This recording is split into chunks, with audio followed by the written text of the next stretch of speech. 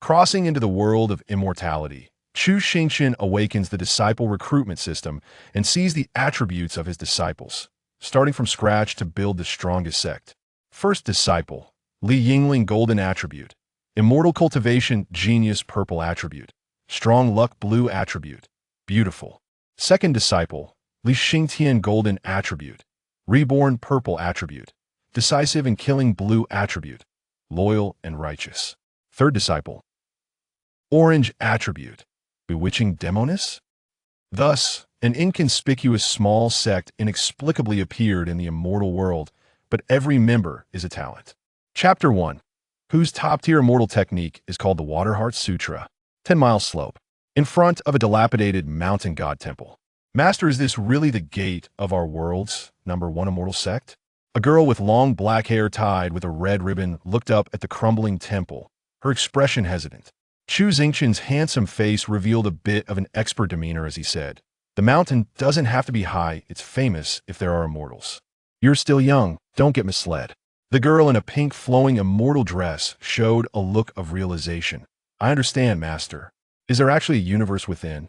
I read in the Qi Mountain Immortal Cultivation Chronicles that when a broken door opens, it's filled with gold and brilliance." Yingling's excitement made her run towards the dilapidated, drafty door. She was full of anticipation for what lay inside. But what came into view was a broken statue remaining only in half, cobwebs hanging from the beams that hadn't even been swept clean. The original offering table had been moved to a broken wooden board, now used as a desk. But the table was tilted at one corner, propped up with a stone. Beside it was a simple stone stove with a small iron pot on top. Yingling felt like this was just a dilapidated, unvisited old statue. It looked like something a beggar would live in. Chu Xingchen also stepped into the broken temple, his expression calm and showing no embarrassment. "From now on, don't read those stories written by commoners, they'll ruin your mind. Wait, Master will take down the side panel of the statue for you to use as a bed. This temple is a bit big. You can sleep wherever you want." Yingling felt the darkness before her eyes and timidly asked, "Master, isn't immortal cultivation supposed to be like this?" Chu Xingchen confidently replied, "Immortal cultivation. It is just like this." Yingling timidly asked, "But aren't other immortal sects all magnificent, with towering palaces floating above lofty peaks? Have you seen it with your own eyes? Or did you hear it from some fellow cultivator? Isn't that what the stories say? You know, it's just a story. Now, in immortal cultivation, it doesn't talk about this. As long as you can become an immortal, that's good enough." Chu Xingchen emphasized, "What do those commoners know about immortal cultivation? Do they understand what the great way of simplicity is?" Yingling weakly responded, "But this is a bit too simple. Stop talking nonsense. Are you going to cultivate or not?" "I will." Chu Xingchen sat on the wooden board, lightly coughed, and showed a slight smile. "Then hurry up and bow to your master." Upon hearing this, Yingling seemed somewhat reluctant to move. That fool needs to be fed, even to eat. When seeing a girl on the street, he would babble. A broken temple is still better than feeding a fool. Yingling knelt down, suddenly giving Chu Xingchen a loud bow. "Master, I bow to you." Yingling completed the novice task. Recruit 1 disciple. Reward granted, flawless golden pill. Detecting Yingling. Her spiritual root is a single attribute water spiritual. Root. Granting teaching materials. Supreme Tying True Mysterious Spirit Water Heart Sutra. Items have been sent to the backpack. Chu Xingchen instantly felt. Refresh point 3 years, a full 3 years to successfully recruit a disciple with sufficient qualifications certified by the system. The system requires that one must have the qualifications to become an immortal to be recognized as a recruitable disciple. Isn't that requirement ridiculous? The minimum spiritual root for an immortal seed must be at least 2nd grade. Not to mention such people are rare, even if they are treasures cherished by large sects. As a small cultivator in the foundation establishment stage, where could he find such a blind disciple? After 3 whole years, he had survived with his foundation establishment cultivation and traveled throughout the Xuanwu kingdom. He had only managed to cough. He had finally received his first disciple. Looking at Yingling through the system panel. First disciple, Yingling. Cultivation, none. Golden attribute, immortal cultivation genius. Purple attribute, strong luck. Blue attribute, beautiful. Although this little girl also seemed to want to use herself as a shield, She knew that she was becoming a disciple because she didn't want to marry the foolish son of the minister. But what's wrong with these attribute traits? The reason for choosing to live in this broken temple was also to avoid the limelight. This 10-mile slope is desolate for 30 miles, and it was not easy for him to find a broken temple here. Otherwise, who would want to live here? He had also planned for 3 days to successfully bring Li Yingling out. Finally completed the novice task. A golden pill slowly condensed in his dantian. As a single spiritual root genius, Li Yingling was naturally very sensitive to the fluctuations of spiritual energy. But she still hadn't entered the door of immortal cultivation. She could only feel that the aura on Chu Xingchen suddenly elevated a level. "Master, what is this?" Chu Xingchen casually replied, "I'm so happy to have you as my beloved disciple that my repressed cultivation accidentally leaked a bit." "All right, you can get up now." Li Yingling nodded in realization, then stood up and asked with some confusion, "What about the other disciples? As the #1 sect in Xuanwu Kingdom, I imagine you have many disciples, right? Where are they?" "Currently, there's just you." Li Yingling froze at this. "Huh. Master, you." Chu Xingchen maintained a calm expression. "I follow the elite route, only recruiting fated immortal seeds, never accepting rotten fruits." "Then can this sect still be called the #1 sect in Xuanwu Kingdom? Can't I, a single master, dominate the Xuanwu Kingdom? How can it not be called the #1 sect in Xuanwu Kingdom? It's over." She should have believed her mother's words. Handsome men love to deceive people. If Li Yingling hadn't seen that Chu Xingchen had indeed opposed the minister's family for her, she would have thought she had encountered a scammer or a lunatic. "Master, please, don't lie to me."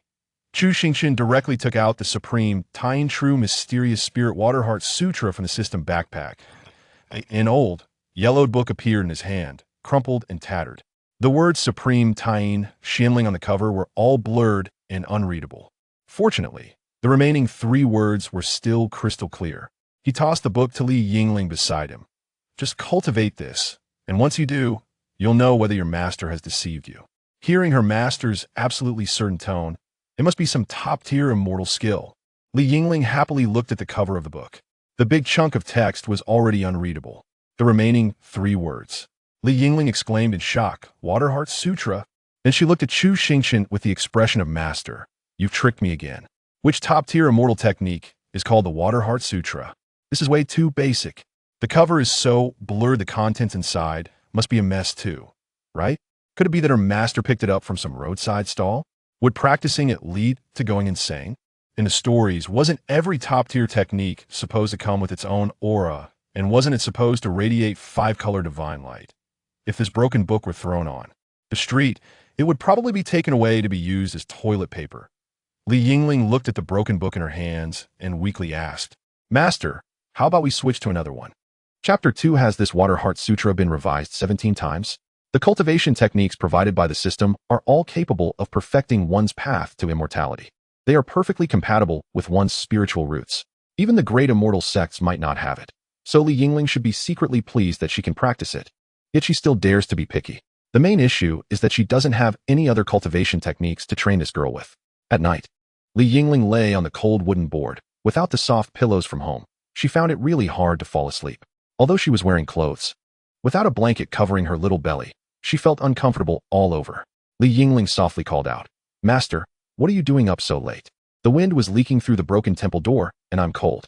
Chu Xingchen yawned and said, "Get up and walk around a bit. You won't be cold anymore, then go back to sleep." Li Yingling weakly retorted, "But doesn't tea that mean I'll just get cold again after lying down?" Chu Xingchen helplessly replied, "I told you, that heart method is called the Supreme Tying True Mysterious Waterheart Sutra. Just practice it boldly. Once you reach the 3rd or 4th level of chi refining, you won't feel cold anymore." Li Yingling silently glanced at the Divine Skill Manual, the Waterheart Sutra, lying next to her. "Master, what you said is really hard to believe. Damn, if I die, then I die? I chose this, master. And I have to keep cultivating even if I shed tears."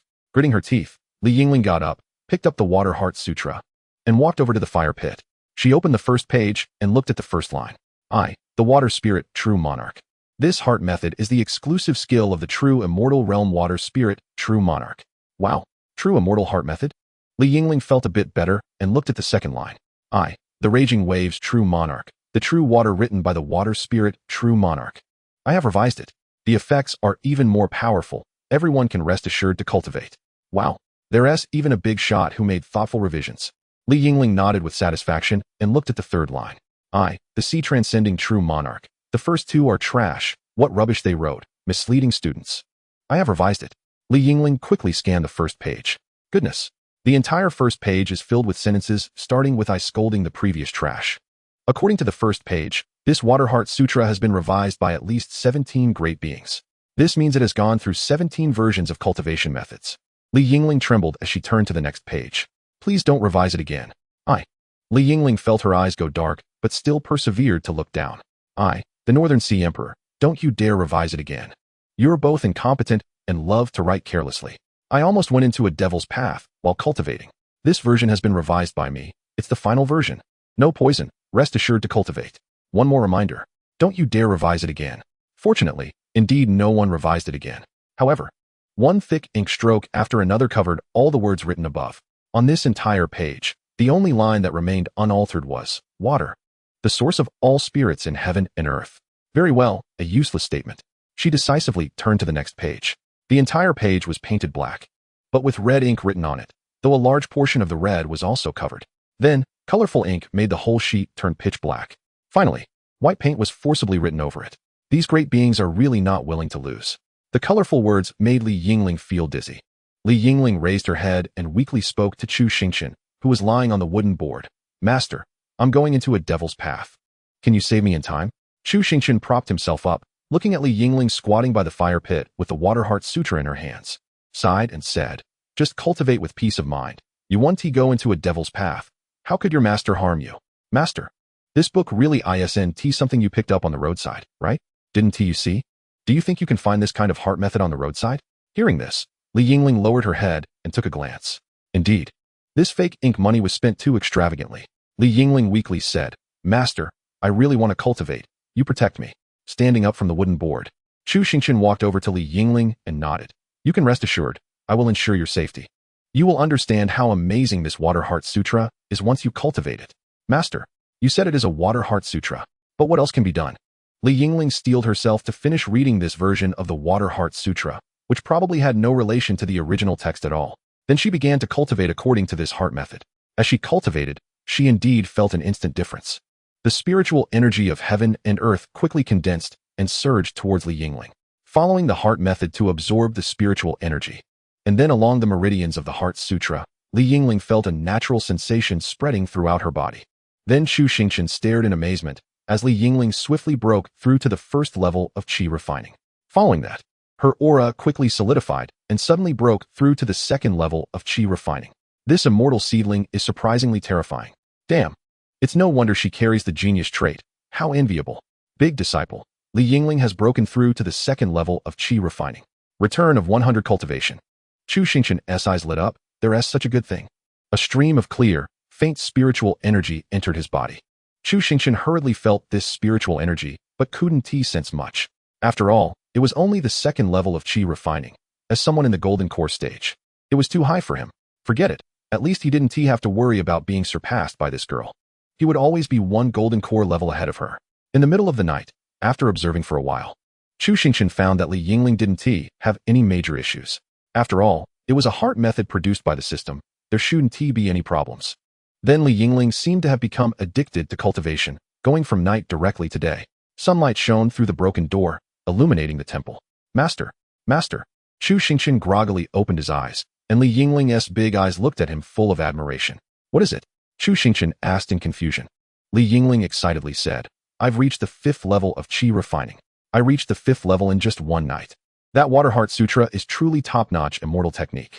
Chu Xingchen yawned, turned over intending to continue sleeping, but still perfunctorily praised. Very good. Li Yingling quickly spoke. Master, I haven't established my foundation yet and can't fast. I've been hungry all day, and there's nothing to eat in this wild mountain area. Do you have any solutions? Chu Xingchen sighed and helplessly said, Didn't you say this is a wild and desolate area? Go outside and catch some wild chickens. You've reached the 5th level of qi refining. You can't even catch a wild chicken? Hearing this, Li Yingling was stunned. You didn't act like this when you tricked me into becoming your disciple. Why did he change after I became his disciple? How could I catch a wild chicken? But looking at Chu Xingchen lying still on the wooden board, she thought, maybe cultivating immortality is like this, just like that Water Heart Sutra. After comforting herself, Li Yingling picked up a wooden stick nearby, walked out of the temple door, and planned to hunt a wild chicken. Just as she stepped out, Chu Xingchen's voice came from behind. Remember to leave 2 chicken legs for your master. The just broke through. Li Yingling almost stumbled. Chapter 3. Don't worry, disciple. Your master will keep watch for you. The pink flowing fairy skirt was covered in mud, and her face had several streaks of dirt. The wooden stick in her hand had been replaced with a wild rabbit. Originally, the target was indeed a wild chicken, but the wild chickens were perched in trees, making them hard to catch. She had no choice but to catch a poor rabbit, although she felt reluctant. The rabbit was indeed very cute. But isn't the belly even more pitiful? Pushing open the door of the broken temple, Li Yingling looked over to see her easygoing master boiling hot water. Chu Xingchen looked at the dirty-faced Li Yingling and sighed, asking, I sent you out to hunt. How come you look like you were beaten by the wild? Hearing this, Li Yingling almost got mad, wanting to retort loudly, but recalling that Water Heart Sutra was indeed extremely powerful. Perhaps the master in front of her was truly a great person? Maybe he was just training her? She could only weakly retort, it's not that easy to catch. Chu Xingchen walked over, took the rabbit from Li Yingling's hand, and pinched its ear to take a look. Too thin. Next time catch a fatter one. A fatter one is tastier when roasted. Oh, glancing at Li Yingling's expression, which looked like that of a bullied person, Chu Xingchen confidently said, no need to show that face. Wait until I show you a trick. Next time you go hunting, you'll be motivated again. Li Yingling showed a puzzled expression, and then she saw Chu Xingchen pull out a dagger. He skillfully demonstrated how to process a cute rabbit. Then he summoned a ball of water with his 5 elements technique to wash it clean. If one were to talk about the benefits of wandering around the Xuanwu kingdom, it would naturally be that there was no shortage of spices and seasonings, all of which were stored in the spatial ring. Because there was no airflow in the ring, it had a very good preservation effect. He took out garlic and scallions and made her a spicy rabbit head first. The left side was braised, and the right side was garlic flavored. Soon, 3 plates of dishes made from the rabbit were served on the table. They were full of color, fragrance, and taste. Chu Xingchen pushed the plate of rabbit heads in front of Li Yingling. This is your first hunt. This exquisite rabbit head is for you. Watching the cute rabbit turn into such a delicious dish, unbidden tears streamed from her eyes. However, instinctively, Li Yingling still had some reluctance about eating the rabbit head. After all, as a young girl with a compassionate heart, eating rabbit meat was already her limit. How could she eat the head? But this reluctance quickly crumbled as she tasted the spicy and fragrant flavors. After just a few bites, the ordinary rabbit meat in front of her had already disappeared. Li Yingling then deeply felt that her master was right. This rabbit was too thin and didn't last long. Then her gaze shifted to her bottom line. That spicy rabbit head. Li Yingling's struggling gaze naturally didn't escape Chu Xingchen's observation. Chu Xingchen seized the opportunity and said leisurely, are you really not going to eat it? If you don't eat it, I will. I'll eat. Li Yingling felt ashamed for having no bottom line. Eating rabbit meat was one thing. How could she chew on its head? Damn it, it was all the master's fault. So delicious. Ever since Li Yingling tasted Chu Xingchen's cooking, her enthusiasm and initiative for hunting had greatly increased. At the same time, the sense of improvement brought by cultivation kept her awake at night, and she became quite diligent in her practice. Chu Xingchen wanted to supervise his disciple as a master, but there was simply no opportunity. Everything seemed to be going well. This disciple was quite worry-free for now. However, the living conditions in the dilapidated temple were indeed a bit unbearable for Li Yingling, who came from a prominent family. She carefully tidied up the dilapidated temple, sweeping away the cobwebs on the ceiling and repairing the drafty door. She even took down the last 2 wooden boards from the temple altar to separate her wooden bed. Chu Xingchen naturally had no objections. After all, he could understand as a young lady from a prominent family. However, if he were to recruit new disciples in the future, they might only have straw piles to sleep on. Half a month later, under the night sky, Li Yingling leaned by the bonfire, happily eating a roasted chicken leg, but still weakly said, Master, I've been stuck at the 9th level of qi refining for a long time. Chu Xingchen sprinkled seasoning on the roasted chicken. Just practice more, and you'll break through. Li Yingling cleared her throat. Master, I see that in the stories, when people are stuck at their cultivation level, they always have some miraculous pills or spiritual herbs to help them break through, right? As the #1 sect in the Xuanwu kingdom, and you as the #1 cultivator, you must have a lot of good pills, right? Chu Xingchen looked up at Li Yingling, who was displaying an eager expression. In short, her words were essentially asking for pills. He laughed internally. Where would he get pills? If he hadn't taken her as a disciple, he would still be in the foundation establishment stage himself. How could a foundation establishment master provide her with any miraculous pills? However, it wasn't that he had no way out. Chu Xingchen glanced at the night sky. The Xuanwu kingdom was in a remote area, not a place where golden core cultivators walked around everywhere. In this remote place, being at the golden core level could actually be considered an ancestor. No matter how he looked at it now, he was still a flawless golden core cultivator. Things he previously didn't dare to do might not be impossible now. Chu Xingchen made up his mind. Eat quickly, and after you finish, I'll take you to our sect's medicinal field to get some spiritual herbs for you to eat. Li Yingling's eyes lit up, excitedly saying, Our sect has a medicinal field? I've walked around this wilderness for a whole circle and haven't seen any fields. Chu Xingchen replied impatiently. This rundown place doesn't have a spiritual vein. Do you think spiritual herbs are like big radishes? Just dig a hole and bury them to grow? At this moment, Li Yingling didn't care about any big radishes. It turned out that her sect really wasn't just a dilapidated temple. It actually had a medicinal field. Thinking this way, her sect didn't seem very poor at all. She felt great. It seemed that her breakthrough to foundation establishment was hopeful. Li Yingling felt that the roasted chicken leg in her hand tasted even better now, and disregarding her noble demeanor, she quickly finished off the chicken leg. Master, I'm full. Let us hurry and go. Chu Xingchen couldn't help but feel speechless. This girl was completely unreserved about wanting his pills. However, it was better to leave early. Calculating the time, it would be more appropriate. Chu Xingchen sighed. Let us go. Under the dark night and high winds, the master and disciple moved southeast from the dilapidated temple. An hour later, while climbing the rugged mountain path, Li Yingling couldn't help but ask, Master, isn't this medicinal field a bit too remote? Spiritual veins are like this. We're almost there. Half an hour later, Li Yingling finally saw the medicinal field that Chu Xingchen mentioned. You can't say it wasn't different, under the moonlight. The spiritual plants occasionally flickered with a bright glow, reflecting the moonlight. The protective measures of this medicinal field were also quite good.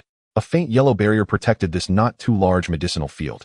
Li Yingling looked at Chu Xingchen with excited eyes, but when she saw what her master was doing, her excitement waned. Chu Xingchen was carefully using his own spiritual power to quietly create a large hole in the barrier. After observing the surroundings, he handed a cloth bag to Li Yingling. I'll keep watch. You go in and take whatever you see. Take whatever looks good. This is our medicinal field. No need to be polite.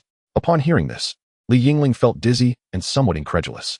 Master, are you trying to trick your disciple? Looking at the burlap bag that was shoved into her hands. At this moment, Li Yingling was no longer naive. How could she not know that this was someone else's medicinal field?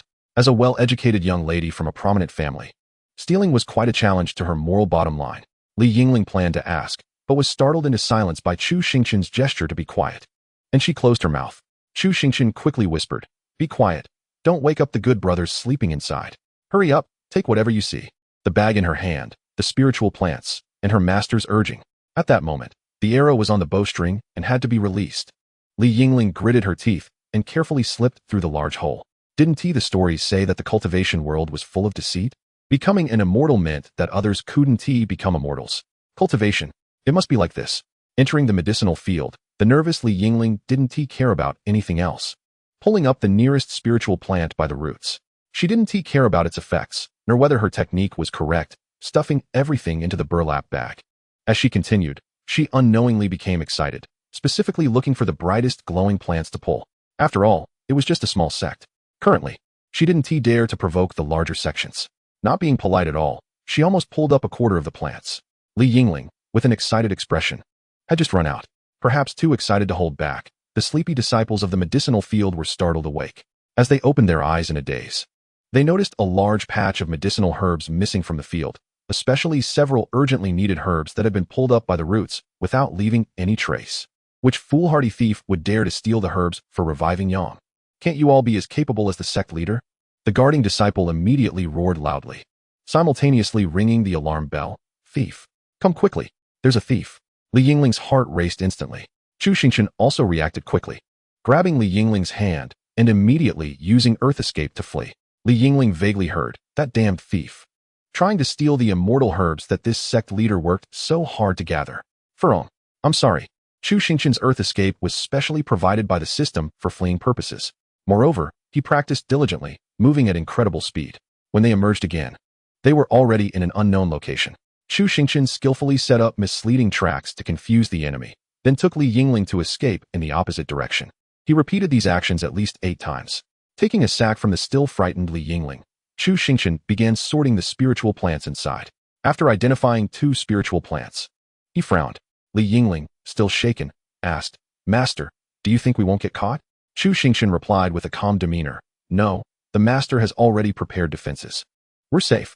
Reflecting on Chu Xingchen's skilled movements and swift earth escape, Li Yingling could tell he was an experienced hand. Li Yingling asked, Master, do you do this often? Not often, Chu Xingchen replied. I just had low cultivation before, and when I traveled through Xuanwu Kingdom, it was easy to get into trouble, so I practiced it along the way. Then Master, your cultivation should be quite high now, so why still run? What else can I do? Kill one if I encounter one. Chu Xingchen selected the spiritual plants and then sighed. The sect leader has a partner, looks good, but has mediocre character. Yet the sect leader loves deeply. Later, the partner took a fancy to my unique temperament, making several unsuccessful advances, but was discovered by the sect leader. I explained to the sect leader that I wasn't the only one being pursued. His eldest disciple was also involved with the partner. But this only enraged him further. And then I was chased by that old dog for 3 days and nights. Upon hearing this, Li Yingling couldn't help but laugh. Chu Xingchen glanced at her, but said nothing, just continued sorting the spiritual plants. He then picked out a few suitable spiritual herbs, removed their roots, and tossed them into a pot nearby. The other spiritual plants that were temporarily unnecessary were kept and placed in a spatial ring. He lit the fire, added water, and started boiling. The beginner's gift from the system included basic alchemy and artifact crafting techniques. Unfortunately, one required an alchemy furnace and the other a furnace for crafting. However, after careful study, he discovered that artifact crafting required a furnace, but alchemy could actually be done without one. A pot could work, albeit with slightly inferior results. Moreover, the appearance wouldn't be as exquisite as what came from a proper alchemy furnace. Holding his breath and focusing, he began the refining process. It was incredible. After reaching the golden core stage, controlling spiritual energy became much more adept. The essence within the medicinal materials was quickly extracted. Soon, the pot of water turned a vibrant green. Then came the high heat to reduce the liquid and preserve the medicinal effect. A pot of water was concentrated down to a droplet the size of a pill. Chu Xingchen carefully wrapped the droplet in spiritual energy and then looked at Li Yingling, saying, Open your mouth, good disciple. Li Yingling was dumbfounded. Isn't alchemy supposed to produce solid pills? Why was hers a liquid? Moreover, the greenish liquid looked like poison. How was she supposed to open her mouth for this? Li Yingling weakly asked, Master, are you sure this can be eaten? If I weren't too lazy to refine it for you because the effects of the spirit grass are too poor and have side effects, I wouldn't bother. Chu Xingchen said impatiently, Hurry up and open your mouth, eat it, then go cultivate. Hearing this, Li Yingling helplessly opened her mouth and swallowed the greenish liquid pill. As the liquid exploded in her mouth, the extremely bitter taste made her grimace in agony, nearly causing her to spit it out. But the effect was indeed remarkable. The spiritual energy within her began to surge. She then opened the system page to take a look. There were 2 beginner tasks. One was to recruit a qualified disciple, and the other was for the disciple to reach the foundation establishment stage. Once Li Yingling reached foundation establishment, the second beginner task would also be completed. At that time, she would be rewarded with a volume of divine abilities. Additionally, formal tasks would be unlocked. She felt teary-eyed, which beginner task took over 3 years to complete. Chapter 5. In this life, reclaim everything. It turned out that using an iron pot for alchemy was quite effective. Li Yingling began to absorb spiritual power like a whale swallowing water, preparing to break through to foundation establishment. Chu Xingchen quickly took out several spiritual stones from the spatial ring and swiftly arranged them into a simple gathering formation to ensure that Li Yingling had enough spiritual energy for her breakthrough. He had also studied that water scripture. Although it looked a bit confusing, it was indeed a product of an emperor, written according to the perfect path for foundation establishment. After all, how could one become an immortal with an unstable foundation? Only when the innate chaos within was full and the divine platform was clear and pure could one smoothly establish their foundation. As an upper-grade immortal seed, although her cultivation speed was fast, the foundation was still solid. After all, she was the first disciple taken in by Chu Xingchen, so how could he not care? Watching Li Yingling's aura gradually withdraw, Chu Xingchen understood that this time it was stable. Half an hour later, the system's prompt sounded. The eldest disciple Li Yingling has broken through to the foundation establishment stage. Rewards distributed. Divine ability, 3,000 weak water sword. Formal task issued. Recruit 2 qualified disciples. Reward, gathering spirit formation. Formal task 2. Recruit 3 qualified disciples. Reward, true martial hall. The main quest was within expectations. However, finding disciples was not that easy. Chu Xingchen couldn't help but sigh deeply. After completing her adjustment and opening her eyes, Li Yingling was overjoyed and about to say something when she saw Chu Xingchen looking at her with a vacant expression, then sighed. Did her cultivation fail? Li Yingling quickly scanned her internal condition but found everything normal. What was wrong? Was her method of establishing the foundation incorrect? But after several careful observations, she found no issues. This was the most serious problem. Li Yingling weakly said, Master, am I going to be done for? Coming back to her senses, Chu Xingchen looked at Li Yingling strangely. What nonsense are you talking about? Chu Xingchen took that volume of divine ability from the system space and tossed it to Li Yingling. This is a divine ability, the last trump card of a cultivator. Practice it well. Receiving the flying divine ability, Li Yingling glanced at the cover, which was clean and neat, with the words 3000 weak water sword written elegantly. Li Yingling carefully opened it, finding it different from the several versions she had imagined. This divine ability was pristine, with even the characters written beautifully. It looked a bit like a wild chicken divine ability picked up from a street stall. However, this was just Li Yingling's casual thought. Having gone through the water scripture experience, as long as she didn't ruin herself, anything she refined now was an unconditional trust in her master. Joyfully flipping through this divine sword technique, she felt that she was still a bit lacking compared to this divine ability.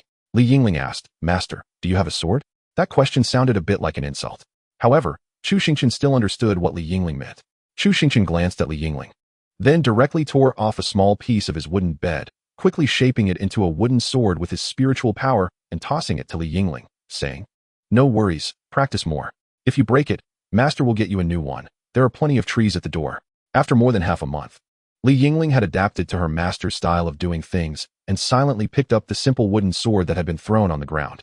She didn't seem to be happy at all about breaking through to the foundation establishment stage. Chu Xingchen sighed silently again. Where could he find such a disciple with potential? The betrayal of the past. The deep blood feud of the past. In this life, I must repay blood with blood. Li Xingtian's gaze was calm and composed.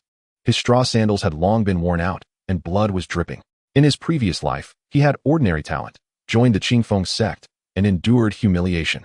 After finally obtaining a treasure to turn his fortunes around, he charged from the southern Zhan continent all the way to the great Thousand Central continent. Even in the place where geniuses gathered, he could be called a prodigy.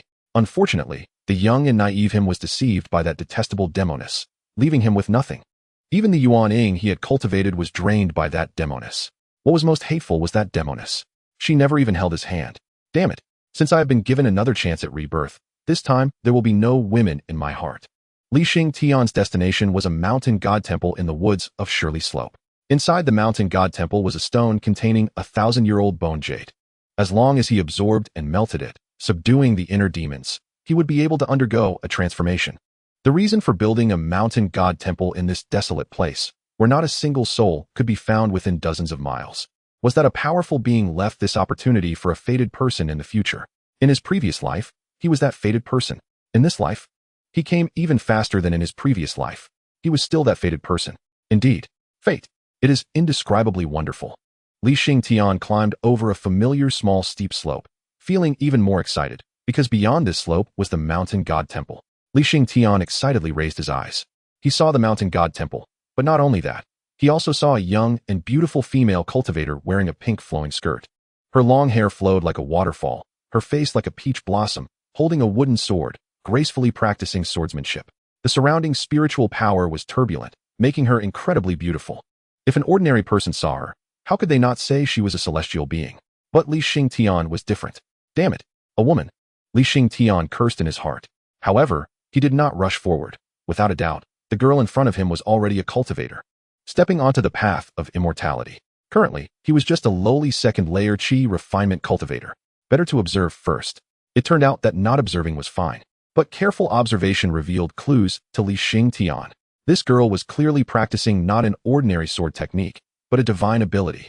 Moreover, it was an extraordinary sword technique divine ability, and it was highly compatible with her. Divine abilities. How many cultivators dream of them for a lifetime?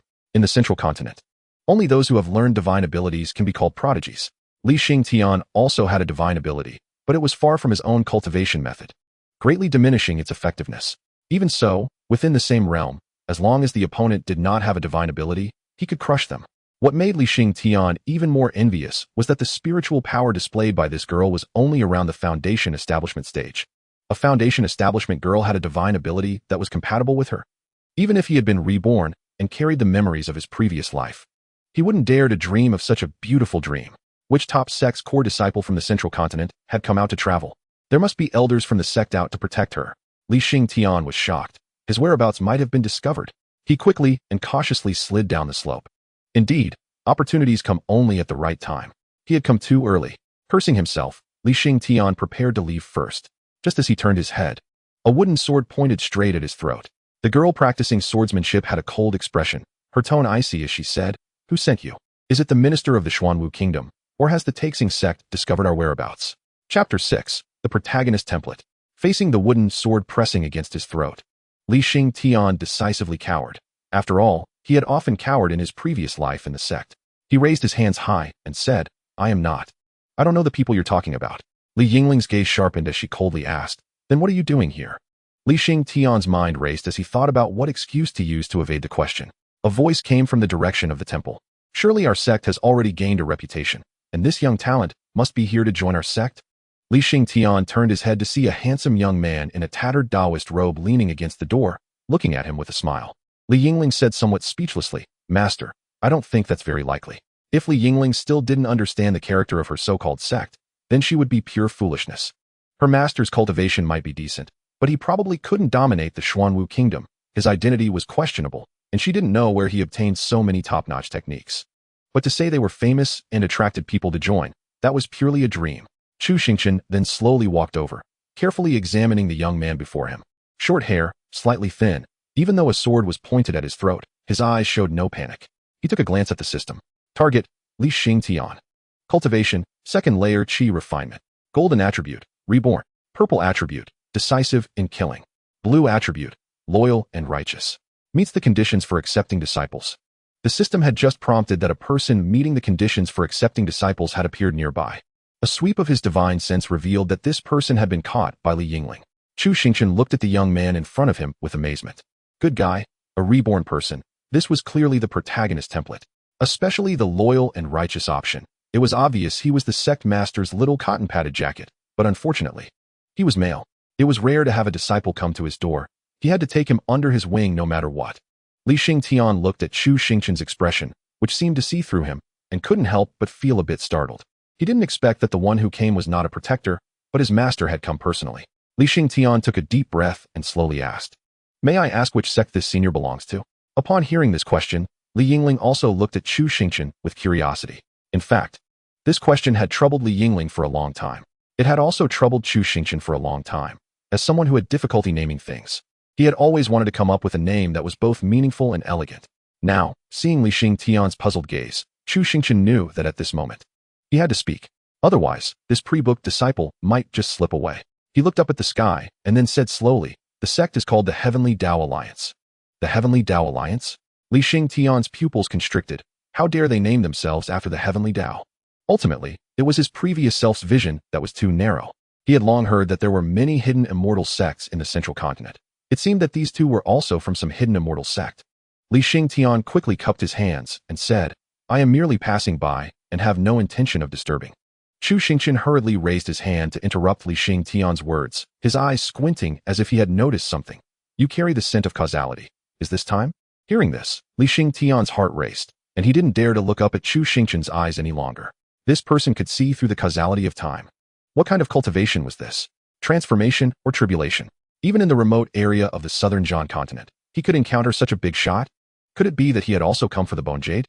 However, in his previous life, he had obtained the bone jade, which meant that this senior had not found the bone jade. What was he thinking about the bone jade at this time? How could he still think about these things? This person had already seen through his time causality. Did he know he was a reborn person? Is this big shot really trying to bind himself for research? During Xingtian's crazy brainstorming session, someone was also racking their brain to come up with ways to fool the reborn person in front of him. After a while, Chu Xingchen spoke up softly, "Kid, carrying a great cause on your back can't be said to be good or bad." Xingtian was taken aback at these words, feeling that the senior seemed to be reminding him of something, and quickly asked, "What does that mean, senior?" Chu Xingchen pretended to be profound and said, "Time is a torrent, a great trend, a law. To go against the current means either to end up shattered or to become famous throughout the world." Xingtian took a deep breath, seemingly understanding Chu Xingchen's hint, and said resolutely, "No matter if I end up shattered or famous, I have understood what I must do in this life." Satisfied, Chu Xingchen nodded and showed an expression of approval towards the young man. Cultivating immortality is, after all, going against the heavens. Chu Xingchen revealed a hint of hesitation, then sighed and said, "Well, since you and I are fated, would you be willing to join my sect?" Xingtian was slightly stunned at these words, looking at Chu Xingchen in disbelief, wanting to say something but hesitating. Chu Xingchen naturally saw his worries. It was simply fear of being trapped by him. Since Li Xingtian was a reborn person, currently at the second level of qi refining, and seeing his feet ground to a bloody mess, it was clear that this dilapidated temple held something very important for him. As for what that something was, did it need further thought? It was clearly the most important item for Li Xingtian's turnaround, his most crucial opportunity. Chu Xingchen seemed to see through Li Xingtian's thoughts and disdainfully laughed. You underestimate the world too much. What you think is a treasure is merely something dispensable in our eyes. Go in and take your opportunity. Li Xingtian's hidden thoughts were instantly exposed, and he looked at Chu Xingchen in surprise. Chu Xingchen still maintained an air of a wise man and said, "It's a pity you have a narrow vision and cannot recognize what is true opportunity." Li Xingtian struggled in his heart, but still clasped his hands and said, "Thank you, Senior, for your kindness. But this junior is not accustomed to the constraints of a sect, so I hope for your understanding." Chu Xingchen silently shook his head, turned aside, and no longer looked at him. Yingling, let him go. Although she didn't know what her master was pretending to be, nor what the two were secretly discussing, when it was time to give her master face, Li Yingling would naturally do so without hesitation. "Yes, master." At the same time, she secretly blinked at Chu Xingchen from a side where Li Xingtian couldn't see, indicating that she was very obedient. Chu Xingchen nodded in satisfaction. Li Xingtian once again thanked him with a bow, then climbed back up the small slope without daring to look back. He stepped into the temple. At this moment, the temple already showed many signs of life, quite different from when Li Xingtian first arrived. Even the wooden boards under the statue had been cleaned out. Li Xingtian's heart skipped a beat as he hurried to the statue and reached out to touch the floor, only to find that the small stone he remembered was already gone. Did the senior take it? However, he spoke so lightly, and his cultivation was unfathomably deep. At this moment, he was only at the second level of qi refining, and it wouldn't be necessary to deceive himself to think he could just act freely. "Where did that thing go?" "The thing you were looking for has been used to prop up the table," came Chu Xingchen's voice again from behind. The Millennium Bone Jade he had been thinking about was indeed being used to prop up the table. Chapter 7. Stop. Although he saw it, Li Xingtian did not immediately go to take it, but instead turned around to thank Chu Xingchen again. "Thank you, Senior." Chu Xingchen waved his hand, his expression indifferent. Li Xingtian slowly got up and walked straight toward the Millennium Bone Jade he had been yearning for since his rebirth. After once again thanking Chu Xingchen, Li Xingtian quickly exited the dilapidated temple with the Millennium Bone Jade. Li Yingling watched Li Xingtian leave, then stepped into the dilapidated temple, speaking in a somewhat strange tone. "Master, you just let him go like that?" Hearing Li Yingling's words, Chu Xingchen immediately stopped pretending to be a wise man. "You practice at home first. I'm going out for a while." Li Yingling showed an expression that her master should act this way, but before Chu Xingchen left, she still curiously asked, "Master, is our sect really called the Heavenly Tao Alliance? After all, what you say is not always the truth. You might be deceiving that silly boy." "Yes," Chu Xingchen replied with a single sentence before transforming into a rainbow of light and leaving. Li Yingling stroked her chin and slowly pondered something. Then, with a wave of spiritual power, her wooden sword flew over automatically, which she caught with her other hand. "I should practice first. This 3,000-week water sword is about to reach the entry level for me." Li Yingling always felt that this difficult-to-practice technique would have a qualitative leap once she entered the threshold. Having been called a genius from childhood to adulthood, it was the first time that Li Yingling was so exasperated by this technique. It had been 5 whole days. She was still only lingering on the edge of entry. No wonder her master was eager to take in new disciples. Her talent must seem lacking in her master's eyes. Li Yingling sighed and resolved to put in more effort. Li Xingtian set his sights accurately and headed straight for the nearest small town. Refining this Millennium Bone Jade required a quiet, safe space and would take a whole day. He estimated that he had already been labeled as a fugitive by the sect. He planned to open an inn in the nearby small town, giving a bit more money to the waiters to avoid being disturbed. After refining the Millennium Bone Jade, he would quickly head to the central continent, where there were opportunities he could obtain now. However, there was still one matter weighing on his mind. It was that senior. His words were still swirling in his mind. Had he really missed the true opportunity? He sighed. After all, the previous sect had already disappointed him thoroughly. In his past life, he had achieved the title of a genius in the central continent without relying on a sect, so he could do it again in this life. Why should he depend on a so-called sect? With his mind made up, he cleared all distractions. Since he was going to do it, he would not regret it. A day later, after crossing mountains and rivers, Li Xingtian finally arrived at his destination, a not-so-small town. Upon arriving at the inn, Li Xingtian did not rush to the second-floor guest room to refine the Millennium Bone Jade. Instead, he ordered a table of dishes first. After all, he was only at the second level of qi refining, and after a long journey, He had already finished the dry food he brought along. He was very hungry. However, Xingtian hadn't felt this kind of hunger for a long time. He chuckled lightly, feeling an extraordinary sense of reality. However, he soon couldn't smile anymore because he encountered disciples of the Qingfeng sect before him. On the second floor of the inn, several outer disciples of the Qingfeng sect, dressed in white and blue-trimmed clothing, slowly descended the stairs. Xingtian noticed them out of the corner of his eye and quickly lowered his head to avoid being seen, secretly cursing his bad luck. Unfortunately, the more one fears something, the more it comes. One of the Qingfeng sect's disciples scanned the first floor and noticed the lowered head of Xingtian. He felt it looked familiar, and then seemed to remember something, quickly tugging at the sleeve of the leading senior brother in front of him. Seeing the puzzled look from his senior brother, the disciple quickly signaled with his eyes for the senior brother to look at Xingtian. The senior brother followed his gaze, squinting his eyes, and then swaggering over to Xingtian's table with 4 disciples. The senior brother approached Xingtian's table, boldly sat down, and sharply looked at Xingtian. "You brat, are you the Xingtian who's on the fugitive list?" Xingtian, realizing he couldn't hide anymore, suddenly raised his head and scanned the 5 senior brothers. None were at the foundation building stage, judging from their auras. 3 were at the 3rd level of qi refining, 1 at the 4th level, and the leading senior brother was at the 5th level of qi refining. Although he was only at the 2nd level of qi refining, the ultimate skills retained in his mind from his past life were enough to defeat these novices who had just entered the qi refining stage. Kill them and then escape. Otherwise, if you are constantly pursued, it may not be so easy to get away. Strike first for pleasure, strike later to be beaten. Xingtian chose to take the initiative, reaching for a pair of chopsticks nearby, and his internal spiritual power suddenly erupted. To catch the thief, first catch the king. Take down this leading senior brother first. Facing Xingtian's sudden outburst, the senior brother was already on guard. As the chopsticks came flying, he merely sneered, unleashing his formidable 5th level qi refining cultivation. With a sudden strike, his large palm slammed towards Xingtian's head. How could a mere 2nd level qi refining waste understand the realm of 5th level qi refining? The chopsticks and palm collided rapidly. The outcome, however, was beyond everyone's expectations. The chopsticks in Xingtian's hand suddenly pierced through the palm, the weak spiritual energy surprisingly possessing strong penetrating power. After piercing the palm, Xingtian's strength did not relent, continuing directly towards the leading senior brother's head. Just as he was about to succeed, a sharp and fierce golden core aura suddenly erupted. A casual strike shattered the 2nd floor room, and the massive spiritual power surged towards Xingtian like a dragon. A warning bell rang in his heart. Xingtian turned his head to see an elderly man with white hair looking silently at him.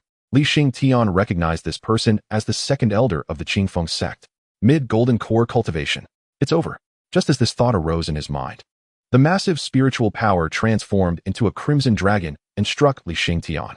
He felt as if his internal organs had been shattered by this blow, and Xingtian suddenly spat out a mouthful of blood.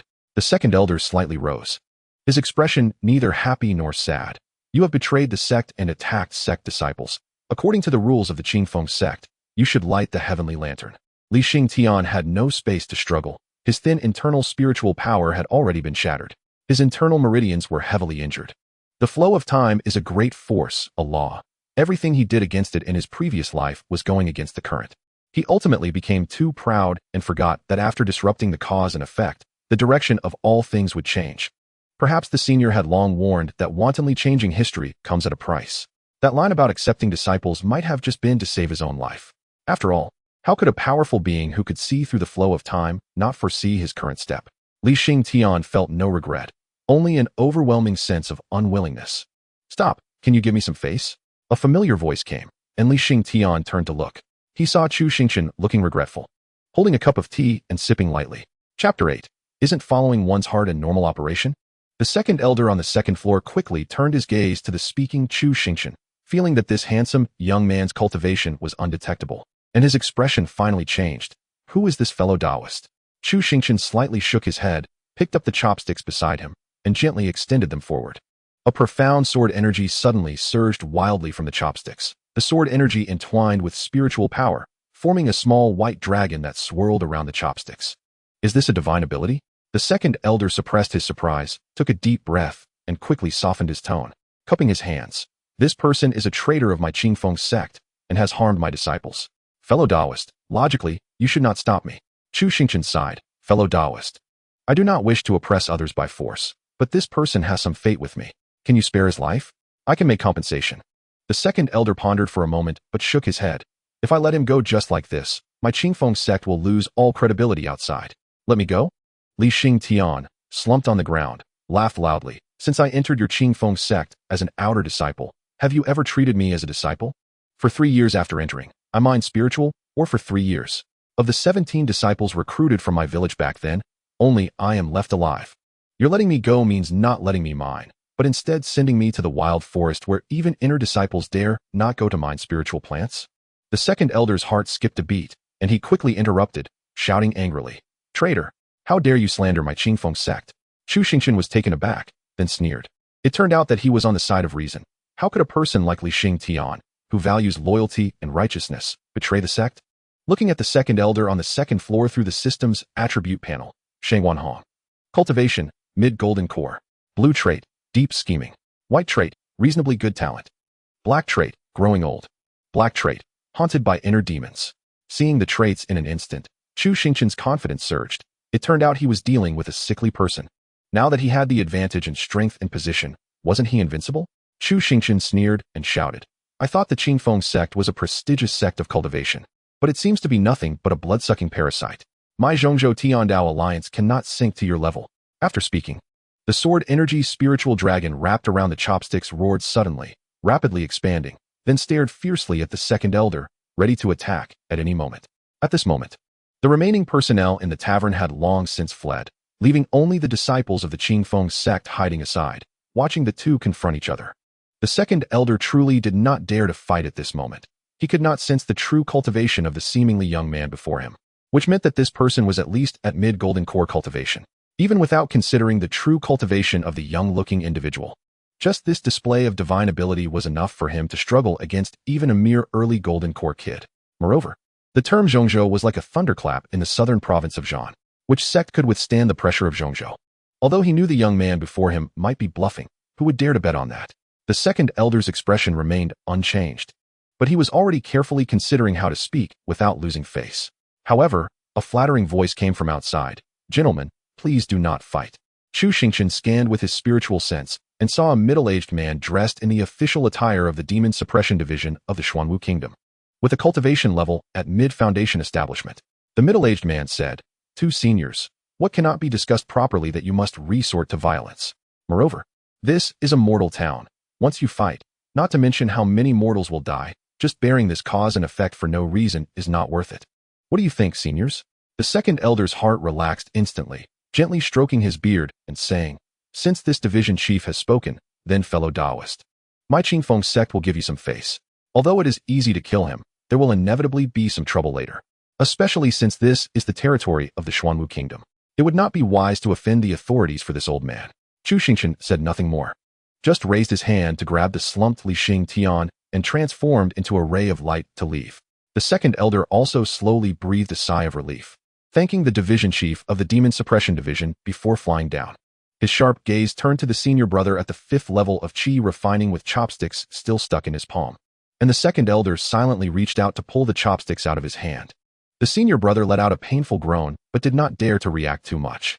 The 5 outer disciples quickly spoke in unison, yes.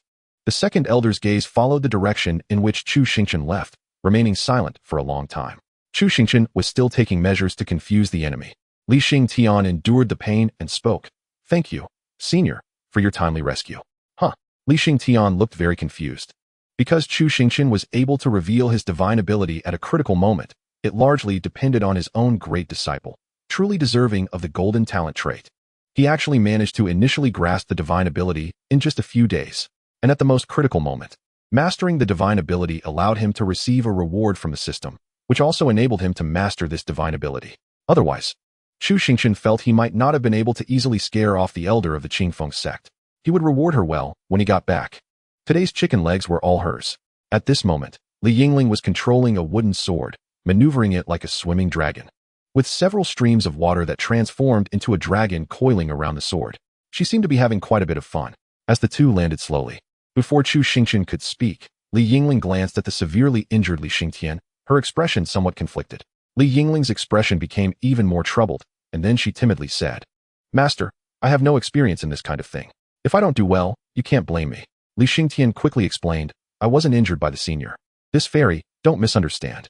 Chu Xingchen directly supported Li Xingtian into the dilapidated temple, glanced at Li Yingling, and said irritably, "This girl is quirky and likes to deceive people. She's just fooling you into playing." Li Yingling chuckled and followed Chu Xingchen into the dilapidated temple. Chapter 9. You don't deserve it. Chu Xingchen helped Li Xingtian onto his wooden bed. Using his own spiritual power, he quickly sensed the condition of Li Xingtian's body and frowned slightly, as Li Xingtian's situation was indeed not optimistic. Especially, his meridians had been severely impacted by powerful spiritual energy, leaving them riddled with holes. However, looking at Li Xingtian's expression, he noticed there was no sign of pain. Truly a tough guy, worthy of being a reincarnator. But relying solely on his own recovery would likely be insufficient. He needed some carefully refined healing elixir. "Kid, you can really take it," Chu Xingchen praised, then turned his gaze to Li Yingling, "Disciple. Start the pot and refine some pills." Li Yingling's eyes lit up. Although she hated eating her master's pills, it didn't stop her from wanting to see others eat them. Excitedly, she quickly replied, "Okay, master," and happily walked to the pot to start the fire and boil water. Chu Xingchen rummaged through the leftover spiritual herbs to see if any could be used for healing. Fortunately, there were a few herbs in the spatial ring suitable for healing. "Let us refine a pot for my future disciple. After he eats it, he'll be grateful and bow down to me." After simply removing the roots of the herbs, Chu Xingchen began refining the medicine in a straightforward manner. As several green spiritual plants were added to the pot of clear water, it began to turn a murky green. A strong herbal smell started to fill the air. However, Li Yingling showed no signs of discomfort and was even very happy watching the potion gradually become murky. After all, she wasn't the one who had to drink it this time. When the water in the pot was reduced by half, Chu Xingchen added the last ingredient, the blue moonflower. As the vibrant blue flower was added, dark green liquid began to bubble up in the pot of green water. Chu Xingchen nodded in satisfaction and then used a strong flame to concentrate the elixir, wrapping the final extracted healing medicine in spiritual power and taking it out. Li Yingling looked at the drop of elixir that was even more extraordinary in color than her own and felt relieved. At this moment, she believed her master wasn't just messing with her. This was indeed how one refines pills in an iron pot. Her master was right. Everything written in mortal novels is not to be trusted. Only through personal experience and cultivation can one truly understand. At this moment, Li Xingtian, who was enduring pain, propped himself up and saw the deep green droplet wrapped in spiritual energy, looking murky and unappealing. A bad thought slowly arose. Could this possibly be for swallowing? Chu Xingchen controlled the potion to Li Xingtian's mouth and smiled. "Come, open your mouth. My pill refining skills are decent. Swallow this, and you'll be safe and sound." Li Xingtian, who could face pain without changing his expression, finally changed his face. This was just a lump of green liquid. How could it resemble a pill? He had never heard of anyone refining medicine in a pot like this. A true man can face bleeding and pain, but cannot face something that looks disgusting. He was conflicted and resisted, wanting to speak but holding back. If it weren't for the person in front of him saving his life, Li Xingtian would definitely resist and shove this oddly smelling medicine into the other person's mouth. However, seeing the senior's earnest expression, he couldn't bear to refuse, closed his eyes, and bravely opened his mouth. At worst, he would just give his life back. Sure enough, the taste of this medicine was as dreadful as its color. A putrid smell with an astonishing bitterness exploded from his tongue directly to his soul. Li Xingtian's expression grew increasingly grim. However, to his surprise, as the intense rejection and burning sensation in his esophagus came, the components within the medicinal liquid began to slowly nourish his meridians and the damaged organs. The pain in his body suddenly retreated. Yet, Li Xingtian felt that after swallowing this medicine, he actually felt worse. His entire mouth was filled with bitterness. Chu Xingchen naturally understood that this thing might not be very palatable and coughed lightly to comfort him. After all, good medicine tastes bitter. Bear with it, and it will pass. As the first test subject, Li Yingling empathized and said, "Master, this isn't something that can just be tolerated." Chu Xingchen turned around and gave his eldest disciple a subtle glance. Sensing her master's gaze, Li Yingling decisively thought to herself, "The taste is actually not bad. There's no need to endure." Chu Xingchen naturally wouldn't say much about such trivial matters. The smoothness of their outing was largely thanks to this eldest disciple. After glancing at Li Xingtian, who didn't seem to have major issues, he began to ask Li Yingling, "I see you have a glimpse of the path with your divine powers. How does it feel?"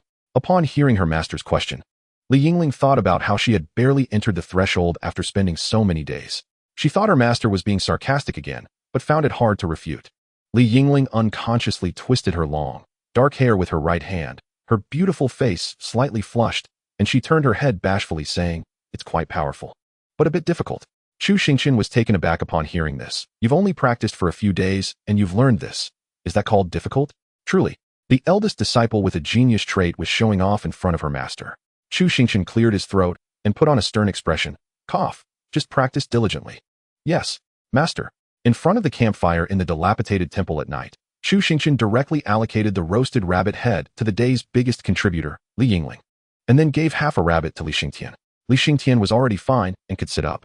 The medicinal liquid, aside from not tasting good, was actually quite effective. Xingtian felt it worked better than ordinary healing pills. Looking at the half rabbit in front of him, fragrant and appealing, Xingtian glanced again at Yingling, who was happily gnawing on the rabbit head. One must admit, seeing a beautiful fairy gnaw on a rabbit head was indeed quite impressive. Xingtian didn't make a move. Instead, he stared at the steaming half rabbit in front of him. It wasn't that he wasn't hungry, but he had no reason to eat this rabbit. Go ahead. Chu Xingchen said, looking at the silent Xingtian. This rabbit doesn't have a selling contract. Xingtian naturally understood the hidden meaning in Chu Xingchen's words. But at this moment, he truly wasn't thinking along those lines and hurriedly explained, no, it's just that I haven't repaid the life-saving grace of the senior. Chu Xingchen watched Xingtian's eager explanations, smiling and nodding in agreement on the surface, but under the table, his hand was frantically signaling to Yingling. My beloved disciple, come assist. Yingling, happily gnawing on the rabbit head, caught a glimpse of Chu Xingchen signaling to her out of the corner of her eye and immediately understood her master's intention. Self-proclaimed as her master's considerate little cotton-padded jacket, Yingling never undermined her master's authority at critical moments. All right, no need to explain. You are now penniless. Not only is your life saved by my master, but even the opportunities you rely on the most were given to you by my master. You always feel like our Grand Zhongzhou Heavenly Tao Alliance is trying to deceive you, but ask yourself, do you deserve it? It is your honor that my master is willing to give you a chance. Personally, I think with your qualifications, you don't deserve to join our Heavenly Tao Alliance. Chapter 10, Senior Sister, Are We Evil Cultivators? Yingling's cold, icy face paired with her merciless words. But, however, Xingtian still opened his mouth to explain. Actually, it's not that I don't know what's good for me, but I have many things to do and can't stay in the sect for a long time. Otherwise, I would have agreed to you long ago. I understand that you don't really see anything in me, but rather want to save my life by taking me as your disciple. Hearing Xingtian's sincere explanation, Chu Xingchen nodded in agreement. Generally, sects do like to bind their disciples. Halfway through, Chu Xingchen changed the subject and said leisurely, but our Heavenly Tao Alliance is different. As long as your heart is with the sect, you can go anywhere in the world. Upon hearing this, Xingtian looked at the delicious rabbit in front of him and picked up his chopsticks without hesitation. He understood the unspoken words of the senior. A disciple is a disciple. It is also Xingtian's principle to repay kindness. And perhaps becoming a disciple now is the true opportunity after his rebirth? If it is a garbage sect, he could always find a chance to run away again. Taking a shallow bite, he thought, damn, this rabbit is truly the best rabbit I've ever eaten. Indeed, the more expensive the rabbit, the better it tastes. Xingtian always had the feeling that by eating this rabbit, he had sold himself. Xingtian smiled and praised, Master, without saying anything else. Your cooking skills are really good.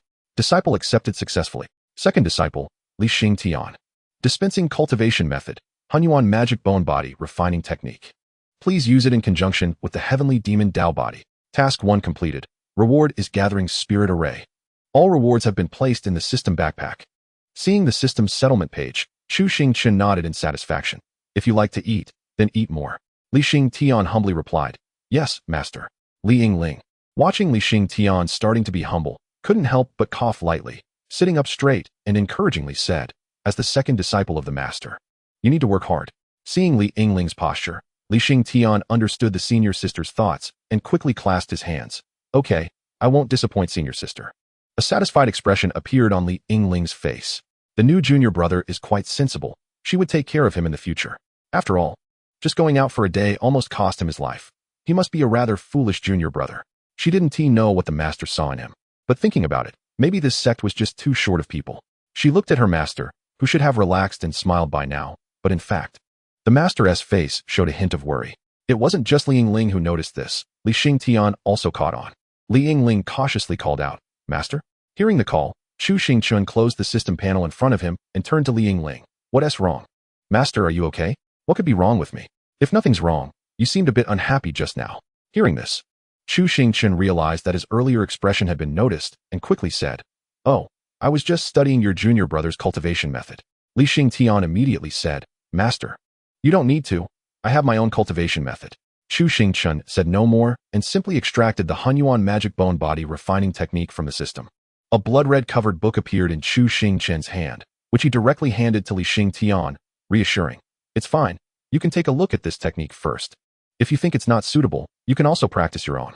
Hearing it wasn't a forced requirement, Li Xingtian felt relieved, reached out, and took the book that faintly exuded a bloody aura. The two disciples exchanged curious glances at their master, then silently looked at each other. Li Xingtian raised an eyebrow and made a subtle gesture asking. Li Yingling understood this glance, but only smiled slightly before continuing to nibble on the rabbit's head. "If I knew what was wrong with the master, I wouldn't have asked why the master's expression was off. This second junior brother is a bit slow." Li Xingtian was somewhat puzzled, but said nothing, lowering his head to look at the dark red-covered book in his hands. The words on the cover were written in a powerful manner, carrying a hint of a murderous aura. Curious, he touched the cover and found it was just ordinary paper. Is it a rubbing? But how could a rubbing have such a bloody smell? He didn't think too much about it and opened the first page. Immediately, Li Xingtian's mind shook. He quickly scanned through it with great speed and then turned to the second page. Not looking was one thing, but the more he looked, the more shocked he became. Seeing his astonished expression, Li Yingling used a comforting tone as if she had experienced it herself. "Junior brother, it's normal for cultivation techniques to have many versions, and it's also normal for the writing to be a bit unclear. Just practice with confidence." He whispered in disbelief. "Senior sister, is our Heavenly Tao Alliance an evil sect?" Frowning, Li Yingling retorted, "Evil sect? What nonsense are you talking about? We practice righteous heart methods. How could we be an evil sect?" Upon hearing this, Li Xingtian silently handed the Hunyuan magic bone body refining technique to Li Yingling. After taking the cultivation method, Li Yingling curiously opened the first page to look. The writing was clear, and the strokes were vigorous. It was written by a calligraphy master. And it was also very neatly done. What is wrong with this book? Just looking at it was much better than her own. With such doubts, Li Yingling continued reading, and soon she was also shocked. After flipping through several pages, she directly shoved the book back to Li Xingtian. "Damn it! Which sect has such a bloody cultivation method? Senior sister? Cough, cough. Senior sister is tired. I'm going to sleep now. You find a place to lie down and rest." Li Yingling hastily walked to her bed, pushed aside the wooden board blocking her view, went inside, and then covered the board again. Chu Xingchen, also a golden core true person, naturally heard their conversation. That book is not an evil cultivation method. Li Xingtian looked down again at the content in the book, which stated that during the foundation building period, one must first kill 1,000 blood meals and disassemble their limbs to refine the bones. "Master, is your definition of evil sect a bit too lenient? Blood meals don't necessarily mean they have to be humans. We could find a few mindless demon beasts in the woods of Shirley to make up the numbers." Upon hearing this, Li Xingtian looked at the book in his hand. If what Master said is correct, then this could also be a substitute. This cultivation method's power and effectiveness are actually much stronger than the one he practiced in his past life. Moreover, it is very compatible with the heavenly demon Tao body after integrating the Millennium Bone Jade. Li Xingtian was not the type to get tangled up, anyway. During the Qi refining period, he had to use blood meals for cultivation. Once he refined the Millennium Bone Jade, he could try practicing this book. If it doesn't work out, he could just stop. Li Xingtian's worries disappeared. But Chu Xingchen's did not. His earlier frown had a reason. Because the gathering spirit array rewarded by the system was just a blueprint. It wasn't something that could be placed anywhere after extraction, nor did it require materials or manual work. It certainly wasn't the type that could be built instantly. This gathering spirit array was truly just a simple blueprint. Not only did the materials and spirit stones have to be prepared by oneself, but even the construction had to be done manually. The usefulness of the blueprint was simply to meticulously tell you how to build it. Isn't this a scam? Where would he get the money or spirit stones to build this thing? The Jinwu Hall also wouldn't just be a blueprint that he had to construct himself, right? Chapter 11. Li Xingtian with average qualifications. Morning. Chu Xingchen carefully compared the system blueprint, surveyed the area, and then inserted a small twig as a marker. Although he couldn't conjure things out of thin air, the blueprint had its advantages. That is, it could be reused. After all, since he still had to build it himself. If it were a one-time use item, that would be too much of a scam. This means he could possibly build a gathering spirit array at Shirley first. After all, this 10-mile slope is not a place where spiritual energy gathers, nor does it have any spiritual veins. While there is some spiritual energy, it naturally cannot compare to places where spiritual veins converge. In simple terms, it is not a good place for cultivation. Under similar cultivation conditions, the effects are naturally better in places where spiritual veins gather. Therefore, most past immortal sects would choose to establish their sects on mountain peaks with spiritual veins. When Li Yingling was cultivating before, Chu Xingchen would roughly set up a formation using spirit stones for her cultivation. One person was manageable. But now with the addition of Li Xingtian, such extravagant behavior naturally had to stop. Just supporting Li Yingling's cultivation had almost drained his resources, and now with Li Xingtian, continuing this way would clearly deplete their spirit stone reserves. A steady and gradual approach is the solution. Building a gathering formation for spiritual energy is still very necessary. It will be more convenient for accepting disciples in the future, although the materials currently at hand are not enough to complete the gathering formation. Some basic groundwork can still be done. Chu Xingchen found the right area and planted a branch. Boom! The distant waves of wind surged, followed by the soil flying up and scattering in all directions. Chu Xingchen waved his hand to disperse the wind and quickly stepped forward. His gaze fell on Li Yingling, who was diligently smashing the pit with a wooden sword. Li Yingling was already at the foundation establishment stage, and her spiritual energy shield was still intact, so there was no dirt to dirty her clothes. At this moment, she held the wooden sword, her expression serious as she continuously struck the ground with her supernatural abilities. Another fierce sword energy struck the ground, and with a loud bang, there was a violent tremor. Chu Xingchen quickly raised his hand to stop her. Wait. Hearing her master's call, Li Yingling stopped her actions, looking at her master with a puzzled expression. Master, what's wrong? Is this how you dig a pit? Li Yingling was quite confused. How else would I dig? Hearing her master's words, Li Yingling silently glanced at the scattered soil around. However, she still said somewhat aggrieved. But if I don't dig like this, it will take a long time. Li Yingling lifted her eyes to look at Chu Xingchen's gentle expression and nodded slightly. I understand. After saying that, Li Yingling controlled the wooden sword to start digging the pit, then piled the dug-up soil neatly. Not to mention anything else, Li Yingling was quite obedient when she needed to be. After Chu Xingchen observed for a moment and found no issues, he directly left to continue marking the other array points. Setting the array points according to the blueprint was quite fast. In no time, all the points were set. At this moment, Li Xingtian was sitting cross-legged, with a Millennium Bone Jade floating above his head. The Millennium Bone Jade continuously poured energy, cleansing Li Xingtian's roots. As for the materials lacking for the gathering formation, they weren't anything precious. As long as there were spirit stones, they could be bought. Although he was poor, Chu Xingchen still had some ideas. As for what those ideas were, it was naturally related to his second disciple, who was refining the bone jade in front of him.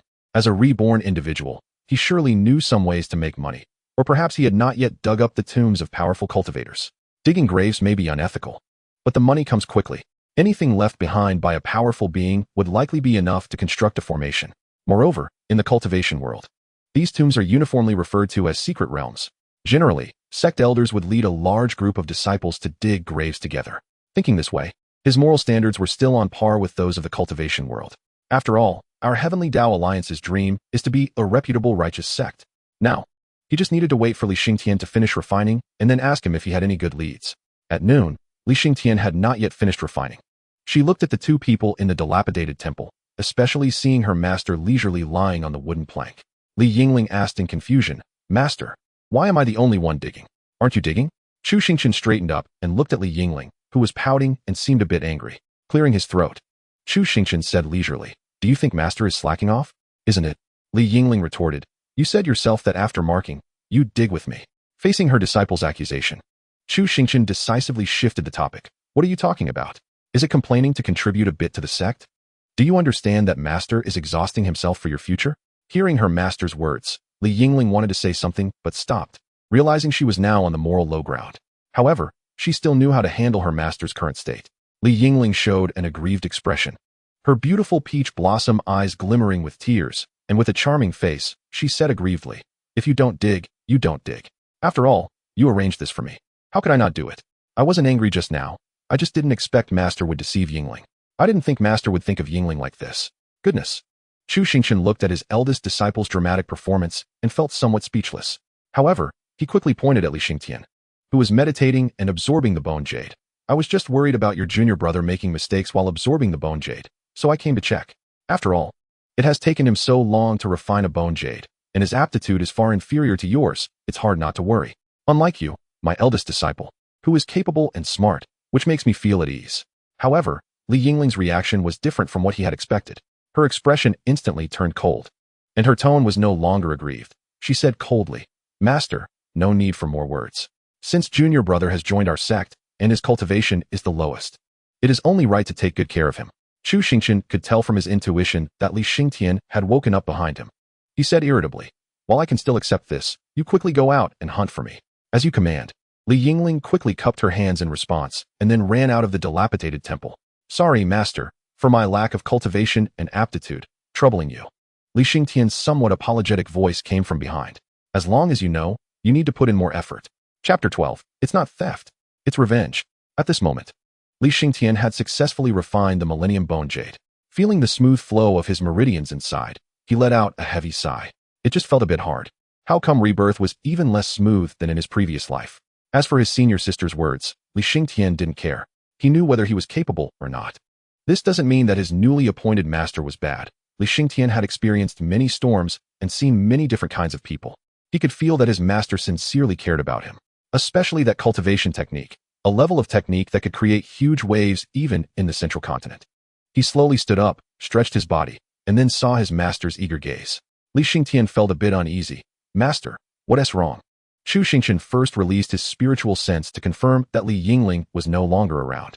It wasn't that he couldn't let Li Yingling hear, but if this girl found out that Li Xingtian was a reborn person, who knows what kind of trouble she would stir up. For now, it was best to maintain stability. Chu Xingchen smiled slightly, his tone eager.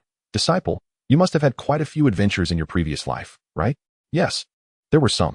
"Then are there any secret realms, or heavenly materials, and earthly treasures nearby?" Hearing this, Li Xingtian let out a big sigh of relief. These were minor issues. The secret realms nearby have long been cleaned out by various sections. As for adventures, there are none. "Isn't there any place to earn spirit stones?" "Master, are you short on spirit stones? I plan to build a gathering formation and need some spirit stones to buy materials." Upon hearing this, Li Xingtian thought for a moment. "If Master trusts me, we can find quite a few spirit stones at the Qingfeng Sect's mine. I have mined spiritual stones there for 3 years and know how the mine operates. There is only one golden core cultivator station there. If the master is confident, there might be a profit to be made." Chu Xingchen did not rush to agree, but simply glanced at Li Xingtian. Noticing the master's gaze, Li Xingtian clasped his hands and said, "I have no intention of seeking revenge for myself.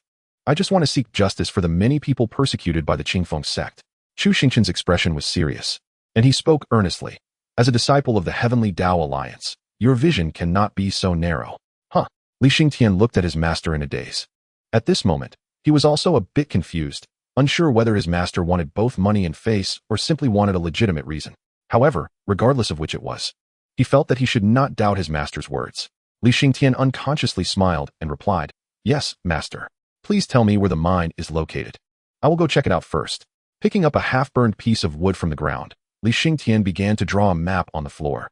From the North Creek mountain range to the north, around a small stream, then westward, it should be around this area. Li Xingtian's drawing was decent, and he marked some obvious landmarks. "All right, time is of the essence. Master will go investigate the situation first. You and your senior sister should focus on your cultivation at home." Chu Xingchen nodded, then took out 2 teleportation talismans and handed them to Li Xingtian. "These are 1,000-mile teleportation talismans. If you encounter any problems, don't listen to your senior sister. Just take her and run. Remember to use both. There's no need to be greedy. There are markings made by your master on them. The teleportation locations will be sensed by me, and I will come to find you. The 10-mile slope is desolate, and basically, no one will come here. After all, the spiritual energy is thin, and there are no spiritual herbs or plants to be found. Ordinary mortals would not come here for fun. If someone does come, it would likely be trouble." According to Li Xingtian's directions, even he would need a day's journey, especially that elder, who is already tormented by inner demons. Who knows how twisted he has become now? Li Xingtian did not decline and decisively accepted the teleportation talismans, saying earnestly, "Master's instructions, I will certainly remember." After all, the person in front of him was also a reborn individual who had experienced many storms and should be able to handle things well. However, still feeling a bit uneasy, Chu Xingchen then handed Li Xingtian a protective talisman that he had attached to his waist. This talisman can withstand attacks from golden core cultivators. If something goes wrong, use it immediately to teleport. When Chu Xingchen was still at the foundation establishment stage, he had successfully escaped danger multiple times thanks to this talisman. However, since he was already at the golden core stage, the effect of this talisman was not as significant for him. It was better to give it to Li Xingtian. Li Xingtian did not refuse and accepted it. Chu Xingchen then reminded, "I won't say much more. Your senior sister is still young. You should take good care of her. Also, remember, no matter what, don't leave your senior sister behind." "I will remember, master," Li Xingtian replied seriously. Chu Xingchen nodded and then walked outside. Li Xingtian, being someone who values relationships, would likely not make any mistakes. After all, he owed him his life. Seeing his master leave, Li Xingtian took a deep breath. He looked down at the protective talisman in his hand. He had only met his master for a few days. Yet his master trusted him so much and was not afraid of him running off with these items. A talisman that can withstand attacks from golden core cultivators may not be particularly precious in the central continent, but it is rare here. As for whether his master is from a sect in the central continent or what his true cultivation level is, Li Xingtian actually does not care. He has always been clear about his likes and dislikes. For Li Xingtian, cultivation is merely about achieving a clear mind. Feeling his master's trust was enough for Li Xingtian. Taking a deep breath, he tucked the talisman into his pocket. Li Xingtian took out the mixed-element demonic bone-body refinement technique that his master had given him. He had some concerns before, but now he decided to practice it. Quickly sitting down, Li Xingtian resolutely began to cultivate this technique. Indeed, the feeling was different this time. Li Xingtian could sense that his Tao body was being fully activated. This was something he could not achieve in his previous life. This cultivation technique seemed to perfectly fit him. What his master gave him was indeed a good thing. As he practiced, he became somewhat oblivious to the passage of time. Li Yingling noticed that Li Xingtian had finished his cultivation and looked over to ask, "Where's master? Where did he go?" After receiving the answer, Li Yingling seemed a bit downcast, but did not say anything more. She just picked up a wild chicken caught earlier. "Junior brother, you haven't established your foundation yet, so you can't fast. You must be hungry, right?" "A bit." "Then you should cook this wild chicken." Li Xingtian, who knew nothing about cooking, wanted to refuse at first, but then remembered his master's instructions. "Yingling is still young. You need to take good care of her." Sighing, Li Xingtian accepted the wild chicken and started to cook. Half an hour later, "Junior brother, what on earth did you cook? Are you trying to harm your senior sister?" Chapter 13. The first day after Master left. Today is the first day since Master left the dilapidated temple. Li Xingtian slowly opened his eyes and got up from a simple wooden bed made of several pieces of wood. The main hall had already been mostly occupied by Master and senior sister, along with a large iron pot for cooking and alchemy. There was no longer enough space to leave a bed, so Li Xingtian had been sleeping in the space behind the statue. However, senior sister had already planned to build a small wooden house outside the temple. After all, she is the only female, and it is natural to have some gender distinctions. This matter had already been approved by Master, and senior sister had started building a few days ago, making good progress. Because of this, Li Xingtian would no longer have to continue sleeping in the cramped space behind the statue. The reason he disliked that area was that it had a hole, and mosquitoes often invaded at night, along with unknown insects that would come up and bite. At this moment, Li Xingtian had not yet established his foundation and could not have spiritual energy to protect himself, making the mosquito attacks exceedingly annoying.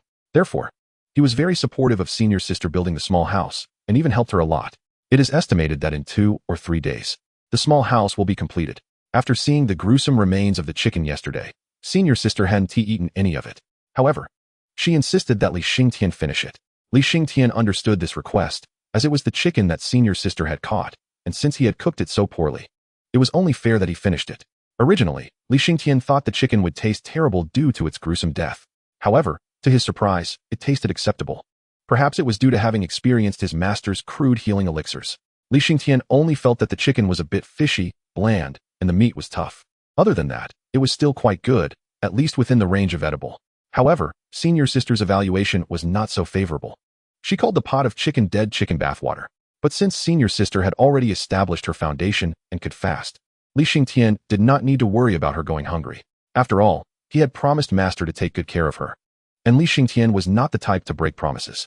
Although it sounded a bit strange for a junior brother to take care of his senior sister. Outside the dilapidated temple, several intense fluctuations of spiritual energy came. Li Xingtian stepped out of the temple and looked not far away at Li Yingling.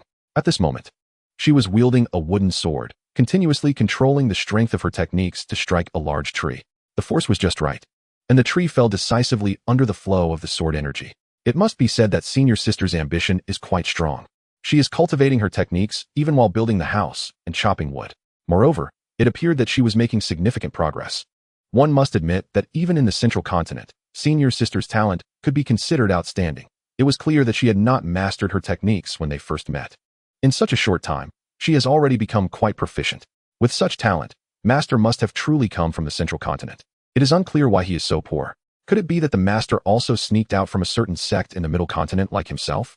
However, Li Xingtian didn't think too much about it, because at this moment, the Heavenly Tao Alliance finally resembled the sect he had imagined. Although there were only 3 people in this sect, including the Master and disciples, The senior sister who had felled the tree seemed to have noticed him and turned around, her gaze fixed on Li Xingtian. Despite having lost trust in women in this lifetime, he still managed to show a somewhat strained smile at the junior sister, whom the master had mentioned. On the first day after the master left, Li Yingling got up early, with the goal of gathering materials to build a small house. After all, living under the same roof with two men was something that Li Yingling, who came from a prestigious family, found hard to accept. Even if there were wooden blocks separating them, it would be fine occasionally in an emergency, but living together every day was definitely not acceptable. The master quickly agreed to this condition. To be honest, when interacting with the master, it was not always easy to see the handsome young man in front of her as her master. Instead, he felt more like a close friend, as the master rarely took on the role of an elder in her presence. Occasionally, when she was angry, the master would even admit his mistakes to her. As a member of a scholarly family, Li Yingling found it hard to imagine that an elder could bow their head and admit fault. The masters described in the novel she had read were all depicted as extremely imposing figures, unyielding and serious, possessing absolute control over their disciples. They would only issue commands without explaining the reasons. In contrast, her own master sometimes seemed like a child who had not grown up, often encouraging her to think for herself and make her own decisions regarding her problems. The water scripture was similar. She hadn't started cultivating it right away, and the master had never shown any dissatisfaction about it.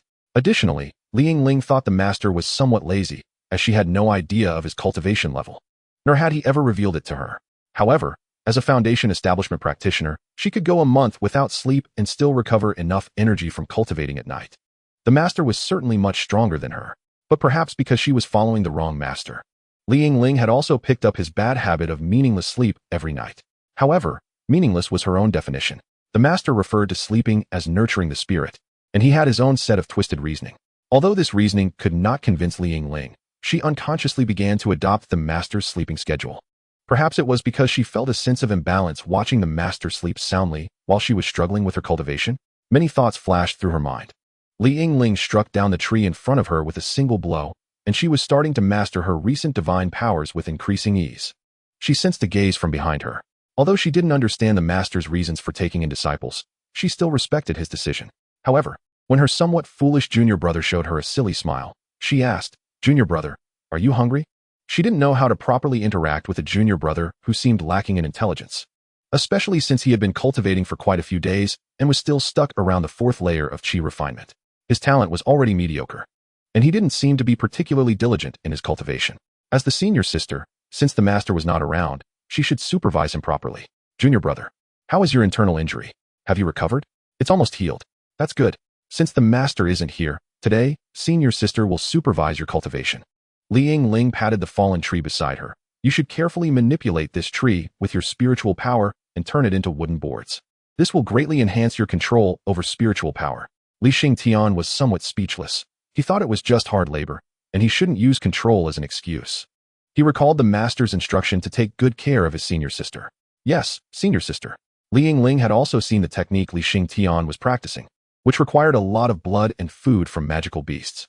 As a chi refinement practitioner, he naturally couldn't gather that much blood food. Therefore, as the senior sister, she had to help her junior brother. Since he was building a house for her, she would get him some blood food in return. It was a fair trade. However, the food cooked by her junior brother was truly inedible. He even enjoyed drinking the bath water of chickens. Chapter 14. Wait a minute, immortal.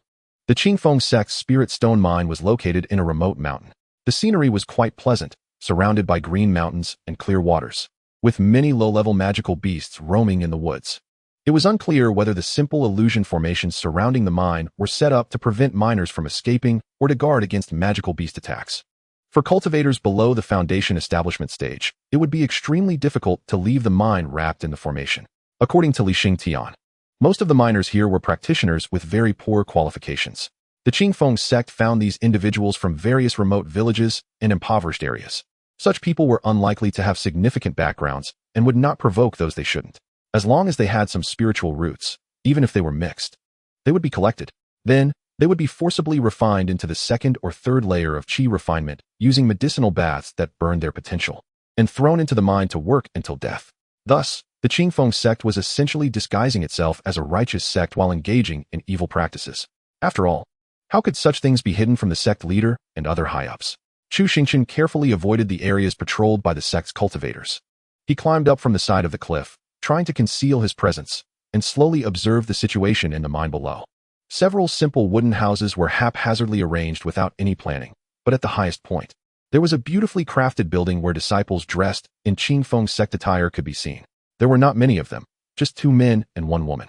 If not for scanning with divine sense, it would be impossible to detect their cultivation levels, so these Qingfeng sect disciples should be at the foundation establishment stage.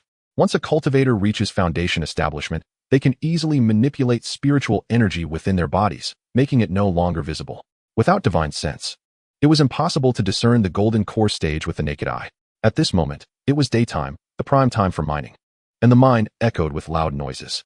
Occasionally, ragged chi refinement practitioners could be seen transporting the rough spirit stones mined using simple carts. The cultivation levels of these miners were indeed not high, with detection results showing they were at the 2nd or 3rd layer of chi refinement. Watching them transport cartloads of rough spirit stones to a processing shed, several chi refinement practitioners wielded large hammers, vigorously striking the stones to separate the ore from the spirit stones. The Qingfeng sect disciples leaned against the railing in front of them, watching the miners with a mocking expression. Chu Xingchen's gaze swept over and quickly locked onto a warehouse-like building that was quite large, but curiously, there were no guards nearby. According to Li Xingtian, a golden core cultivator was likely stationed inside. It was either to win quickly or to lure. However, he had come this time merely to scout the situation, without plans to take action. Chu Xingchen took out paper and pen from his space ring and quickly sketched a rough map of the route and buildings. A long sword suddenly appeared in his hand, and his divine sense quickly scanned through. However, he found that the feedback from his divine sense revealed only a mortal with no cultivation. What was going on? Chu Xingchen concealed his aura and cautiously approached the direction of the person. Soon, he saw the person he had detected with his divine sense. It was a small, thin girl dressed in tattered hemp clothing, covered in dirt, with her long, dry hair tangled together. Her face was filthy, but her eyes were very bright. Thus, Chu Xingchen could clearly observe her expression, which was one of confusion and anxiety as she looked around. Was this trapped in an illusion formation? Had she wandered in by mistake, or was there some other reason? Chu Xingchen chose to use the system to check her attribute panel. Ning Qianxian. Cultivation, none. Blue term, unyielding. Blue term, loyal and righteous. White term, clever. Does not meet the apprentice criteria. There are disciples of the Qingfeng sect patrolling nearby, and it seems the emaciated girl in front of me is definitely not one of them. She is likely someone who escaped from the mine. It's probable that Li Xingtian was also tricked by the Qingfeng sect into mining. After a moment of contemplation, Chu Xingchen decided to take her away first, thinking he might extract some useful information from her. He took out a mask to cover his face and reached out, directly lifting the little girl in front of him and quickly using Earth Escape to leave. Great Immortal, Senior Immortal, Ning Qianxian, tied to a tree, cried out in tears, "I really just got lost." As she spoke, Ning Qianxian secretly looked up at her captor. At this moment, he was wearing a terrifying ghost mask, and his cold eyes were fixed on her. The Qingfeng sect is definitely suspicious. Dad must have been deceived by that group of immortals from the Qingfeng sect. Chu Xingchen looked at Ning Qianxian speechlessly. If she was willing, he wouldn't have wanted to tie her to a tree. It was just that this girl was too uncooperative. Spitting, throwing a tantrum, acting crazy. If he hadn't exposed her, she would probably still be pretending to be dazed. Chu Xingchen said impatiently, "Stop crying. I am not from the Qingfeng sect." Ning Qianxian continued to wail, "Great Immortal, I don't know anything about the Qingfeng sect. I really am just a lost person." Chu Xingchen did not continue to speak, but took out a big pancake from his spatial ring, and then, under Ning Qianxian's terrified gaze, stuffed it into her mouth. "Look at you, as thin as a bamboo pole. How long has it been since you ate?" When the soft pancake crumbled in her mouth, Ning Qianxian, who had been hungry for several days, immediately gave up struggling and began to devour the pancake without reservation. At that moment, Ning Qianxian was somewhat self-destructive, not caring about anything else, and she happily ate it up. In no time, the big pancake was gone. Then, she looked at Chu Xingchen with eager eyes. Chu Xingchen sighed, "You haven't eaten for too long. You can't eat too much at once." However, Ning Qianxian clearly didn't believe this, looking at him with a face that seemed to say even immortals are stingy with a single pancake. But Chu Xingchen didn't explain further and continued to ask, "What are you doing here? Are you someone who escaped from the mine?" I really am just lost." Chu Xingchen stared at Ning Qianxian for a while, then did not continue questioning her. Instead, he took out some small silver coins and another pancake from his spatial ring. He handed these things to Ning Qianxian and pointed her in a direction. "If you don't want to talk, I want to ask more. Just go straight this way. There's a small town nearby. It's dangerous here, so don't come back." Ning Qianxian looked at the things that had been forced into her arms in surprise, then looked up. She saw Chu Xingchen turn around and leave without saying much. Unable to help herself, she called out, "Great Immortal, wait." Chapter 15, Dad has been deceived. Upon hearing Ning Qianxian shout, Chu Xingchen stopped. He slightly turned his head, looking at Ning Qianxian, who had a conflicted expression. Although Ning Qianxian had called him, her wariness did not seem to diminish. He needed to handle this carefully to get her to reveal the real situation. "What's wrong?" Chu Xingchen asked, then turned to face her with a calm gaze. Ning Qianxian showed a conflicted expression and cautiously asked, "Great Immortal, which sect are you from?" Chu Xingchen answered without hesitation, "Zhongzhou, Wanfaxiaman." He felt no embarrassment in lying. After all, the girl in front of him had never told him any truth, had she? Deception is mutual, especially since he still didn't know much about the weak girl in front of him, and moreover, the name of the Tiandao Alliance's sect was too imposing, fearing that the girl would be too frightened upon hearing it. Ning Qianxian revealed an expression of having long heard of their fame, but in reality, as a mortal, she had never stepped into the world of cultivation. So how would she know anything about Zhongzhou? This world, while it might sound vast and boundless, is indeed quite large. Even small border countries have territories of thousands of miles. The southern Zhongzhou is already a great realm, and the Qingfeng sect, though located in a remote area, is still quite famous here. As for the place where the spiritual veins of southern Zhongzhou converge, there are many sections. Zhongzhou is practically like another world to them. If it weren't for Ning Qianxian's father instructing her to go to the Qingfeng sect, she, coming from a farming family, wouldn't even know the name of the Qingfeng sect. Ning Qianxian asking this was purely to subtly inform the masked man in front of her that she was not as ignorant as she seemed. Don't try to fool her. Although it might not be of much use, it's better than doing nothing, right? However, she had heard from her father that Zhongzhou is a legendary place for cultivation. Moreover, the name Wanfaxiaman sounds quite impressive. Wanfaxiaman, and then there's the Qingfeng sect. It's obvious who is strong and who is weak, I assent it. Moreover, Wanfaxiaman sounds even more like a prestigious sect. But she had also heard that to deal with such prestigious sects, one must first learn to evoke sympathy. Only then would such great immortals feel pity and extend a helping hand, just like beggars on the street. Although Ning Qianxian was reluctant to do such a thing because her father said it would disgrace their ancestors, she felt that between losing face and losing her life, her father would probably choose to save face, right? After all, she would definitely choose to save herself. Especially since it seemed that her own abilities were completely insufficient to save her father. For now, she could only take a gamble. As she reached a choked-up point, Ning Qianxian cried out. However, facing Ning Qianxian's self-pitying lament, Chu Xingchen's face behind the mask couldn't help but twitch. At that moment, Ning Qianxian's expression was twisted and curled up, and her occasional sobbing looked very much like a spasm, appearing quite theatrical. Moreover, her crying seemed to be full of performative traces, especially when she eyed him, giving off a distinctly shifty vibe. Snot and tears were mixed together on her dirty face. Did she think she looked pitiful like this? Didn't this girl know her acting wasn't good? Who can cry so abstractly? But since Ning Qianxian was going this route, he might as well cooperate a bit. What happened to them? Ning Qianxian wailed. Starting to spill out. My dad and I live in Xingtian. My mom passed away early because of poor health, and my dad worked hard to raise me. This year, our village suffered a disaster, and we couldn't even eat a meal every 2 days. At this time, people from the Qingfeng sect came and tricked my dad into cultivating immortality. They said that as long as he became an immortal, he could have anything he wanted. My dad is simple-minded. He thought what they said was true and only asked them for food for me, then went with them. My dad just left me like that. And many brothers were also tricked away. Chu Xingchen looked at the dirty, thin Ning Qianxian and sighed softly. Her dad wasn't foolish. He might just want to give his daughter some hope. How do you know they are frauds? Upon hearing the question, Ning Qianxian hurriedly took out a tightly wrapped bundle from her tattered clothes that had holes in them. She trembled as she quickly unwrapped the cloth. Inside was not something precious, but a handful of dry yellow soil. Chu Xingchen frowned slightly at the handful of yellow soil.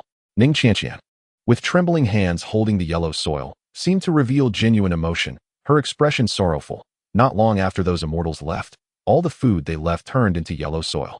Aunt next door and Yozi ate the white steamed buns given by the immortals, and not long after, they were choked to death by this yellow soil. Many people in the village died. My dad was deceived, and my brothers were also deceived. They can't cultivate immortality at all. That group from the Qingfeng sect are definitely not good people.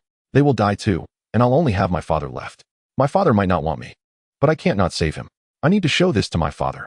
Only then will he believe me. I didn't expect the Qingfeng sect wouldn't even give me the food to exchange for my life. Facing Ning Qianxian's hopeful gaze, Chu Xingchen felt a bit helpless. At this moment, if he said he could sneak away after getting some spirit stones from the mine, it shouldn't be a big problem. However, saying that it wasn't easy to rescue people with the support of a golden core cultivator, and the Qingfeng sect was also true. Or rather, he probably wouldn't be able to protect an ordinary person. However, nothing is absolute. Blindly taking action would inevitably lead to failure. Chu Xingchen sighed and looked sincerely at the weak little girl in front of him. The little girl didn't even have proper shoes. Only a few vines were tied around her feet. There were dried dark red bloodstains on the vines. Xingtian, who had been living rough, had a dark, dirty face. And her thin, frail body seemed like it could fall over with a gust of wind. The mountains were very rugged and difficult to navigate, with many cliffs. He couldn't imagine what kind of hardships the little girl had gone through to get here, nor how long she had been trapped in this maze, especially since there were wild beasts roaming in these mountains. Anyway, Chu Xingchen still needed spirit stones, and as long as he planned appropriately, Xingtian's father could likely be rescued as well. Xingtian hesitated slightly upon hearing this. She wanted to see if she could find her father again here. Although she knew the chances were slim, she didn't want to miss even that slight chance. "Can I wait for you here?" she asked, before she could finish her sentence. Chu Xingchen raised his hand to interrupt. "You're not foolish. You should understand that staying here may not be good for your father." Xingtian fell silent for a moment, then nodded, but pleaded, "Then if you don't want to save my father anymore, can you take me back here again? I can't walk this path like a great immortal. It's actually quite difficult for me." Chu Xingchen lowered his gaze to Xingtian, who seemed to shed all traces of acting at that moment. Only her eyes held endless pleading. Chapter 16. Even in a sea of corpses and blood, we are a just sect. Chu Xingchen took Xingtian and hurriedly burrowed through the earth. However, carrying an ordinary person with no cultivation would inevitably slow him down. After all, her physique wasn't great either. She was malnourished and emaciated. After a day's travel, they were only a short distance away from the dilapidated temple. At that moment, Xingtian was leaning against a large tree, nibbling on a flatbread. Chu Xingchen was nearby, eyes closed, alert and extending his spirit sense. After finishing her flatbread, Xingtian took a couple of shallow sips of water. During their earlier breaks on the road, she had asked many questions about where Chu Xingchen planned to go, what he intended to do, and who he was looking for. He also explained to her that he was going to find his disciple, with the aim of discussing a plan with them. At times during their journey, Xingtian would inquire about the matters of the cultivation world.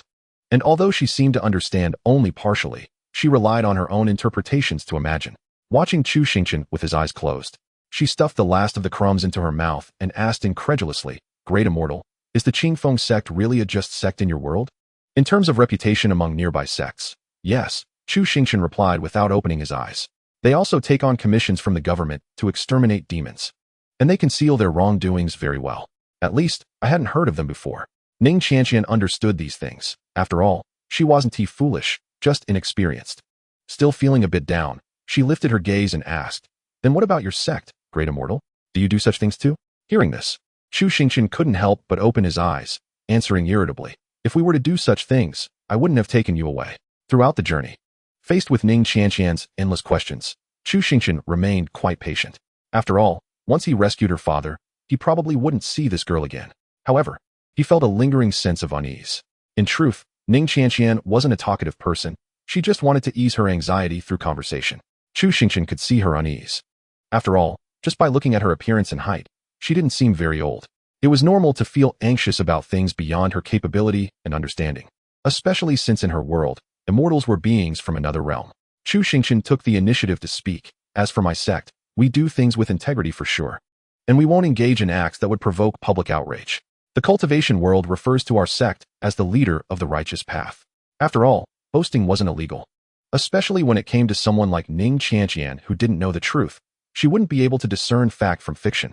Regardless, whether Xingtian was sincere or not, her expressions were very supportive, and her gaze was filled with longing. "So, Great Immortal, your disciples must also be good people, right?" Chu Xingchen nodded without hesitation, proudly stating, "My eldest disciple is a genius in cultivation, kind to others, caring for fellow disciples, and very respectful of his teachers.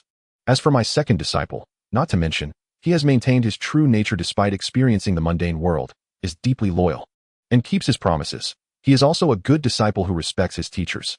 Moreover, they practice the righteous path of cultivation, following the true heart method, never straying into side paths. Our sect can only be described as righteous and upright." Xingtian once again offered a few encouraging words, engaging in small talk before they both rested for a while. Then, they set off on their journey again. However, a strong smell of blood suddenly hit them as they neared the direction of the dilapidated temple. Chu Xingchen's expression turned grim. Could something have happened to them? But the teleportation talisman hadn't activated. Such a strong smell of blood must indicate a fierce battle, not a quick defeat. Therefore, the teleportation talisman should have been able to trigger. Ning Xianxian, having no cultivation, couldn't sense the bloody aura ahead, but she cautiously glanced at Chu Xingchen, realizing she should stay quiet and not speak too much at this moment. Chu Xingchen's spirit sense quickly searched towards the dilapidated temple and soon detected two familiar auras inside the temple, and they were still alive and kicking. Had these two disciples gotten themselves into some trouble again? Li Xingtian was someone who had been reborn. Why was he still messing around with Li Yingling? Chu Xingchen reassured Ning Qianqian beside him. It's fine. My two disciples are just a bit mischievous. The remaining distance was short, and Chu Xingchen chose not to continue burrowing, but instead controlled the spiritual energy to fly with Ning Qianqian. Experiencing flight for the first time, Ning Qianqian couldn't help but exclaim in surprise. She quickly adapted to the sense of freedom and began to feel at ease. Her face, which had never shown a smile, unconsciously lit up with a faint smile. This was the instinct of humans yearning for freedom. This flight unknowingly relieved a lot of the pressure within Ning Qianqian. However, when she saw the dilapidated temple and realized that the great immortal was heading straight towards it, she could no longer smile. The temple looked quite old and poorly maintained, giving off a sense of eerie energy. However, it was just a bit of eerie energy that wouldn't instill fear in Ning Qianqian. What truly terrified her was the numerous bloodied corpses outside the temple, almost covering the entrance. A row of stark bones was mixed with uncleaned crimson flesh, and several heads of unknown animals were carelessly discarded nearby. There were all kinds, including big bears, tigers, and wolves. Even rabbit and wild chicken heads were plentiful, forming a gruesome pile. It looked extremely horrifying. The intense smell of blood wafted into Ning Qianqian's nose with the wind. She couldn't help but feel her stomach churn, a bit nauseous. What was even more terrifying was the dark red energy flickering occasionally within the dilapidated temple. It looked extremely eerie. This was clearly a scene where some monstrous beast was lurking, devouring people and cultivating. Ning Qianqian swallowed hard and timidly asked, "Great Master, are you planning to exorcise demons?" After all, at this moment, this was the only explanation for the Great Master's direct flight to that perilous broken temple. What exorcism? We're here. Chapter 17. Just make a detailed plan. What kind of bullshit righteous sect is this? Which righteous leader lives among bones? The stench of blood hasn't even dissipated. Ning Qianqian felt deceived again. None of these cultivators were good people. Everything they said was a lie. It's over. I'm going to be taken by the evil cultivators to practice. Chu Xingchen, at this moment, was also too angry to pay attention to the pale-faced girl beside him. At the entrance of the broken temple, he set the silent Ning Qianqian down and shouted, "What are you two little brats doing?" Inside the broken temple, Li Yingling was the first to rush out, her face full of excitement as she embraced her master. Before Chu Xingchen could question her, Li Xingtian, covered in blood with red eyes seemingly filled with boundless killing intent, stepped out from the broken temple, dragging a tiger's head in his hand. His first words upon seeing Chu Xingchen were the same, though they carried a hint of lament. Pushing Li Yingling away, Chu Xingchen pointed at the scene created by the animal heads and questioned, "What is going on here?" Li Yingling glanced over and immediately understood what her master was angry about. She quickly opened her mouth to shift the blame. "This is all my junior brother's doing." Ning Qianqian, who was trembling on the side, still holding on to a glimmer of hope, immediately felt despair upon hearing this. Although she didn't understand the cultivation world, surely a prestigious sect shouldn't have such a bloody method of cultivation, right? Turning to look at the pile of heads, she felt that her own head might end up hanging there next. Chu Xingchen's gaze shifted to Li Xingtian, who was dragging the tiger's head, with a stern questioning look. Faced with his master's gaze, Li Xingtian silently turned his eyes to his senior sister, wanting to say something but hesitating. Most of the animals were caught by his senior sister, and theoretically, she bore more responsibility for the current situation. After all, Li Xingtian had originally planned to find a distant place to dig a pit and bury these bones. This did look somewhat horrifying, and the smell was terrible. But his senior sister thought it was too troublesome and wanted to wait until there were more before burying them together. However, Li Xingtian felt that it was because his senior sister's small hut was on the leeward side, and she couldn't smell the stench of blood at night, that she said that. But this was only a minor issue, Li Xingtian agreed. And in the past few days, he had been so caught up in cultivation that he hadn't noticed how many corpses had piled up outside. Seeing this scene upon exiting, it was no wonder his master was angry. But the actual situation was indeed as his senior sister said. The source of these problems was indeed caused by his cultivation. So Li Xingtian could only lower his head and admit his mistake. "I'm sorry, master. I've been a bit too caught up in my cultivation lately. I'll handle it right away." Li Yingling glanced at Li Xingtian as he went to deal with the corpses, and then turned her gaze to the petite Ning Qianqian next to her. She felt that Ning Xianxian was both thin and small, her face pale, and her little hands were trembling nonstop. How come she looks even worse than the second junior brother? Master, is this your new disciple? No, it's the good deeds of Qingfeng's sect. Chu Xingchen sighed, and then raised his hand to signal Ning Xianxian to follow him into the broken temple. Ning Xianxian, faced with the invitation, dared not go and could only timidly say, I'll just stand at the door. At that moment, seeing Ning Xianxian's pale face, Chu Xingchen understood that she was frightened by the bloody scene, and quickly explained, Don't worry, we are truly a righteous sect, not some evil cultivators. It's just that my second disciple's cultivation method requires solidifying the foundation before building the foundation, and they use the blood of wild beasts. Upon hearing this, Ning Xianxian looked again at the pile of heads, and indeed there were no human heads, so her inner tension eased slightly. She followed Chu Xingchen's footsteps into the broken temple. Inside the broken temple, it was actually tidy, not the hellish scene Ning Xianxian had imagined. The floor was clean, with no head piles, no bloody scenes, just two simple wooden beds, clean and tidy. There were two iron pots, one large and one small. The large pot contained a swirling red blood, while the small pot was clean. Yingling also followed closely behind and entered. Since starting to cultivate that peculiar technique, Yingling and Xingtian had almost hunted all the animals they could find around. After all, the 10-mile slope was not a place where spirit veins gathered, and there were no extraordinary or spirit beasts, so they could only use the most ordinary animals for cultivation. The efficiency was low, so they could only pile up numbers. Master, how's the situation over there? Yingling poured a cup of water from a kettle on the table and handed it to her master. Chu Xingchen shook his head slightly. The situation is okay, but Qingfeng's sect has gone a bit too far. What do you mean? Yingling asked, puzzled. Chu Xingchen briefly explained Ning Xianxian's situation and recounted his observations at the mine. After hearing the whole story, Yingling nodded calmly.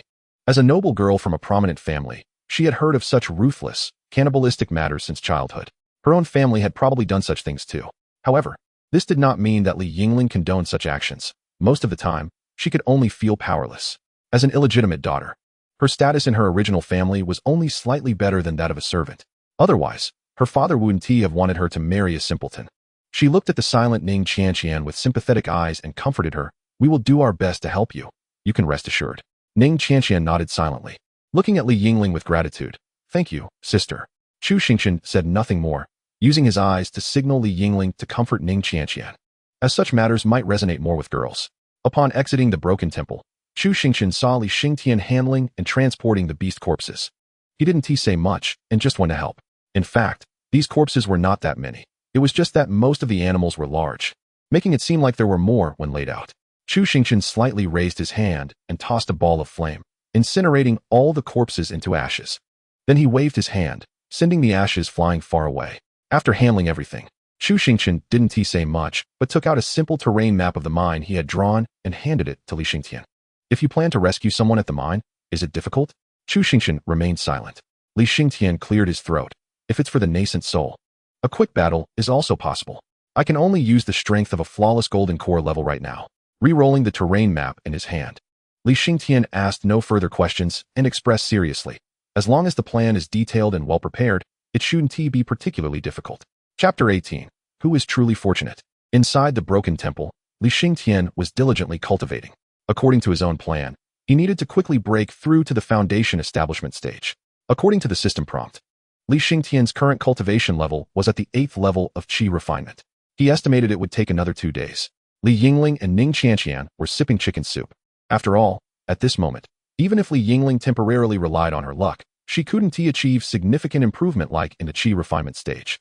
She was a genius in cultivation before, but she was not a reincarnated great being. As for Ning Xianxian, she couldn't even meet the conditions for accepting disciples. So her talent was likely quite poor. Practicing would be in vain, and drinking more chicken soup would be more practical. At this moment, her cultivation level was at the mid-level of the flawless golden core. Once Xingtian established his foundation, he should be able to reach the late stage of the golden core. In this sect, the one who maximizes effort the most is Xingtian. Once he reaches the foundation establishment stage, the sect's strength will experience a qualitative leap. Additionally, Chu Xingchen has naturally collected some intelligence about Qingfeng's sect, where there is a supreme elder whose cultivation is at the nascent soul stage. Even if he causes trouble, this supreme elder may not necessarily intervene. However, having been in this world for a few years, Chu Xingchen understands the importance of preparing for the worst and not having high expectations for the plans he intends to execute. everything will inevitably lean towards the most unfortunate outcome. So he specifically reminds Li Xingtian to plan for the worst-case scenario. Even if they cannot save anyone, they must ensure that their group can retreat calmly. After all, saving others is just a side quest. Chu Xingchen is not kind enough to risk his disciple's life for a stranger. Speaking of misfortune, Chu Xingchen's gaze turns to Li Yingling, who is drinking chicken soup. His eldest disciple has the trait of strong luck, but after spending a considerable amount of time with her, he hasn't felt that she has particularly good luck, nor has he seen her stumble upon any ancient treasures. Even going out to hunt a wild chicken seems to end up in disaster. Could it be that his bad luck is neutralizing hers? Noticing her master's gaze, Li Yingling puts down her bowl and looks at him with confusion. Yingling, how do you think your luck is? Chu Xingchen asks with a smile. Since there's nothing else to do at the moment, he decides to test the level of luck his disciple claims to have. Chu Xingchen takes out 2 dice cups from his spatial ring. When it comes to luck, nothing is more straightforward than this. He hands one of the dice cups to Li Yingling. Want to play? Let's compare sizes. I'm not very good at this. There shouldn't be any penalties for losing, right? Li Yingling shakes the dice cup hesitantly and asks cautiously. Taking a piece of firewood that wasn't completely burned from the fire, Chu Xingchen shakes the charred end of it. If you lose, you have to draw a line. The competition between master and disciple quickly begins. Li Yingling shakes the dice cup vigorously while muttering something under her breath. Then, with a powerful motion, she slams the dice cup onto the table in front of them.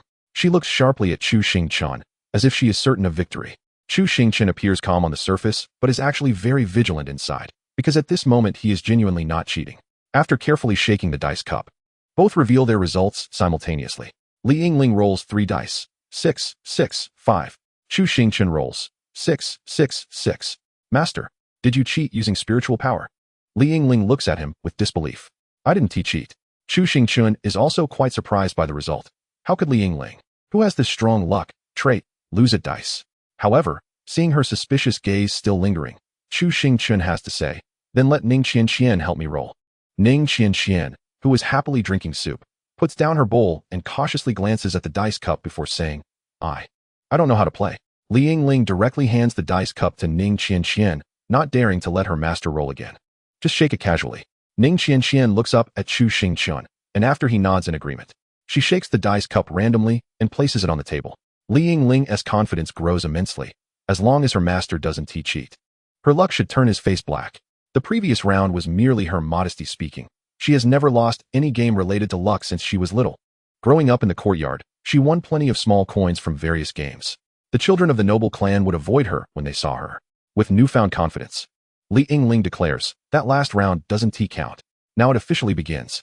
About 10 minutes later, a disheveled Li Yingling sits in a chair with a dazed expression, seemingly pondering life. For a full 10 minutes, she hasn't won a single round. Even when she shakes hard for 3 sixes, Ning Qianxian casually rolls and also gets 3 sixes. Initially, she thought her master had cheated with the dice cup. But after switching, there was still no change. This is the first time she has lost so pathetically, and judging by her master's expression, it seems he didn't cheat either. At this point, several twigs used to draw on her face have been discarded by Chu Xingchen. He looks at Li Yingling with a puzzled expression as well. Could it be that Li Yingling's strong luck trait is fake? How could she not win a single round? Chu Xingchen glances at Ning Qianxian, who doesn't have any luck bonuses in her attributes. Could it be that his luck is overwhelming Li Yingling?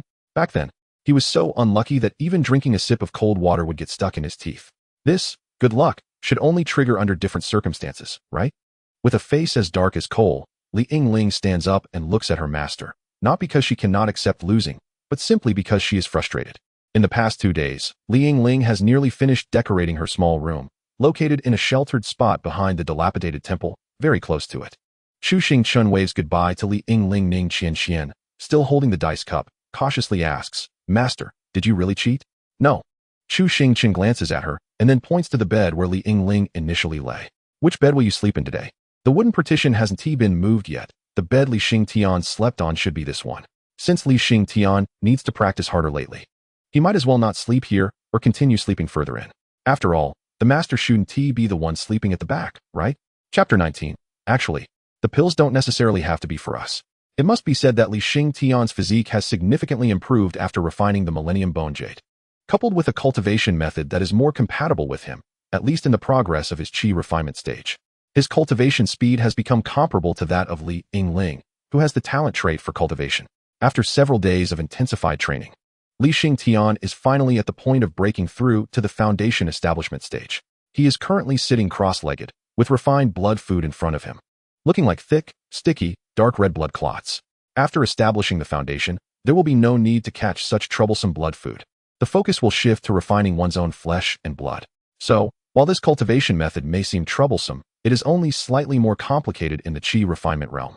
Chu Xingchen reluctantly takes out all the spirit stones remaining in his spatial ring and sets up a simple spirit gathering array for Li Xingtian to provide enough spiritual energy for a smooth breakthrough to the foundation establishment realm. This is all the spirit stones he can muster at present. He truly feels drained by his disciple.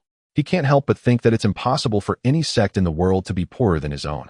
At this moment, in the dilapidated temple, Yingling is boiling water by a small stove, looking somewhat strange, as if she is expecting something. Xingtian has also changed into Yingling's clothes. A light blue patterned skirt. Although it is somewhat oversized, at least it is not the dirty, tattered hemp clothing. With a bit of a cleanliness obsession, Yingling thoroughly scrubbed Xingtian, and the sounds of water running in the small room went on from morning until noon, occasionally punctuated by Xingtian's cries of distress, suggesting that Yingling was rather rough. The results were remarkable. At least Xingtian no longer looked like a refugee. Dressed in this outfit, she gives off a vibe reminiscent of a child from a slum in princess attire. However, wearing this outfit is still somewhat uncomfortable for Xingtian, and she is cautiously fiddling with the oversized sleeves, trying to keep them from getting dirty on the ground, even though Yingling has repeatedly assured her it is fine. Meanwhile, Li Xingtian, who is about to break through to the foundation establishment stage, does not look so well. He gazes heavily at Yingling and the pot of water that has begun to boil. He took a deep breath, looked at Chu Xingchen, and said earnestly, "Master, actually, I'm confident even without taking those pills. Good medicine tastes bitter." Chu Xingchen placed the last spirit stone in position, and as it was set, dozens of spirit stones began to emit light. "Don't worry, I know the taste of my medicine isn't quite right. This time, rest assured, I've researched what kind of seasoning can make the pills incredibly delicious." "Are you sure you're talking about pills and not the chicken leg that senior sister gnawed on?" Chu Xingchen took out the remaining decent spiritual herbs from his spatial ring, just enough to barely refine a batch. "You may not believe in my alchemy skills, but you can't doubt my culinary skills, dear disciple." Remembering his master's cooking skills, Li Xingtian felt this statement had some merit, so he looked at his master, hoping he would deliver on his promise. As he spoke, Li Xingtian saw his master using his usual alchemy technique, and as the green liquid began to bubble, he felt his face seemed to turn as green as the liquid. What's the change? However, as the pills were about to be extracted and concentrated, Chu Xingchen quickly took out honey and cooked flour from his spatial ring and mixed in some strange seasonings. After mixing the flour with honey, he carefully immersed the flour into the medicinal liquid to absorb it. Soon, the small amount of medicinal liquid was absorbed, and a bright green pill appeared in Chu Xingchen's hand. He shook the pill and found it quite solid, without a feeling of disintegration. "Very good. This is a new step in alchemy. You can refine perfect pills even using a pot." Chu Xingchen proudly handed the bright green pill to Li Xingtian. "Come, taste the flavor." Looking at the pill before him, to be honest, while it being solid made it easier to accept, the bright green color did not look like a proper pill at all. Instead, it resembled a poison that could pierce the heart. Sighing silently, Li Xingtian was less concerned about whether it was poison and more about whether it would taste so bad it would be hard to swallow. Facing his master's encouraging gaze, Li Xingtian steeled himself and decisively swallowed it. At the same time, he caught a glimpse of his senior sister's scrutinizing gaze. As for the taste upon entry, Li Xingtian exclaimed, "Damn it! Alchemy has nothing in common with cooking, especially with the addition of the flour, which was an outrageous ingredient."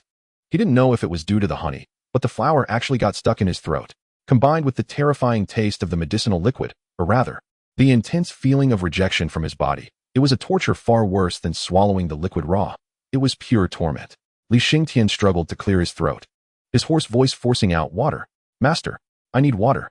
Xingtian quickly handed him a cup of water. After gulping down a few sips to wash down the sticky dough in his throat, Li Xingtian took a few deep breaths and didn't say much more. Although the taste was horrific, the medicinal effect took effect very quickly, and Li Xingtian soon entered a state of cultivation, absorbing the spiritual energy from the spirit stones. It seemed this experimental product didn't work too well. Was it the taste that didn't cover it up? Chu Xingchen pondered slightly, then looked at Li Yingling, who was looking relieved beside him. Li Yingling quickly shook her head and said, "Master, let the junior brother try such good stuff in the future." "But you are his senior sister." Chu Xingchen stroked his chin. Li Yingling's expression was aggrieved. "Master, if you don't want me to live, you could just say so." Li Xingtian's breakthrough went relatively smoothly. As the spirit stones stopped shining brightly, and the sun began to set, the spiritual energy that had been exposed outside instantly solidified within him. He slightly opened his eyes, his breath restrained, and there seemed to be a glimmer in his gaze. The breakthrough was very smooth, with almost no obstacles. His master's pills worked well, especially paired with his own cultivation method. It was even smoother than his previous life's breakthrough to the foundation establishment stage, and could only be described as water flowing smoothly. Chu Xingchen, who was roasting meat for his beloved disciple, noticed Li Xingtian's awakening and looked over. How do you feel? Li Xingtian nodded. Very good. I meant the pills I refined. Also very good, but master, if possible, please don't refine them anymore, Li Xingtian said sincerely. If you must refine, I actually think they could be great for coercive interrogation. They don't necessarily have to be for me and senior sister. Upon hearing this, Li Yingling's eyes lit up, and she raised the skewers in her hand in agreement. Yes. I think the junior brother is right. Chu Xingchen's big hand unhesitatingly patted Li Yingling's little head. Having already reached the foundation establishment stage, he could now fast. But Li Xingtian still walked over and picked up a skewer to eat. He glanced at Ning Qianxian and then said, Master, the plan can begin. Chapter 20. Something's off about this mine. Around the spirit mine of the Qingfeng sect, the master and disciple quietly lay in wait. Li Yingling cautiously looked up, observing the situation below while keeping a close watch on her junior brother, a bit worried. Master, isn't it too risky for the junior brother to do this? Theoretically, you are in more danger than he is. Upon hearing this, Li Yingling looked at her master with slight confusion. Chu Xingchen had his reasons for saying this. Li Xingtian still carried protective talismans that could withstand golden core attacks and had 2 teleportation talismans. If something went wrong, the one who could run the fastest would naturally be Li Xingtian. So purely based on danger level, Li Yingling was actually in more danger. At this moment, Li Xingtian was disguised as a miner, blending into the mine. Just as Li Xingtian had speculated, the core disciples of the Qingfeng sect would hardly pay attention to the number of ants in the mine, whether there were more or fewer. Plus, having mined for a few years, Li Xingtian was quite familiar with the place and blended in smoothly. He was currently pushing a cart, scanning everyone passing by, searching for Ning Qianxian's father. In the dilapidated temple, Chu Xingchen had already sketched a portrait of Ning Qianxian's father based on her description, and its realism had received Ning Qianxian's approval. Therefore, as long as Ning Qianxian's father was still alive in this mine, there would be no chance of encountering someone unrecognizable. Chu Xingchen relaxed slightly. It seemed the backup plan wouldn't be needed for now. Now, they just had to wait for Li Xingtian's signal. Ning Qianxian had no cultivation and was of no use, and she might need to be distracted to take care of her. So it was more suitable for her to stay in the dilapidated temple. Thus, only the 3 of them participated in this operation. Among them, Li Xingtian was the observer, carefully observing the mine while searching for Ning Qianxian's father. Chu Xingchen was the attacker, who would directly hit the spirit stone warehouse guarded by the golden core, drawing everyone's attention to provide cover for his disciple's retreat. Li Yingling would serve as a backup. If there were any special circumstances, she would step in to support. Additionally, if everything went smoothly, Li Xingtian had also devised an ultimate plan to shatter this damn mine and release all the people inside. Although Chu Xingchen was not optimistic about this plan, and letting all these people go might not necessarily be a good idea because the Qingfeng sect would surely track down their whereabouts and then interrogate them. However, Li Xingtian insisted that staying there was a surefire death, and trying to escape was the only way to survive. He was merely giving those people a chance to escape. Besides, those who didn't want to run could simply choose not to. Regarding Li Xingtian's plan, Chu Xingchen suggested a more direct approach. Once they had enough strength, just smash that damn Qingfeng sect. Li Xingtian didn't oppose his master's decision, but nodded in agreement after hesitating. However, it seemed that Li Xingtian thought his own plan was not very reliable. In any case, for now, all plans had to wait for Li Xingtian to send the signal. Only after taking action can one make decisions based on the reality of the situation. It's possible that even Ning Qianxian's father cannot be found. It must be said that pushing this broken cart to transport spirit stones to the mine is something that Li Xingtian absolutely despises. Especially this route, even after years of memory erosion, has experienced more dangerous secret realms than this place. When he set foot on it again, his heart was still not at peace. At this moment, only one thought lingered in Li Xingtian's mind. In his last life, after reaching the nascent soul stage, he should have destroyed the Qingfeng sect at the first opportunity. This damned mine has inflicted wounds on Li Xingtian that are no less than that of that damned evil cultivator woman. Li Xingtian lowered his head, quickly scanning the miners transporting and breaking stones outside, but did not find Ning Qianxian's father. He was likely mining in the cave and needed to find an opportunity to sneak in. Li Xingtian glanced slightly and secretly made a gesture towards his master. After a brief wait, a sharp sound of a sword cry echoed from afar. The three Qingfeng sect disciples who were chatting nearby suddenly looked towards the source of the sword cry. Two of them quickly got up and ran towards the sound, while the remaining one rang a large bell in the center of the mine. The ringing quickly spread out. Many miners stopped their actions, and a hint of panic appeared on their numb faces. They did not understand what was happening, but it was unlikely to be anything good. The noise rapidly echoed throughout the valley. The crowd began to stir, unconsciously gathering together, and Xingtian decisively mixed in. Soon, two Qingfeng sect disciples came rushing from a distance. They were on high alert on the periphery, and when the bell rang, they quickly rushed towards this place. They swiftly scanned the surroundings, suppressing the agitated crowd. At the same time, a Qingfeng sect disciple inside the mine ran out frantically, followed by many miners. His sharp gaze swept over the panicked crowd, and he shouted sternly, "Everyone, stand in your positions according to your shifts." With this reprimand, the originally restless crowd quickly calmed down and began to look for their spots. Xingtian quickly scanned the crowd that rushed out and soon discovered Ning Qianqian's father. At this moment, he had become almost unrecognizably thin. If it weren't for his qi refining practice, he might have already lost his life. However, at least he was still alive. Xingtian then slightly turned his gaze towards the warehouse, waiting to see if the golden core real person inside would make an appearance. This person was the key to determining how far the plan could go. A quarter of an hour later, the two Qingfeng sect disciples who had gone to investigate returned together, lifting the alarm. Xingtian quickly mixed into the crowd of miners and, under the arrangement of the Qingfeng sect disciples, began to walk towards the mine. However, the anticipated golden core did not appear. An older Qingfeng sect disciple took charge. "We are at a critical moment. We must ensure the normal operation of the mine at all costs. Everyone, stay focused." The other Qingfeng sect disciples quickly cupped their hands in salute. "Yes, senior brother." Having successfully mixed into the mining crowd, Xingtian followed the main group and slowly, then quickly approached Ning Qianqian's father. He then quietly slipped the so-called token that Ning Qianqian had into Ning Kuan's hand. In the dimly lit mine, Ning Kuan's gaze locked onto Xingtian, tightly gripping the cloth-like material in his hand. Xingtian did not look at him, but whispered, "Qianqian." Ning Kuan's eyes brightened, but then his expression changed dramatically, and he hurriedly asked, "She?" Before he could finish, Xingtian raised his hand to interrupt, his gaze sweeping over him. "No matter what happens, stick close to me. What are you all doing? Hurry up." The Qingfeng sect disciple in charge of supervision quickly urged loudly from the side, "If the progress isn't completed, you won't even be able to sleep." Xingtian did not pay any more attention to Ning Kuan, but quickly picked up a pickaxe that had been dropped aside and walked forward. After walking about 10 steps, there was a turn. At the corner, a pale yellow candle flickered dimly. Xingtian looked at the candlelight, and his heart suddenly skipped a beat, a chill running down his back. An extremely ominous feeling instantly spread in his heart. What was wrong with this mine? There hadn't been such a situation when he was mining in his last life. He quickly gripped the teleportation talisman given by his master, cautiously following the crowd around the corner. What came into view was not the mining cave waiting to be excavated, but an extremely eerie and terrifying scene. Chapter 21. Transformed into blood food. Before him was not a narrow vein waiting to be mined, but an open ritual site. With several eerie heads hanging high on the altar, 6 individuals dressed in loose black robes sat cross-legged at 6 positions, absorbing the blood energy from the surrounding blood pools. The altar, stained with blood, was a testament to the many lives lost here. Surrounding the altar was a vast artificial blood pool, directly facing 4 extremely bizarre statues, each with different expressions but seemingly exuding a fierce aura, glaring at the central altar. The blood pool was filled with corpses, both beasts and humans, their bodies desiccated yet emanating dark red energy.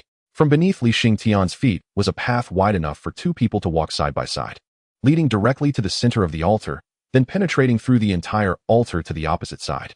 He was shocked, looking around at the people, only to find that everyone seemed completely normal. They still believed they were in a crowded passage, squeezing through a small mining tunnel, heading deeper. Was this a large-scale illusion? Could those in the Foundation establishment stage be immune to such illusions, or was there something that could help him resist this environment? Xingtian suppressed his unease and chose to continue following the crowd for the time being, needing to understand what the Qingfeng sect was truly doing and what existence lay behind them. The plan was likely to be completely overturned upon witnessing this scene. Was the essence of the Qingfeng sect truly that of a cult? Xingtian lowered his head, cautiously following the crowd as he slowly walked past the central altar. After passing through the altar and delving deeper inside, he found the normal mine, where everyone held mining tools and prepared to excavate. The mine still appeared to be a real mining site, but what was that ritual? This question was answered the moment the first miner with a pickaxe began to dig. With each strike, a faint dark red energy floated up from the miner's crown, flowing towards the blood pool. All the miners were the same. Strands of dark red energy gradually gathered, forming a force not to be underestimated. Xingtian's gaze fixed on one miner, suddenly realizing that this dark red energy seemed to be extracted from their spiritual roots. It was not just the miner's flesh and chi being consumed, but even the foundational spiritual roots of their cultivation were being worn down. No wonder those miners looked so emaciated. Working every day while being drained of their flesh, how could they not be skeletal? This was purely the technique of evil cultivators, and it was unprecedented. With such a vast array of formations, Xingtian did not dare to mine, for observation indicated that the blood energy provided was determined by one's spiritual root and cultivation level. If he were to dig, his own cultivation and spiritual root would be drained, and he would definitely not be just a strand of dark red energy, but as thick as an arm. In that case, he would stand out too much among this crowd. He needed to find a way to get out and notify his master. As for Ning Qianqian's father, according to his master's instructions, protecting oneself was the most important principle when the situation was unclear. He could only wish for his safety. Xingtian could sense that the 6 black-robed individuals were around the foundation establishment level. If the necklace given was indeed reliable, breaking out might be a good idea, especially since he had a very good grasp of the situation. On the day he successfully established his foundation, his master had also given him a very suitable divine ability. Moreover, it was an exceptionally high-quality divine ability, seemingly prepared long ago, just waiting for him to establish his foundation. This left Xingtian, who thought he had seen through some of his master's mysteries, feeling that his master had become even more enigmatic. However, after spending time here, this small sect with only 3 members made Xingtian feel incredibly warm. Although the senior sister was a bit mischievous, she treated her junior brother as if he were family. It was true that she would catch beasts for him to practice with daily and urge him to cultivate diligently. While sometimes her gaze seemed a bit disdainful of him, her actions were genuinely heartfelt. As for the master, without going into details, although he sometimes seemed frivolous and unstable, he also possessed a unique charm that appeared somewhat out of place in this world of cultivation, yet was very convincing. Except for that strange alchemy technique he learned from who knows where. When it came to Xingtian, he had nothing to say from the moment they met. The master had selflessly given him opportunities, and rather than saying he contributed anything, it was more accurate to say that the master had been unselfishly giving. If initially, it was due to the debt of saving his life, making it difficult to refuse the kindness of his savior. After spending some time together, Xingtian truly felt that he was willingly joining this small familial sect. From cultivation techniques to divine abilities, Xingtian naturally felt like he had struck gold. But high-quality divine abilities also meant they were extremely difficult to practice. After all, not everyone had a comprehension level as heaven-defying as his senior sisters. However, by simply borrowing some of that might and combining it with the divine abilities from his past life, his combat power should still be considerable. He didn't believe the 6 black-robed individuals in front of him would possess divine abilities either. After scanning the surroundings to confirm, Xingtian still adhered to his old strategy: strike first to enjoy, strike later to suffer. He suddenly tightened his grip on the pickaxe and turned back towards the altar. A guard disciple from the Qingfeng sect immediately noticed Xingtian and shouted, "What are you doing?" Xingtian's face showed a hint of cowardice. As if his legs were weak, he slowly approached the reprimanding Qingfeng sect disciple. I want to go to the restroom." Once he was close enough, Xingtian suddenly erupted, appearing in front of the Qingfeng sect disciple in an instant, and his internal spiritual power surged explosively. The divine ability from his past life, the 9 heavens Xianluo blade, combined with the rudimentary study of the divine ability, the 9 nether blade of slaying immortals, allowed him to replicate a simple sword technique. The pickaxe in Xingtian's hand suddenly transformed into a great sword, and the dark red energy, filled with endless might, struck towards the Qingfeng sect disciple's head. The disciple couldn't react in time, especially facing such a fast divine ability. He felt his whole body freeze, his spirit being intimidated by this overwhelming aura. All he could do was show fear before Xingtian's strike shattered his skull. After the blow, Xingtian cursed under his breath, "Damn it, that took a lot out of me." He felt that nearly half of his internal spiritual energy had been squandered by that one blow. He hadn't expected that merely borrowing a bit of might and technique would result in double the consumption compared to his previous divine abilities. However, the effect was indeed powerful. What Xingtian didn't expect was that as he mobilized his internal spiritual power, he seemed to vaguely sense the energy of the water pool. Before he could continue to perceive it, the 6 black-robed individuals suddenly rose, their figures swiftly turning towards Xingtian. One of the black-robed figures roared in a hoarse, indistinguishable voice, "Where did this little brat come from to cause trouble?" still in the foundation establishment stage. Today, let him become our blood food.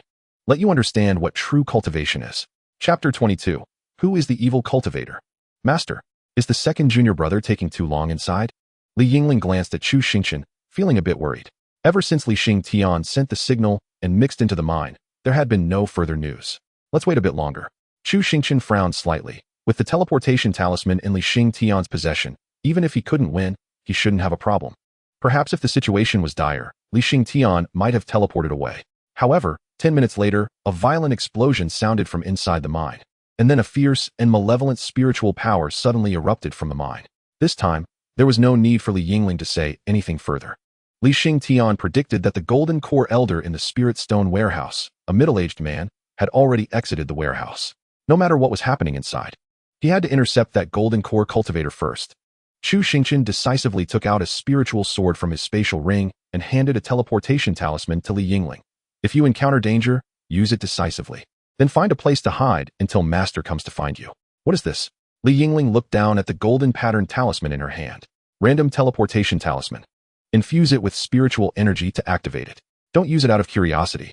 Chu Xingchen took out a mask and put it on, adding, stay calm and pay attention to your safety. What should I do now? Just like Li Xingtian's plan, try to assist him, but ensure your own safety. Especially if you see someone you can't handle, don't hesitate to run first. Li Xingtian has this talisman too, so don't worry about him. After that, Li Yingling saw Chu Xingchen's figure instantly vanish before her eyes, transforming into a rainbow of light. 3,000-week water sword. A stream of sword energy transformed into water dragons, attaching to the sword body. The entry-level divine ability was still a divine ability, combined with Chu Xingchen's exceptional evasion technique. And it was a surprise attack. However, the formations and instruments laid out inside absolutely could not be compromised, and she felt anxious at that moment. Facing Chu Xingchen's sudden killing move, when the Elder noticed, there was no time to resist. The Elder could only exhaust his internal golden core to force up a barrier. But it seemed he couldn't even withstand it for a moment. That sword strike was like tearing through time and space, and in an instant, the breath of death followed that boundless sword intent. The Elder's gaze fell upon the sword-wielding figure, dressed in tattered clothing, with a demon mask covering his face, revealing eyes devoid of joy or sorrow. With no way to evade, the Elder could only forcefully turn his head to avoid being decapitated by that sword. But he couldn't escape. The sword pierced his heart, and the immense spiritual power mixed with a torrent-like sword energy crazily destroyed everything within him. With just one strike, half of his body along with his heart was reduced to blood mist. However, the Elder also took advantage of this to escape the attack range, hurriedly retreating. Chu Xingchen did not pursue, but stopped, his gaze fixed on the Elder before him. The golden core was not the nascent soul, with his heart shattered. He should not survive. Yet this Elder appeared to be unscathed, which seemed somewhat sinister. He decided to check the system for information first. Mo-chun. Cultivation level, mid-golden core. Blue trait, acquired demon body. White trait, tough skin and thick flesh. White trait, cleverness. Black trait, heart demon invasion. Acquired demon body. Chu Xingchen frowned slightly. It seemed there was more to the Qingfeng sect than met the eye. The Elder stood still, a hint of relief on his face, as black-red spiritual energy suddenly erupted from within him, rapidly devouring the unaware qi refinement miners around him. He quickly absorbed them as blood food, transforming them into energy, swiftly restoring the half of his body that had been destroyed in that attack. That previous strike had broken through the protective barrier of his golden core. And that sword technique, seemingly as natural as heaven, was clearly a divine ability. Cultivators with divine abilities and those without were simply not on the same level. Mo-chun quickly spoke, fellow Taoist. There must be some misunderstanding. This is the Qingfeng sect's mine. Chu Xingchen replied calmly, an evil cultivator's sect mine. It's my duty to act on behalf of heaven. At this moment, the nascent soul ancestors within the sect would also be rushing over. Mo-chun quickly clasped his hands. Our Qingfeng sect is a righteous cultivation sect certified by the Southern Danzhou Immortal Alliance. How can it be called an evil cultivator's sect? Seeing Mo-chun cupping his hands, Chu Xingchen felt a surge of joy in his heart. Damn it, the villain really dies from talking too much. What kind of mind thinks they can keep talking to him? If chopping the body isn't effective, then chop the head. But you... Chu Xingchen opened his mouth to speak, his sword in hand never stopping, his figure darting forward as if he had appeared before Mo-chun in an instant. The sword energy swirling around the spirit, sword like flowing water. This strike was aimed directly at Mo-chun's head without hesitation. However, unexpectedly, the strike missed. Mo-chun suddenly released a dark red blood mist that enveloped the surroundings. The aura that Chu Xingchen had locked onto suddenly vanished, or rather, the locked aura had transformed into that cloud of blood mist. Chu Xingchen quickly expanded his spiritual barrier to isolate the blood mist, as he didn't know what it was. At this moment, he couldn't care less about the consumption of spiritual energy. The spirit sword in his hand suddenly burst forth with radiant spiritual light, and threads like flowing water surged from the sword body into the blood mist, sharply cutting through all connections with the mist. Isn't my friend the evil cultivator sneaking an attack? Mo Chen's angry voice came from within the blood mist. If it weren't for his precautions, that strike just now might have really decapitated him. My heart is bright. What more is there to say? Mo Chen knew he couldn't maintain the blood mist any longer. Otherwise, it would mean slow death, and hurriedly solidified his form again. At this moment, Mo Chen's eyes were blood red, fixed intently on Chu Xingchen. This kid was bullying him just because he didn't know any divine powers. Chu Xingchen's expression was calm. How could a late-stage golden core cultivator lose to a mid-stage one with divine powers at hand?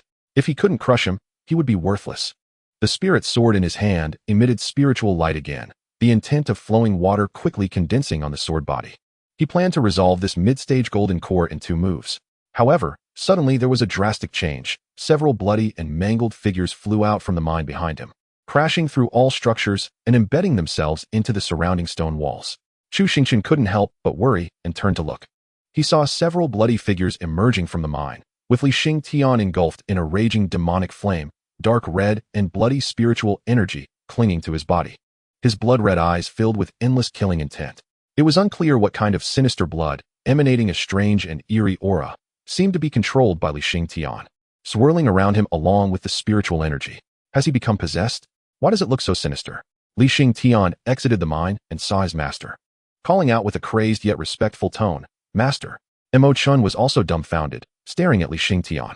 He had never seen this person before, and the one he addressed as master was definitely not him. So he was calling the masked man who claimed, "My heart is bright." No, among all present, your disciple is the most sinister, and you still dare to call yourself "My heart is bright"? Mo Chen pointed at Xingtian in indignation. You all are the real evil cultivators, aren't you? Chapter 23. Thoughts reach out. A sword intent like a waterfall surged towards the elder like a tsunami. Now, the situation of the second disciple looked grim, no matter how you looked at it. It seemed problematic. From any angle, time was not on his side. After all, his disciple was still at the Foundation establishment level, even with a teleportation talisman for protection. It wasn't entirely safe. The correct strategy now was to end things quickly. Mo Chun was greatly alarmed, feeling all his energy was locked on, and facing that terrifying sword. He felt the ominous sign of death flashing above him. Master, wait. Leave him alive. Xingtian suddenly spoke at the entrance of the mine. After a moment of hesitation, Chu Xingchen withdrew his strength just in time. The sword energy slightly deviated, not striking down the elder's terrified head. Seeing his master holding back, Xingtian breathed a sigh of relief, then dashed straight towards the elder, suddenly unleashing blood-colored spiritual energy that pressed down on the elder's head. Although Chu Xingchen's sword did not claim the elder's life, its power was still substantial. The elder, facing Xingtian's rushing figure, did not even have the strength to raise his hand. He could only let Xingtian press down on his head.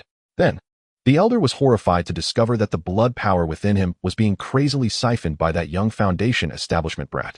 Foundation establishment absorbing golden core? Such a thing was unheard of. Although it was partly due to his serious injury, Elder Mo Chen clearly sensed that it was a suppression from the cultivation method. This kid's cultivation of evil methods was even more sinister than his own. This was something even evil cultivators would absorb. Chu Xingchen watched as his disciple began to absorb the elder's blood power like an evil cultivator. Both of them were enveloped in dark red blood energy. And Chu Xingchen couldn't help but frown and ask, "What's going on?" Xingtian could only slightly turn his head to look at his master and explain, "There's an evil cultivator's array here. They used to absorb the blood energy of those miners to practice their evil skills." Chu Xingchen tightly gripped his sword, glaring at Xingtian, and said impatiently, "I'm asking about you. What is your situation?" "Me." Xingtian was taken aback, then lowered his head to see the abundant blood energy in his spiritual energy, suddenly realizing, "I'm fine. It's just that your cultivation method seems to interact with those blood pools as well." Speaking of this, Xingtian's expression became a bit abnormal. After all, he had never heard of any righteous sect's cultivation method being able to interact with an evil cultivator's array. Moreover, the cultivation method he was practicing now even took precedence over those evil cultivators. Wouldn't he end up creating a sea of corpses and rivers of blood whenever he made a move? However, time was tight, and it wasn't the moment for digging deeper. Chu Xingchen quickly spoke. As long as you're fine, the reinforcements on the opposite side are probably arriving soon. What's the situation? Xingtian quickly sensed that the spiritual energy within him was rapidly replenishing, and his cultivation was soaring as the method operated. Chu Xingchen nodded slightly, then dashed towards the warehouse. The other Foundation establishment disciples of the Qingfeng sect had long fled when their elder was struck down by a sword. At this moment, no one came to stop Chu Xingchen, who kicked open the warehouse door. The scene that came into view stunned Chu Xingchen for a moment. The number of spirit stones in the warehouse was decent, but there was an array inside that nourished these spirit stones with the blood energy coming from the mine. The spirit stones before him were no longer the usual light blue, glowing with spiritual energy. Instead, they were a pale red, emanating a bloody scent. If these spirit stones were taken out, wouldn't they be beaten as evil cultivators on the spot? What were these people thinking, degrading spirit stones of all things? But he couldn't care about that for now. With the thought of having come this far, Chu Xingchen stuffed all the spirit stones in front of him into his spatial ring. The ring was soon filled to the brim. And after casually picking up a couple more spirit stones to tuck into his pocket, he didn't continue to be greedy. Upon exiting, Xingtian had already dealt with Elder Mo Chun. At this moment, Elder Mo Chun looked like a desiccated corpse, his skin stretched over bones. Chu Xingchen observed that Xingtian's cultivation had already reached the mid-stage of Foundation establishment, catching up to Yingling's pace. Now, Xingtian was preparing his first plan. He was setting up the simplest teleportation array, simple to the point where the destination couldn't be determined. And the range of teleportation was also uncertain. Chu Xingchen tossed a few blood-red spirit stones from his spatial ring to Xingtian to provide spiritual energy for the array. Just then, Yingling walked out of the mine, dragging someone along. Yingling also wore a ghostly mask, holding Ning Qianxian's father, Ning Kuan, in her hand. As Yingling emerged, several miners followed closely behind her from the mine. You have also seen that staying here is undoubtedly death, just a matter of time. Xingtian continued without stopping his actions. I have now drawn a teleportation array. How far this array can teleport and where it can send you is uncertain. It is very likely that you will still be caught by the people of the Qingfeng sect. You can naturally choose to stay. I do not force you. But this opportunity is only once. Think carefully. Those willing, step into the circle. Xingtian's voice utilized spiritual energy, clearly reaching the ears of the group of miners. All the miners looked at the scene before them with a hint of confusion. However, among them were also some sharp-witted individuals. Just now, during the battle in the mine, the spiritual energy swept through, shattering the illusion array at some point. As the illusion faded, the group of miners naturally saw the bloody pool and the blood being drawn from their own bodies. How could they not understand that being a beast of burden here was one thing, but in the end, they would still be drained completely by those from the Qingfeng sect? Among the miners, someone spoke excitedly. Thank you, benefactor, for saving my life. I have no way to repay you. Xingtian did not speak, but continued to lower his head to finish drawing the last part of the array. He placed various spirit stones into the array's base. The array suddenly burst into brilliance. Xingtian took a deep breath. Don't thank me. It's just an opportunity. Don't be a bystander. For some reason, when he saw that group of people, Xingtian always thought of his brothers from the same village. Those who wore the same pants. He had died here. Then he couldn't help but self-mockingly smile. Xingtian did not know why he wanted to save them. But isn't cultivation about having a clear thought? If you want to do it, just do it, whether for inner comfort or to remember his past brothers. Ultimately, it was something he wanted to do in his heart. Then he glanced at his master. His master just gently nodded at him. Chapter 24, Long-Term Planning Mining Area. Even though the people from the Qingfeng sect hurried, they were ultimately one step too late. When the group of Golden Core elders led by Shang Wanhong arrived, the mining area was already nearly empty. The 5 Golden Core elders hovered in the air above the mining area, their divine senses quickly spreading out to scan. It turned out that the teleportation array Xingtian mentioned was indeed very unstable. With just a sweep of their divine senses, they found that several miners were still within their range. One elder quickly spoke up. There are still miners who have not escaped. You go chase. I will search here myself, Shang Wanhong said with his head lowered and a calm voice. All right. The other elders understood that for Shang Wanhong, this was his only opportunity to break through to the nascent soul stage. He probably looked calm on the surface, but his heart was likely already filled with rage. He was the least hopeful for something to go wrong here. Leaving this to Shang Wanhong might be the best choice. Shang Wanhong flew down and, upon stepping onto the ground of the mining area, immediately saw the elder Mo Chun, who had been drained to a husk. He slowly extended his hand to carefully check Mo Chun's condition. Soon, Shang Wanhong quickly concluded that elder Mo Chun had been drained by someone.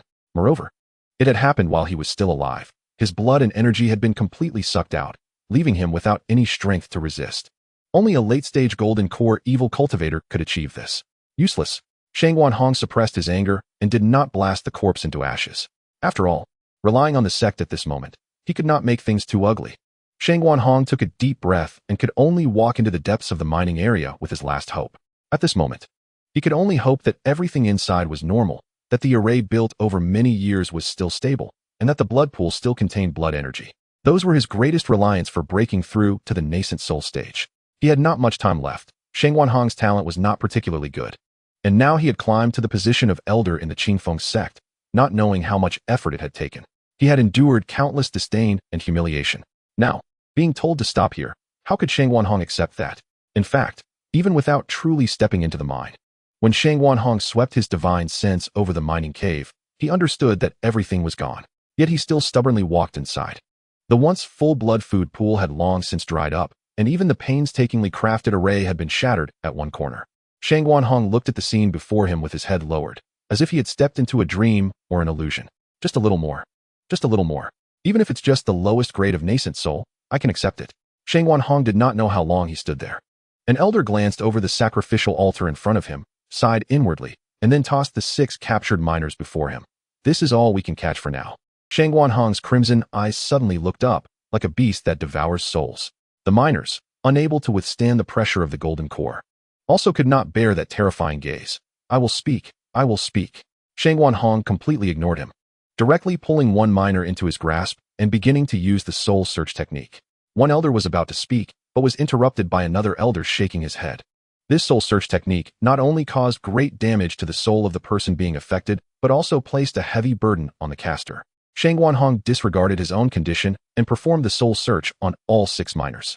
As he completed the soul search on the last miner, Shang Wanhong suddenly spat out a mouthful of blood. The top evil cultivator can control the blood food pool water. Shang Wanhong gently wiped the blood from the corner of his mouth. There is also a man and a woman wearing masks. And that man's cultivation is at least late-stage golden core, with a technique as well. That man's methods do not look like those of an evil cultivator, but it is hard to say whether it is an illusion. Shang Wanhong took out a brush and quickly drew the only face that appeared in the miners' minds from memory. In the drawing, there was a middle-aged man with a beard, looking dull. When Li Xingtian blended into the mining area, he had long prepared a disguise. They acted swiftly with a clear purpose. Shang Wanhong added, this face may not even be their true appearance. Late-stage golden core? And a technique? One elder frowned slightly and said, now the nascent soul ancestor is in seclusion, and the Qingfeng sect has no techniques. Even if we find them, we may not be able to do anything to them. Moreover, there are 3 of them. If the other 2 are also golden core and have techniques, even if we 5 encounter them, we are probably not their match. According to your soul search, they are perhaps just evil cultivators, and their purpose is probably just for some small gains, not that they are truly seeking our lives. Making a big fuss may backfire. After all, we can't afford to be seen. Shang Wanhong's crimson eyes suddenly turned to the elder who spoke. But after a long time, Shang Wanhong slowly opened his mouth. You are right, but what we must do cannot stop here. The damage to this array base is not serious. Repairing it is not difficult. As for those blood foods, we must capture them fiercely. Faced with Shang Wanhong's proposal, the other 4 elders fell silent. In the past, doing some small actions required careful concealment, but they had also been caught by other evil cultivators who were quicker. Now to capture people in such a grand manner would inevitably lead to exposure. They just wanted to use Shang Wanhong's plan to assist their own cultivation, hoping to climb to the nascent soul stage. But they did not want to gamble their lives and reputation here. Unlike Shang Wanhong, who was nearing the end of his years, they at least had a longer lifespan than him. But facing the clearly furious Shang Wanhong, their silence was the greatest wordless rebuttal. Brother Pei, have you forgotten that I saved your life? Brother Zhao, your spiritual root talent is not as good as mine. And being a golden core early stage elder is your ultimate goal? On the path of the great Tao, do you not want to continue to advance further? Brother Li, my little daughter, Brother Wang. Shang Wanhong's gaze swept over the 4 elders. A smile that was not a smile on his face. Do you truly think that if you stop now, you will be safe and sound? Little do you know, on the path of cultivation, it is all about life and death. Elder Li could no longer hold back and spoke first. From now on, these matters must be carefully planned and considered for the long term. Chapter 25, Time to Run. As for the future of the mine, it no longer concerned Chu Xingchen, who was far away. Day and night, Ning Xianxian, who was in the dilapidated temple, heard the commotion and hurriedly walked out. She saw 4 people, especially the man carried on Li Xingtian's back. Although Ning Kuan was wearing tattered clothes and had become much thinner, Xingtian recognized her father at first glance. She quickly knelt down and kowtowed to Chu Xingchen, unable to hold back her tears. "Thank you, great immortal. Thank you."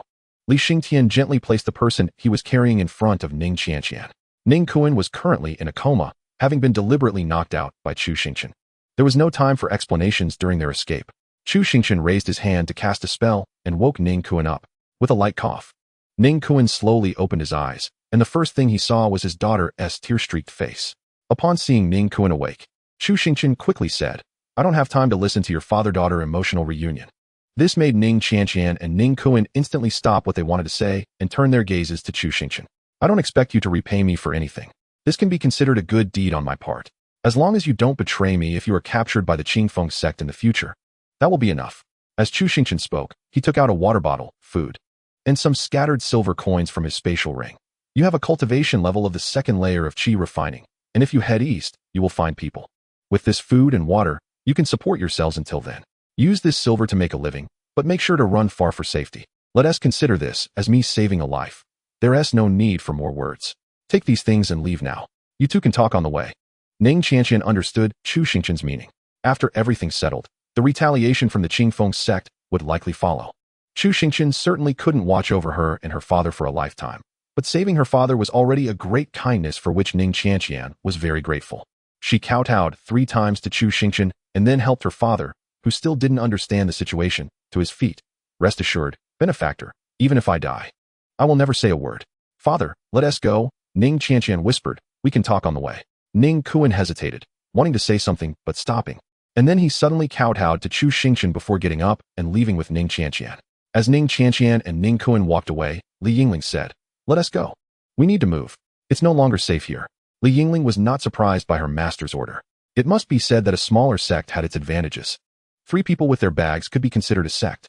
They could go anywhere, even to the ends of the earth. She merely cast a lingering glance at the small wooden house she had just built and the array foundation pit she had just dug. One was built in vain, and the other was dug in vain. With a slight sigh, Yingling walked towards the small wooden house to start packing her things. Xingtian stood still. He had nothing to take. He hadn't brought much when he came. Chu Xingchen shot him an irritated glance and said, "If you have nothing to take, then go help me pack. Don't leave behind any pots and pans. Those cost me quite a bit." "Yes." Xingtian complied and walked into the dilapidated temple to start packing the pots and pans inside. Chu Xingchen quickly began to leave false traces here. He had previously stayed here because he had offended the minister of the Xuanwu kingdom and wanted to avoid trouble. Now that he no longer needed to fear the minister of the Xuanwu kingdom, he was sure he couldn't summon any nascent soul experts below the nascent soul level. With Yingling's hard-earned abilities and his flawless golden core, saying he was invincible below the nascent soul level was not an exaggeration. The threat now came from the Qingfeng sect. He feared that the nascent soul ancestor of the Qingfeng sect would come after him. Although Chu Xingchen was confident he could escape the pursuit of the Qingfeng sect's nascent soul, he couldn't guarantee his disciples' safety 100%. It was prudent to take precautions rather than gamble on known dangers. Anyway, Chu Xingchen had already planned to run after completing this job. He had long grown uncomfortable living in this dilapidated temple. The location was poor, and the spiritual energy was somewhat exhausted. Chu Xingchen had never intended to turn this place into a sect's base. It was merely a temporary stop. It was a sparsely populated area, and having Xingtian come to him was already a stroke of luck. He couldn't just wait here for the next blind rabbit to stumble in, could he? After all, the information about his sect was fabricated, and even if Xingtian was captured, he had already confessed everything. The Qingfeng sect might not continue to investigate under the pretext of the Zhongzhou sect's intimidation. Yingling had not brought much. She came over with a small bundle. After Chu Xingchen quickly created false traces, he looked at Yingling and asked, "Where do you want to go?" Yingling suggested, "How about a beautiful mountain and water place?" "Good suggestion. I'll remember that." Chu Xingchen perfunctorily nodded. Yingling could tell from her master's perfunctory tone that her suggestion had been rejected. At this moment, Xingtian also came out with a large backpack. "Master, I've brought all the valuable things. It's a bit inconvenient to carry the cheaper items." Since Chu Xingchen's spatial ring was already filled with those blood qi spirit stones, these items could only be carried by his disciples. So, it was fine to bring less. Chu Xingchen's gaze swept over his 2 disciples. They were all looking at him with expectant eyes. He could hardly suppress a smile. After all, Chu Xingchen had run away many times before. To trick the immortal seedlings into becoming his disciples, he had to do a bit of dying, after all. In the past, he had always run away alone. Now, it was great. The whole sect was running away with him. Chu Xingchen shouted, "Good disciples. Let us go. We're running away." Xingtian couldn't hide his smile. "Yes, master." Yingling, on the other hand, was full of anticipation. Time to run. In Yuzhou City, a middle-aged real estate agent introduced a wide river not far away while slightly bending over to open the door of a courtyard house. The agent looked at the three people renting the house. One was an extremely handsome man, though his clothes seemed a bit tattered. He had been leading the way, and the other two followed obediently, suggesting he had the highest status. One was an exceptionally beautiful young girl, wearing a luxurious silk dress and carrying a small yellow package. Curiously observing her surroundings, resembling a noble lady who had never been out of a deep courtyard. The last one was not as good-looking as the first two, and remained silent during the journey. There was a sense of ferocity about him, especially with the large package he carried, from which pots and pans could be vaguely seen. The agent thought for a moment and realized which young master had brought his sister out to experience the world. To ensure safety, he had brought along a strong guard.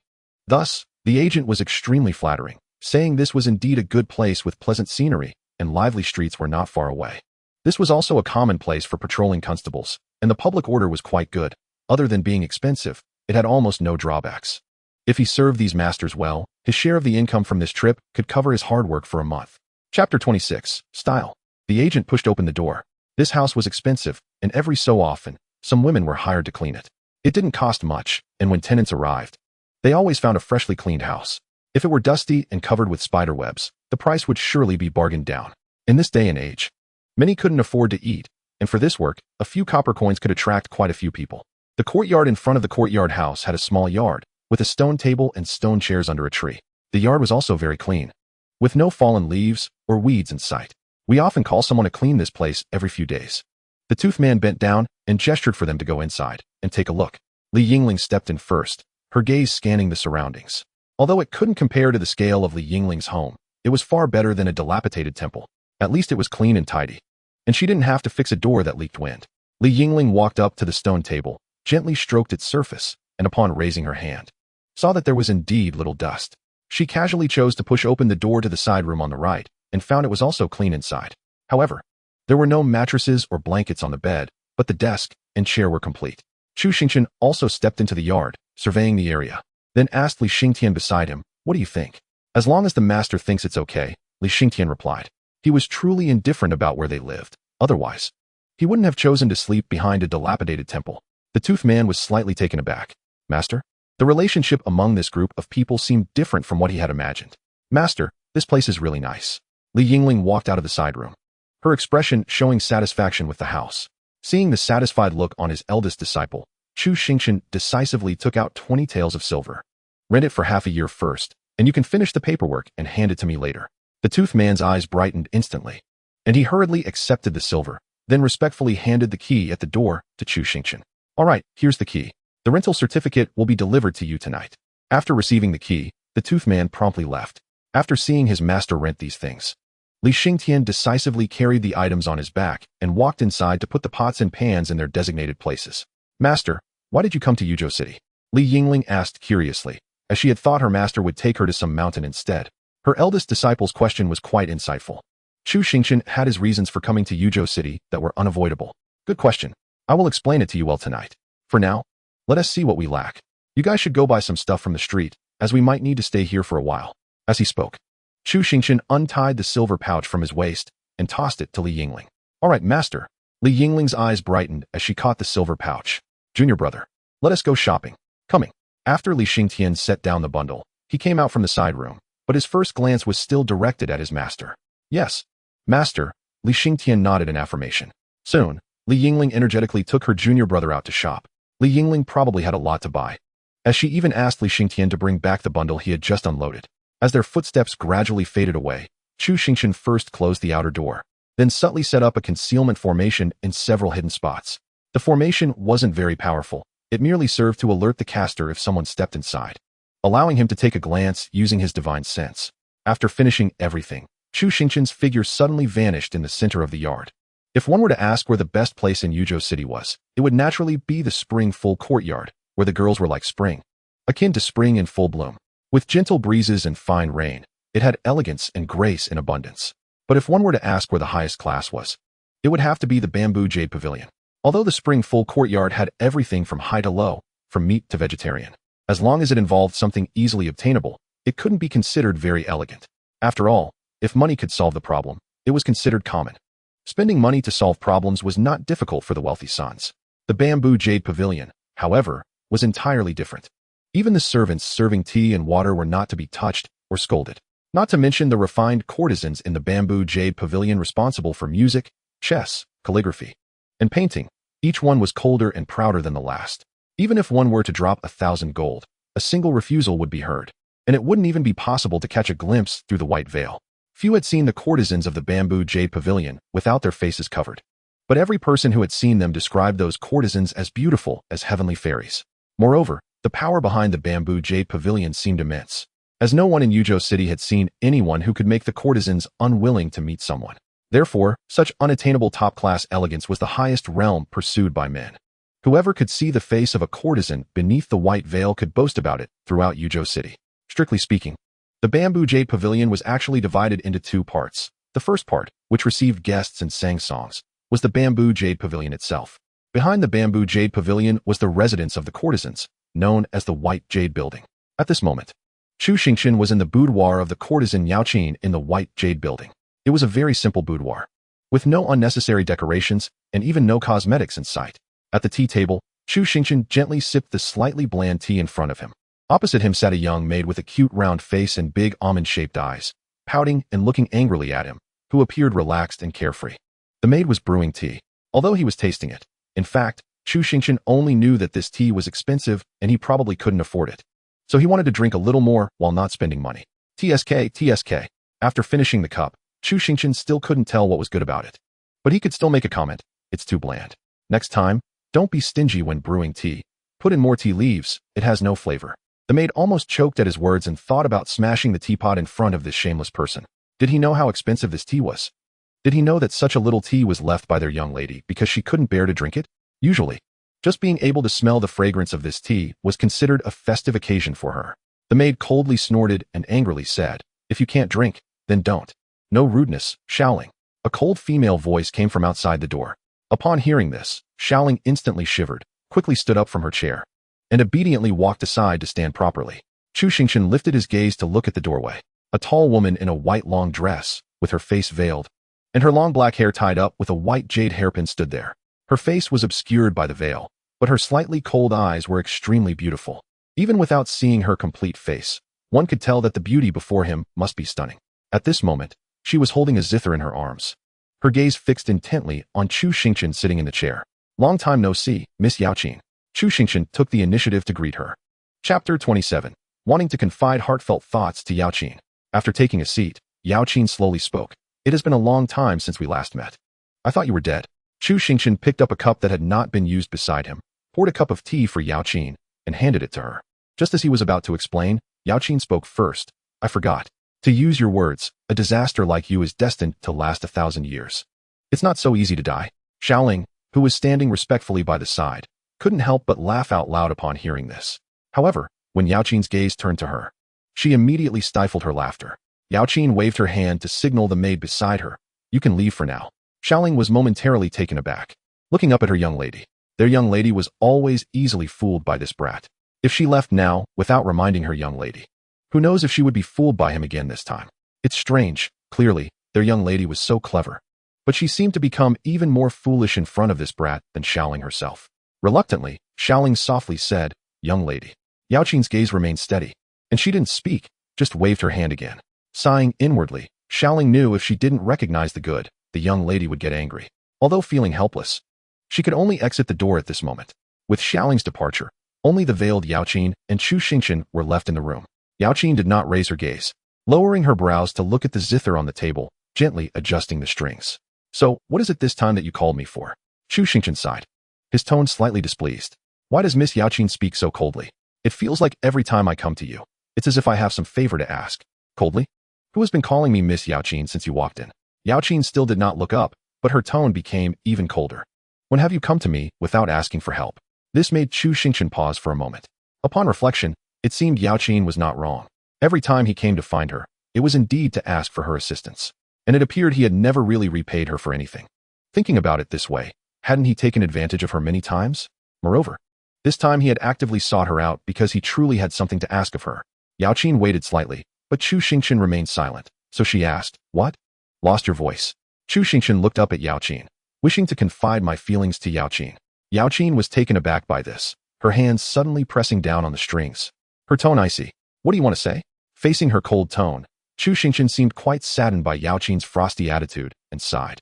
"Wishing to confide my feelings to Yaoqin. Few understand. Who will listen when the strings break?" In Zhu Yuding, money doesn't necessarily guarantee a high status.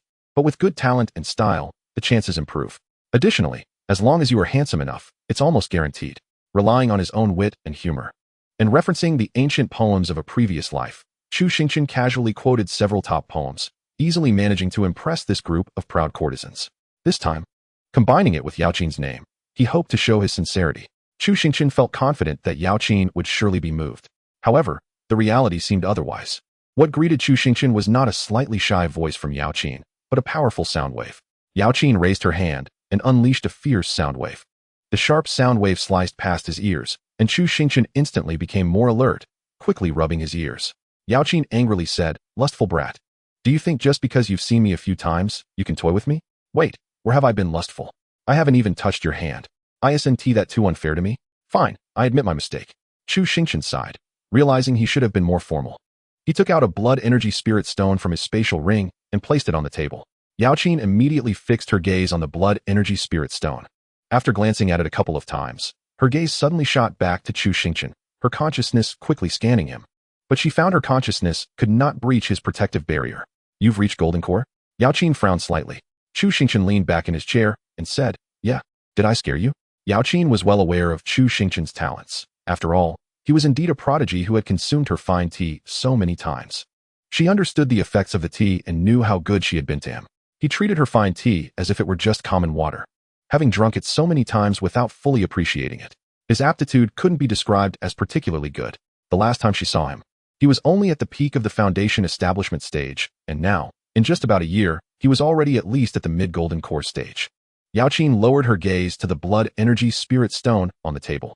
A bad thought suddenly surfaced in her mind. Yaoqin, frustrated with his lack of ambition, said, "Did you go and cultivate evil practices?" Chu Xingchen quickly retorted, "Don't spread rumors. Who in Yuzhou City doesn't know that Langley Bailong is full of righteous energy?" Yaoqin questioned, "Then how do you explain your cultivation level in this spirit stone?" Chu Xingchen exaggeratedly recounted his experiences at the Qingfeng Sect's mine and the situation with the evil cultivators there. "This blood energy spirit stone is what I obtained from the Qingfeng Sect's mine." He gently tapped the blood energy spirit stone in front of him. Yaoqin, upon hearing this, gently grasped the spirit stone, her consciousness probing into it, and indeed, there was a malevolent blood energy contained within. It was a trick of extreme, evil cultivators. Yaoqin asked, "So, you came to me to resolve the issue with the Qingfeng Sect?" Chu Xingchen shook his head, "Not exactly. I just want to know if there's a way to purify this spirit stone." Yaoqin looked at him suspiciously. "Do you have many of these spirit stones?" Yaoqin nodded slightly. "It will take some time, and I can't guarantee that I can resolve it. You can come back and ask me in a few days." "No need. I'll be staying in Yuzhou City for a while, so when you have results, just send someone with a letter to this address." Chu Xingchen picked up a brush and wrote down his current address. Yaoqin lowered her head to glance at the flowing script and the address in Yuzhou City. This was the first time she could accurately know where to find Chu Xingchen. She reached out to take the paper from in front of her and tucked it into her sleeve. "Is there anything else now?" Chu Xingchen stood up and said, "Nothing else. I'll wait for your good news." After saying this, he got up to leave. "Wait, leave the words you just said before you go." "What words?" Chu Xingchen. "All right, I'll write it now." Chapter 28. How did you know this is the wooden fish of a high monk's passing? However, at this moment, the most important issue of the spirit stone was handed over to the old acquaintance Yaoqin. The most crucial matter had been arranged clearly. This was the main purpose of his visit to Yuzhou City. It seemed that the probability of a smooth resolution was quite high. After all, according to Chu Xingchen's speculation, the entire Zhu Yuding was likely linked to a sect of immortal cultivation. When he first met Yaoqin, she was already at the Golden Core level.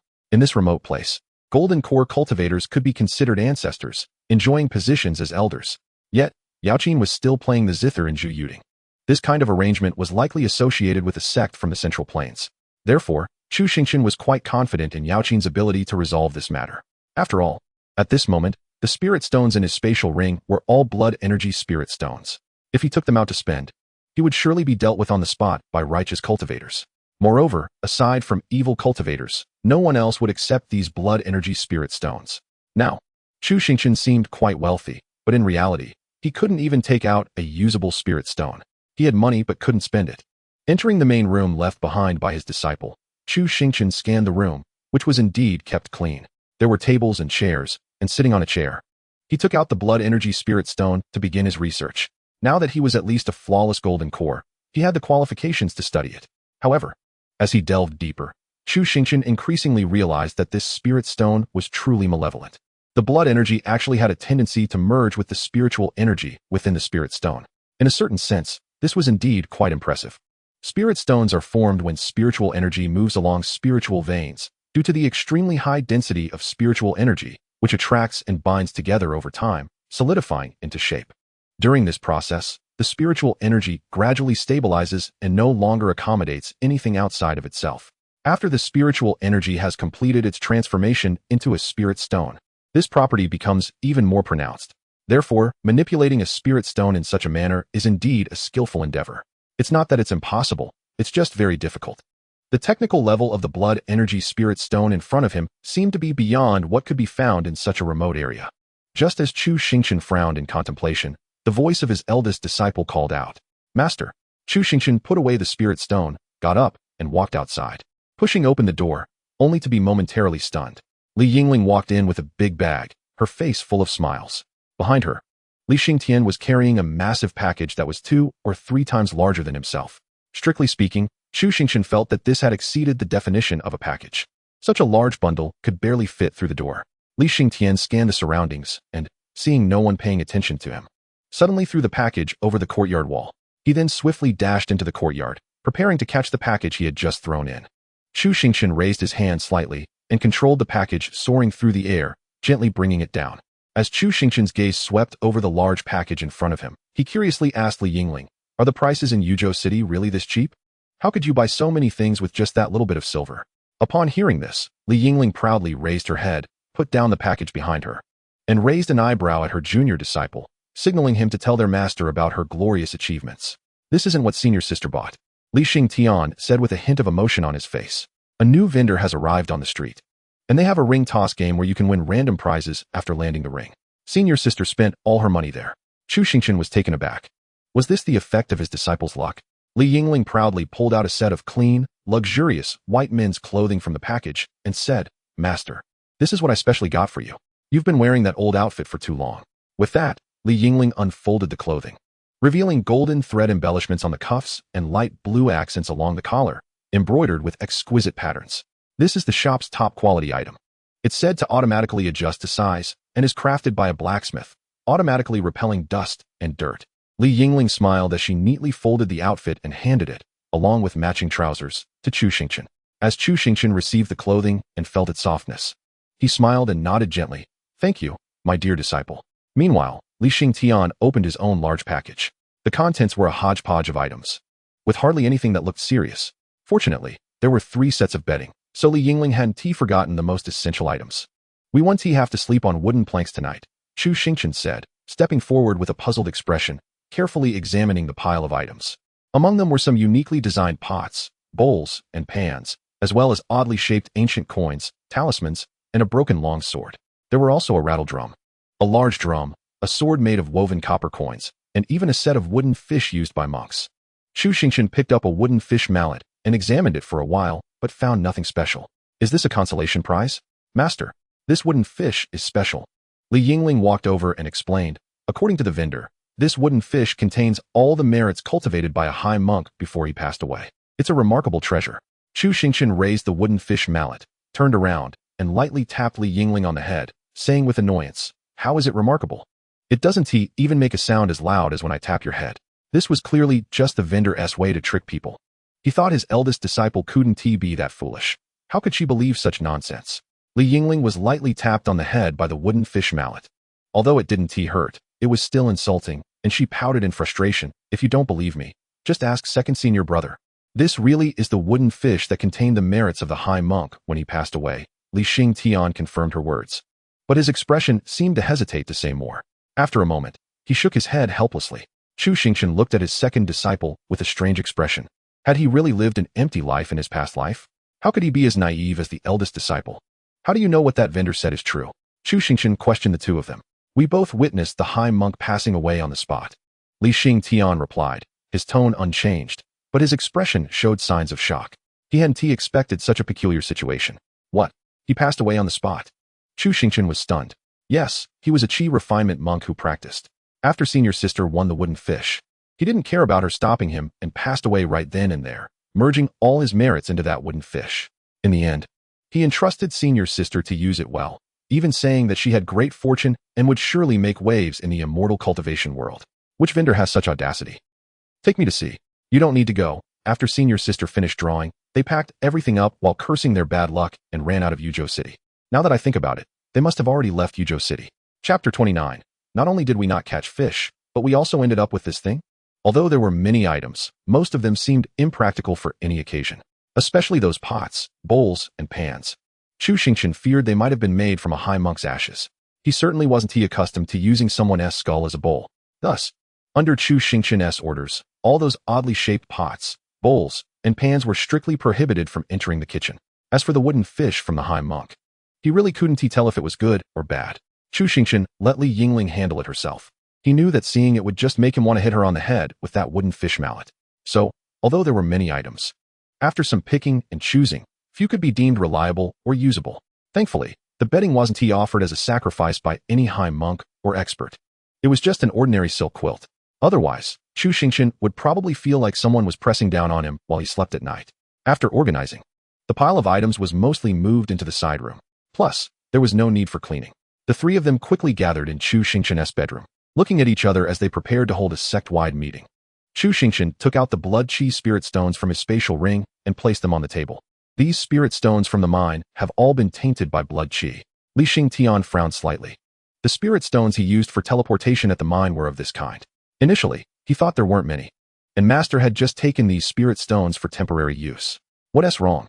Li Yingling picked up a blood chi spirit stone and looked at it from side to side, seemingly finding nothing wrong. Li Yingling was a novice in cultivation. After all, she hadn't practiced for long and was purely relying on her talent to improve her cultivation level. Her knowledge of immortal cultivation was all based on novels and stories. For her, this spirit stone was merely a different color, and she could also sense that the spiritual energy within hadn't decreased. At most, it just had an unappealing color. Chu Xingchen vividly illustrated, imagine if you took this thing out in front of the Demon Suppression Bureau's gate. If you could crawl out, that would mean those useless people were eating soft rice. Upon hearing this, Li Yingling instantly understood. So, Master, our trip to Yuzhou City is to resolve the spirit stone issue? Yes, I've already asked someone to help solve it. Chu Xingchen nodded lightly. Li Xingtian nodded to indicate he understood. Li Yingling had her own little idea. She pouted and looked at her master with pleading eyes. Li Yingling comes from a prestigious family, but being a concubine's child means she isn't favored. In the mansion, she could only gaze at the tall walls of the courtyard, listening to the laughter from outside. Perhaps only Li Yingling herself understands how much she longs to see the fish and dragons dancing outside. She wasn't foolish and hadn't gotten herself into trouble. She was considerate and didn't falter at critical moments. Thank you, Master. Li Yingling beamed with a bright smile. Master is the best in the world. After receiving the title of the best from Li Yingling, the meeting was nearing its end. These blood chi spirit stones were not suitable for Li Yingling to cultivate, as the blood chi within could easily disrupt the cultivation of an immortal practitioner. It might be fine for those with higher realms and mental states, but Li Yingling certainly didn't belong to that category. Therefore, she was assigned to practice her divine abilities more to strive for improvement. Li Xingtian, on the other hand, could cultivate using the blood chi spirit stones since the heart method he practiced seemed a bit sinister. After all, it could absorb blood chi, which sounded somewhat related to evil cultivation. As for the techniques provided by the system, Chu Xingchen couldn't explain them. Anyway, once cultivated, the methods produced by the system should have no side effects, so he shouldn't end up becoming a major demon. Although it might be a bit sinister to cultivate, it shouldn't be too evil in essence, right? Due to Li Xingtian absorbing the blood energy of a golden core cultivator, his cultivation level has now risen to the mid-foundation establishment stage, catching up with his own senior sister's level. As for Chu Xingchen, what is he doing? Naturally, he is openly slacking off. After all, his eldest disciple has extraordinary talent, and the insights he gains into magical powers are equivalent to his own. His second disciple works hard in cultivation, and the spiritual energy he cultivates is as if he is cultivating it himself. Thanks to the rewards from the system, a single spirit stone can be treated as 2 which would be a wasteful act if he were to use spirit stones for his own cultivation.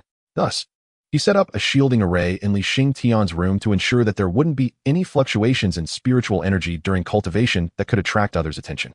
After ensuring that everything was in place, Chu Xingchen felt he had done all he could. In the past, he had to cook to satisfy the appetites of his group of disciples, but now that they were in Yuzhou City, he could simply go out to eat whatever he wanted. He may not have spirit stones, but he still has quite a bit of silver and gold. As a celestial being, he is incredibly poor, yet as a mortal, he is wealthy beyond measure. This is the true depiction of Chu Xingchen. A few days later, with nothing to do, Chu Xingchen decided to engage in some mental cultivation by fishing. Since fishing is not allowed within Yuzhou City, he had to go outside the city to fish.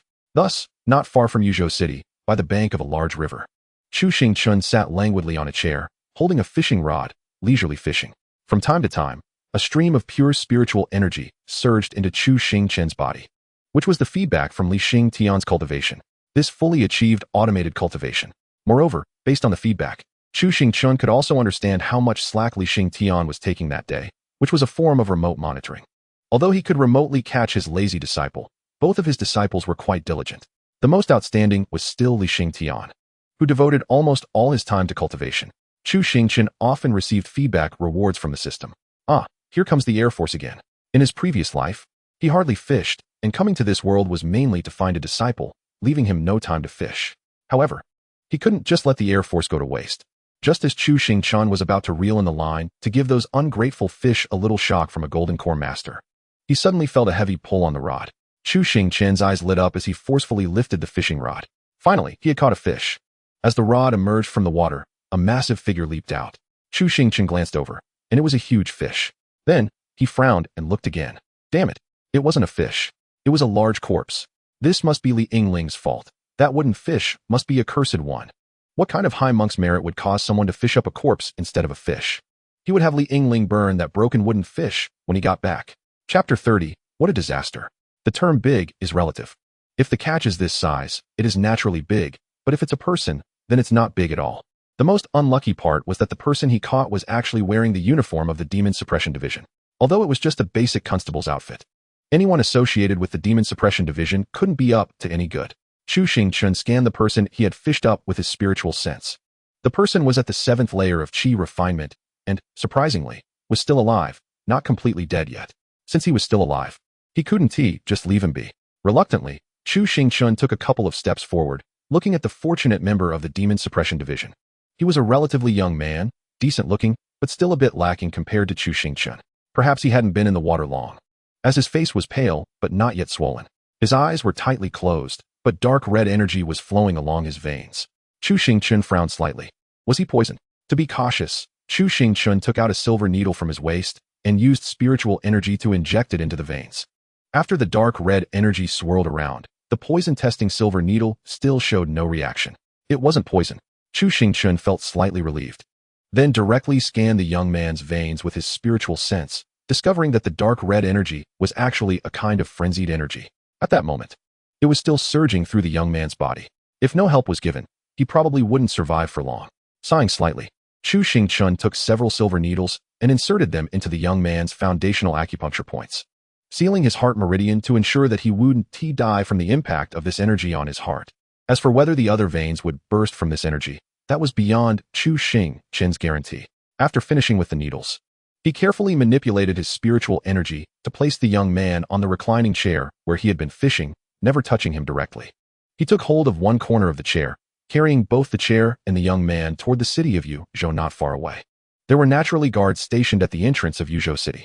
The configuration of Chu Xingchen carrying someone on a chair caught the attention of a group of people, especially since the person on the chair was wearing the uniform of the Demon Suppression Division. Before Chu Xingchen could reach the city gate, 2 guards quickly ran over. Their eyes quickly scanned the young member of the Demon Suppression Division on the chair, who was pale and still dripping wet, with several silver needles sticking out of him. They paused for a moment, not asking any questions, but quickly reached out to touch the young man's neck. Upon feeling a pulse, they let out a sigh of relief. One of the guards, clearly experienced in handling similar situations, swiftly shouted toward the entrance of Yuzhou City. There's a seriously injured member of the Demon Suppression Division here. Send a fast horse to call for help. Soon, a fast horse was seen galloping into the city. This seemed quite experienced, rather than rushing the injured person to the demon suppression division. It was more prudent to have someone from the division come to provide treatment. The guards glanced at the silver needles, then spoke gently. "Thank you, brother, for your help. Please wait here for a moment. The demon suppression division will reward you for saving their people." Chu Xingchen sighed, nodding helplessly. The reward should be genuine. But he was also worried they might think he was the culprit and not let him leave. The trouble in saving people lay here. Seeing that Chu Xingchen was very cooperative, the two guards also felt relieved. After all, someone who could save a member of the demon suppression division must be a cultivator, and since he was willing to cooperate, it was likely a chance rescue. Fortunately, they were indeed saving someone, and the demon suppression division members arrived very quickly, at least faster than the horse. A figure, also wearing the uniform of the demon suppression division, rushed toward the gate at high speed. Chu Xingchen looked up to see a not very tall girl who appeared somewhat young, with her hair tied into two small braids, swaying as she ran. The little healer was carrying a medicine box, her short legs running swiftly. She seemed to be at the 6th or 7th layer of chi refinement. The little healer quickly locked onto Chu Xingchen's side, rushing over and swiftly focusing her gaze on the young man and the silver needles sealing several of his major acupuncture points. The little healer first checked his pulse, and after confirming there was still a pulse, she saw the dark red energy surging violently within the sealed veins. With a faint glow of spiritual energy emanating from her hand, the little healer reached out to touch the raging energy to see what kind of attribute it was. What a fierce energy! The little healer spoke with a soft, childlike tone, but her accent leaned toward the dialect from the Sichuan-Chongqing region rather than the accent of Yuzhou City, suggesting she was from outside. Even though the little healer spoke seriously, it had a strangely cute feel to it. "Did you use these silver needles?" The little healer looked up at Chu Xingchen. Chu Xingchen nodded. "Yes, is there something wrong?" "No, it's very right. If it weren't for your needles, this kid probably wouldn't have made it this far." The little healer said, "Are you also a healer? Can you lend a hand?" "I'm not a healer, but if it's something simple, I can try to help." "Come on, it's not easy to call for help now, and this kid can't hold on much longer. Those foolish men are all clumsy. Just follow my instructions and act accordingly." Although the current situation is under control with the silver needles, the energy within is continuously eroding and destroying the meridians, and the situation remains critical. The little doctor may be small, but she has her own opinions. With her big almond eyes looking at Chu Xingchen, she said, "Your spiritual power should be quite strong. When you pull out the needles later, suppress this energy a bit, and I'll take over and guide it out." Chu Xingchen nodded, indicating no problem. The little doctor then took a piece of balloon flour from the medical box, directly pried open the boy's mouth, and stuffed the balloon flour into his throat. She then picked up a small gourd from the medicine box, pulled out the cork, and a medicinal scent wafted up. "The person is unconscious and can't swallow on their own, so my method works well," the little doctor explained. After pouring a bit of medicine into the gourd aimed at the balloon flour, she pulled out the balloon flour and looked at Chu Xingchen, saying, "You can pull out the needles now." Hearing this, Chu Xingchen gently nodded, extended his hand, and after his spiritual power sealed the meridians along the silver needle, he suddenly pulled out the silver needle. The little doctor seized the opportunity, and a white light suddenly burst forth from her hand. She then lightly tapped the acupuncture points, trying to guide this fierce energy out. Soon, the little doctor felt something was very wrong. On the surface, she could only sense a rough idea.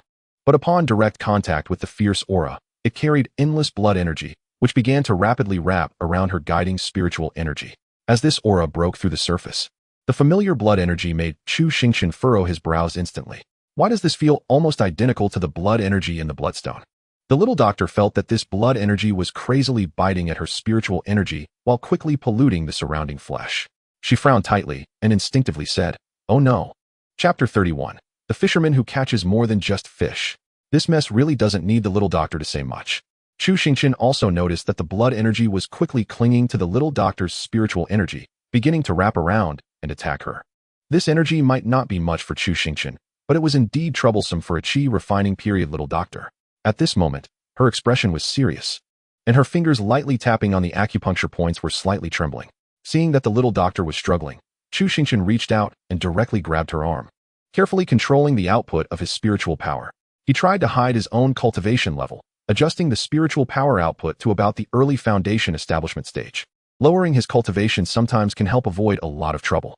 With Chu Xingchen's help, the blood energy was ultimately successfully dealt with by the little doctor. At this moment, she was already sweating, and her expression showed a bit of relief. She looked gratefully at Chu Xingchen and said, "Thank you. Without you, I would have been in trouble." "No need for that. It's just that this silver needle may not be so easy to pull out," Chu Xingchen said with a hint of guilt, my cultivation is insufficient, and I might not be able to pull out all the silver needles. The little doctor glanced at Chu Xingchen again, initially thinking he was just good-looking, but unexpectedly found that his cultivation was quite impressive, at least at the Foundation Establishment level. Foundation Establishment cultivation is already a pillar in Yuzhou City. Even the captain of the demon-catching division is at this level. However, the little doctor didn't think too much about it. After all, this person did save someone, and it was true that he lent a helping hand at a critical moment. As for how to solve the case, it's not something this little doctor should be concerned about. Just treat this kid, and once he wakes up, everything will be clear. After Anian finished her instructions, she showed a friendly smile to Chu Xingchen. All right, Miss Anian. Chu Xingchen slightly cupped his hands. Hearing Chu Xingchen call her Miss, Anian's smile widened even more. After all, those who meet her for the first time tend to see her as a child, and the best they would call her is little sister. You are quite impressive, with a great future ahead. Thank you so much this time. No need, since I have nothing else to do. I'll take my leave now, Miss Anian. You carry on. All right, you can leave now. After receiving permission, Chu Xingchen slightly cupped his hands and then turned around without hesitation to leave. The chair wasn't worth much, so he gave it to the demon-catching division, and as for the fishing rod, Chu Xingchen was too lazy to carry it around. Having hidden it directly at the fishing spot, it was okay this time. There weren't too many complications.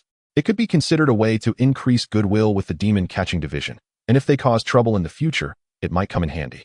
It wasn't a loss. What are you two waiting for? Are you waiting for this kid to breathe his last? Hurry up and help send him to the demon-catching division. Behind, Anian's voice commanding the two guards reached his ears, not to mention anything else.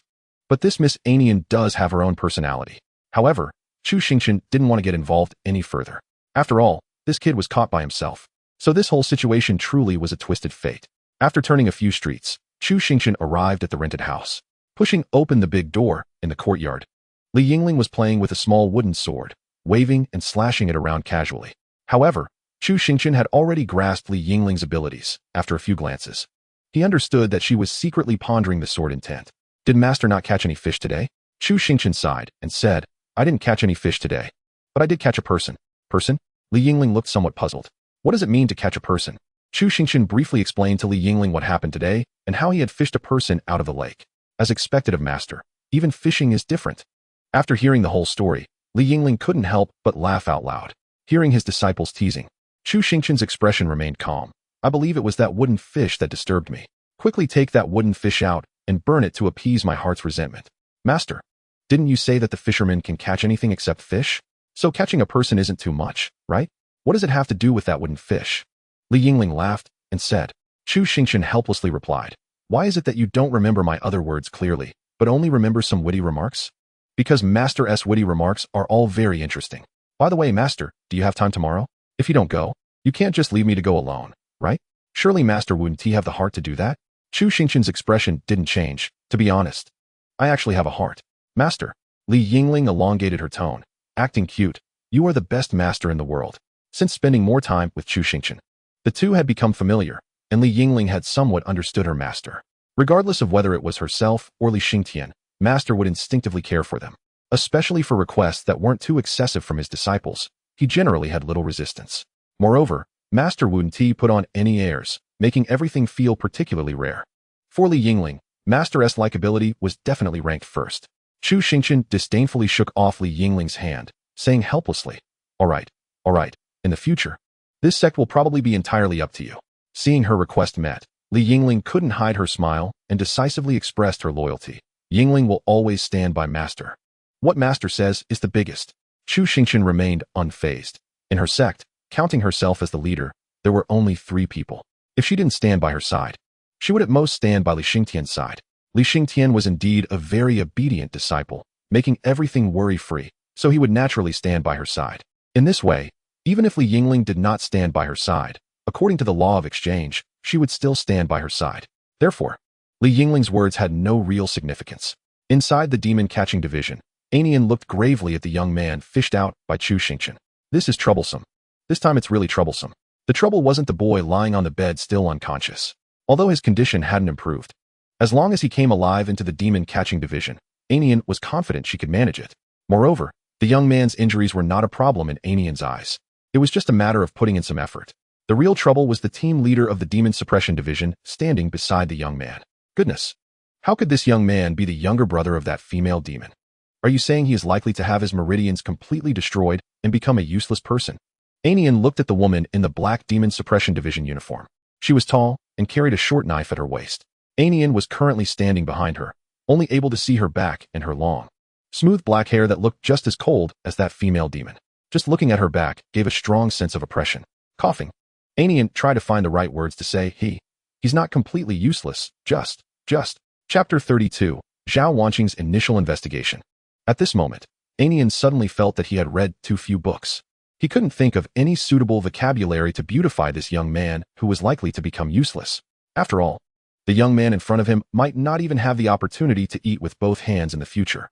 Anian pulled out a silver needle from his left hand. Even with the needle removed, the meridians were on the verge of being completely destroyed. Being able to lift his hand to eat would be considered a testament to Anian's medical skills. As for the other silver needles that had not yet been removed from major acupoints, it was likely that even moving them would be very difficult. The blood energy had already started to stir the meridians. Moreover, it wasn't just the hands and feet that were difficult to move. The lower body was also sealed by the silver needles. Theoretically speaking, this kid whom Anian had never seen before must be a newcomer to the demon suppression division. This female demon was known for her cold demeanor and had never introduced herself to anyone. If she knew Anian was also trying to remove the silver needles from the lower body, wouldn't that be something? And he didn't know what mission they were on. The danger level was certainly not low. At least the kid was still alive, right? In the end, Anian could only comfort the female demon of the demon suppression division in front of him. Zhao Wanqing unconsciously placed her hand on the short knife at her waist. She did not turn around to look at Anian behind her. This comfort seemed to have an adverse effect. She spoke in a cold tone. Did you insert these silver needles? No, but you shouldn't think too much. Without these few needles, this kid would probably have already breathed his last. Anian quickly replied. I've seen it. These silver needles were inserted not long ago. Zhao Wanqing nodded slightly, as if agreeing with Anian's words. Then she pulled out the short knife at her waist and gently pried open the meridians, causing the blood energy within the young man to instantly surge towards the newly arrived spiritual energy. Zhao Wanqing's expression remained unchanged as she took out a talisman from her waist and quickly pressed it onto the blade, absorbing some of the blood energy before putting the talisman away again. She then gently sealed the opening once more. She was not a professional physician and was not adept at dealing with the blood energy strangling the already damaged meridians. Handling this blood energy was not difficult for Zhao Wanqing, but doing so without damaging the meridians was very challenging. She only needed some blood energy. Zhao Wanqing glanced at her unconscious brother one last time before quickly turning to leave. Please take care of him, Dr. Anian. After stepping out of the medical room, Zhao Wanqing headed straight for the archives. Her brother had been assigned to the second team, and she had not communicated with anyone in the demon suppression division. Could it be that someone was taking the opportunity to retaliate against her? Zhao Wanqing quickly searched through her brother's attendance records and soon found the file for this mission, investigating the disappearance of the Wang family villagers. The team leader was an experienced member with good abilities whom Zhao Wanqing had heard of. The demon suppression division was quick to respond.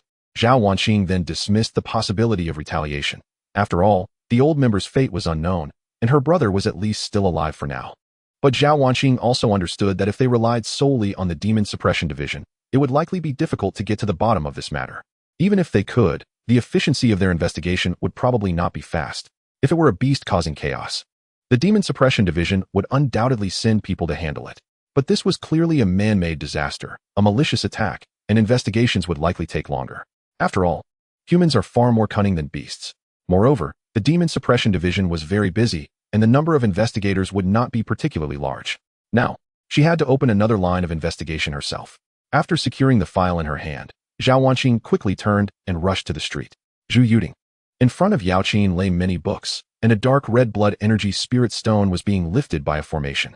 She held a book in her hands, reading carefully while cautiously manipulating the formation, trying to reverse the process of blood energy corroding the spirit stone. However, soon, the spirit stone suddenly burst forth with dark red light, shattering the formation she was attempting to control. Yao Qin looked slightly discouraged. Damn it. Standing nearby and watching this scene, the maid Aling softly advised, Miss, why not take a break? You haven't rested for a long time, and that scoundrel's matter isn't that important.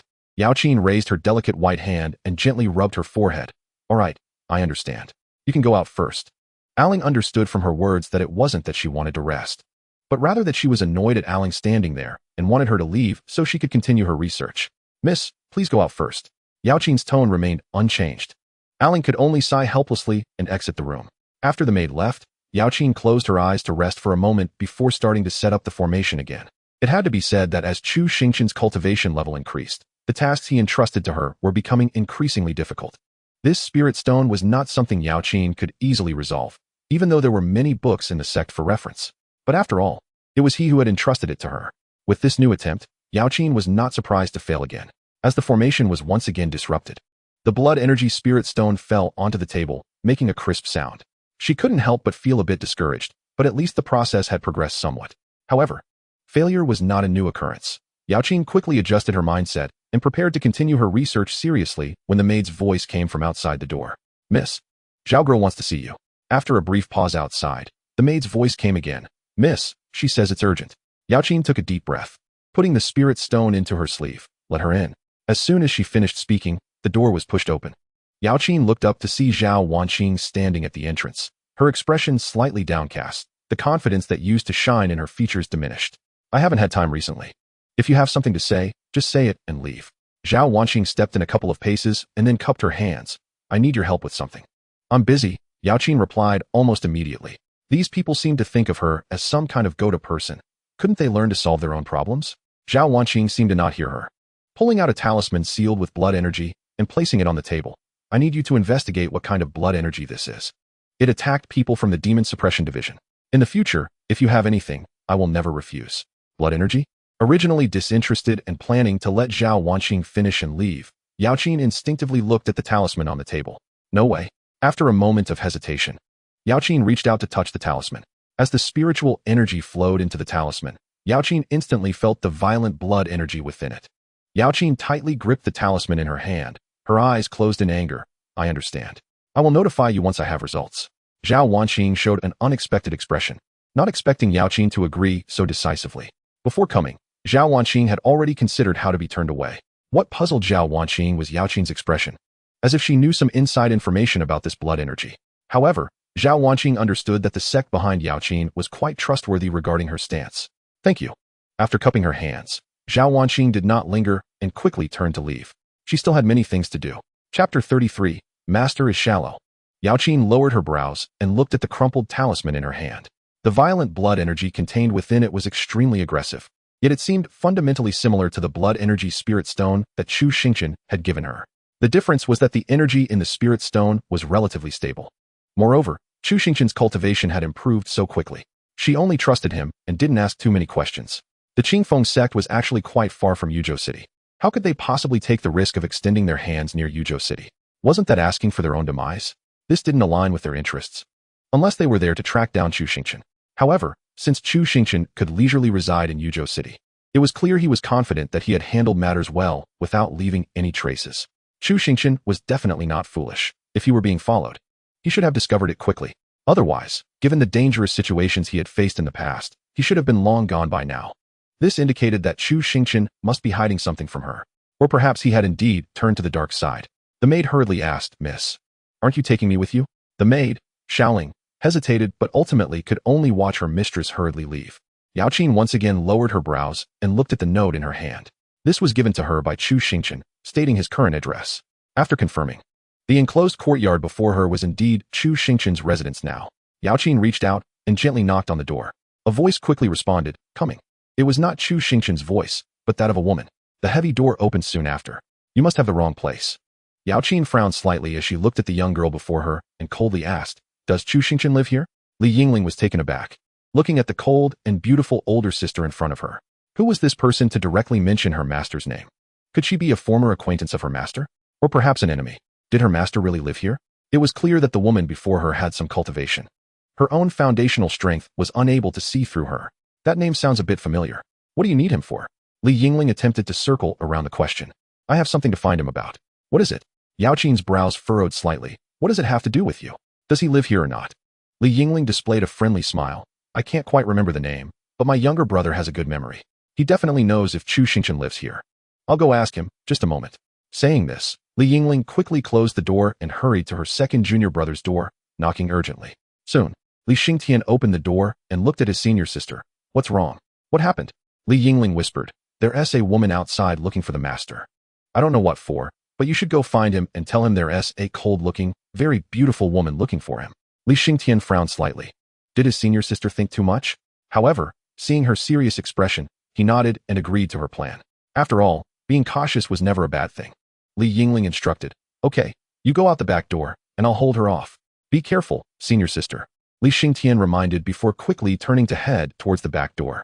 As for where their master was now, Xingtian probably knew. Every time his master went out, he would inform his disciples where he was going so that they could find him if anything happened. At this moment, his master was likely at the brothel listening to music. Ever since his master caught a corpse, he had decided to change his method of training his mindset. However, Xingtian didn't understand what listening to music at a brothel could train in terms of mindset. What was so good about listening to women sing?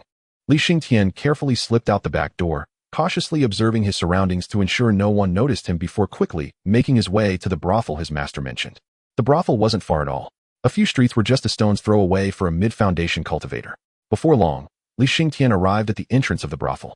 Several scantily clad women were leaning against the entrance, holding pipa and other instruments, softly singing suggestive lyrics. Just looking at the entrance of the brothel made it clear how improper it was. It was truly a violation of morals. Didn't anyone in Yuzhou City manage this? His master was foolish. Such women were nothing but deceiving seductresses. Xingtian's expression turned cold. He had long seen through such shallow temptations. However, to enter the brothel, one had to pay. A servant waiting at the entrance quickly approached. "Sir, here to listen to music?" Xingtian had no time to chat with them. Casually stuffed some silver into the servant's hands and walked into the brothel. His gaze swept across the entire place. Nearly everyone was with a courtesan, engaging in inappropriate acts. Soon, his eyes locked onto his master in the far corner. However, to Xingtian's surprise, his master was not behaving like the common folk. Instead, he was calmly sipping tea, smiling gently while conversing with a courtesan holding a pipa. Xingtian didn't think much of it and quickly walked over. Chu Xingchen was savoring the tea in front of him. The courtesan with the pipa gazed at him with admiration, her voice soft. "Young master, you truly possess great talent and deep insight. I greatly admire you." The man before her, whether in poetry, song, or even astronomy and geography, had unique insights and high standards, even amidst the changes of the world. The cheap courtesans, like those singing at the entrance to attract customers, didn't need to learn anything. They just had to sing and play some instruments. In every profession, there were distinctions of high and low. She had been trained to be the head courtesan from a young age, diligently studying poetry, songs, and dances, even meticulously learning every word and action. Her vision and abilities far surpassed those of ordinary people. Only by understanding and appreciating could one truly admire. Usually, she encountered only those who were greedy for beauty. With empty minds and crude words, their greed evident in their eyes. But this young master was different. Every word and action displayed the demeanor of a gentleman. Moreover, he was incredibly handsome. His eyes seemed to sparkle like stardust. Although her job was to charm customers, she now felt as if he was charming her instead. Conversing with this handsome man felt like a refreshing spring breeze. Under this contrast, she felt that the handsome young man before her was like an immortal from the heavens. Not of this world. Chu Xingchen gently set down his tea. Noticing the courtesan's eyes sparkling like peach blossoms, he realized that his skills had not yet worn off. Chapter 34. Have the spirit stones been resolved? To thrive in the world of cultivation, flattery and eloquence are essential. Previously, his cultivation was insufficient, so he had to rely on emotional intelligence. Chu Xingchen smiled warmly. "You're too humble. I've only chatted a bit with the young lady, and I feel that your demeanor and conduct are very refined." Just as the young lady was about to engage in deeper conversation, Chu Xingchen suddenly turned around, his gaze falling on Xingtian, who was approaching him. Chu Xingchen quickly stood up. His disciple was primarily absorbed in cultivation and usually wouldn't come out unless there was something important. Xingtian took a couple of steps forward, glancing at the courtesan before quietly saying to his master, "Senior sister said there's a cold-looking but very beautiful woman at the door asking if you live here. I don't know if she is your enemy." Cold-looking woman? Chu Xingchen's eyes instantly brightened. This was clearly Yao Qin looking for him. He didn't expect her to come looking for him. He thought she would send her maid Ling to call him. The courtesan, watching Chu Xingchen prepare to leave, felt anxious. It was rare to meet such an ethereal man. Unable to contain her affection, she finally spoke. "Young master, my name is Wan Yun. May I ask for your name?" Chu Xingchen paused his steps, turning his gaze slightly, his expression seemingly reluctant, but he finally sighed. "Both are lost souls at the ends of the earth. Why must we have met before?" After saying this, he turned and left without hesitation. For Chu Xingchen, it was merely an opportunity to practice the eloquence he hadn't used in a long time. It seemed he still hadn't lost his touch. "Don't linger, brother. I'm just a legend now." Only Wan Yun remained dumbfounded, holding her pipa and softly murmuring, "Why must we have met before?" On one side, unnoticed by either of them. A young man in a white shirt also heard these lines. In fact, he had listened from beginning to end and was thoroughly captivated. At the end of the lines, his eyes suddenly lit up as he watched Chu Xingchen and Xingtian leave together. He grinned broadly, suppressing his joy and muttering, "Good, good, good." However, when they reached the gate, they could hear Yingling's voice sounding somewhat ingratiating from inside the courtyard. "Sister, how could I possibly deceive you?" Immediately following was Yaoyin's doubtful voice. "I suspected you were lying from the moment you entered." As Chu Xingchen stepped inside, he saw Yaoyin sitting on a stone chair, with her own foremost disciple smiling as he poured tea for her. Their footsteps were quiet, and naturally, both Yingling and Yaoyin looked over at the newcomers. At least the people before them weren't here to seek revenge. Upon seeing Chu Xingchen, Yaoyin suddenly stood up, swiftly appearing in front of him, then reached out and pressed her hand against his. Her consciousness surged into Chu Xingchen's body. Chu Xingchen looked at Yaoyin in confusion as his golden core instinctively resisted the intrusion of her consciousness. "What are you doing?" Yaoyin's expression was cold as she bluntly replied, "Let me see. Isn't that a bit inappropriate? There are so many people here. Then your commission ends here." Pressured by her forceful demeanor, Chu Xingchen relented and allowed her consciousness to enter. Yingling stared at the scene in a daze, wondering what was happening. Xingtian quietly glanced over, thinking it was a boring matter of romantic entanglement. Master is good, but it's a pity she hasn't seen through this layer yet. Once Chu Xingchen let go of the protective barrier of his golden core, Yaoyin's consciousness smoothly entered. She was soon stunned. The spiritual energy circulating within him was incredibly pure, of high quality, and exuded a calm and balanced aura. The speed of the spiritual energy flow was exceptionally fast, clearly at the level of a top-grade golden core. Moreover, the level of this spiritual energy was at least late-stage golden core, right? However, after carefully observing and confirming that there were no traces of talismans or spirit stones containing that blood aura, she finally breathed a sigh of relief and released her hand. At least Chu Xingchen was genuinely not practicing evil cultivation. This was a fundamental issue. Chu Xingchen asked curiously, "Why is today so strange?" Yaoyin took out the talisman Zhao Wanqing had given her and handed it directly to Chu Xingchen. "Look at this talisman. The blood aura is basically identical to the blood aura spirit stone you gave me." Taking the talisman, Chu Xingchen activated it slightly, and the blood aura surged out. "Isn't this blood aura from the Demon Suppression Division?" "How do you know?" Yaoyin asked suspiciously. "The person who got caught by the Demon Suppression Division was someone I fished out from the Yuzhou River outside the city. I saved his life." Chu Xingchen felt that no matter which world it was, it seemed like a gigantic mess. How did someone get fished out, only to end up back on his side? "You fished him out." Yaoyin found it hard to believe. Chu Xingchen sighed and briefly explained how he had caught that lucky fellow and helped the nearly dying young man, saving his life. Yaoyin remained silent, but Yingling, who had been listening attentively, spoke up first. "I thought Master merely caught someone simply. I didn't expect there was such a story behind it." Yingling originally thought fishing was just a matter of sitting idle with a rod waiting for a catch. She didn't realize there could be such a story. It was much better than wandering aimlessly on the street. Hearing this, Chu Xingchen shot a disgruntled glare at his disciple. "Master, are these two your disciples?" Yaoyin frowned slightly. Chu Xingchen shrugged helplessly. "Two tattered cotton jackets." "Master." Yingling pouted in dissatisfaction. It was acceptable to call Xingtian a leaking cotton jacket, as he was always taciturn and seemed not to care much about his master. But she was different, most of the time. She listened to her master and would actively help with things within her capacity. What did he mean by tattered cotton jacket? She was definitely a luxurious and beautiful 18-layer down jacket. Chu Xingchen reached out and rubbed Yingling's little head as a form of comfort, then turned to Yaoyin and said, "You're not just here to suspect I did something, right? Did you resolve the issue with the blood aura spirit stone?" Upon hearing this, Yaoyin froze, her previously cold expression slightly faltering, her eyes unconsciously drifting aside. Chu Xingchen could tell from Yaoyin's expression that she indeed hadn't resolved it. Chapter 35. If you stay any longer, you'll have to spend the night. Since you're here, let's have a meal before you leave. Chu Xingchen didn't say much. If they were willing to help, he should be grateful, which was better than running around aimlessly with spirit stones. Those spirit stones would take up space in his storage ring. Yaoyin's instinctive refusal was cut off before she could finish, as the next words exceeded her expectations. "I'll cook today," Chu Xingchen continued, then paused, looking at Yaoyin. "No need for that." Yaoyin quickly changed her mind. "Just don't cook too much." However, the prospect of Chu Xingchen personally cooking was still hard to resist. A cultured and gentlemanly person personally cooking for you was undeniably appealing. Not to mention, in Yaoyin's eyes, Chu Xingchen had an added charm. "All right, master." Yingling readily agreed. It had been a long time since she had eaten the rabbit made by her master. Buying groceries meant having the right to dictate what the chef would make. and this was a task Li Yingling naturally enjoyed. After watching her 2 tattered cotton jackets go out to buy groceries, Chu Xingchen turned around and pointed to the tea Li Yingling had brewed. "Shall we drink some tea first?" Yaoyin happily agreed. "Sure." Chu Xingchen picked up a new cup beside him and poured Yaoyin a cup of tea. "How have you been lately? You seem a bit tired. Don't overwork yourself." Yaoyin was taken aback and quickly lowered her head. She indeed hadn't rested much lately, having been studying that blood aura spirit stone. Could it be that her appearance looked somewhat haggard at this moment? Chu Xingchen seemed to see through what Yaoyin was thinking and continued. "But you seem to have lost some of that coldness. You look more approachable. I used to feel you were always keeping people at a distance. Do you remember the first time I went to Xuyuting to listen to you play? I couldn't even see your figure." Yaoyin gently sipped the tea. It wasn't particularly good, but felt exceptionally soft upon entry. "Do you think Xuyuting is a brothel?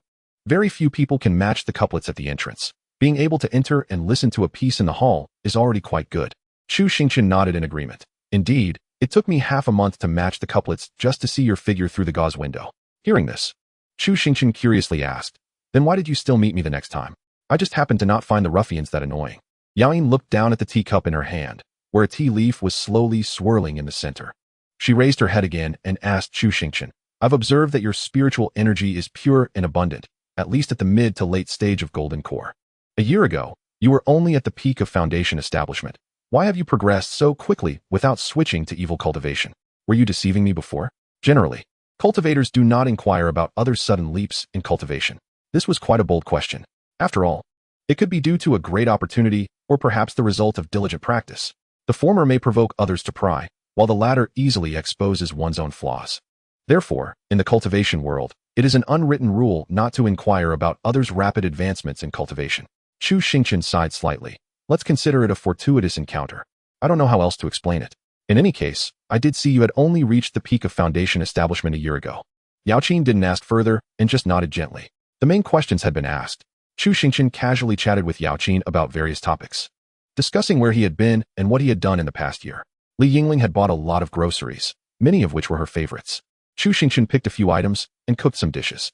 The culinary standards in this world have never been very high. After all, once one reaches Foundation establishment, they can go without food, and those in power are mostly cultivators. Therefore, the pursuit of food isn't particularly strong. This has led to a generally low standard of cooking in this world, making Chu Xingchen's skills stand out remarkably. In any case, it was enough to impress Yao Qin. After seeing Yao Qin's shocked expression after tasting the sweet and sour pork, Chu Xingchen knew his culinary skills could win her over. Yao Qin, who usually had refined eating habits, couldn't help but speed up her pace after seeing Li Yingling devouring her food almost as if she wanted to lick the plate clean. Li Yingling had always been casual in front of her master, especially since she could sense that Yao Qin seemed to have some interest in her master. Eventually, she couldn't resist. Although her eating posture remained elegant, she noticeably picked up her pace. Moreover, Yao Qin seemed to have developed a habit of savoring her food slowly, which sometimes made her cheeks puff out like a hamster while she chewed. This stark contrast to her icy demeanor was quite adorable. Li Xingtian didn't have high demands regarding food. After all, he was someone who Li Yingling claimed could drink bathwater without changing his expression. For him, eating was just a formality. He would occasionally take a bite or two to feel included. Chu Xingchen would sometimes compete with his own disciple for food, watching Li Yingling's reluctant expression, but she would always end up giving way to him. Overall, this meal was quite relaxed and pleasant. The thing Yao Qin was most worried about didn't happen. The handsome young man before her remained as he was when they first met. He hadn't been overwhelmed by the turbulent malice of the cultivation world and continued to shine with his unique light in his own way. Everyone knows that being a loose cultivator is always the hardest. He had been quite embarrassed when she first met him, yet he had always maintained his bottom line, which was quite rare. However, he might not be considered a loose cultivator anymore. Now he was a sect leader at the late stage of Golden Core, and capable of establishing a sect in this small place. Moreover, his sect was quite small, with only 3 members including the leader. It was a sect where the leader would compete with his own disciple for food. Although small, it was indeed warm. After finishing the meal, Yao Qin didn't linger and bid farewell to Chu Xingchen. After all, it was getting dark, and if she stayed any longer, she would have to spend the night. Yao Qin took off her outer robe. What could happen to me in a place like Yuzhou City? Little Ling pouted unconsciously. What could I be worried about? Of course, I'm worried that you might be deceived by that kid. However, Little Ling wouldn't say this out loud, and instead mentioned another matter. Miss Zhao has come again. She has been waiting for you downstairs for almost 2 hours. Chapter 36. The Golden Core most easily invited. Upon hearing this, Yao Qin frowned slightly. Didn't I tell her I would inform her if there was news? It seemed she had some important leads and appeared to be gravely injured when she came. Gravely injured? Yaoqin turned to her, made little Ling, and after a long moment, sighed, let her in. Yes, Mississippi. The maid stood up and walked toward the door. Yaoqin had some acquaintance with Zhao Wanqing. After all, they had shared a few cups of tea and met several times. After a while, there was a knock on the door, and with Yaoqin's consent, the door was slowly pushed open. What came into Yaoqin's view was Zhao Wanqing, covered in blood, with several deep knife wounds that almost reached the bone. And her demon-suppressing attire was in tatters. She looked utterly exhausted, clearly having experienced a fierce battle. Yaoqin understood that Zhao Wanqing was at the mid-stage of Foundation establishment, a skilled cultivator in a place like Yuzhou City. But how could she get so badly hurt in such a short time? This injury was indeed serious for someone at the Foundation establishment stage. Moreover, it didn't align with her usual style. Yaoqin took a sip of tea, which had lost its flavor. How did you get hurt like this? I don't recall you being the type to risk your life for work. Zhao Wanqing showed some hesitation, but spoke truthfully. My younger brother is gravely injured. Younger brother? No wonder Zhao Wanqing was so concerned. Yaoqin raised her gaze to Zhao Wanqing, her tone unchanged. So why are you here now? The talisman matter won't be resolved so quickly. Zhao Wanqing's previously somewhat proud demeanor wilted, and she lowered her head. Speaking softly, I need someone to help, at least someone at the Golden Core stage. Making such a request in Yuzhou City was already excessive, considering that even the head of the demon-suppressing division here was only at the Golden Core stage. In this area, having Golden Core cultivation was enough to hold an elder position in a sect, who would take the time to help the demon-suppressing division investigate a case. Especially with a Foundation establishment cultivator, I encountered a group of evil cultivators while investigating this afternoon, although they only had the strength of early Foundation establishment. With the help of that blood energy, their techniques were at least at the mid-Foundation establishment level. Now the head of the division had been dispatched to the main river task in Yuzhou. If there was no Golden Core cultivator to suppress them, it would be problematic. Zhao Wanqing lowered her eyes. Since she grew up, she had never asked anyone for help again. Now, even though it was out of desperation, it was hard for her to speak up. After all, the criminals this time were not weak, and Zhao Wanqing couldn't order those at the qi refining stage to investigate. It was clearly a life-threatening task. As for the other Foundation establishment team leaders, everyone had their own important tasks. Everyone was very busy, especially since this mission was highly dangerous. Even the team leaders were in the same situation. But if they didn't investigate quickly, once the criminals left Yuzhou City, it would be like searching for a needle in a haystack. This wasn't being overly cautious. It was Zhao Wanqing's years of experience in handling cases. However, Zhao Wanqing was also prepared for Yaoqin to refuse. After all, the request was indeed excessive, but now, aside from Zhu Yuding, Zhao Wanqing truly didn't know where else to find a Golden Core cultivator. She couldn't possibly go to the elderly Zhao family ancestor who was bedridden and on the brink of death, could she? Zhao Wanqing only came to do her best. If she failed, it was still better than doing nothing. Yaoqin listened carefully to Zhao Wanqing's request and had to say, it was quite timely. If she hadn't taken on Chu Xingchen's commission, she would have likely had to refuse Zhao Wanqing's request. After all, Yaoqin was only in Yuzhou City for some Sect training, and there were still elders from the Sect pressuring her. It was indeed quite fortunate. Yaoqin asked, how much spirit stone can you offer? I can offer up to 300 spirit stones. As long as you can offer spirit stones, it's fine. After all, Chu Xingchen has been poor from start to finish. He should be able to afford it. And he can be considered the easiest Golden Core to invite in Yuzhou City. Plus, he is at the late Golden Core stage. I wonder what kind of fortuitous encounter he had to raise his cultivation so quickly. Yaoqin took out paper and pen, writing down the details of the matter, so that Chu Xingchen could decide whether to help based on this information. After all, Chu Xingchen was also related to this matter. If they could find out something, it might help with Chu Xingchen's commission. Take my letter with you. Yaoqin handed the paper with Chu Xingchen's address to Zhao Wanqing, reminding her to remember that if he doesn't agree, she could try offering more spirit stones. Zhao Wanqing quickly reached out to take the note from Yaoqin's hand. Yaoqin added, by the way, remember, whether he agrees or not, you owe me a favor. I understand, thank you. In Yuzhou City, night had already fallen. After all, she was going to meet a Golden Core master, and it was a Golden Core master recommended by Yaoqin. As a member of a prestigious family, Zhao Wanqing still understood the importance of etiquette.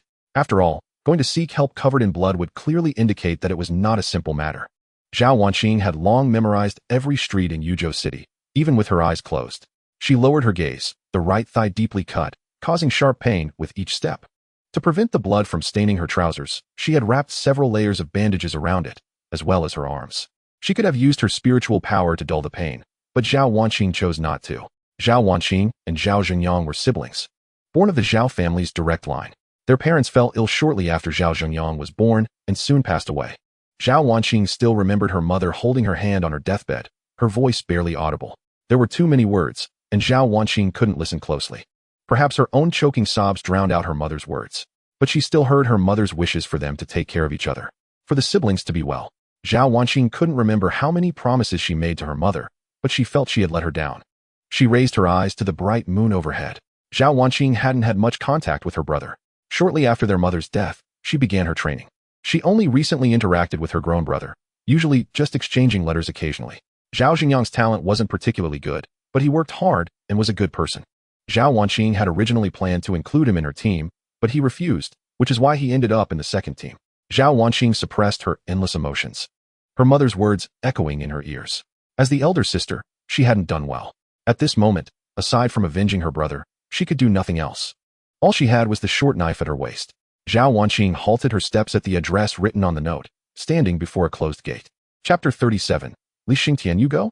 The gate was tightly shut. Zhao Wanqing took a deep breath, calming her emotions, and gently knocked on the door. I'm here. A clear female voice came from inside. Zhao Wanqing quickly stood straight, and the door was soon pushed open. It was still Li Yingling who opened the door, looking suspiciously at the tall and beautiful woman standing before her. Who are you looking for? Hello. May I ask if Senior Chu Xingchen lives here? Another one looking for the master? Li Yingling's gaze swept over Zhao Wanqing, sensing her aura, which seemed to be about the same level as her own. Could she be another one of the master's acquaintances? Li Yingling stepped aside, thinking that since her cultivation wasn't high, there was no need to be afraid of trouble. Come in, I'll call for the master. Thank you. Zhao Wanqing quickly expressed her gratitude. Li Yingling pointed to a stone table and chairs in the courtyard. You can sit here, I'll go call for the master. Okay. Zhao Wanqing followed the arrangement and sat down on the stone chair. Li Yingling walked to the master's bedroom and lightly knocked on the door. Chu Xingchen's annoyed voice came from inside. What are you doing up at this hour? Master, another woman is here to see you. Another one? How come I don't know I have so many acquaintances in Yuzhou City? Chu Xingchen opened the door and saw his eldest disciple's signaling eyes, looking towards the stone table. A young woman with long black hair and a cold expression was nervously looking over. This is someone I haven't seen before. What is she nervous about? Could it be that I've done something bad in the past that she has come to confront me about? Chu Xingchen quickly scanned the system for her information. Zhao Wanqing, Cultivation, Mid-Foundation Establishment. Blue entry, calm and composed. White entry, talent is decent. White entry, some strategy. Temporary black entry, unstable mind. Does not meet the requirements for accepting a disciple. Not bad. Even if someone came to find trouble, as long as they weren't pretending to be weak, it would be fine. Zhao Wanqing quickly stood up, looking at the young and handsome man in front of her. It was hard to imagine that someone who looked so young could be at the Golden Core level. Could he also be from Central State? Zhao Wanqing spoke respectfully. You are Senior Chu Xingchen, right? And you are? Senior Yaoqing recommended me to come here, and this is what she asked me to give you. Zhao Wanqing quickly took out the envelope given by Yaoqing and slightly bowed to hand it to Chu Xingchen. Upon hearing this, Chu Xingchen breathed a sigh of relief. Glad it wasn't trouble. But what did it mean that Yaoqing recommended her? She should know that he disliked trouble. However, he owed her too many favors. And it wouldn't be right not to help at this time. Chu Xingchen walked down the steps and reached for the envelope, directly opening it. After quickly reading through the letter, he looked back at Zhao Wanqing. The letter says you can provide spirit stones? You can't expect me to help you without a price. Right? Chu Xingchen frowned slightly. 300 spirit stones, and you can count on me to help you, no matter the situation. The spirit stones will be delivered in full 3 days from now. All right, seeing as it's for Yaoqing's sake. Chu Xingchen nodded lightly. Do you want to start the investigation now? Seeing Chu Xingchen agree, Zhao Wanqing quickly relaxed. If it's convenient for you, then speed is of the essence. This was also why Zhao Wanqing had come to visit at night. Those criminals were vicious and evil cultivators, not mindless beasts. If they achieved their goals, they would quickly flee, and if they delayed too long, they would catch nothing. Chu Xingchen nodded and called into the side room. Li Xingtian, who was cultivating, quickly opened his eyes, got up, and pushed open the door, scanning the courtyard with a slightly puzzled tone. Master, what do you need? Chu Xingchen wrapped the envelope in spiritual power and directly flicked it into Li Xingtian's hands, then yawned. You can look at it. Tomorrow morning, or rather, around noon. Gather at my fishing spot. For tonight, you go out with her to investigate. His disciple's cultivation method was even more sinister than the evil cultivators. And with the ability to absorb golden core energy at the foundation establishment stage, he could easily crush those evil cultivators. Just some small foundation establishment monsters were perfect for Li Xingtian to level up.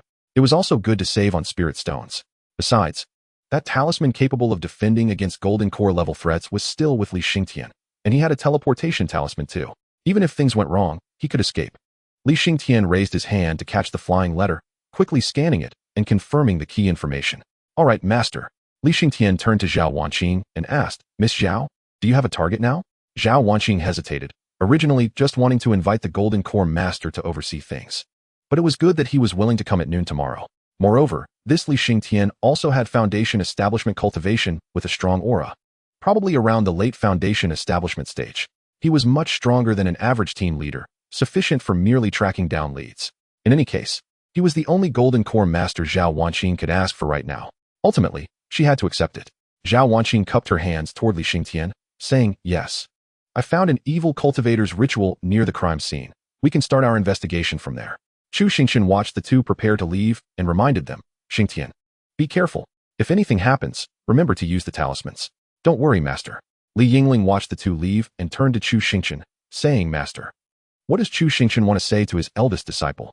It's clear that he doesn't understand and is a bit foolish, so he bluntly says, you sleep. Don't go with your junior brother, or you'll hold them back later. Yingling, upon hearing this, is furious. What do you mean hold back your junior brother? I'm the senior sister. My cultivation is not inferior to his. Chu Xingchen can't help but want to laugh at this. While her cultivation isn't bad, without him around, there's no one to keep this curious baby in check. If they investigate a case later, it won't be Zhao Wanqing directing Xingtian. It'll likely be his own eldest disciple commanding Xingtian to check this and that. The eldest disciple only listens when he's present, when he's not. As Xingtian puts it, she has a strong sense of independence. This is probably the only compliment Xingtian could come up with, which in plain language means she does whatever she wants. However, Chu Xingchen is quite experienced in how to manage his eldest disciple. So do you want to take a nap and go with me tomorrow afternoon? Or do you plan to go with them now? Then I'll take a nap. Master, remember to take me with you tomorrow. Chapter 38, Xingtian's Investigation Journey. The village in the files is not very far from Yuzhou City. At least it falls within the jurisdiction of the Demon Suppression Office in Yuzhou City. If two Foundation Establishment cultivators hurry, it won't take long. Xingtian follows behind Zhao Wanqing for a while, feeling that her posture while hurrying is a bit strange. It seems her right leg is injured. Every time it touches the ground, it gives an unnatural feeling. This also causes Zhao Wanqing's speed to appear slow in Xingtian's eyes. Is your right leg injured? Xingtian asks. Zhao Wanqing looks surprised and glances at him. How did you know? You instinctively ease the force when your foot lands, Xingtian explains, then continues to ask. Are you sure dragging that leg is okay? Time is of the essence. Xingtian's tone is calm. Is it urgent enough that you didn't even take a healing pill? I did, but the blood energy can't be cleared that quickly, which is why the recovery is slow. Could you stop for a moment? Upon hearing this, Zhao Wanqing halts, looking at Xingtian with a puzzled expression. I have a way to solve it. Please cooperate. If we encounter an attack, I can't guarantee your safety. Xingtian explains. Then quickly scans the area, indeed sensing a faint blood energy surrounding Zhao Wanqing. Do you have too many wounds? It's a bit intrusive, please bear with it. Xingtian also stops, manipulating his spiritual energy to quickly envelop several wounds containing blood energy. After Xingtian's spiritual energy touches the blood energy, it seems to recognize its master, quickly submitting to the control of Xingtian's spiritual energy.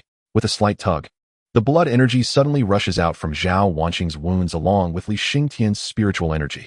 Zhao Wanqing is stunned, feeling that fierce, entangling blood energy, which seemed like it would cling to her for a lifetime, is now easily taken away by that spiritual energy. It's as if a daughter raised for 18 years is being taken away by a ghostly, yellow-haired kid with just a beckon of his finger. Zhao Wanqing hesitates to speak. She's curious why Xingtian's spiritual energy can so easily suppress the blood energy. It's a matter of technique. Xingtian understands Zhao Wanqing's expression. There's a reason master called me and not senior sister. Thank you, Zhao Wanqing says in gratitude. In any case, without that entangling blood energy, the pain has indeed decreased significantly. Experience from his past life tells him not to team up with fools. Now, Zhao Wanqing has already become half a fool in his eyes. If she can't show her strengths during the upcoming investigation, Xingtian will consider taking over her command and handling the case his way. Here is where I found the traces of the ritual. Zhao Wanqing points to a completely unmarked area. They need to act quickly. Xingtian quickly scans the area. If what Zhao Wanqing says is true, the ground is indeed very cleanly handled, with not a trace of useful evidence left. Zhao Wanqing kicks the original formation I position, finding no energy fluctuations. So we need to predict their next target. Xingtian lightly nods, agreeing with Zhao Wanqing's plan. It seems she isn't just acting impulsively. As long as there's a plan and ideas, it appears Zhao Wanqing also has a destination in mind. Zhao Wanqing's destination is to head north from here. The southern side of Yuzhou City is near water, while the northern side is near mountains. Zhao Wanqing believes that since the Demon Suppression Office in Yuzhou City has discovered that group of evil cultivators conducting sacrificial rituals, they certainly wouldn't be so blatant anymore. They are evil cultivators, not seeking death. They are likely to target hidden villages near the mountains. Firstly, these hidden villages are hard to investigate, and secondly, the mountains have trees, so even if the Demon Suppression Office finds them, they can quickly scatter and escape, making it difficult to catch them. Thus, under the night, Zhao Wanqing takes Xingtian and rushes towards the nearest village to the north. Zhao Wanqing had already looked at the surrounding terrain map before setting off. After about half an hour, they are close to the village Zhao Wanqing mentioned. Wait, Xingtian suddenly stops, frowning as he surveys the surroundings. Zhao Wanqing quickly halts. What's wrong? We've entered a maze. Xingtian scans the surrounding dense forest. We've circled at least 3 times here. Zhao Wanqing is taken aback. 3 circles? She feels nothing. Leaving this maze isn't difficult, but we might have been exposed. Xingtian's gaze sweeps around, quickly sensing a point of spiritual energy fluctuation. Although he has regained his cultivation after being reborn, Xingtian's knowledge and experience remain. From the beginning of the task, he has been closely observing the surroundings. Xingtian's vigilance towards evil cultivators is always at its peak. There is no other reason. Every evil cultivator he has encountered shares a common trait. They have no bottom line. Xingtian cautiously approaches the point of spiritual fluctuation. Zhao Wanqing quickly follows his lead, then sees Xingtian parting the grass and picking up a small stone from the ground. It's a stone bead maze. Follow me. Upon hearing this, Zhao Wanqing closely follows behind Xingtian, who turns left and right, as if going in circles, but after a few turns, they actually find their way out. Then, Zhao Wanqing is stunned. What comes into view is a village that has long been emptied by slaughter. All the houses have turned to ashes, and the smell of blood rushes towards them with the night breeze. In the village square, headless corpses hang from the trees.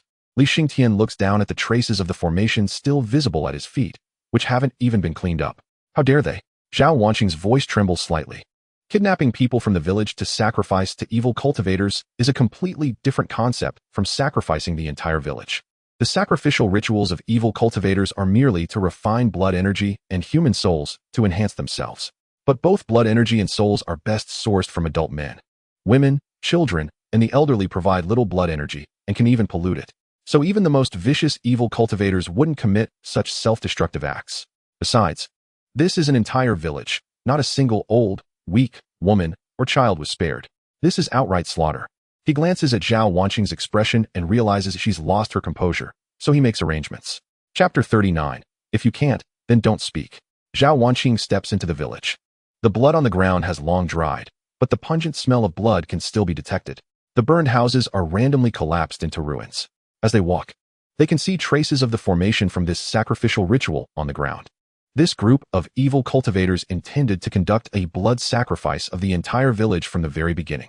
On the way, they haven't seen any corpses, except for the bodies hanging from that large tree at the village entrance. Clearly, the corpses have been moved to the formation I position. Zhao Wanqing took a deep breath, suppressing the indescribable emotions in her heart. If there were any useful traces left by that group of evil cultivators, the most likely place would be the formation eye. She scanned her surroundings for traces while quickly making her way to the center of the village, where it would be easiest to cover the entire area. Everything was just as Zhao Wanqing had speculated. In the village center, there was a pile of bones, all belonging to villagers who had been drained of their life force. However, there was something Zhao Wanqing hadn't anticipated. That group of evil cultivators had not all retreated. Sitting casually on the pile of bones was an evil cultivator dressed in a simple black robe, with a dark red large sword beside him, exuding an endless aura of blood. The efficiency of the Demon Suppression Division had been getting lower and lower. The black-robed man spoke in a hoarse voice, clearly displeased, and remarked that only 2 people had come. How could they protect mortals like this? Did you do this? Zhao Wanqing asked coldly, reaching for the short knife at her waist. It wasn't me. Was it you, the captain of the Demon Suppression Division? The black-robed man scoffed and suddenly reached for the large sword at his side. Under the moonlight, a dark red light flickered. The black-robed man was already at Zhao Wanqing's side, his long sword radiating dark red light. Zhao Wanqing reacted quickly, drawing her short knife to block. Bang! The loud sound of metal clashing echoed through the quiet night sky. Zhao Wanqing felt an overwhelming force from the sword, her injured arms nearly giving way. and she could only barely muster enough spiritual energy to hold it off. This black-robed man's cultivation was likely at the later stage of foundation establishment. But what made Zhao Wanqing feel even more troublesome was the blood aura from the evil cultivator. It was now surging from the long sword, rapidly colliding with her spiritual energy and attacking her. This forced Zhao Wanqing to split her focus again to control her spiritual energy to resist the oncoming blood aura. If the blood aura got close enough to attack her now, it would truly be a dead end. But the black-robed man was, after all, a cultivator who had rolled out of a sea of corpses and blood. He suddenly lifted his foot and kicked directly towards Zhao Wanqing's abdomen. With no room to dodge, Zhao Wanqing could only gather her spiritual energy to forcefully endure it. As the kick landed, she felt her internal organs shift. Her body could no longer hold up and flew backward, crashing to the ground with such force that it created a small pit. Forcing down the metallic taste in her throat, Zhao Wanqing quickly rolled over and got back up, retreating. At the same time, she tightened her grip on the short knife and swiftly unleashed several waves of knife energy to prevent the black-robed man from pursuing her. But things did not go as planned. The black-robed man moved like a gust of wind, using the blade to forcefully counter her knife energy. And his blood-red spiritual power suddenly erupted, aiming for Zhao Wanqing's head. The black-robed man seemed to genuinely advise, "Don't be an official in your next life." Zhao Wanqing gritted her teeth and raised her short knife to block again. Seeing this, the black-robed man felt a surge of joy, and his blood aura exploded, forcing the weight of the blade downward.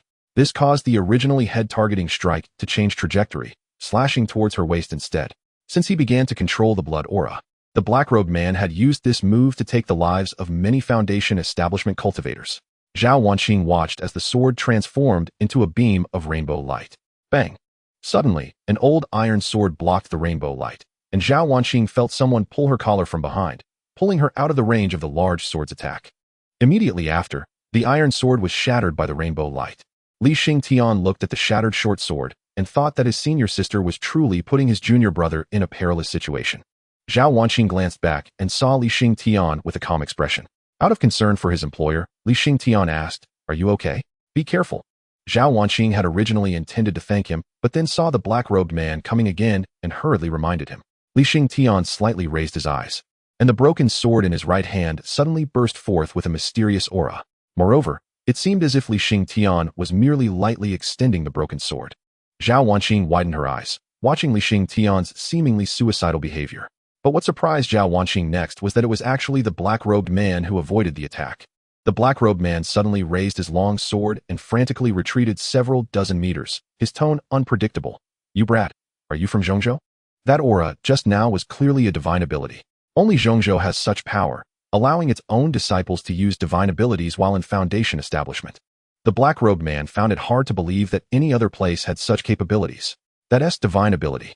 If he hadn't cultivated as an evil cultivator and developed some instincts, he might have suffered a great loss from that seemingly unremarkable sword strike.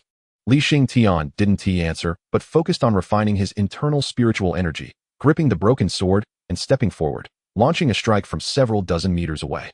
A dark red light flickered as the broken sword passed by. Boom! As the dark red light flickered away, a fierce energy rapidly crushed everything in front of Li Xingtian. Zhao Wanqing was astonished to see that slender dark red light destroy everything in its path.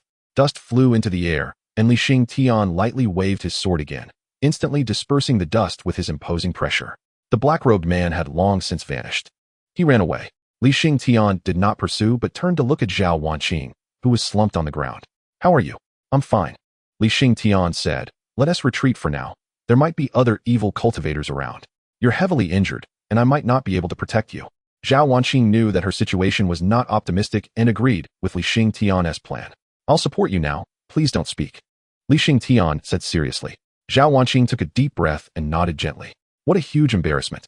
That sword strike from Li Xingtian was also just a show of strength, and its great power had its price. That one strike had drained half of Li Xingtian's spiritual energy. Perhaps he really had frightened Zhao Wanqing with that strike. On the way back, they encountered no ambushes. Facing the closed door, Li Xingtian grabbed Zhao Wanqing by the back of her collar and leaped inside. Before Li Xingtian could report to his master, Chu Xingchen pushed the door open, her gaze quickly locking onto Zhao Wanqing, who was pale and spitting blood. "What happened?" Senior Zhao Wanqing spat out blood again. Chu Xingchen, Chapter 40. Opportunity knocks, cut off when needed. Zhao Wanqing's injuries were indeed quite serious. Just looking at her face, she appeared to have at least lost some blood. On the way back, Zhao Wanqing had also taken emergency healing pills to prevent her condition from worsening. The formation array was basically identical to the one in the Qingfeng sect's mind, indicating a strong possibility of having the same origin. Li Xingtian had felt this way when he saw that corner of the formation array in the village. That's why he proposed to carry the formation array, allowing Zhao Wanqing to go in and investigate for clues. It was best to report this information to his master first to check for any hidden dangers and whether it might be the work of the Qingfeng sect, or perhaps directly frame the Qingfeng sect, prompting the Demon Suppression Division to exterminate them and eliminate future threats. However, this step needed to be carefully planned to avoid implicating their own sect when the Demon Suppression Division conducted the investigation. Regardless of whether it was Zhao Wanqing's commission or the Demon Suppression Division's investigation, in Li Xingtian's heart, it ultimately couldn't compare to the small sect with only 3 people at present. There was quite a commotion in the courtyard, and Li Yingling had not yet fallen asleep. Hearing the noise, she opened the door. Her gaze quickly locked onto Zhao Wanqing, who looked weak and pale, clearly injured. "You're seriously injured?" Li Yingling asked. Zhao Wanqing took a deep breath, suppressing her chaotic aura. "It's not too serious. There are professional doctors in the Demon Suppression Division." Li Yingling spoke sincerely, even fearful that Zhao Wanqing would refuse, and stepped forward to take her hand. "Now that you're here, my master's alchemy skills are exceptional, especially with healing pills. It's too much trouble for you." "Senior, no need. My master just happens to be adjusting the taste of the pills. You helping to taste them for my master is also a kind of assistance," Li Yingling said, looking at her junior brother beside her. "Junior brother, don't you agree?" Li Xingtian felt a bit speechless at her words, but clearly, he wouldn't support his senior sister at this moment. If their master happened to refine some rare pill next time, his senior sister would have an excuse to eat it first. Li Xingtian ultimately said with a guilty conscience, "Senior sister is right. Well, I happen to have some new ideas." Chu Xingchen did not decline, as both of his apprentices currently regarded the pills he concocted as if they were poison. It was also the right time to prove himself. Li Yingling was still holding Zhao Wanqing's hand, directing a junior brother beside her. "Junior brother, go get the pot. Get the pot." Zhao Wanqing frowned, wondering what could be done with a pot. However, she soon saw Chu Xingchen take out several spirit herbs from his spatial ring. "Is this on-site alchemy?" Li Xingtian also brought out an iron pot specifically for alchemy from the kitchen. Zhao Wanqing had a bad feeling rise within her. Was he planning to use an iron pot for alchemy? She had never seen an alchemist use an iron pot for refining. It turned out that good thoughts usually don't work, while bad ones come true. Zhao Wanqing quickly witnessed a spectacular scene of alchemy in an iron pot. A large pot of water and spirit plants was quickly condensed into a dark green small water ball, emitting the unique natural aroma and grassy smell of the spirit plants. Zhao Wanqing's eyes widened in disbelief. Can alchemy really be done in an iron pot? Seeing Zhao Wanqing's expression, Li Yingling thought she was scared and comforted her. "Don't be afraid. What you should really be afraid of is still to come." "Huh?" Zhao Wanqing made a confused sound. But this time, Chu Xingchen had indeed thought it through carefully. First of all, bitterness is a relative taste issue. If one really cannot handle bitterness, one can find another way to solve the taste. As long as it doesn't taste bitter, then it's not bitter, right? There are many ways to lose the sense of taste, and this time Chu Xingchen chose a herb that has a blood replenishing effect. Now healing and blood replenishing could be done in one go. Given that Li Xingtian detested flour, Chu Xingchen decided to abandon flour this time. "Done. Come and try it." Chu Xingchen wrapped the green water ball in spiritual energy and brought it to Zhao Wanqing. Zhao Wanqing watched the entire alchemy process, and she naturally recognized those spirit plants. They were all healing herbs. Theoretically, what came out of these should be edible. However, looking at the dark green water ball in front of her, Zhao Wanqing steeled her heart and swallowed it directly. At first, there was indeed a bit of bitterness, but it quickly dissipated. However, as the green medicinal water went down her throat, a violent reaction occurred. It was a reaction that was hard to describe. A fierce sense of resistance from her body against the medicinal water. From the moment it was swallowed, her body was in fierce rebellion. Yet the medicinal effect seemed to ignore the body's resistance, boldly entering her body, like a robber kicking down a door. Moreover, the medicinal effect was indeed quite good. Zhao Wanqing could clearly feel her organs recovering.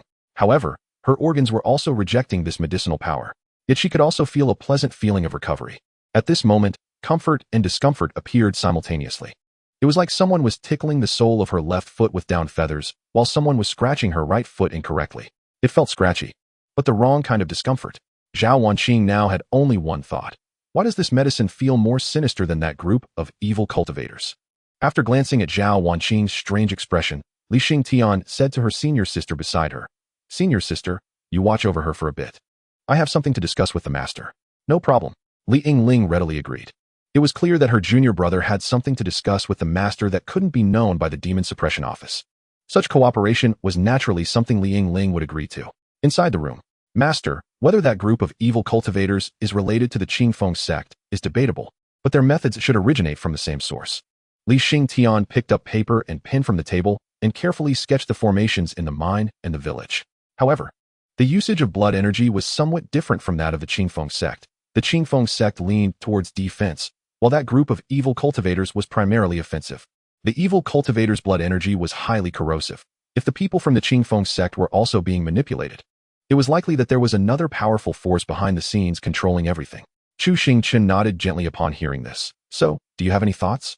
Therefore, I believe the Qingfeng sect is the big fish. If we report them. Xingtian stopped abruptly, having finished sketching the two formations carefully. He also marked the differences between the two formations. The Qingfeng sect has also engaged in evil cultivator activities, so reporting them would be considered a good deed. However, the Qingfeng sect has an essence infant ancestor in charge. It's hard to take down a big tree. The Demon Suppression Office in Yuzhou City may not be willing to touch this thorny issue. After all, although the Qingfeng sect did bad things, they did so discreetly and did not flaunt them. But with the whole village being sacrificed, if the Xuanwu kingdom is willing to handle it, there should be many sects willing to take action together. Chu Xingchen looked at his second apprentice, who was currently staring expressionlessly at the formations he had drawn. Xingtian noticed the master's gaze and raised his head. Opportunities must not be missed. When to cut, one must cut. Chapter 41, Gray Area. The next morning, in the Demon Suppression Office's medical clinic in Yuzhou City. What kind of miraculous pill did you take? The effect is so good. Onion lifted the bandage on Zhao Wanqing's hand and found that the once deep knife wound was now 80 healed.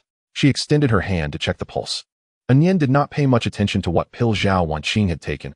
As long as she didn't die, that was enough. Zhao Wanqing placed her hand on the table from her sleeve upon hearing this. Onion placed her small hand on the pulse, and after a long time, she looked at Zhao Wanqing with a strange expression. Didn't you suffer serious internal injuries not long ago? Zhao Wanqing frowned slightly. Yes, what's wrong? The pulse is a bit strange. It seems to be recovering a bit too quickly, most likely due to the pill you took. Onion lifted her small hand, speaking in a relaxed tone. Thank you. Zhao Wanqing had not finished speaking when someone outside shouted, Captain Zhao. There is someone named Chu Xingchen at the door asking for you.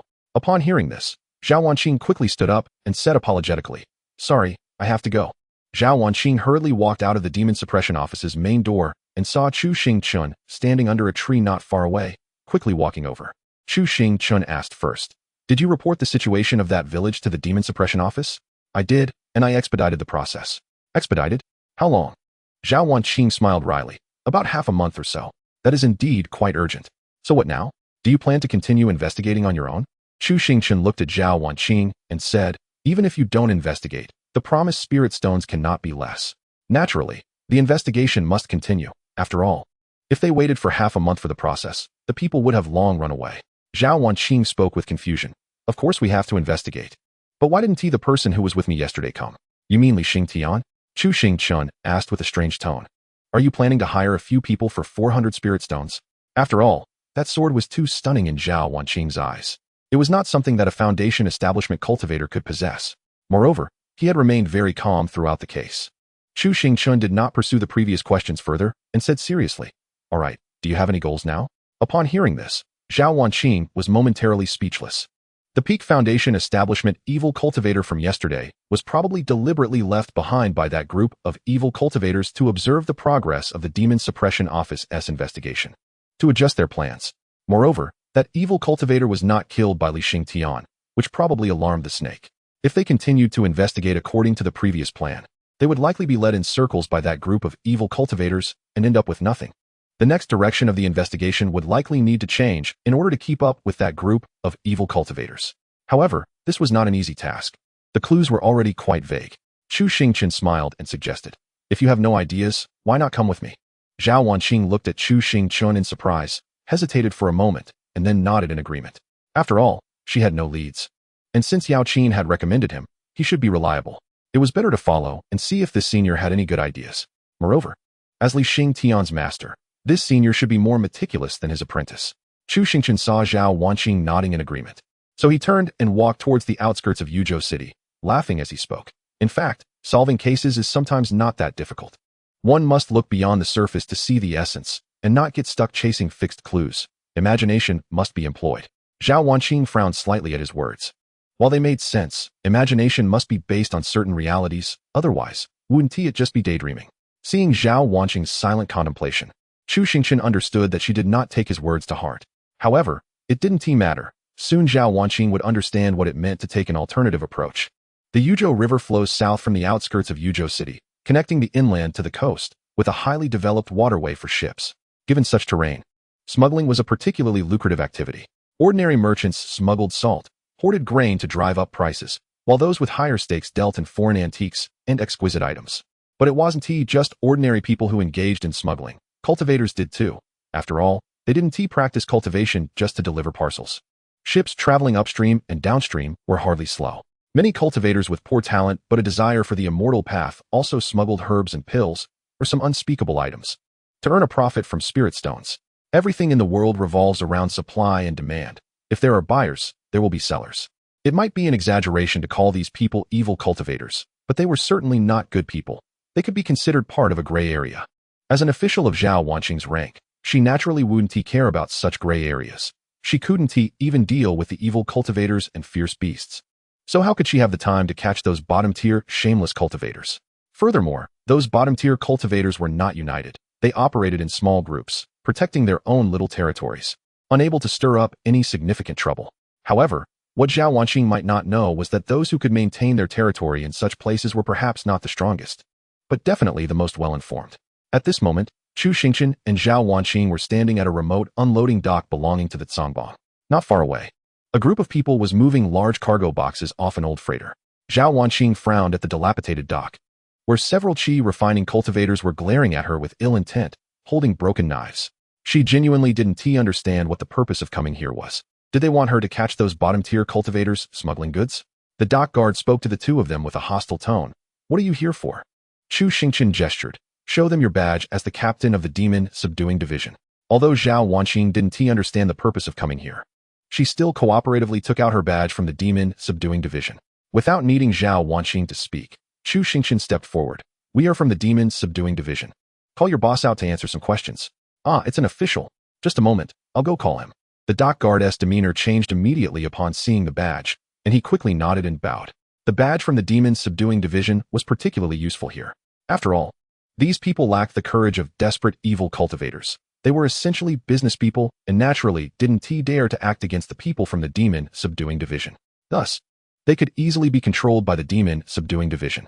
Soon, a cultivator in the early stage of Foundation establishment, adorned in gold and silver, hurried over with a very humble tone. Official, our small business hasn't broken any laws.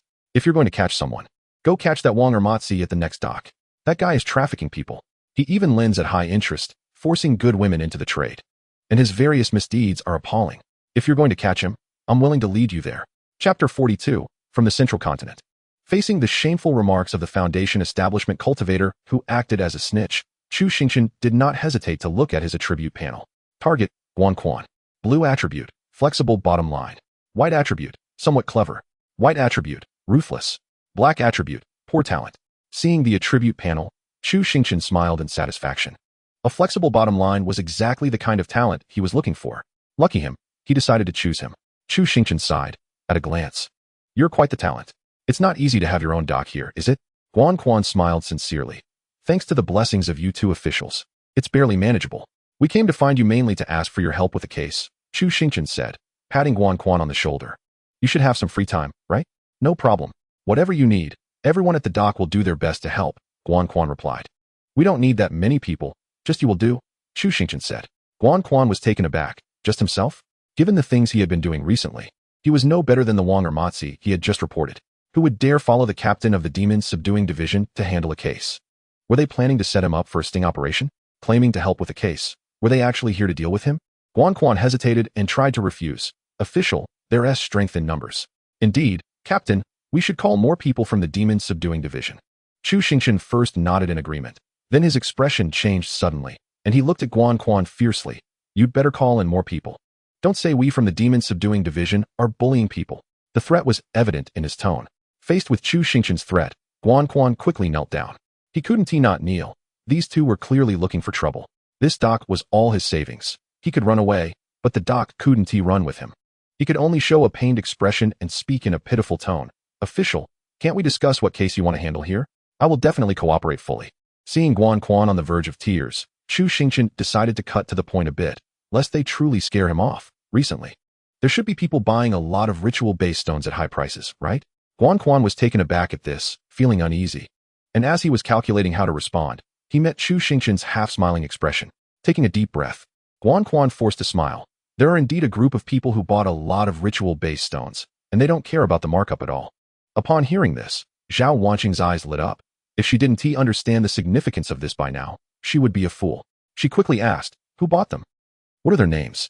Guan Quan looked at Zhao Wanqing with a strange expression, wanting to say something, but hesitating. What kind of silly girl could become a captain? You guess why they would spend a large sum of money to buy here instead of going to a proper treasure pavilion? That's obviously because they have an unspeakable identity, or perhaps their faces are plastered on a bounty notice. Seeing Guan Quan's strange expression, Zhao Wanqing quickly figured out the key point and realized she had just acted foolishly. Chu Xingchen's expression turned serious. All right.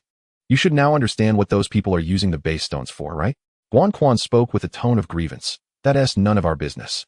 Seeing Chu Xingchen's cold expression and tone, Guan Quan understood that if he didn't divulge something today, it would be hard to get through this. He glanced at the numerous little brothers around him, feeling helpless. Guan Quan quickly raised both hands. My lord, I really don't know. Chu Xingchen directed Zhao Wanqing beside him. Take him away. Zhao Wanqing was taken aback. What was the use of taking him away?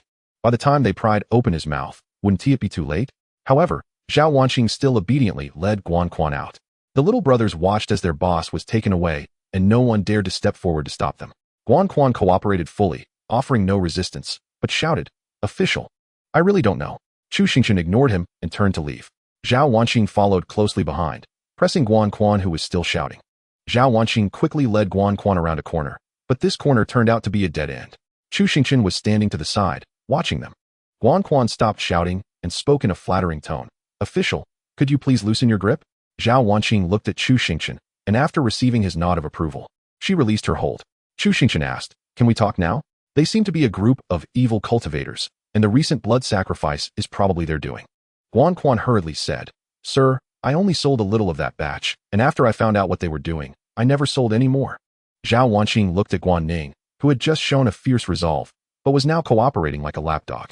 Chu Xingchen's expression was slightly impatient. Say something useful. They should be planning to set up a large ritual, and it's very large. Guan Quan quickly added, I have news that they bought a Tai Xian stone as the core of the formation. Chu Xingchen asked, who sold it? Guan Quan blurted out, Wang Ermatzi sold it. Chu Xingchen said somewhat speechlessly, what did Wang Ermatzi do to offend you so much? No, it really was Wang Ermatzi who sold it. I originally spent a lot of money to get a piece, but then that Wang Ermatzi snatched the business. I lost a lot of money on that stone. Guan Quan looked at them pleadingly. Gentlemen, that's all I know. You're not being honest. Chu Xingchen reached out and patted Guan Quan's shoulder. Do you think we came here just to take a chance? Guess who sent us to find you? Upon hearing this, Guan Quan's expression changed instantly, and he cautiously asked, Wang Ermatzi? Chu Xingchen suddenly summoned his spirit sword and hung it around Guan Quan's neck, coldly saying, it was your great-grandmother. She came to me in a dream yesterday and said that if you dared to hide anything, she would have me send you up to see her. Facing the spirit's sword at his neck, Guan Quan's expression collapsed instantly, and he quickly said, it really was Wang Ermatzi who sold it. I only know that they call themselves the Xianxia sect. I really don't know their specific plans. Chu Xingchen sneered, don't know? But aren't there people still at your dock? Upon hearing this, Guan Quan was momentarily stunned, then his gaze suddenly turned to Chu Xingchen. But he only saw a teasing look in Chu Xingchen's eyes. Is this person bluffing, or does he really have information? But the long sword at his neck was definitely not a bluff. At this moment, the spirit sword was radiating endless coldness, constantly piercing his skin. Guan Quan took a deep breath and said, they are from Zhongzhou. Chapter 43. Take action. Zhao Wanqing's expression suddenly changed. The name Zhongzhou is indeed very significant in the southern region of Danzhou.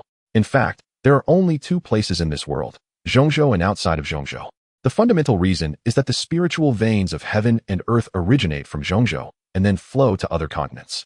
Therefore, the concentration of spiritual energy in this world is highest in Zhongzhou. The foundation of cultivation is spiritual energy, and more spiritual energy can give rise to more valuable spiritual plants and items.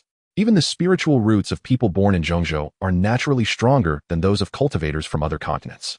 Zhongzhou crushes other continents with an irresistible strength. Even the sects of Zhongzhou are too lazy to expand to other continents. Without exception, they disdain those other continents for being too poor to yield any profit. There are also very few cultivators from Zhongzhou who go to other continents. These people either cannot survive in Zhongzhou or have completely given up. But once one embarks on the path of cultivation, who doesn't want to see the great roads and splendor that top cultivators can see? Therefore, the evil cultivators from Zhongzhou also carry a significant pressure. However, as long as they are reported to the Zhongzhou Immortal Alliance, cultivators from Zhongzhou will naturally come to deal with them. But all of this requires the one thing Zhao Wanqing lacks the most: time. Chu Xingchen continued to ask, what else? Just this one sentence cannot satisfy Chu Xingchen. Li Xingtian had also mingled in Zhongzhou before his rebirth. It is said that he had done quite well. At this point, I will speak frankly with you. Guan Quan's expression suddenly darkened, and he said earnestly, they definitely didn't just buy things from us. Ever since the recent rumors of evil cultivators conducting blood sacrifices, I became suspicious. I originally thought that after the incident, they would flee to other places. But they didn't. They even increased their purchases.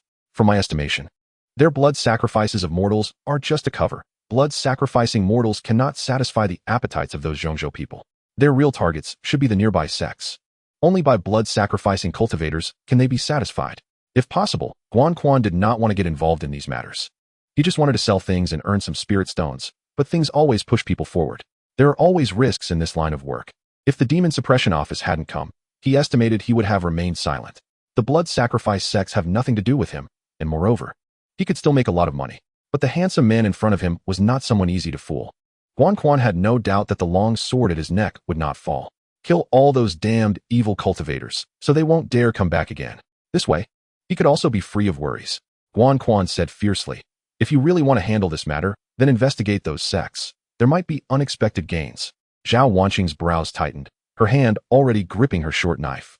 After a long time, she finally spoke. You can leave now.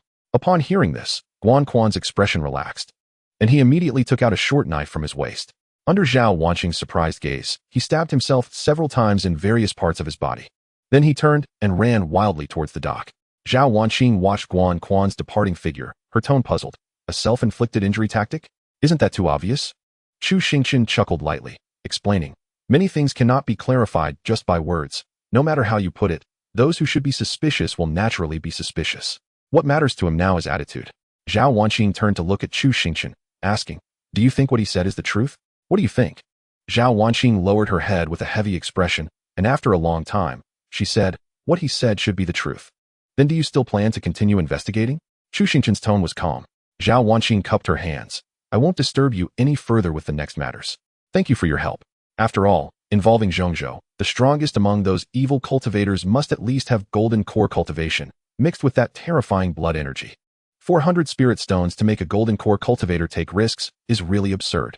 Chu Xingchen asked, no problem, but do you really want to investigate alone? Chu Xingchen joked, you can't investigate alone, you're too foolish for that. Even if you can investigate, you have to investigate. Hey, you're really foolish. You don't understand what I'm saying.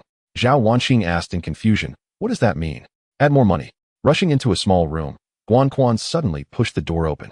Inside the room, a black-robed person sat quietly in a chair, their voice hoarse. This sentence made Guan Quan pause for a moment, but he quickly reacted. Speaking urgently, the demon suppression office found out. I plan to run to Lianyang City to hide. You should run too. Why panic? The black-robed person chuckled lightly. What's the demon suppression office to me? The leisurely demeanor of the black-robed person completely took Guan Quan by surprise. At this moment, it seemed as if he was the one from the demon suppression office. Guan Quan did not understand why this evil cultivator was so arrogant. They know you're here. They will probably come to catch you soon. Even if you're not afraid, shouldn't you retreat first? The black-robed person lightly tapped the table. Don't rush. Wait a bit longer. Guan Quan asked in astonishment. Wait. Wait for what? Of course, wait for those demon suppression office people to come. Guan Quan felt that something was off. The evil cultivator in front of him seemed mad. He quickly said, what are you thinking? I'm not going to stay here with you. I'm leaving. You can handle the goods here yourself. After saying this, he tried to turn and leave. But the black-robed person reached out and grabbed Guan Quan's shoulder. You will wait with me. Guan Quan's eyes were bloodshot. What are you waiting for? Of course. I'm waiting for people to come. Just as the black-robed person's words fell, a wave of dark red blood energy suddenly erupted from his right hand, rushing towards Guan Quan's head. Quan had been on guard. Seeing the black-robed person make a move, he quickly dodged.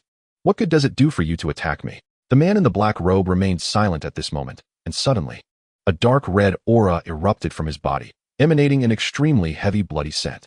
He swiftly closed the distance, delivering a powerful punch to Quan's head. Quan quickly raised his hand to block.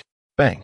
Quan felt as if that fist was incredibly heavy, and the bloody aura surged into his meridians, frantically stirring his spiritual energy. Quan's aptitude was lacking, and his foundation was merely a low-grade one force to be built with pills.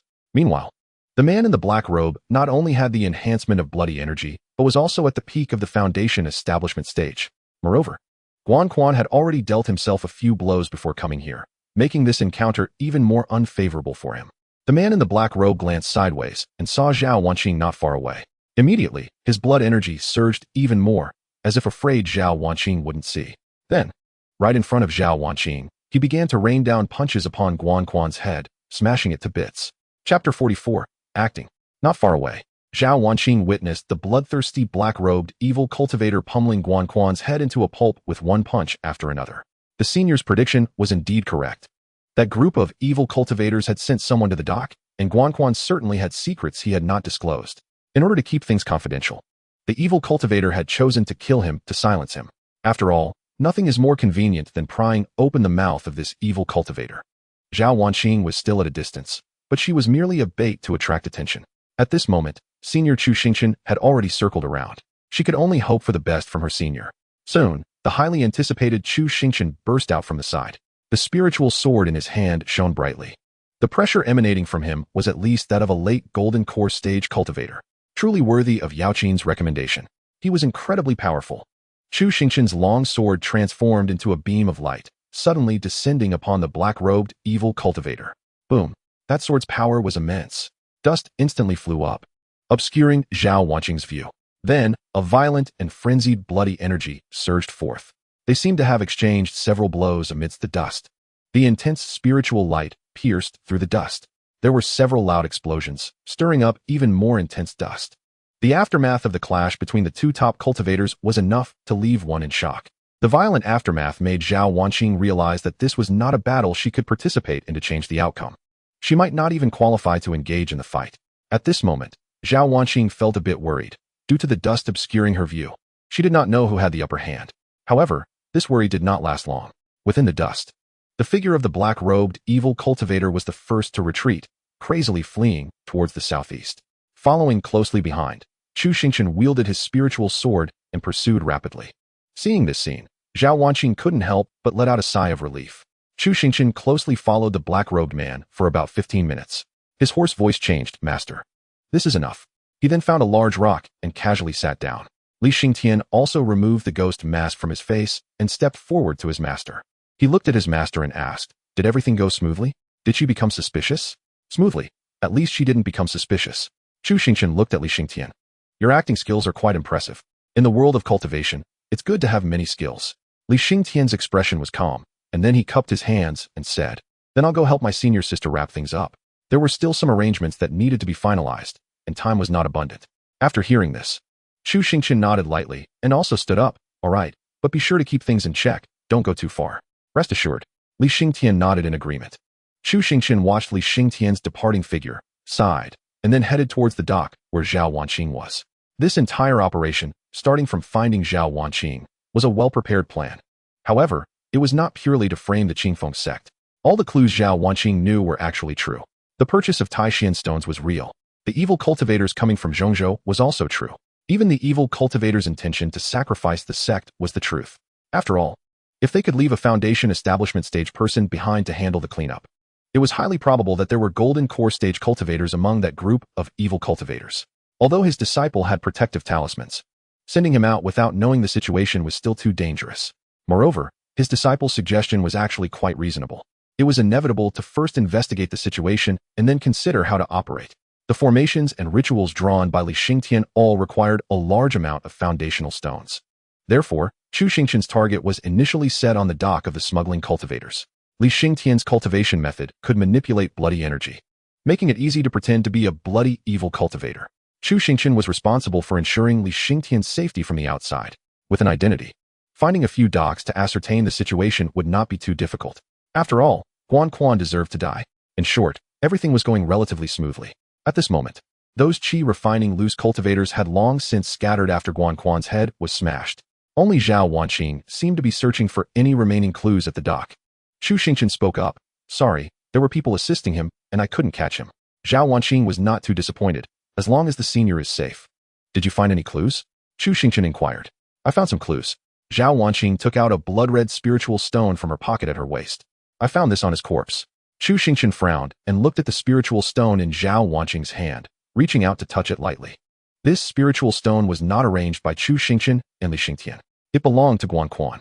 This blood-colored spiritual stone was similar to those in the Qingfeng sect's mine, but the bloody energy inside was even more pure. The Qingfeng sect condensed blood energy from the blood of Qi refining stage cultivators, and even so, their blood energy was still a tier lower than the blood-colored spiritual stone in Zhao Wanqing's hand. Chu Xingchen frowned and said, they probably succeeded once. A sect has likely been sacrificed. This was likely the secret that Guan Quan was hiding. He probably used the methods of the evil cultivators to reach the foundation establishment stage, which explained why Li Xingtian trusted him so quickly during their interaction. However, that group of evil cultivators was very fast and extremely greedy. Even after completing one sacrifice, they still did not retreat, continuing under the pressure of the Demon Suppression Division. Zhao Wanqing looked at the blood energy spiritual stone before her, and she nodded heavily. Now, with the situation developing like this, Chu Xingchen also needed to readjust his plans. Zhao Wanqing tightened her grip on the blood energy spiritual stone. This matter was becoming increasingly alarming. What initially seemed like the evil cultivators attacking the Demon Suppression Division turned into the blood sacrifice of an entire village. In the end, it was discovered that their true intention was to blood sacrifice a sect. Moreover, they had at least succeeded once. Even the smallest sect has a golden core cultivator to guard it. This matter was developing too quickly, far exceeding Zhao Wanqing's ability to handle it. Just the battle between the senior and the evil cultivators was at a level she could not even aspire to reach. At this moment, an overwhelming sense of powerlessness weighed heavily on Zhao Wanqing's heart. I understand, senior, don't worry. Chapter 45, Temple Fair. In the courtyard of the Sihiyuan. Li Yingling was not in the courtyard at the moment, likely still with Li Xingtian wrapping things up. Were these matters arranged by you? Yao Qin sat on a stone chair, sipping tea that Chu Xingchen had personally brewed. Chu Xingchen's expression was emotionless. Which one are you referring to? Yao Qin set down her teacup, her expression serious. The Qingfeng sect. Chu Xingchen sighed. Originally, yes, but after investigating further, I found that it might not be necessary. The Qingfeng sect probably won't exist for much longer. Upon seeing that blood energy spiritual stone, Chu Xingchen understood. The Qingfeng sect was likely just a main course on the evil cultivator's menu.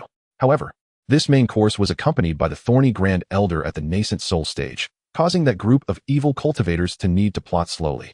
Yao Qin's expression became serious as she said, we have reported this to Zhongzhou, and it should take about half a month for someone to come and handle it. This matter is too dangerous, so you should refrain from getting involved for now until the people from Zhongzhou have dealt with it. Chu Xingchen couldn't help but chuckle lightly at this, not saying anything in response. Yao Qin held her teacup and continued, I also told Zhao Wanqing to stop. Her brother has passed the dangerous period, and it's just a matter of time before he wakes up. Chu Xingchen sighed, seeming to lose interest. I understand. She didn't speak further, cradling her teacup. Chu Xingchen looked at Yao Qin with a strange expression. Normally, she would finish speaking and then hurry people away. But today she was so quiet, just staring at the sky. After pondering for a moment, Chu Xingchen suddenly realized, are you craving the food I cooked? Yao Qin glanced over, but still didn't speak. She indeed felt a bit hungry, but that wasn't her main purpose for coming here. Yao Qin unconsciously twirled her teacup and asked, do you have time tonight? Chu Xingchen propped her head up with her hand. Tonight? I have some time later. I promised my disciple that we would go to the temple fair together. Then it's nothing, Yao Qin said. As she reached the door, she turned around and added with concern. I will pay you Zhao Wanqing's spirit stones. You shouldn't get involved in this matter anymore. After all, when Chu Xingchen was poor in the past, she did countless dangerous things for spirit stones.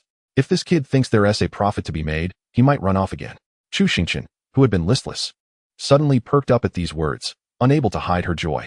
Okay, rich sister, I promise not to get involved. Yao Qin frowned at this, displeased. What rich sister? That sounds terrible. Don't call me that. Chu Xingchen argued. What's so terrible about it?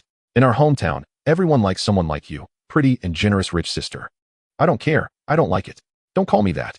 Yao Qin glared coldly at Chu Xingchen, snorted, and turned to leave. With Yao Qin's departure, the courtyard fell silent again. Chu Xingchen looked down at the teacup in front of her and then suddenly drank it all in one go. Although the development of the situation had veered a bit off course, it was still somewhat under control. The door was excitedly pushed open by Li Yingling, who ran in holding a shovel with a big smile on her face. Master, mission accomplished. Li Xingtian followed closely behind her. Master, everything went smoothly. Chu Xingchen applauded enthusiastically. Very good. As expected of my two beloved disciples. Li Yingling proudly lifted her small head at this. She quickly asked, did something happen? Chu Xingchen shrugged. It seems like things are indeed a bit serious. Yao Qin told us not to get involved. Li Yingling sighed at this. So it was all for nothing? Oh well. Having Master accompany us to the temple fair isn't too bad. Li Xingtian nodded indifferently.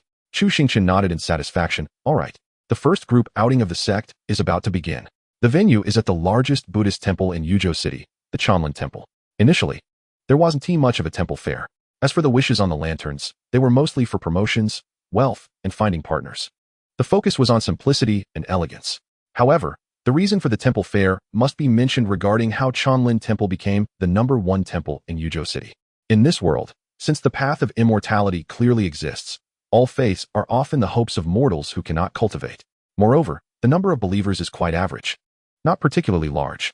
After all, which true cultivator doesn't he say, my life is up to me, not to heaven? Therefore, unlike the monks in Chu Xingchen's previous world who were exempt from taxes, here, monks also had to pay taxes after losing their faith-based benefits. First of all, monks are humans. Second, they need to eat, and eating costs money. Creating golden statues of Buddha also requires funds. Relying solely on offerings from believers barely provides for basic needs. If they want to create golden statues of the Buddha and Bodhisattvas, that's purely a dream. In fact, it has been proven that when monks become impoverished, they will also abandon their doctrines. Lanterns are originally meant for making wishes. But making a wish doesn't necessarily have to involve lanterns. My Buddha can also help. Spending money on lanterns is spending, but burning incense also counts. Moreover, the cost of a stick of incense is much cheaper than a lantern. Regardless of the world, poor people are always numerous. There are always those who can't afford lanterns to make wishes, but the cheaper incense becomes the alternative. Thus, the Buddha, who teaches people to abandon greed, also began to bless people with wealth. Furthermore, there are also extraordinary individuals among the monks of Chanlin. The temple specifically widened the roads outside the temple to rent them to vendors, collecting rent. As long as they don't bring barbecue skewers into the temple, the Buddha can tolerate anything, and this indeed attracted many vendors. The golden statue of the Buddha became larger and larger. Chapter 46. Career lines look this way. Naturally, holding a temple fair is not just about expanding the roads for vendors to set up stalls. After all, you can't just set up stalls anywhere.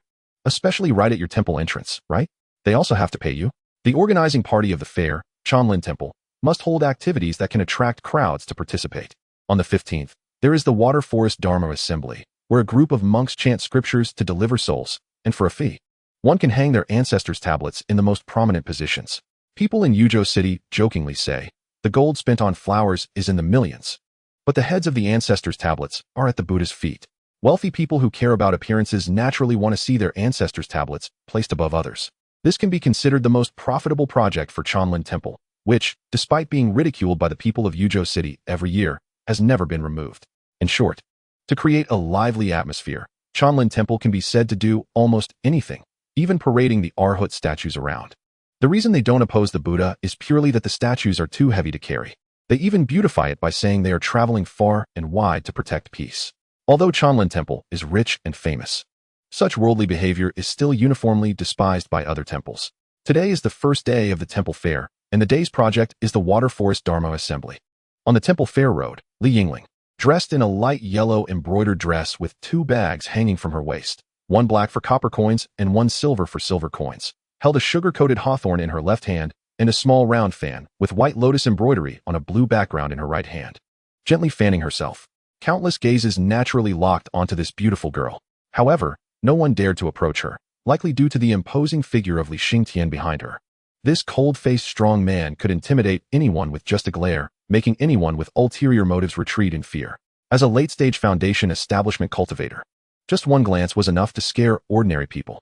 Li Xingtian was dressed in black regular clothes, carrying a sugar hawthorn stand for his senior sister. Sorry, these sugar-coated hawthorns are not for sale, he said with a somewhat helpless expression, refusing a child who wanted to buy one. Li Yingling turned her head and saw that the child wanting to buy the sugar-coated hawthorn was around 6 or 7 years old. She generously waved her fan, saying, It's okay, junior brother, give her a skewer. The little girl happily received the sugar-coated hawthorn, saying, thank you, uncle and sister. Xingtian was at a loss for words upon hearing this. Why did she call his senior sister, but had to call him uncle? Was there really that much of an age difference? Yingling smiled in satisfaction and said, see, that little girl is quite cute, right? If only she were mute. Xingtian replied, his tone helpless. Watching the little girl happily turn to find her parents, Yingling nodded in satisfaction and said, you are being too dismissive of master. Yingling pouted in displeasure upon hearing this and slightly raised her eyebrows, signaling him to look to the side. Xingtian turned to look. In a crowd of beautiful girls surrounding a handsome young man in a white shirt, the sounds of admiration could be heard even from a distance. Where does the young master live? Isn't the young master from Yuzhou City? I haven't seen him before. Young master, I've been feeling pain here lately. Can you take a look? Xingtian shook his head and sighed at this scene. Didn't you insist on master wearing that outfit you gave him before he left? Master already said that if he wore that outfit, he would definitely be surrounded by women. I thought he was just boasting. Yingling said discontentedly. Who knew those girls would be so shameless, sticking around and not leaving? They said they were going to do some team building for the sect, but in the end, master went off to do team building with others first. I don't want that. Look how happy master is smiling. He'll come back and settle the score with me later. Yingling said unhappily, and then her eyes suddenly brightened. Yingling saw from a distance that the graceful Yaoqin was slowly walking up the slope. Dressed in an elegant white dress with lotus patterns, a white jade hairpin in her smooth black hair, and holding a beautifully crafted white round fan painted with fireflies. Her exceptional temperament and looks should have made her the focus of this temple fair. However, the people coming and going around her seemed to not see her at all. Moreover, with each step she took, the crowded crowd automatically made way for her. Master's romantic interest has arrived. Yingling secretly laughed to herself. It's not that the disciple isn't covering for the master. It's purely because the master abandoned his disciple first. Xingtian quickly locked his gaze on Yaoqin, then immediately turned around, trying to remind master. Junior brother, Yingling called out to stop Xingtian. Xingtian turned sideways, looking at his senior sister with confusion. Yingling covered the lower half of her face with her small fan and spoke in a tempting tone. You need to let master understand that beauty is a bone-cutting knife. Yingling knew that her junior brother, in master's words, was a straight man of steel, although she didn't know what he had experienced. He was particularly wary of women. Every time he saw master talking to a woman, he would show a look of pity for master straying into this path. Xingtian was momentarily stunned by her words, and after a conflicted expression, he stopped. If it were someone else, he would probably ignore it. But since it was his senior sister's suggestion, it seemed to make some sense. Anyway, if master really got angry, he could use his senior sister as an excuse. With that thought, Xingtian also stopped. Yaoqin's gaze quickly locked onto the particularly conspicuous Xingtian, who was a strong man carrying a sugar gourd stand, which was quite eye-catching. Glancing to the side, Yaoqin saw Yingling waving at her not far away. Yaoqin gently waved her fan in return, then found it strange that Chu Xingchen was not nearby. Yingling seemed to understand her confusion from a distance and pointed in a direction with her fan. Yaoqin looked over curiously and saw the back of a young man in white. This back was very familiar, and with Yingling's guidance, Yaoqin instantly recognized who it belonged to. Good. So, it's like this while accompanying his disciple to the temple fair? Yaoqin tightened her grip on the white jade fan handle and quickened her pace towards Chu Xingchen. As she got closer, she could hear the words of the group of women surrounding Chu Xingchen. You really are a master. What you said is so accurate. Can you feel my career line more carefully and see how it is? A curvaceous woman in a dress was almost leaning against Chu Xingchen, her hand seemingly touching him, making it unclear who was taking advantage of whom.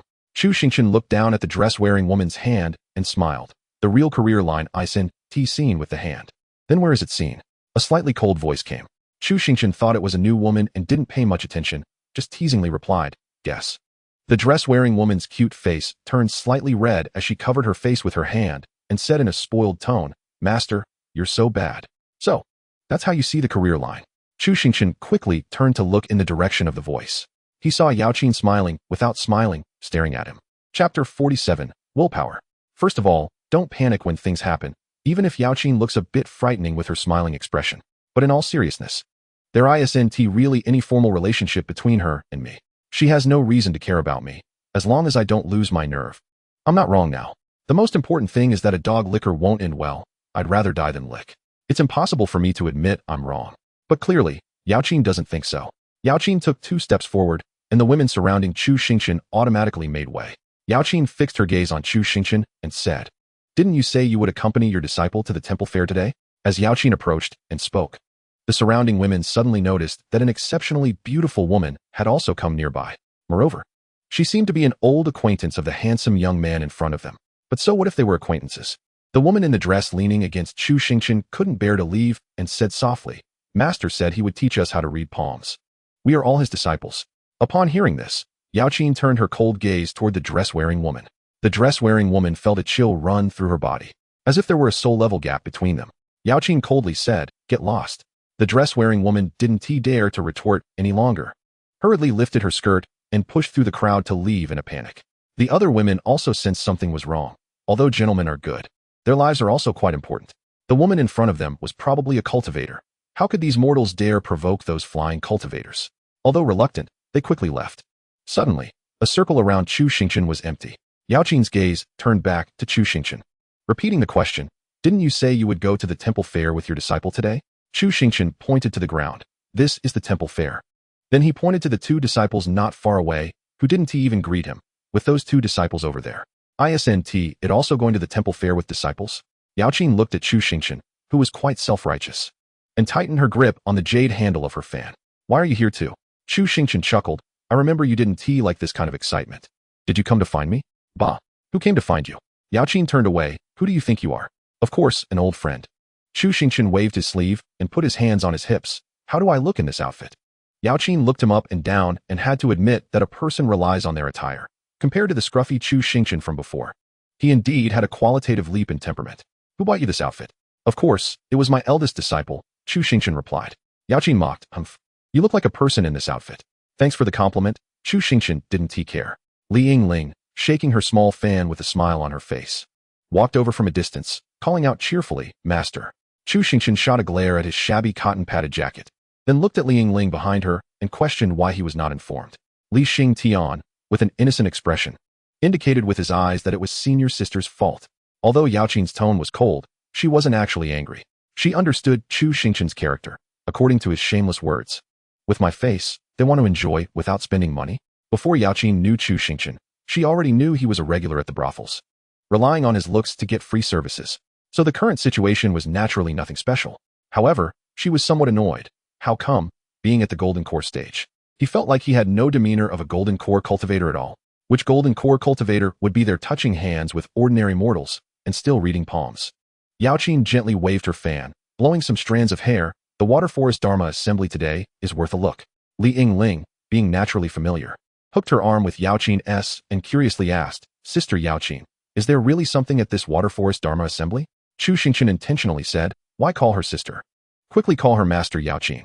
Yaoqin unhesitatingly raised her fan and slapped Chu Xingchen lightly, coldly laughing.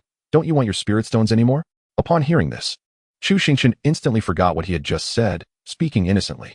"Sister Yaoqin, is there any special significance to today's Water Forest Dharma assembly? Right now, Chu Xingchen is left with nothing but silver and gold. He doesn't have a single usable spirit stone. If the blood energy spirit stone is irreversible, the spirit stone reward that Yaoqin promised is the only hope for the spirit gathering array. In the face of spirit stones, what does face matter? Master, I beg you, please give your disciple some face." Yingling sighed, saying, "With you like this, I won't dare to go out with you in the future." Yingling felt that her master's bottom line was too flexible, especially when it came to matters related to spirit stones. Chu Xingchen replied irritably, "Good disciple, don't ask me for spirit stones in the future. Master, I was wrong." Yingling quickly admitted defeat upon hearing this. Xingtian silently sighed in his heart. Sister has learned to be shameless from her master to perfection. Wouldn't it be the case that in the future, when they go out, if the sect is blown up, the opposing friends would have a dazed expression and say, "You are that shameless sect's disciple"? Yaoqin looked at the two lively treasures with a hint of helplessness. Indeed, a master is reflected in their disciple. Yaoqin explained, "The Water Forest Dharma assembly is naturally not just for fun. The Chanlin Temple will also use this opportunity to absorb the wishes of all beings." Upon hearing this, Chu Xingchen and Xingtian lost interest. They wouldn't even want the wish power if it were given to them for free. In this world, cultivation is unique, a single and absolute broad road. But this world is so vast that besides the main road, there are naturally a few side paths. For example, the path of the martial artist honing oneself, transforming oneself into the martial artist of the world. There is also the path of the scholar who reads and understands the great way. Wish power is also one of these paths, and can be considered a unique form of spiritual power. However, even evil cultivators look down on this kind of power. Any power gained for free comes with a cost, and this is particularly evident with wish power. Perhaps wish power does not require a root bone or spiritual root to absorb, and even mountain spirits and monsters can do so. Most mountain spirits and monsters occasionally awaken their spiritual intelligence, but have no cultivation methods. They only know how to breathe in the world's spiritual energy. Even if they have excellent talent, without a cultivation method, it is impossible to break through the foundation establishment stage, no matter how much they breathe until death. Thus, wish power becomes the clearest path among the options they can choose. But the cost is also very obvious. Once the cultivation level enhanced by wish power is established, one can never leave wish power for life. If one stops absorbing wish power, the cultivation level gained through wish power will also decline. Moreover, this decline is almost irreversible. Once one drops from the golden core to foundation establishment, it is difficult to climb back up to the golden core stage. Using wish power will ultimately trap one within wish power. Furthermore, ensuring a continuous supply of wish power requires fulfilling the wishes of believers, who would continue to believe in you if you were just taking advantage. Thus, it is essentially a troublesome and unreliable path. Chapter 48. The most shameless in the world. Li Yingling's cultivation level is not weak, but her basic knowledge of cultivation is somewhat lacking. It's not that Chu Xingchen didn't care. He even prepared some basic textbooks for Li Yingling to study on her own. However, Li Yingling seemed completely uninterested in that purely popular science book. After all, those books were just basic tutorials and not as interesting as cultivation stories. Moreover, that one book was really too thick. Just the monster classification table took up 4 or 5 pages, not to mention everything else. After flipping through it for 2 days, Li Yingling felt it was of little use and had long since tossed it aside to gather dust. Chu Xingchen didn't force Li Yingling to finish it. After all, in cultivation, one will learn as they go. So, at this moment, Li Yingling does not understand what wish power is. But seeing her master and junior brother's somewhat disdainful expressions, she knows that whatever makes them both dislike it can't be a good thing.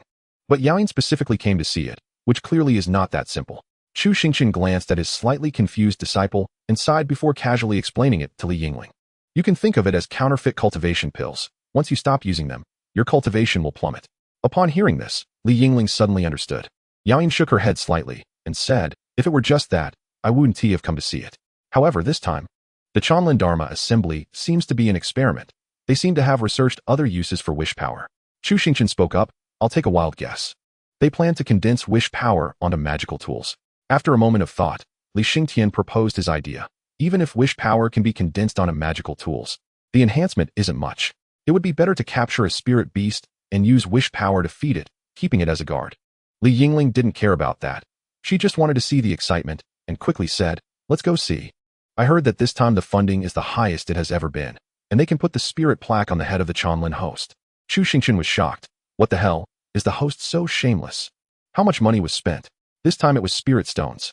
Yaoyin covered the lower half of her face with a fan, but her voice couldn't conceal her laughter. It is said that this time the spirit plaque is quite large and should be very eye-catching. Li Xingtian was also speechless upon hearing this. He had never encountered such shamelessness in his previous life. How did it come to this with the master? It seems that not many around here have any shame. Could it be that the saying about one who is close to ink becomes black is true?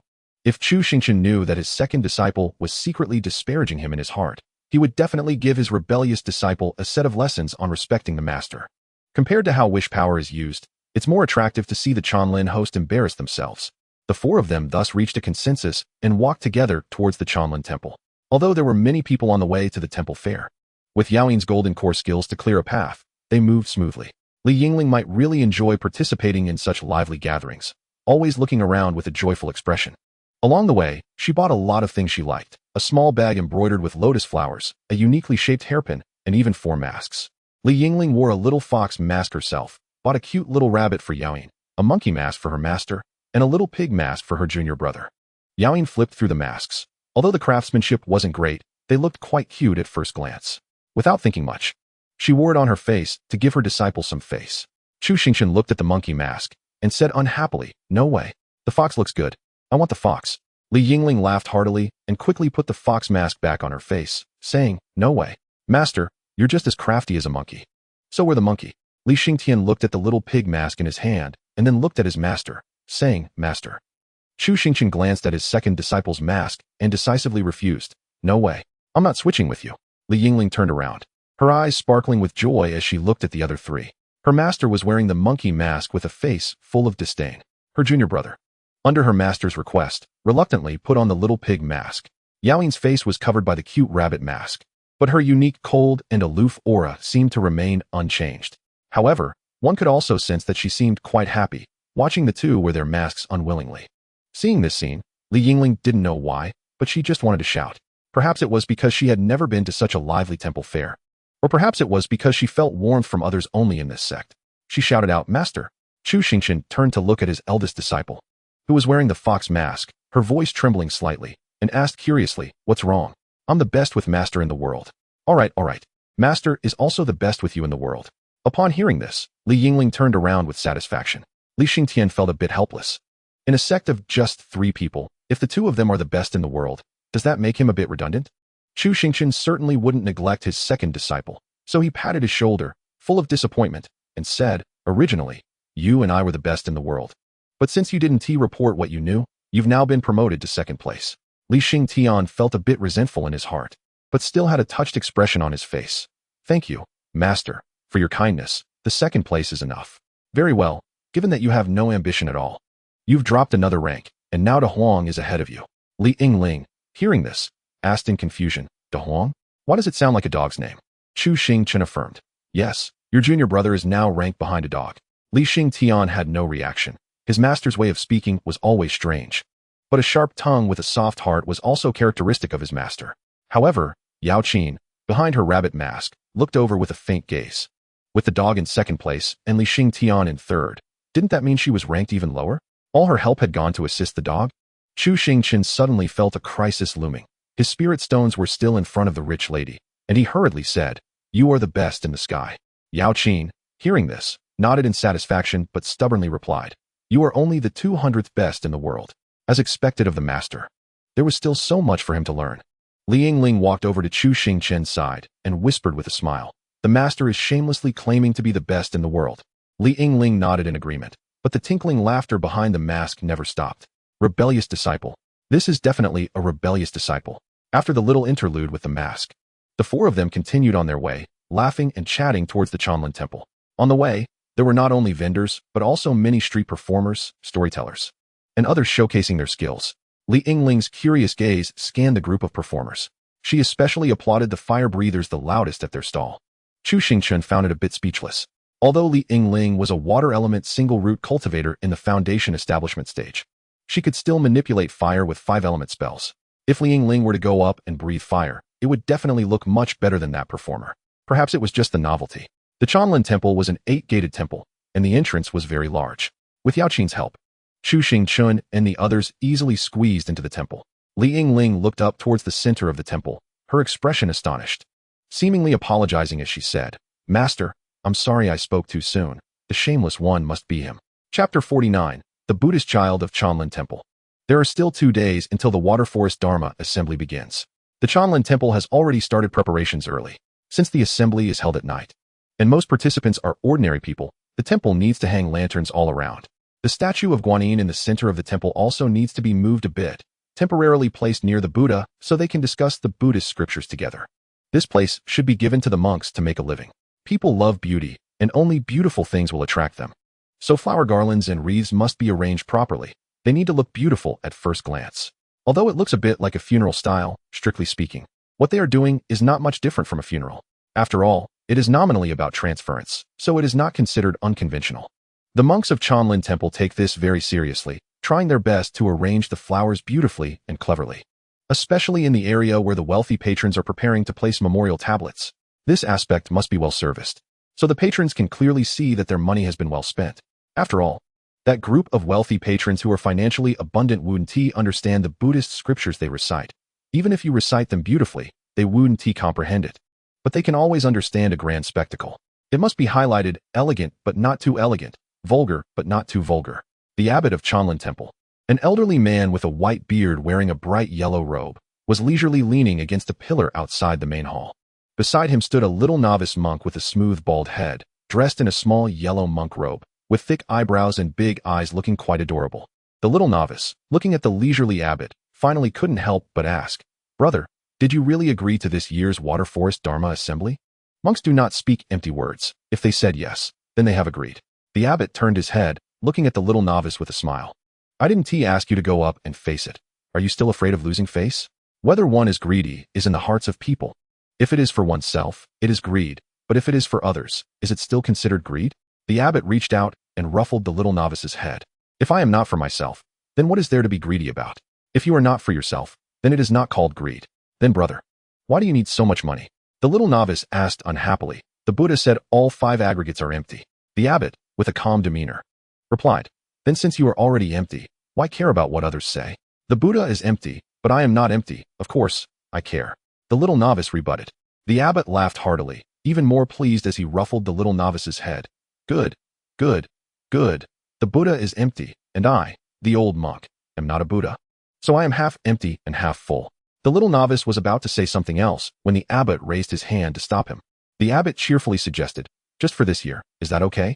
The little novice's expression was obviously skeptical. It seemed this assurance had been made more than once. The abbot lightly tapped his own head. Monks do not speak empty words. Then, okay. The little novice sighed. This time you must not speak empty words. Lying too much will not make you a Buddha. The abbot laughed heartily. You must lead the chanting at this Dharma assembly. The abbot did not finish his sentence, but mischievously raised his eyebrows, indicating what the little novice should do now. The little novice sighed like an adult, turned around, and walked towards the main hall. The abbot watched the little novice's back, smiled gently, and put his hands together, silently reciting the Buddhist scriptures. The little novice entered the Buddhist hall. The monks who were decorating the hall immediately stopped their actions, quickly putting their hands together and bowing in unison. Greetings, Uncle Master. The little novice was small, but very clever. At least that's what everyone said.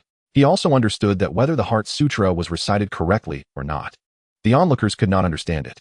But whether as a person or a monk, there must be a sense of conscience. When the little novice recited it for the 5th time, a noisy sound came from outside the hall. As the only Buddhist child of Chanlin Temple, he was indeed gifted and could hear the external noise without letting it disturb his heart. However, with the shout of an unknown monk, Abbot, someone has sent the plaque you need for the Dharma assembly. Look at this, it's too much. Just break it.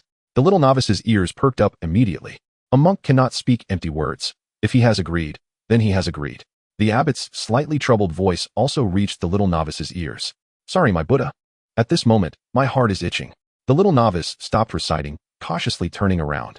What came into view was an eye-catching large plaque, written in regular script. Fearing that people would not see it clearly, the plaque did not bear any memorial title. When the little novice saw the plaque, he was stunned for a moment. And then he broke his precept. The little novice exclaimed, "What the hell?" Yingling was momentarily dumbfounded.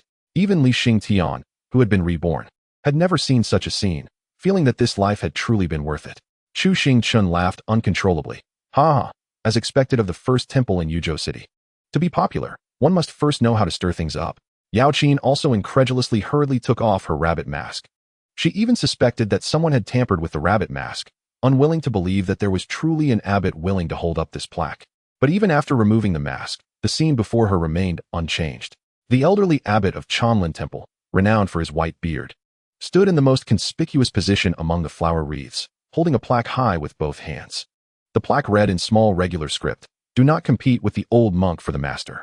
Because their abbot was holding this plaque, the monks of Chanlin Temple today looked dejected and dispirited. Many believers around couldn't hide their laughter, pointing, and whispering. However, the abbot sitting on the high platform looked serene and content, ignoring the pointing and ridicule. But the Chanlin Temple Water Forest Dharma Assembly was not the first one held. Everyone was familiar with the process. This plaque must have cost someone a fortune to intentionally humiliate Chanlin Temple. After all, no one would believe that a seemingly incapable abbot would want to raise this sign to ruin his reputation built over a lifetime. However, raising this sign for the sake of money has significantly damaged the reputation of the Zen Forest Temple. At the very least, the temple's reputation for loving money will forever be inescapable. One can also look forward to what this famous abbot will be holding next year at the Water Forest Dharma Assembly. 2 days ago, a little monk who had broken through his defenses and released his vows approached from a distance, squeezed into the crowd, and walked up to Yao Qin and the others, asking, "Are you Yao Qin, benefactor?" Yao Qin turned her gaze to the little monk who was bowing in greeting. At this moment, her magical powers had not yet been lifted. This little monk had no fluctuations of aura, indicating he was indeed immortal. He probably possesses the ability to see through illusions. It seems that he is the Buddha's disciple, Yuan Kong, proclaimed by the Zen Forest Temple to the Cultivation world. Chapter 50, A Man's Intuition. Little monk Yuan Kong led 4 people into a side hall of the Zen Forest Temple. During the temple fair, the main hall is completely open to the outside. But the side hall is not open to the public, primarily to leave space for esteemed guests. There were no other monks in the room, and Yuan Kong personally brewed tea. After Yao Qin sat down, she inquired, "You are the Yuan Kong of Zen Forest Temple? Benefactor has heard of me?" Yuan Kong asked with a puzzled tone. Yao Qin nodded and said, "The Buddha's disciple of Zen Forest Temple. I suppose you have some fame, but why haven't you cultivated the methods of Zen Forest Temple yet?" Yuan Kong served tea to the 4 people and then explained, "The abbot said the timing isn't right." Yao Qin nodded slightly. After all, he wasn't her disciple, so her curiosity was just a passing thought. Li Yingling, uninterested in matters of the Buddha, quickly asked, "Little monk, doesn't tea your abbot feel a bit?" Yuan Kong sighed heavily. "He is the abbot. Naturally, he calls the shots. If I had any say, the abbot would be in confinement today." Hearing this, Chu Xingchen nodded in agreement. "Yes. What the Buddha's disciple said makes a lot of sense. I also think our sect should set up a confinement room specifically for those disobedient disciples." The rebellious disciple Li Yingling voted against it. "Master, you can't say that. The true principle between sects is to enlighten with love." As the rebellious disciple spoke, he cast a glance at the second rebellious disciple, Li Xingtian. Li Xingtian quickly pretended to lower his head and drink tea, ignoring the signal from his senior sister. The side hall's door faced the large open space in front of the temple, the very place where the abbot raised the plaque. This side was also off limits for standing, allowing the invited esteemed guests of the Zen Forest Temple to have the clearest view. One must say, in terms of how to treat esteemed guests, Zen Forest Temple does not behave like a temple at all. It resembles an organization that flatters its superiors. It was probably around half an hour later when Yuan Kong finished brewing the tea, stood up, pressed his palms together, and said, "Today, I will lead my disciples in chanting scriptures, so I cannot stay longer. Please feel free." Yao Qin slightly nodded. After Yuan Kong bowed with pressed palms to everyone in the room, he exited. Chu Xingchen put away his playful expression, took a sip of tea, and said, "This Buddha's disciple is quite interesting." Yao Qin asked in surprise, "Oh, you can tell?" Chu Xingchen replied confidently, "When have I ever been wrong in judging people?" Faced with this statement, Yao Qin truly had no rebuttal. Chu Xingchen was indeed accurate in reading people, able to see through someone's essence even upon first meeting. Moreover, he had never made a mistake, as if he could read the thoughts within others' hearts. Yao Qin lightly shook her jade fan and said, "Then tell me, what is interesting about that Buddha's disciple?" "A naturally born Buddha's disciple," Chu Xingchen said seriously. Originally full of interest, wanting to hear what her master had to say, Li Yingling lost all curiosity upon hearing this. Yao Qin, hearing this, also indifferent, cast her gaze outside the door again. After all, he was already a Buddha's disciple of Zen Forest Temple. This was completely a case of unnecessary words. Facing the 2 people's indifferent expressions, Chu Xingchen did not continue, simply taking another sip of the Zen Forest Temple's unique bitter tea. One must say, this bitter tea is really damn bitter. Chu Xingchen naturally used the system to check Yuan Kong's attribute entries. Target, Yuan Kong. Golden entry, naturally born Buddha's disciple. Purple entry, see-through illusions. Blue entry, wise. Blue entry, compassionate. Black entry, cultivation restriction. Meets apprentice conditions. Does not meet apprentice conditions. This little monk Yuan Kong is indeed quite interesting. Just this golden entry alone is very valuable. The other entries also seem quite good. The most exaggerated being that the system actually had a moment of confusion. Meeting yet not meeting. It seems to be due to the issue of this cultivation restriction black entry. Is the system judging that the current me is insufficient to resolve this issue? Cultivation restriction. Zen Forest Temple probably does not prevent this little monk from cultivating. It's likely he simply cannot cultivate at all. After a moment of contemplation, Chu Xingchen suddenly said, "I think today's wish power must be intended for Yuan Kong to use." Yao Qin glanced over and explained, "The Buddha's disciple of Zen Forest Temple is recognized by the Central State with this identity. He can cultivate at the Buddhist temples in Central State. Using wish power to cultivate would be like self-destruction." Chu Xingchen clicked his tongue and said, "You have a superficial view and cannot see the essence." Yao Qin scoffed, "Oh? Then what basis does Lord Chu have that I do not know?" Chu Xingchen grabbed Li Xingtian's shoulder beside him and said, "A man's intuition is incredibly accurate." At the same time, he extended his foot and kicked Li Yingling's calf. Li Yingling was momentarily stunned, looking at the eyes his master directed at him, then suddenly realized and began to cooperate. "Master, it should be women's intuition that is accurate." Chu Xingchen's expression was disdainful. "It seems you two are quite unconvinced. Why not make a bet?" "Sister Yao Qin." Li Yingling grabbed Yao Qin's arm. "My master is too arrogant. Teach him a lesson." After a moment's thought, Yao Qin said, "All right. What do you want to bet on?" How about spirit stones? If I lose, you won't have to give me the spirit stones, and if you lose, the spirit stones double. How about that? Hearing this, Yaoqin's suspicious gaze shifted back and forth. How could she not understand Chu Xingchen's nature? Previously, he treated a single spirit stone like a treasure, reluctant to spend it. How could he now be willing to wager such a large amount of spirit stones on what seemed to be such a slim chance? Does he have some insider information? But that seems impossible. The invitation from Zen Forest Temple was very secretive, only inviting a few branches of sects from the central state. Most of these branches were merely intelligence departments that had branched off from the central state sections. After all, occasionally, high-level secret realms might appear in other continents. And having intelligence in advance would naturally give them an edge. The main point is that raising these branches costs no money. Zen Forest Temple can also be considered a branch of the Buddhist temples in central state. Moreover, the gimmick of wish power was what successfully invited a few sections. One cannot invite sects so grandly only to end up watching how Zen Forest Temple destroys its own Buddha's disciple, right? That would simply be a joke, wouldn't it? Chu Xingchen should understand this principle. Why is he so confident? Forget it, just a few spirit stones. If I really see Zen Forest Temple destroy its own Buddha's disciple, then spending this money would be worth it. After all, competition in the central state is fiercer than in other continents, and a missing Buddha's disciple is good news for other major sections. It's even more so for the sect to which Yaoqin belongs. Yaoqin nodded in agreement. Okay, I accept. Chapter 51.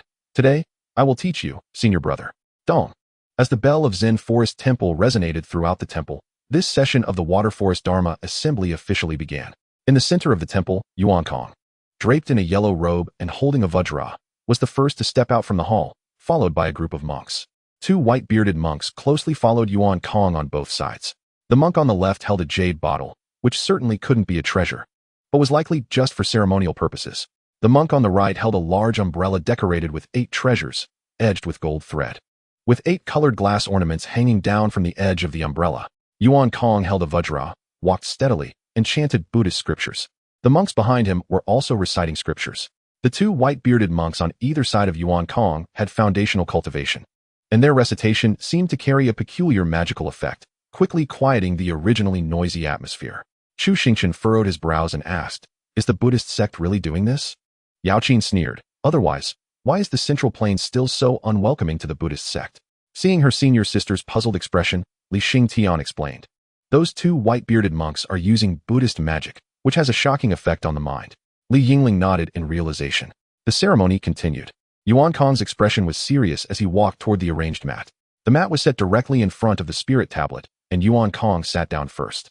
When he raised his eyes, he saw his senior brother standing in the middle of a pile of flowers and the spirit tablet, wearing a friendly smile that made it look like he was holding a funeral for him, and the plaque he held high read, "Do not compete with the old monk for the master." No matter how many times he had seen it, Yuan Kong always felt like he was about to break down when he saw it again. "Abbot, you've embarrassed the Zen Forest Temple." Yuan Kong took a deep breath and decisively closed his eyes. As Yuan Kong sat down, all the monks quieted down, finding their designated positions to sit or stand properly. The 2 foundation stage monks also sat on either side of Yuan Kong. Everyone was waiting for Yuan Kong to speak. Under the gaze of everyone, Yuan Kong did not rush to speak. He first settled his mind.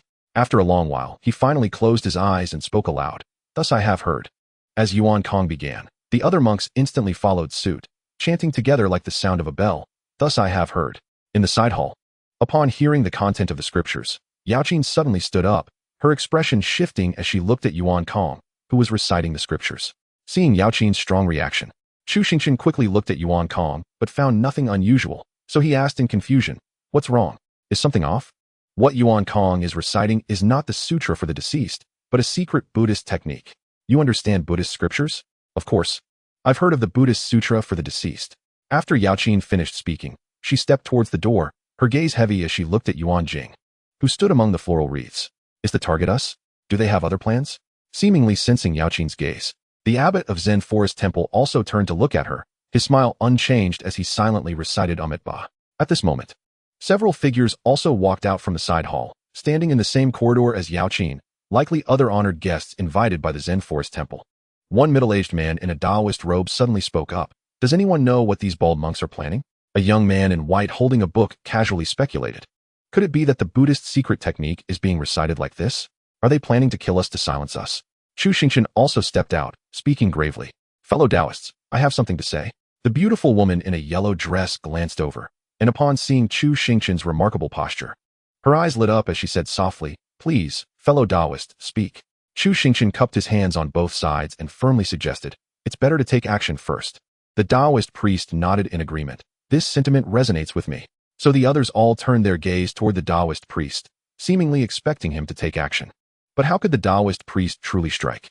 Although he disliked the Buddhist sect, it was still a generally accepted righteous sect. He couldn't possibly go up and beat someone just because the monks recited the scriptures incorrectly, right? Yao Qin spoke up to ease the Taoist's awkwardness. "No need for that. Let's watch the situation first." The Taoist coughed lightly. "Very well. Then we'll listen to you and give those bald monks a little face." Li Xingtian and Li Yingling also walked out from the side hall. Li Xingtian observed for a moment and said, "It doesn't seem like a secret technique. It appears to be the Buddhist Heart Sutra." The young scholar in white looked over. "Brother, do you understand this?" Li Xingtian nodded slightly. "I've had some dealings with the Buddhist sect. If it were a secret technique, with so many people chanting together, there should be a Buddhist lotus now." The young scholar nodded slightly. "In that case, let's see what tricks these bald monks have." Only the beautiful woman in the yellow dress gazed affectionately at Chu Xingchen and said, "I have fine wine here. Would you care to drink some with me?" Upon hearing this, Yao Qin shot a cold glance at the woman in the yellow dress. "Young master might want to consider next time." Facing Yao Qin's icy gaze, the woman in the yellow dress smiled awkwardly and turned to leave. Chu Xingchen shrugged helplessly and followed Yao Qin's pace. It seemed like there was still time left. Li Yingling curiously asked her junior brother, "What dealings do you have with the Buddhist sect? Aren't you just fighting with the monks? What else? Should I sit and listen to them chant?" Li Yingling nodded in satisfaction, as expected of my junior brother. Chu Xingchen ignored his senior disciple's antics and used the system to check the entry for the abbot of Zen Forest Temple.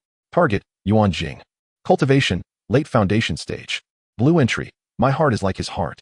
White entry, compassion. White entry, kind-hearted. Black entry, old and feeble. Just looking at the entries. This abbot seems to be a good person. Moreover, he probably doesn't have much time left. As the chanting of the scriptures grew louder, suddenly, the abbot in the center shouted, "I am Buddha's compassion." The two white-bearded monks on either side of Yuan Kong seemed to receive instructions, and the two monks suddenly flashed with golden Buddhist light, reaching out to grasp Yuan Kong's arms. Yuan Kong could only feel a warm current rushing through his arms as they were grabbed, but after advancing a little, it completely dissipated. It felt nice, but not quite satisfying. As Yuan Kong continued to chant the scriptures, feeling somewhat puzzled and about to open his eyes to see what was going on, a familiar hand covered his eyes that were about to open. This hand had patted Yuan Kong's head countless times. He had long memorized its lines and warmth. "Haven't you always wanted to learn the secret technique? Today, your senior brother will teach you." Yuan Jing's gentle voice sounded by Yuan Kong's ear. Chapter 52, The Origin of Zen Forest Temple. Heavy snowfall, in the main hall of Zen Forest Temple. At this moment, the Buddha statue in the hall still looked somewhat worn. The golden hand of the Buddha had paint peeling off, but in the middle of winter, Zen Forest Temple couldn't even afford to eat, let alone worry about the Buddha's peeling skin. 5-year-old Yuan Kong sat under the mat in the hall, sniffing and flipping through the Buddhist scriptures in his hands. He had been reading this scripture for half a year, and with his clever little mind, he could recite it fluently by now. However, his senior brother, the abbot, still squatted beside him every day, continuously reciting without pause. And he really didn't understand what the abbot was thinking. After sniffing a few more times and realizing his little nose couldn't take it anymore, he cautiously glanced at the abbot, who seemed to be sleeping. Yuan Kong decisively wiped his nose on the sleeve of his arm, thinking that he didn't have to wash the clothes anyway. Just as Yuan Kong had carefully finished wiping his nose, the abbot's voice floated out. "You will wash your own clothes today." Yuan Kong suddenly felt deceived and pouted. "Senior brother, you weren't sleeping? One shouldn't sleep too long in life. After death, one will naturally have eternal rest." Yuan Jing opened his eyes, revealing a kindly smile on his aged face. "You little rascal, if you don't do anything wrong, why do you need to care whether I'm sleeping or not? Senior brother, you have cultivation to rely on. You are not affected by the cold or heat." Yuan Kong said aggrievedly, "You won't let me cultivate either, and in the middle of winter, I hardly have any clothes to wear. I'm worse off than a dog." Facing this topic, Yuan Jing seemed to be suddenly deaf, hurriedly reaching for the wooden fish beside him and gently starting to knock on it. Yuan Kong naturally knew that he couldn't win against his senior brother. When his senior brother was shameless, he was truly shameless. Therefore, Yuan Kong didn't dwell on this topic, but instead forcefully picked up the thick Buddhist scriptures and placed them on the offering table, step by step walking towards the hall entrance. Yuan Jing listened to the sound of the wooden fish and the footsteps of Yuan Kong leaving. As Yuan Kong's footsteps no longer echoed in his ears, he also stopped playing the wooden fish. Yuanjing opened his eyes and looked at the Buddhist scripture on the offering table. In fact, the one Yuan Kong had been reading for more than half a year was the highest Buddhist heart sutra from the Zen forest temple, coming from Zhongzhou. Yuan Kong was undoubtedly a child of Buddha, effortlessly grasping Buddhist teachings and principles, and he was naturally intelligent. Even at this moment, if Yuanjing were to debate with Yuan Kong, he might not be able to win. The most important thing was that the people from Zhongzhou had confirmed that Yuan Kong was a naturally gifted child of Buddha. Such a child of Buddha should be highly treasured. If encountered by several major Buddhist sects, they would compete fiercely for him. However, Yuan Kong was left in the Zen forest temple and was not taken to the Grand Buddha temple in Zhongzhou. The reason was simple. Yuan Kong was a naturally gifted child of Buddha but could not cultivate any mind methods. In fact, Yuan Kong himself rejected any energy that did not belong to him, whether it was from Buddha or a mortal. No Zhongzhou Buddhist temple was willing to take in a child of Buddha who could only discern scriptures. Thinking of this made Yuanjing want to laugh, feeling that their pursuit of Buddhism had gone awry. However, it was better to stay here than to suffer in the past. They did not treasure Yuan Kong, but he could treasure himself. That Buddhist Heart Sutra, which Yuan Kong had read for a full 6 months, showed no reaction. It seemed that Zhongzhou's judgment was indeed correct. Yuanjing reached out to touch that Buddhist scripture, his expression a mix of amusement and seriousness, and finally put away the scripture. After all, the Buddha said that even mortals could cultivate the freedom to change. No need to force it, no need to force it. Yuanjing looked out at the heavy snowfall. The little one might be disappointed.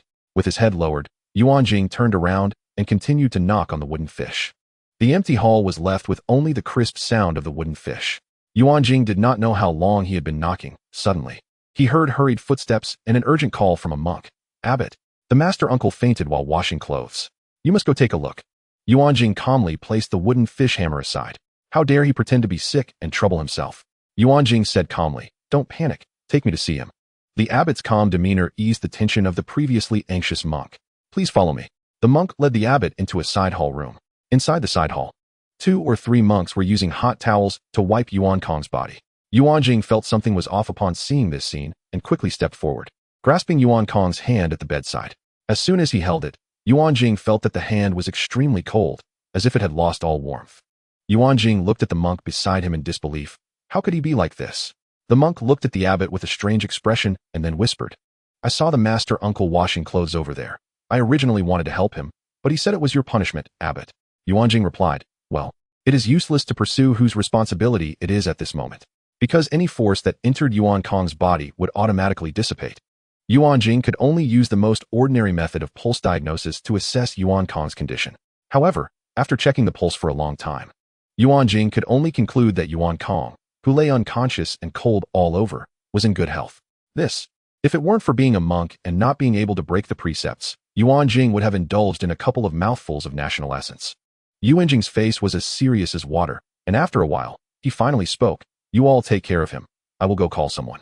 The monks in the side hall hurriedly responded, "Understood." Yuanjing stood up and quickly walked towards the main hall, hurriedly stepping onto the offering table, taking out a golden yellow relic from the right ear of the Buddha statue, and then, without hesitation, crushed it. Yuanjing pushed open the door to the side hall and quietly told the monks inside, "You all go out. No matter what happens, do not come back in. Abbot, go." The several monks exchanged glances, ultimately having no choice but to retreat. After all the monks left, Yuanjing closed the door, walked to Yuan Kong's side, picked up the hot water and the cloth beside him, and personally began to wipe Yuan Kong. About half an hour later, a dignified voice suddenly echoed in the room. "You should understand when that relic should be used." A lean, muscular middle-aged bald man appeared, half draped in a robe, half exposed in the cold winter, with a dark golden flame totem between his brows. Yuanjing's expression was calm, completely ignoring the fact that the Arhat in front of him had attained the nascent soul level. "I understand, but it seems the Arhat does not." The Arhat was not angry upon hearing this. Understanding or not is a matter for the teaching hall. "Did you call me here for him?" Yuanjing nodded. "I asked the Arhat for help." The Arhat arrived quickly and left just as quickly. At this moment, only the silent Yuanjing and the unconscious Yuan Kong remained in the room. Chapter 53. Everything is predetermined. Then what is there to cultivate in Buddhism? On that day, the monks of Zen Forest Temple waited outside for a long time. When night fell, the abbot finally pushed the door open and came out of the side room. A relaxed smile appeared on the abbot's face as he gently waved to the worried monks at the door, indicating that everything was fine. The monks, seeing Yuanjing's relaxed expression, also breathed a sigh of relief. The monks of Zen Forest Temple thought this was just a small episode in the growth of the Master Uncle. After all, the next day they did indeed see the Master Uncle, sniffling and scolding the abbot for being unreliable. In the past, when faced with such rebellious words from the Master Uncle, the abbot would usually respond with a set of arhot punches directed at the Master Uncle. However, today's abbot simply looked at the Master Uncle with a broad smile. This made the Master Uncle feel a chill down his spine, and he immediately admitted his mistake. The Master Uncle was back to normal, but the abbot seemed to have changed completely. In the past, as long as everyone didn't starve, the abbot would not come down the mountain to take on work. After all, the abbot preferred silence, and the noise during funeral rituals was simply too loud. In the abbot's words, after reciting scriptures for half a day, the sound of the suono would drown it out as soon as it left his mouth. However, ever since the Master Uncle fell ill, the abbot often came down the mountain to take on work. He accepted any job, even helping young girls with their marriage fortunes. Moreover, the abbot actively sought out work, leaving early and returning late each day, then sitting alone on the meditation mat in front of the Buddha in the main hall, counting all the money he earned that day, sighing as he calculated. Some monks asked the abbot what he was earning money for. The abbot would smile and point to the old Buddha statue, saying, "The statue is too old, it needs to be refurbished." However, although a lot of money was earned, the abbot never actually took the money out to refurbish the statue. Nevertheless, the abbot's character was unquestionable in the temple, and although many were confused, no one seriously asked. Until the abbot suddenly began to lose all boundaries. In the past, he mostly took on jobs alone, but later, he even brought the Master Uncle along to take on jobs. The reason was that the Master Uncle paid more for the work. That was the Master Uncle. He was so thin that he was just skin and bones, with his eyes sunken in. He looked almost like a dried corpse.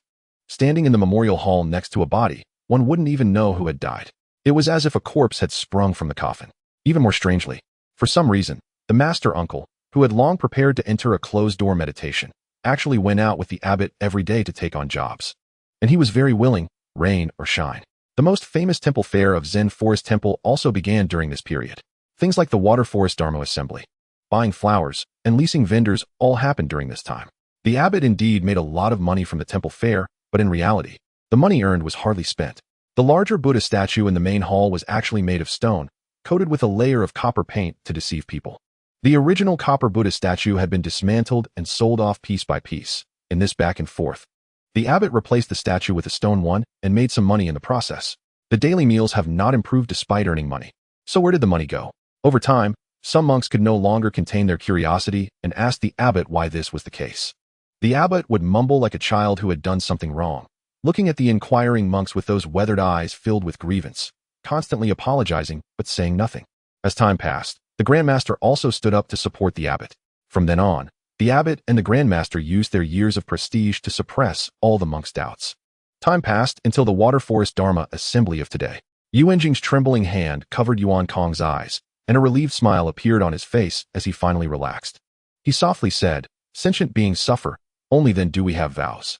Child, you were born as a child of Buddha, but you still need to understand that today it is the sentient beings who will help you attain Buddhahood."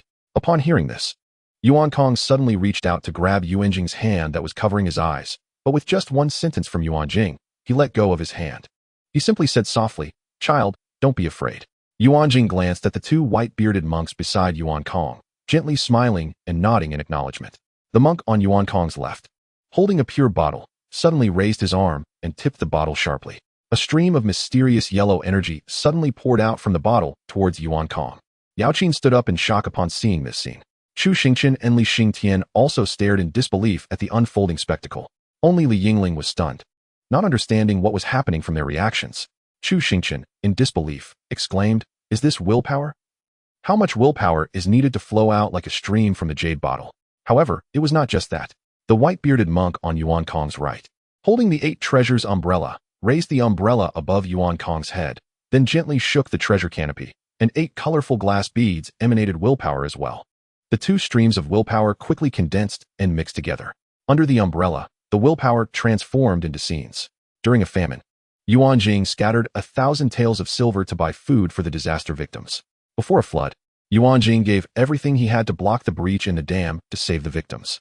Yuan Jing and the Grandmaster went out every day to save people and heal the sick. They held the pure bottle, gathering the scant willpower bit by bit. They distributed all the money they earned. All the monks in Chanlin Temple trembled as they watched the scenes created by the willpower. Yuanjing softly spoke. Thus have I heard.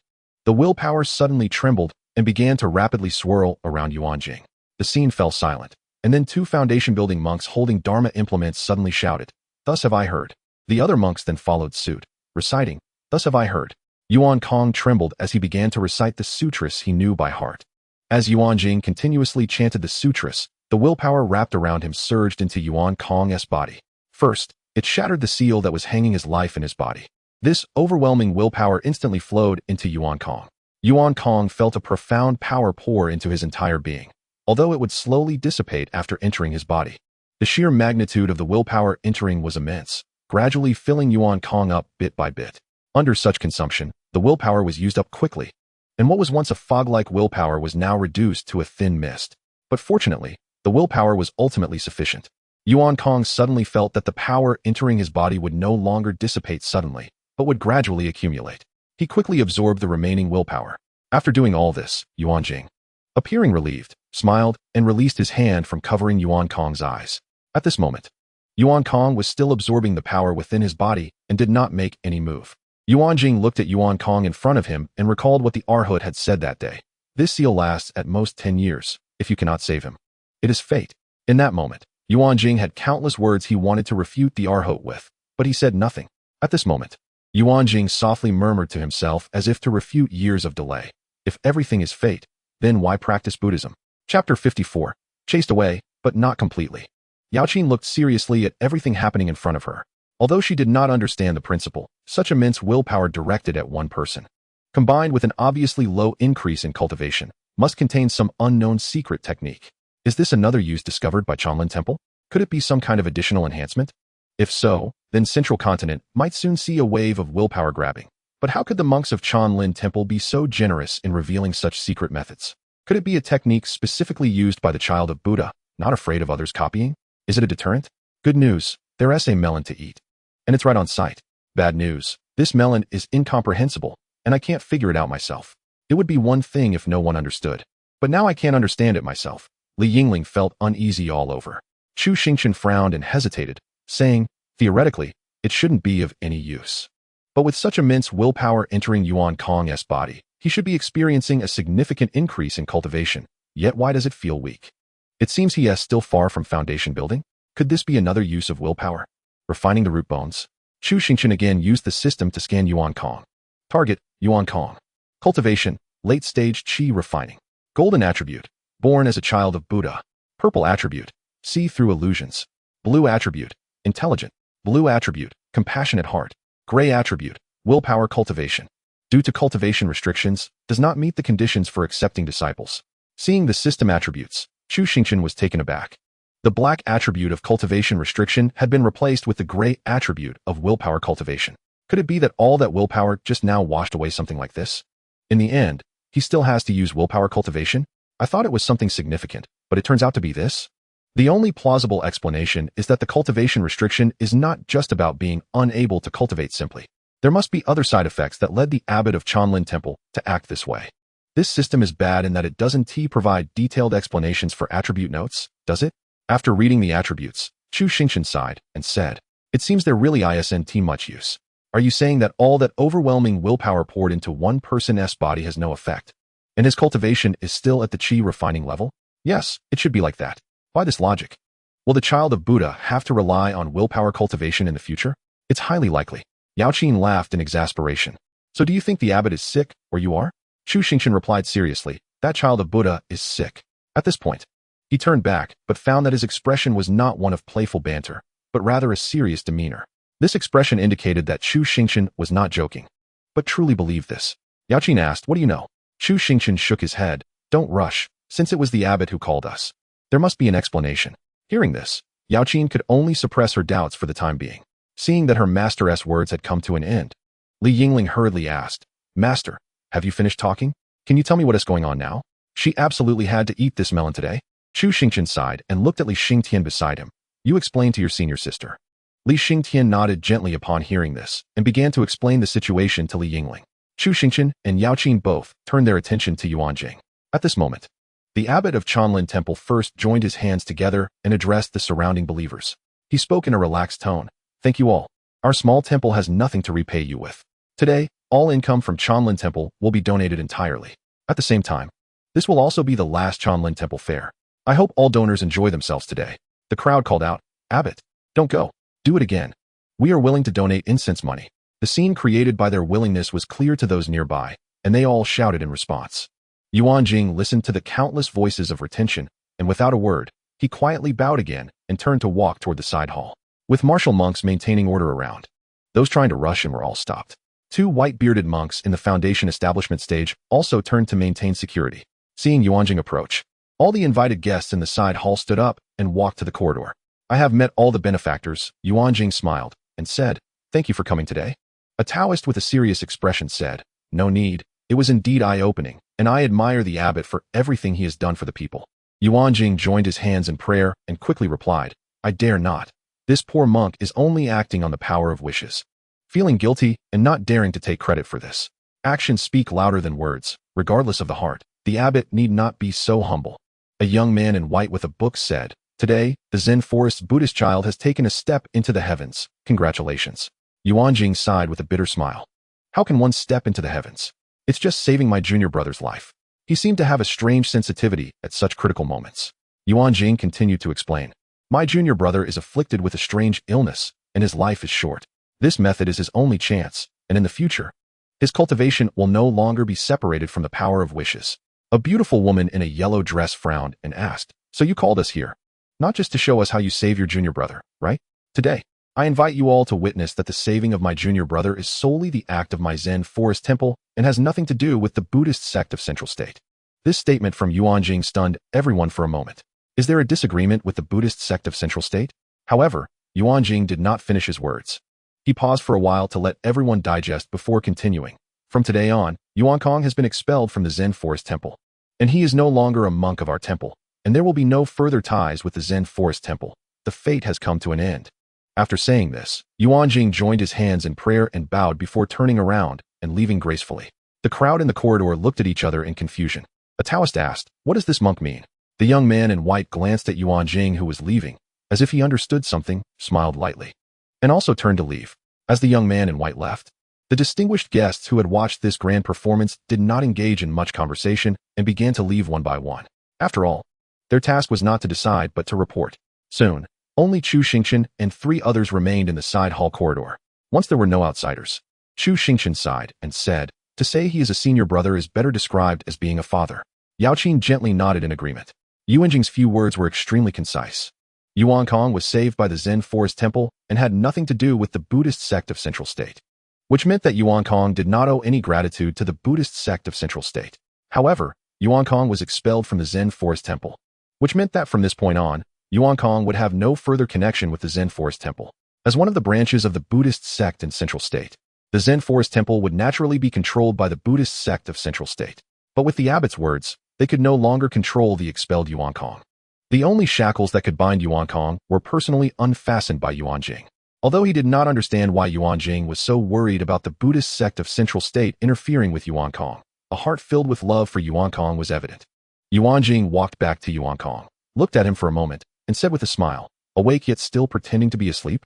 Hearing this, Yuan Kong slowly opened his eyes and spoke in a low tone. Why, senior brother? He had just heard the abbot expelling him from the Zen Forest Temple. Surprised, Yuan Kong looked up at the abbot, only to see a smile on his face. He instantly understood everything. He had been pushed away, but not completely. Yuan Kong also smiled in relief and said, who would want to sleep with you, old man? Chapter 55. Are you sure he is unconscious? In the courtyard, Li Yingling was sitting on a stone chair, with a big, thick book on the stone table, deeply engrossed in reading. Yesterday, apart from the last part she understood, she did not grasp any of the common knowledge of the cultivation world and had to rely on others to explain it, most of which was explained by her junior brother. How did he know so much? Did he read while she was shopping? That annoying junior brother, secretly working hard behind her back. In short, Li Yingling felt very uncomfortable with this knowledge. She never expected that understanding the gossip in the cultivation world required insider knowledge. She had to catch up, and catch up hard. Just as Chu Xingchen finally woke up fully and opened the door to his room, the first thing he saw was Li Yingling, who was diligently reading. He asked in surprise, Yingling, are you okay? Chu Xingchen, unable to believe it, rubbed his temples and said, if I'm fine, why do I see you reading? Upon hearing this, Li Yingling could no longer hold back, stood up, and looked at her master, saying, "Why do you make it sound like I'm a stupid person who doesn't love to read?" Chu Xingchen smiled and replied, "Whether you love to read is up for debate, but you should accept the fact that you are a fool." A fool. Since Li Yingling could remember, this word had never been associated with her. The most common praises she heard as a child were beautiful and genius. She retorted, "If I'm a fool, then there's no one in the world who is smart." Chu Xingchen restrained his laughter and said, "All right, great genius. I'm going out to stroll now. Do you want to come?" Great genius? It sounds nice, but why does it feel so sarcastic coming from her master? "I'm not going. I want to read. You all have to ask me if you encounter any situations in the future." Chu Xingchen shrugged, respecting his eldest disciple's wishes. After all, learning more is never a bad thing. Where to go today? Should they go to the tavern for free drinks or go fishing? Forget it. Let us just listen to music at the tavern. Going fishing might catch something undesirable. Pushing open the courtyard door, Chu Xingchen headed toward the tavern. Soon, Chu Xingchen felt something was off. It was almost noon, and normally there should be many pedestrians on the street at this time. Why was it so empty today? He hadn't heard of any events either. With confusion in his heart, Chu Xingchen arrived at the tavern entrance, swiped his face to enter for free. Then Chu Xingchen became even more puzzled. The usually bustling tavern was now almost deserted, with only a few girls playing music sitting idly on the high platform due to the lack of customers. Wan Yun, dressed in a light blue waist dress and holding a pipa, hurried over with a worried tone. "Young master, you finally remembered Wan Yun?" Chu Xingchen asked in confusion. "Why are there so few people on the street and here today? You don't know what happened at the Zen Forest Temple last night?" "I know. I watched it clearly from the side hall." Upon hearing this, Wan Yun's eyes lit up immediately. Who wouldn't he know that someone who could watch the temple fair from the side hall of the Zen Forest Temple was either rich or wealthy? She opened her mouth to explain. "Last night, the news of the Zen Forest Temple spread. It turns out that the benevolent person who secretly donated money to help the disaster-affected people in Yuanzhou City or nearby cities was the abbot of the Zen Forest Temple." After saying this, Wan Yun paused and then sighed. "Now everyone who has free time is rushing to the Zen Forest Temple, only regretting that I am not free and can only sing alone here in the tavern." Chu Xingchen suddenly understood, but he pretended not to catch Wan Yun's hint. He was just here to relax, not to be entertained. Chu Xingchen smiled slightly and said, "What can you see when people are crowded? Let me personally tell you what happened at the Zen Forest Temple yesterday." Hearing this, Wan Yun's eyes instantly brightened, and she quickly nodded in agreement. Indeed, gossip is a nature of every person. Not long after Chu Xingchen left, someone knocked on the door of the courtyard. Li Yingling, who was deep in her studies, sighed lightly, stood up, and went to open the door. As soon as the door opened, Li Yingling saw the anxious Zhao Wanqing. She urgently asked, "Excuse me, is Elder Chu here?" Zhao Wanqing quickly pressed on. "Where did he go? I urgently need to find him." "Sorry, could you tell me what the matter is first?" Zhao Wanqing replied anxiously. "My brother's condition has suddenly worsened. Elder's alchemy skills are extraordinary, and the medicine is very effective. I specifically came to ask Elder for help." "Extraordinary alchemy skills? Are you sure that term applies to my master?" But seeing Zhao Wanqing's anxious expression, Li Yingling, who was very familiar with her master, said, "Master is either fishing outside the city or listening to music at the brothel. I know where he fishes. I'll go look for him. And you go to the brothel to find my master." Hearing this, Zhao Wanqing showed gratitude. "Thank you. I appreciate your help." After saying that, she quickly headed towards the brothel, while Li Yingling went outside the city. Zhao Wanqing ran all the way and quickly reached the entrance of the brothel, directly pushing open the door and barging in. Her eyes quickly scanned the hall, and she soon spotted Chu Xingchen telling a story to Wan Yun, rushing over. "Elder, this is urgent. Can you come with me?" "What?" Zhao Wanqing interrupted anxiously. 100 spirit stones. Chu Xingchen immediately stood up and said, "Let us go." Wan Yun looked at the two figures leaving in a hurry and was instantly dumbfounded. They just left like that? The story had just reached the most critical point. Inside the Demon Suppression Division's medical clinic, An Yin was applying several needles to Zhao Xingyang, who had fallen back into a coma. The situation was extremely dire. The blood energy had actually embedded itself into the flesh. As soon as Zhao Xingyang woke up and regained control of himself, the blood energy would start to stir rapidly. There wasn't much blood energy left, but Zhao Xingyang's life was also hanging by a thread. Damn it, he hadn't revealed any information. Just opened his eyes a couple of times before spitting blood and falling unconscious again. It had already been a day. He was running out of time. Suddenly, Zhao Wanqing said she was going to find an alchemist. Did she not understand that the medicines made by those alchemists in Yuzhou City weren't effective? Normally, they might be fine for minor injuries, but now that he was on the brink of death, how could those worthless pills work? Before An Yin could finish her lament, two hurried footsteps approached. Turning around, she saw Zhao Wanqing bringing along the handsome young man she had met at the city gate last time. Before An Yin could ask what was going on, Zhao Wanqing ruthlessly pushed her aside and urgently said, both internal and external injuries. Right now, the only hope is your pills, Elder. After Chu Xingchen nodded to the still-dazed Yin, he walked over to the empty clay pot prepared for making medicine. A clay pot is still a pot. It didn't interfere with Chu Xingchen's alchemy. He quickly lit the pot, boiled water, and took out spirit herbs from his spatial ring to start the alchemy process. Then Yin witnessed an alchemy process she had never seen before. Alchemy can be done this way. During Chu Xingchen's alchemy process, Yingling, who had gone outside the city in vain, cleverly arrived at the demon suppression division. When Yingling arrived, the alchemy was nearing its end. She obediently stood aside, not interrupting Chu Xingchen's work. After a while, Chu Xingchen wrapped the freshly refined green liquid with spiritual energy and instructed, "All right, pry open his mouth." Zhao Wanqing quickly reached out to open Zhao Xingyang's mouth. Chu Xingchen directly poured the extracted medicine into his mouth. He had been unconscious. Surely he couldn't taste anything, right? Just as everyone anxiously watched Zhao Xingyang. Hoping for the medicine to take effect, Zhao Xingyang, who had just swallowed the medicine, suddenly contorted his face as if he had tasted something extremely fishy and bitter. Yingling saw this scene and felt that her master's alchemy skills were indeed unparalleled. Even being unconscious couldn't escape the effects. Just as Yin was about to check his pulse, Zhao Xingyang, lying on the bed, suddenly began to tremble all over.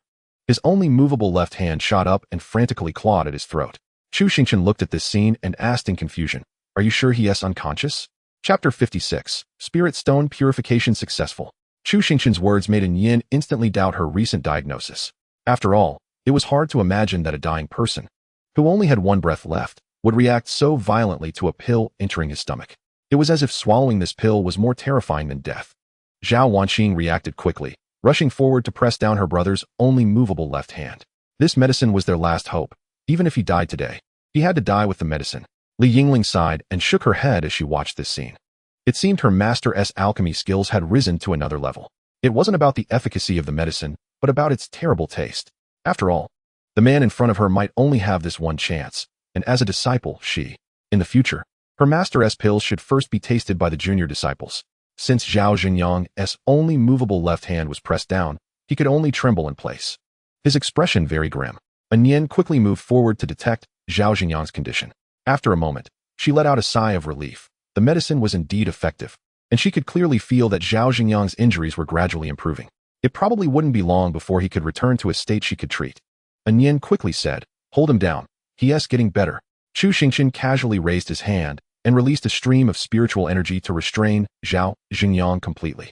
"Thank you, Elder," Zhao Wanqing said, releasing her hand with gratitude. Chu Xingchen showed no joy and coldly nodded, "No problem." Zhao Wanqing comforted, "Elder, there is no need to worry. Good medicine tastes bitter."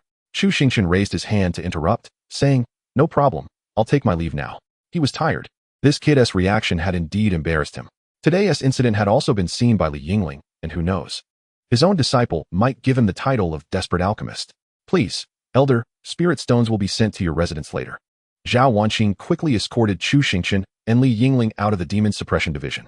Yin looked at their departing figures and walked over to the clay pot where Chu Xingchen had just made the medicine. She curiously examined the remaining spirit herbs, carefully distinguishing which herbs had been used. Yin recognized all the spirit herbs inside. None were expensive. So why did this method of alchemy produce pills that seemed much more effective than those made by ordinary methods? This new technique might be worth trying herself. Unlike Zhao Wanqing, who had tasted the pills, Yin thought the violent reaction was due to the potency of the medicine. She reached out her small hand, preparing to take a small taste of the leftover concoction to see what the pharmacology was like. Just after sending off Chu Xingchen, Zhao Wanqing, who had just stepped into the medical clinic, saw Yin's reckless behavior and shouted, "Stop!" Yin looked over in confusion, but her finger had already entered the clay pot. Zhao Wanqing walked over with a serious expression and said, "You mustn't taste it." "Why?" Yin asked in confusion. "I've never seen this alchemy method before. The efficacy is amazing." Because, after thinking for a moment, Zhao Wanqing found it hard to bear, not the bitterness, but the feeling of total rejection from her body. Zhao Wanqing seriously stated, "This medicine is a bit sinister." Sinister? Yin had never believed in the supernatural. And upon hearing this, she unhesitatingly put her finger in her mouth. She recognized every one of these spirit herbs. None were poisonous. So how could it be so sinister? After all, it wouldn't kill her. Soon, Yin understood the specific meaning of sinister. Inside the Demon Suppression Division's medical clinic, a scream erupted. "Mom! Help! I'm going to die!" On the way back, Chu Xingchen was unaware that making one batch of pills could cause two people to collapse. At this moment, he was frowning, pondering how to improve the taste. Li Yingling looked at her master with a gentle expression and soft eyes. Chu Xingchen, feeling displeased, said, "Why are you looking at me like that? It's encouragement for you, master." Li Yingling nodded in praise. "Encouragement for what? Am I not cured?" "Of course you are. Master is amazing. Why does this tone sound exactly like when I was being sarcastic with Li Yingling?" Chu Xingchen glared. "You rebellious disciple. How dare you be sarcastic with your master?" Li Yingling certainly couldn't admit it and said seriously, "Even if it's the master, I can't speak carelessly. How could I dare to be sarcastic with you?" Chu Xingchen took the opportunity. "In that case, very well. Given your trust in me, congratulations, Li Yingling, my great disciple. From now on you will be the first to taste the pills I refine." Upon hearing this, Li Yingling's expression instantly collapsed.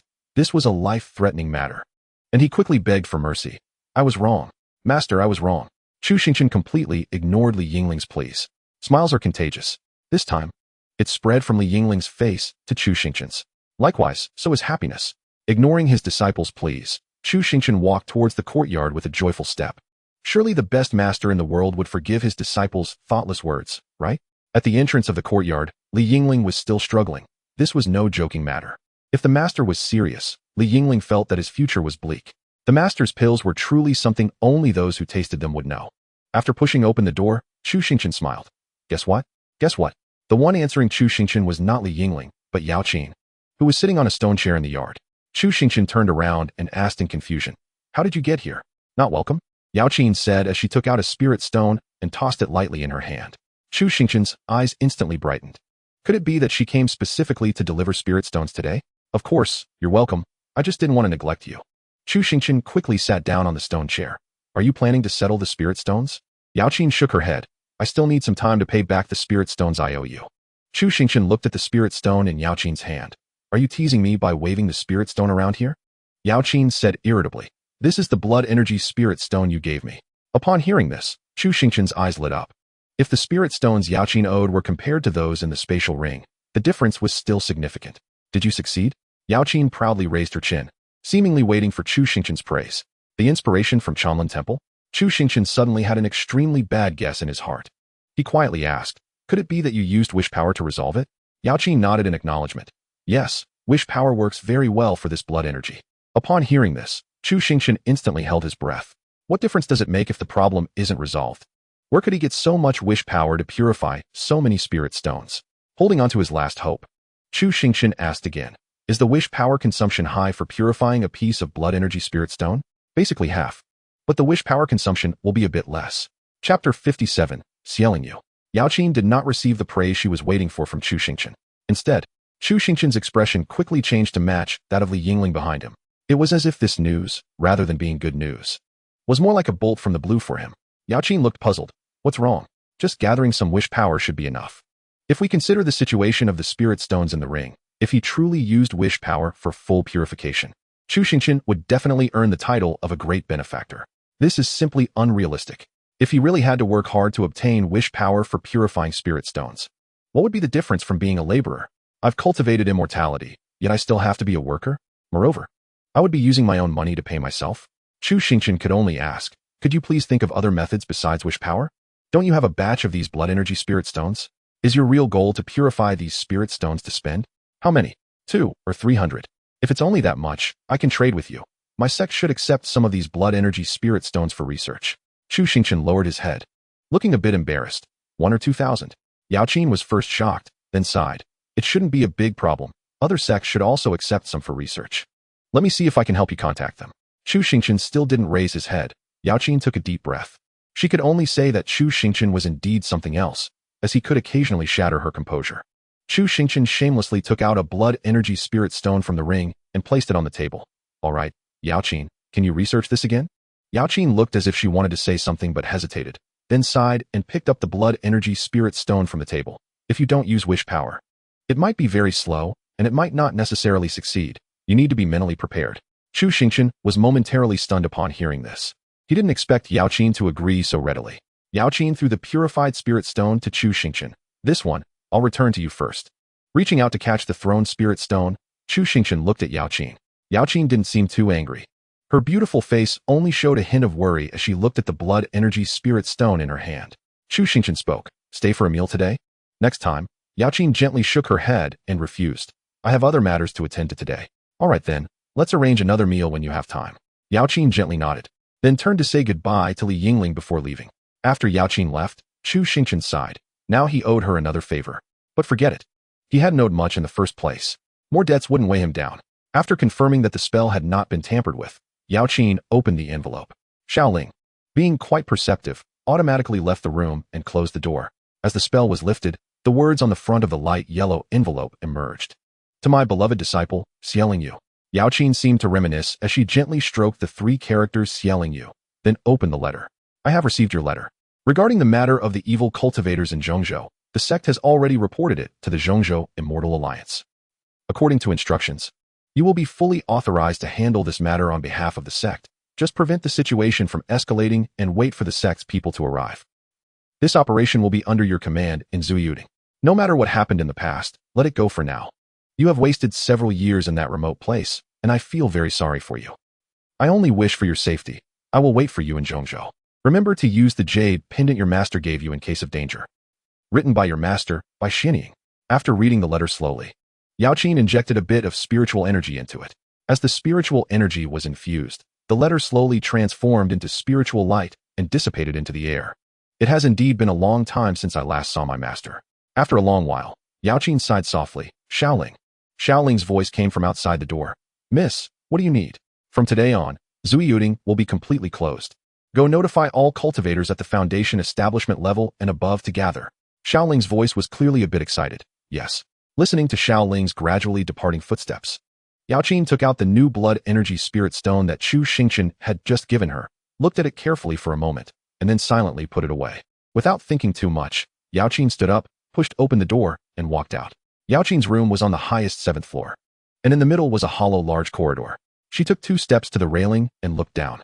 17 Foundation establishment cultivators and 1 female cultivator at the Golden Core level were already standing below, waiting for orders. Yaoqin commanded. The remaining 2 Foundation establishment and the Golden Core cultivator will form a team. I will go to negotiate with the Demon Suppression Department to eliminate suspicious sections. Remember, in any situation, prioritize your safety. Yes, Master Xia.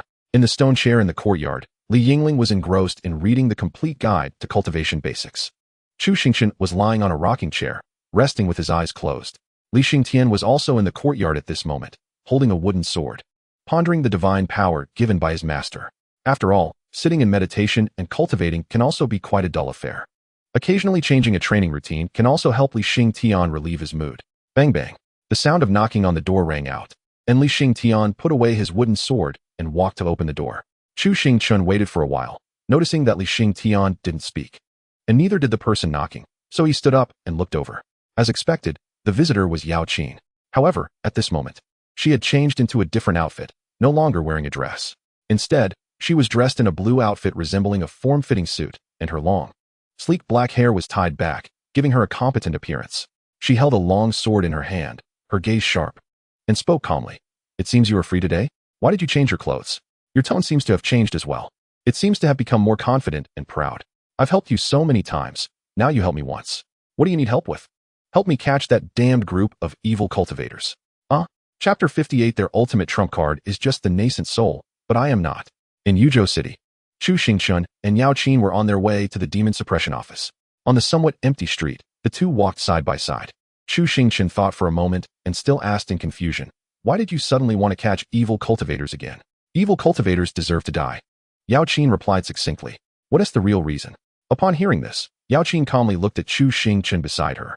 Chu Xingchen responded, they indeed deserve to die. Forget it. When Yaoqin helped him, she didn't ask so many questions. So along the way, Chu Xingchen fell silent. The dapeng rises with the same wind. Chu Xingchen glanced at Yaoqin beside him. Her expression showed no change, and she didn't look at him. This is what you said the first time you met me. Yaoqin tightened her grip on the sword and looked straight ahead as she said, this poem inspired me at that time. I considered myself the dapeng. And what about you? Is there even a need to say more? Chu Xingchen confidently replied with a smile. Naturally, I am too. Yaoqin glanced at Chu Xingchen. Then we shall meet again after 90,000 miles. Chu Xingchen paused for a moment after hearing this, then smiled. That is natural. After that, the two did not speak much. When they reached the entrance of the Demon Suppression Office, Since Chu Xingchen had been brought in by Zhao Wanqing earlier and had respectfully seen her out, the guards at the entrance did not stop them. After all, they were neither fools nor blind and didn't even intend to report. They simply said, "You can go in. Captain Zhao should still be in the medical clinic." With a face scan, Chu Xingchen successfully brought Yao Qin into the demon suppression office.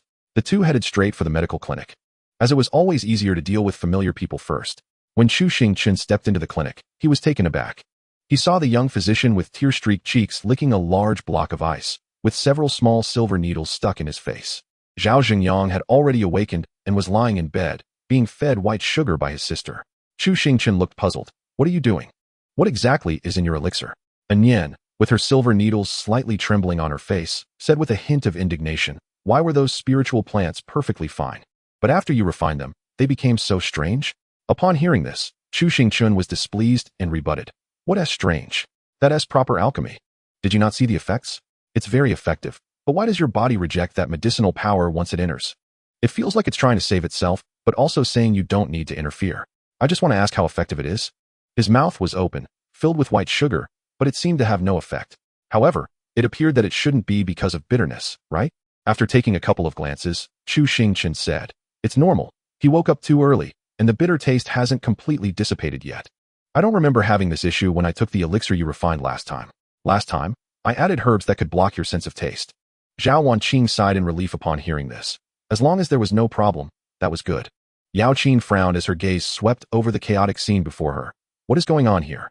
Upon hearing this, Zhao Wanqing put down the bowl of white sugar in her hand and looked at Anyan, who was still licking the ice to alleviate the situation, and said, "Anyan, please help me check on him first."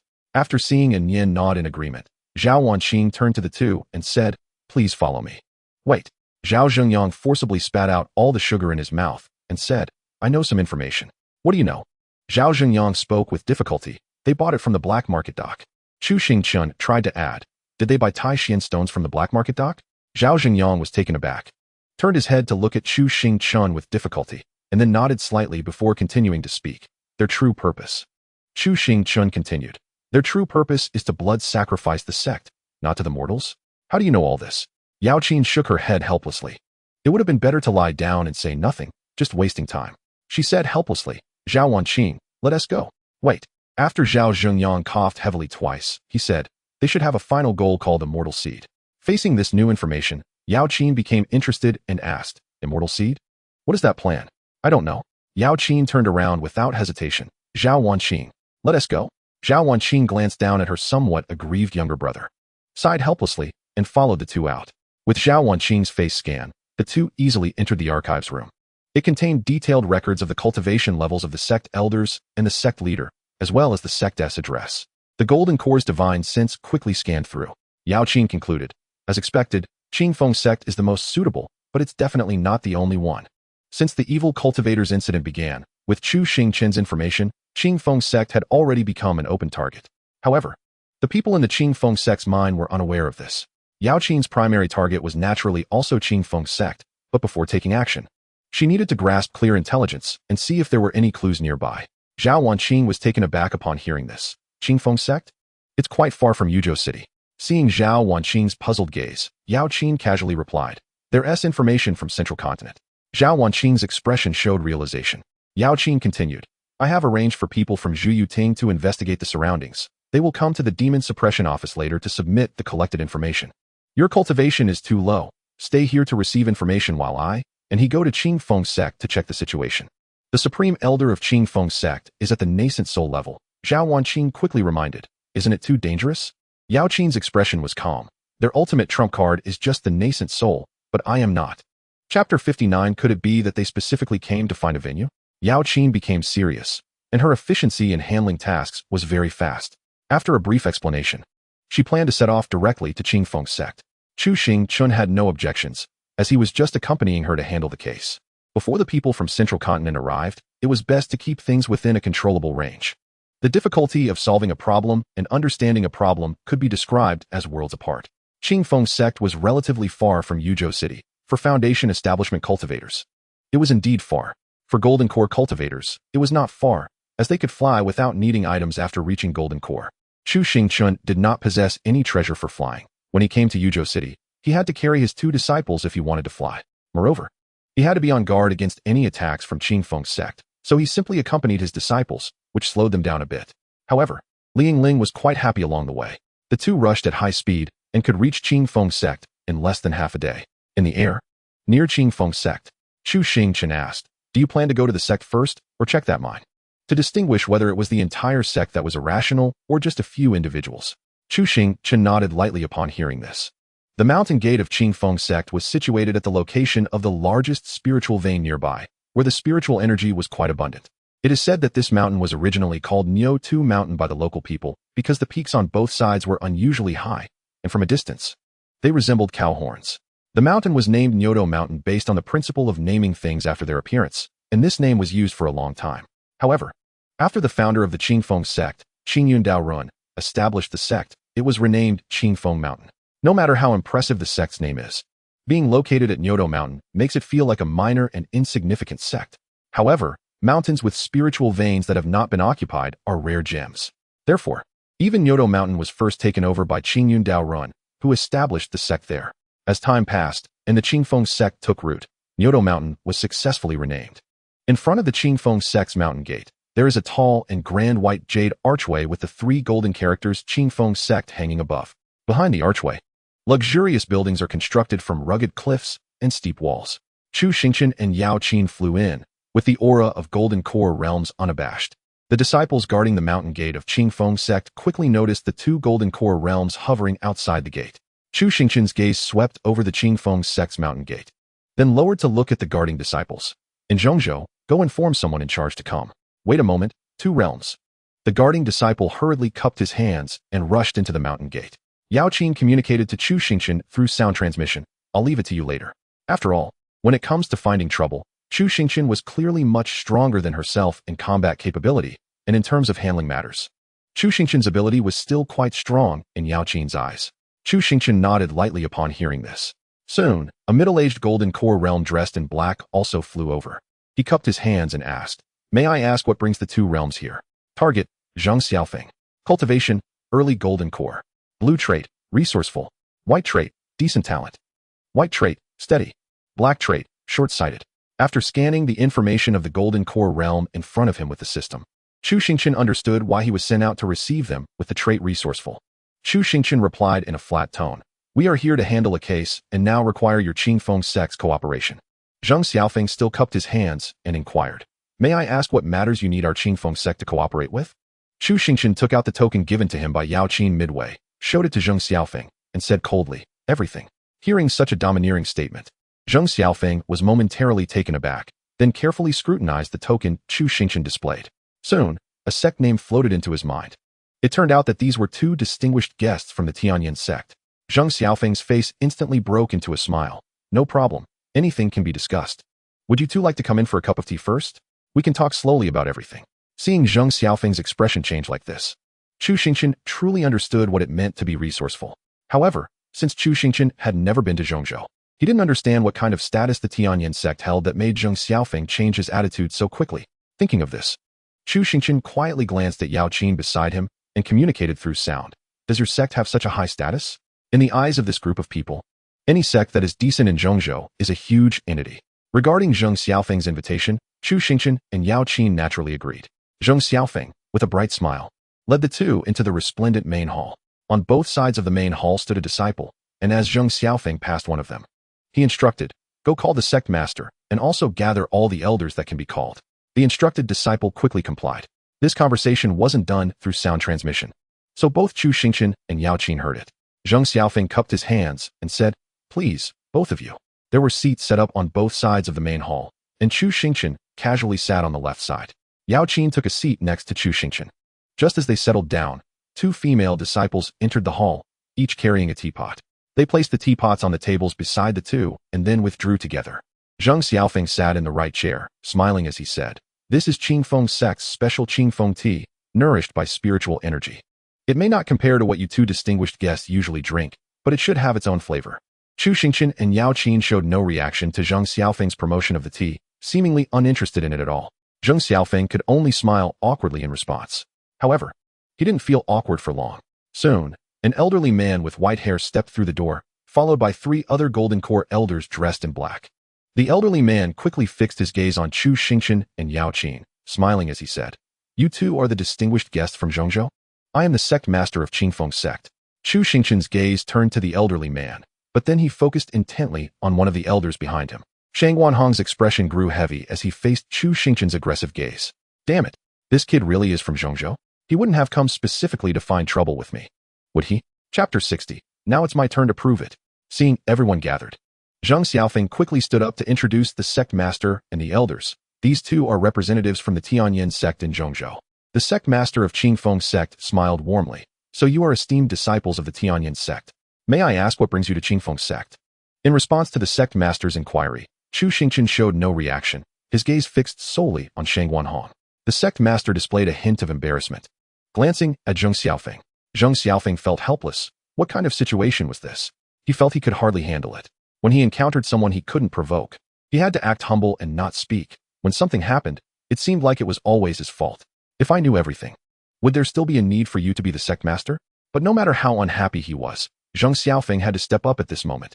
With a familiar humble smile on his face, he cautiously asked, "Do you know Elder Shangwan?" "Naturally, we have met before." Chu Xingchen finally got the response he had been waiting for, a smile appearing on his face. "I wonder if Elder Shangwan still remembers me?" Shang Wanhong fell silent for a moment before speaking. "Of course I remember." He paused, and then asked in confusion, "But back then, didn't you say you were from the Zhongzhou Tiandao Alliance?" Chu Xingchen propped his chin up with his right hand, speaking in a flippant and disdainful tone. "Oh?"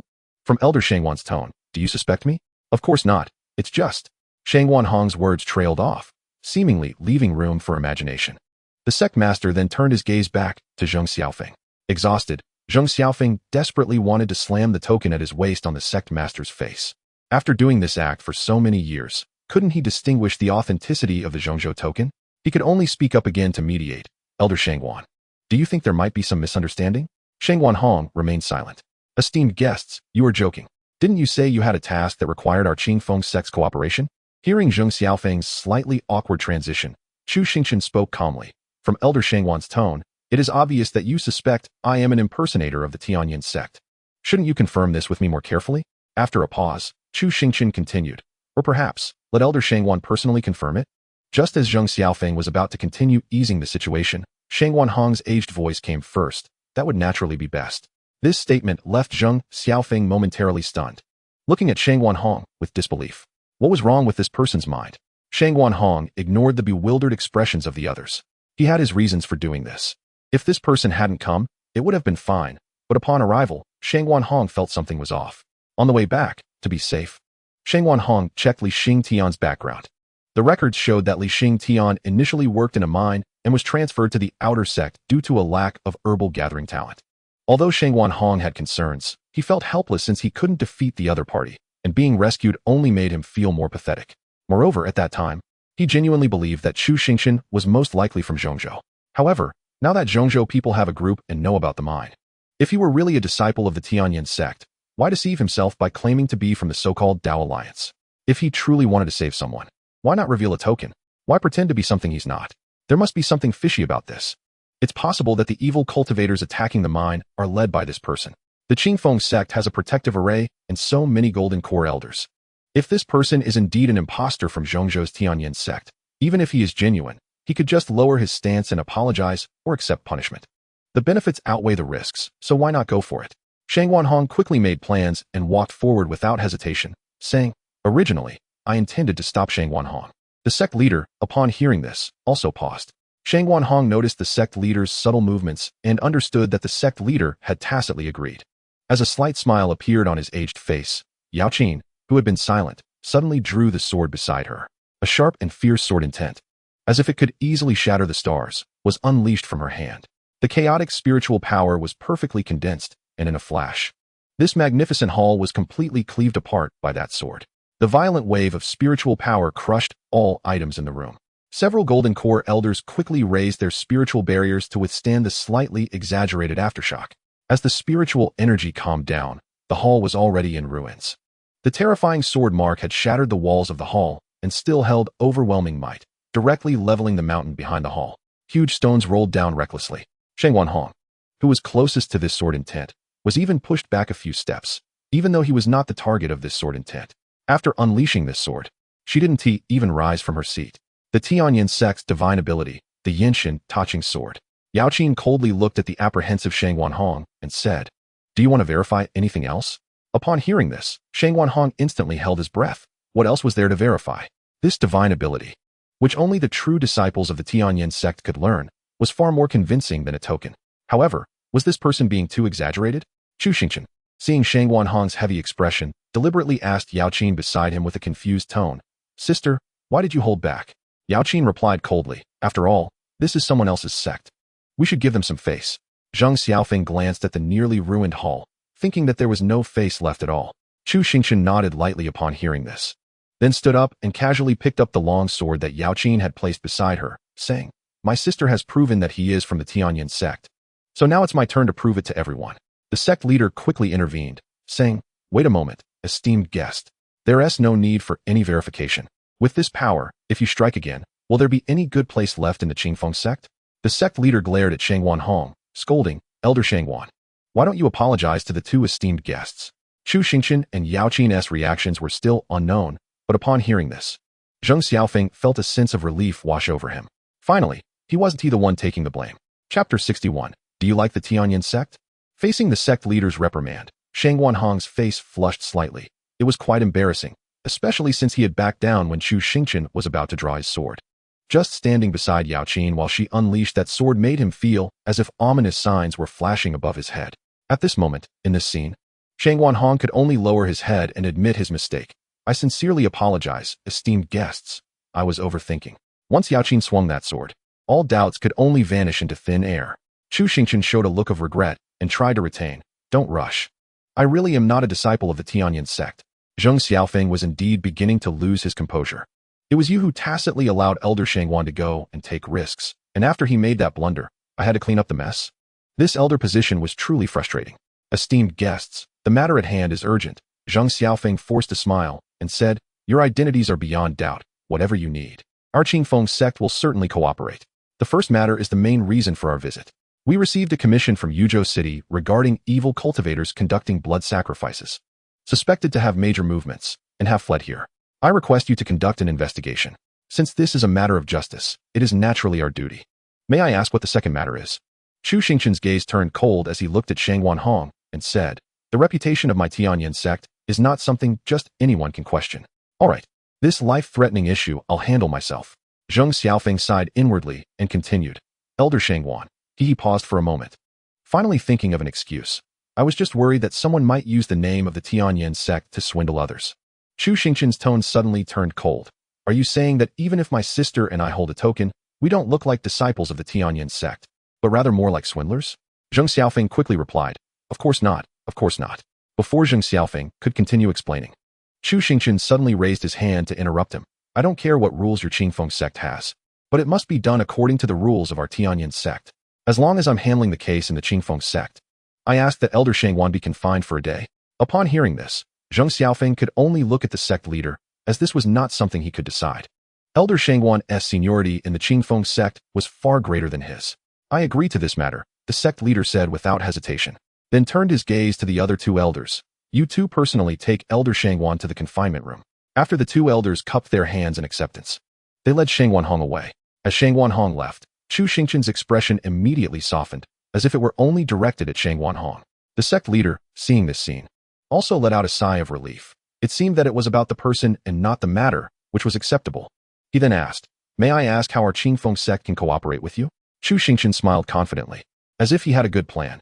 "You just need to send people, with the Qingfeng sect as the core, to conduct a comprehensive carpet search, forcing that group of evil cultivators out." The sect leader of Qingfeng sect thought, "Is this really a method? Conducting such a grand search? Before we even encounter the evil cultivators, they would have already fled at the first sign of trouble. Moreover, if we search like this, the range would be immeasurable after a while." However, it didn't matter, judging from the earlier events. The ones who came this time were just disciples who liked to show off. Whether or not they could catch those evil cultivators was of no concern to the Qingfeng sect. It was better to just play along with the children and avoid further trouble.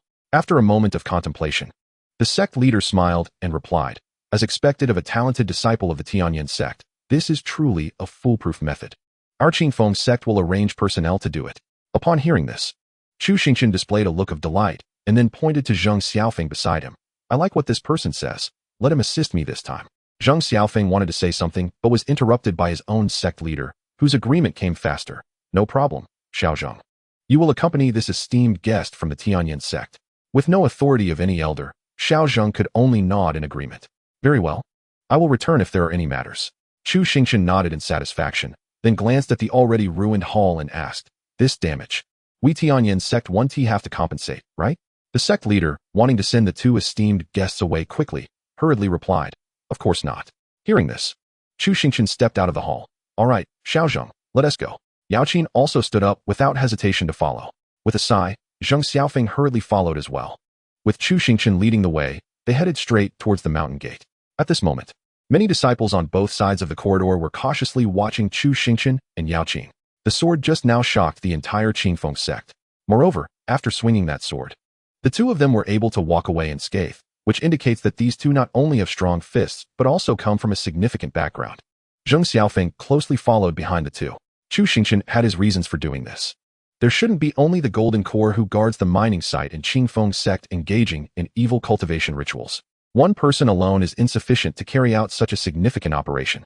When those elders and the sect leader came in, Chu Xingchen used the system to scan the panels of that group of people.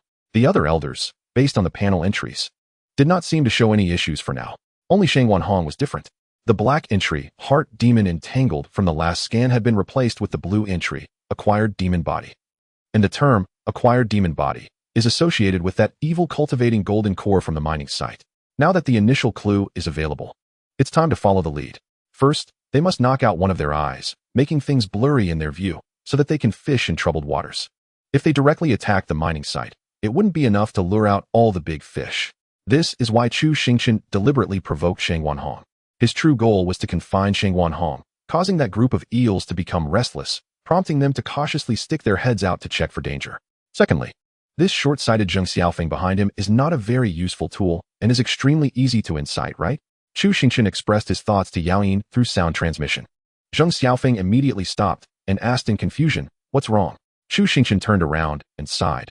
Being a host isn't easy, is it? Zhang Xiaofeng was taken aback. How could this person speak so directly? Just as he didn't know how to respond, Chu Xingchen smiled and said, now there's a better path for you. Chu Xingchen paused and then tempted him. Do you like Tianyin sect? Chapter 62, Little Zhang. Zhang Xiaofeng's first reaction was not joy. The first instinctive thought was, who would like Tianyin sect for no reason? If that's the case, who wouldn't he like it? Even going to Tianyin sect to be a subordinate would be fine. Why you mean me? Zhang Xiaofeng stammered. Chu Xingchen confirmed. Yes, I'm talking about you. Zhang Xiaofeng hurriedly replied, of course I like it. Looking at Zhang Xiaofeng's excited expression, Chu Xingchen elongated his tone. The kind of like you mentioned, is it the kind I'm thinking of? Faced with such an irresistible temptation, Zhang Xiaofeng affirmed. It's definitely the kind you're thinking of. Instinctively reaching out to catch the flying blood chi spirit stone, Zhang Xiaofeng instinctively looked down at the blood chi spirit stone in his hand. A bad premonition arose in his heart. Chu Xingchen sighed and said, Little Zhang, can you guess why I didn't take out this spirit stone in the hall? Zhang Xiaofeng, being the host elder, was quick to react and quickly realized. It's probably because of something within the sect. But realizing it didn't mean he could speak up, he feigned ignorance and said, that must be because you have your own plan. Chu Xingchen turned around and continued walking forward, expressing his dissatisfaction. Now that you like it, it's useless. Tianyin sect doesn't like you anymore. Zhang Xiaofeng watched the two figures gradually walk away, feeling as if he had missed a chance to turn his life around. But he could only sigh. Even now, Zhang Xiaofeng didn't know the names of the two Tianyin sect disciples in front of him, just from 2 sentences. They wanted him to take such a risk, which was impossible. Well, let us just consider it as being toyed with by them. Zhang Xiaofeng hurriedly took a few steps forward to keep up with the two. However, the recent encounter made Zhang Xiaofeng understand that the seemingly casual and handsome young man in front of him was probably not an inexperienced disciple of the sect. Zhang Xiaofeng quickly prepared himself mentally, knowing that he must remain steadfast and stable in the upcoming actions. But the subsequent developments were beyond his expectations. Chu Xingchen casually strolled around near Qingfeng sect with Yao Yin, and the questions he asked Zhang Xiaofeng were not sensitive at all. Rather, they had nothing to do with evil cultivation. Chu Xingchen leisurely asked, Little Zhang, what delicious food does your Qingfeng sect have? Are there any scenic spots nearby? There weren't many good sights around. Just as Zhang Xiaofeng was about to decline, Yao Yin's cold gaze also fell on him. Recalling the terrifying sword from the woman in front of him, Zhang Xiaofeng quickly replied, yes, There's a small creek nearby. The scenery there is quite pleasant. Lead the way. Zheng Xiaofeng hurriedly took a few steps forward, guiding the two esteemed guests. The small creek was not far from their current location. The three Golden Core realms arrived in no time. A small creek with rippling waves, less than 10 feet wide and not knee-deep. The sides were open without large trees, and the green grass was dotted with various colored wildflowers. Looking far away, it was still quite nice. The creek water was particularly clear, allowing thumb-sized fish to frolic in the water. Chu Xingchen patted Zheng Xiaofeng's shoulder in satisfaction, then took off his shoes and dipped his feet into the creek. Well, this counts as a vacation, right, senior sister? Yingling took a few steps forward. She didn't choose to soak her feet, like Chu Xingchen, but opted to sit beside him. Little Zheng, do you have any orders? Chu Xingchen lazily lay on the grass and said, go catch 2 wild rabbits. Upon hearing this, Zheng Xiaofeng did not hesitate to turn around and left to hunt rabbits for Chu Xingchen. Chu Xingchen looked on, nodded in satisfaction, and said, wild rabbits are quite cute. Let them go. At this moment, Zheng Xiaofeng understood that this was intentionally looking for trouble with him. However, Zheng Xiaofeng felt no fluctuations in his heart. After all these years, being a subordinate wasn't tea for nothing. In terms of mentality, who in Qingfeng sect could compare to him? Today, let this Tianyin sect kid understand what mentality means. Zheng Xiaofeng maintained a good attitude. Okay, which direction do you want to release them? Chu Xingchen casually said. Let them go to the west. Let this group of rabbits go west. In the following time, Chu Xingchen lounged on the grass, occasionally saying, Little Zheng, doesn't that tree seem a bit annoying? Little Zheng, do you see that grass staring at me? Wow. Little Zheng, look at that bird. It's so arrogant. Little Zheng. An entire afternoon, Zheng Xiaofeng's ears were filled with Little Zheng. Now he understood what it meant when a boss opened their mouth. And the worker ran until their legs broke. Until the sun began to set, Chu Xingchen, satisfied, said, Little Zheng. Zheng Xiaofeng instinctively replied, yes, you say? Can I lie down a bit more? Don't tire yourself out. Even a subordinate has limits. Zheng Xiaofeng quickly said, you can go check what the room is missing first, so I can prepare for you. Senior sister, shall we go? Chu Xingchen looked at Yingling, who had accompanied him all afternoon. Yingling also nodded in satisfaction. Let us go. Zheng Xiaofeng hurriedly arranged 2 top-notch guest rooms for these 2 esteemed guests. Qingfeng Sect. First-class guest room. Yingling had already settled in one guest room. In the other guest room, Chu Xingchen looked at the luxurious decorations in the room with satisfaction. Very nice. I'm glad you're satisfied. Zheng Xiaofeng breathed a sigh of relief, hoping they wouldn't look for trouble anymore. Chu Xingchen casually waved him off, saying, you can leave now. Be sure to wait for me and my senior sister at the sect entrance early tomorrow. The breath that had just been released was drawn back again. They had to come back tomorrow. Unfortunately, circumstances were stronger than individuals, and Zheng Xiaofeng could only helplessly nod in agreement. Just as Zheng Xiaofeng, filled with endless humiliation, was exiting the guest room, he saw the sect leader standing at a distance, looking at him with that familiar gaze. The sect leader's eyes made Zheng Xiaofeng understand. Little Zheng, is it time to explain? Chapter 63. Choose one and eliminate 2 wrong answers. Choosing wrong again means you're a fool. Qingfeng Sect. In the discussion hall, Zheng Xiaofeng stood below, looking wronged, facing the sect leader's questioning eyes. The sect leader suspiciously asked, are you saying that they just lay by the creek today and ordered you around, doing nothing else? Zheng Xiaofeng replied earnestly, sect leader, that's indeed the case. The sect leader clearly doubted. They didn't mention anything about the evil cultivators or anything else. They just tormented you? Zheng Xiaofeng, feeling wronged and heroic, responded, sect leader. I've been in Qingfeng Sect since I was young. Don't you know me? I'm truly loyal to the sect. This statement seemed to touch the sect leader, who nodded slightly, signaling Zheng Xiaofeng to leave. Zheng Xiaofeng quickly sighed in relief, managing to get through it. Regarding the matter of the blood spirit stone, Zheng Xiaofeng dared not mention it. He couldn't provoke the elder involved, no matter who it was. He had nearly lost his life to advance from Foundation establishment to Golden Core and only managed to become this grandson elder. Moreover, it was likely a conspiracy among the elders, and even the sect leader might be aware of it. As someone excluded from the elders' power circle, how could he participate in such matters? Zheng Xiaofeng hoped to graduate from being a grandson elder, but not at the cost of his life. This matter could only be treated as if he didn't know anything, to preserve himself. A grandson must stay a grandson. Zheng Xiaofeng quickly turned to leave. Just as he pushed open the door of the discussion hall, he saw Elderly walking closely with Elder Shangguan. Like the sect leader, he stood at a distance, looking at Zheng Xiaofeng with the same expression. The familiar call of Little Zheng echoed in his ears. It was bad enough to be tormented by outsiders. Now he had to be tormented by his own people? Was he not even considered human? Forget it. He couldn't provoke anyone. Zheng Xiaofeng forced a smile and hurriedly approached Elderly, speaking in a humble tone. Elderly, do you have something to instruct me? Elder Li's expression was stern as he coldly asked, "What did those disciples of Tianyin sect do today?" Zhang Xiaofeng, with a face full of grievance, recounted the events of the day. Elder Li suspiciously inquired, "So you're saying that they did nothing but order you around all day?" That familiar gaze in question. But Elder Li's inquiry was even more excessive. What did he mean by ordering him around? That was quite offensive. Zhang Xiaofeng suppressed his emotions and replied in the familiar wrong tone, "Elder Li, that's indeed the case." Elder Li was silent for a moment, studying Zhang Xiaofeng before asking, "Did they ask you anything about the evil cultivators today?" Zhang Xiaofeng replied sincerely, "No, it seems they were just here to mess with me. They looked like they were only fulfilling sect tasks." Hearing this, Elder Li nodded slowly in thought, asked no further questions, and just gently patted Zhang Xiaofeng's shoulder before turning to leave. Zhang Xiaofeng stood in place, looking around to see if anyone else was looking for him. In the room, he tremblingly picked up the tea on the table and drank it all. Reflecting on everything that had happened today, Zhang Xiaofeng concluded that neither side regarded him as a person. Frustrated, he practiced hard all night to vent his anger. The next morning, not daring to be late, Zhang Xiaofeng stood early at the gate of Qingfeng's sect, standing guard with the disciples watching the mountain gate. As time passed, the two individuals he was waiting for did not arrive for a long time. The disciples standing guard on both sides became restless, sweating behind them. Was this elder coming to oversee them? Why were they standing together for so long? Only when the sun was high did Zhang Xiaofeng see Chu Xingchen and Yao Qin strolling over leisurely. He quickly approached and asked, "Do you have any plans for today?" Chu Xingchen stretched lazily and replied, "It got dark too quickly yesterday. I didn't have enough fun. Let's go play some more." Zhang Xiaofeng forced a smile and said, "As long as you're happy."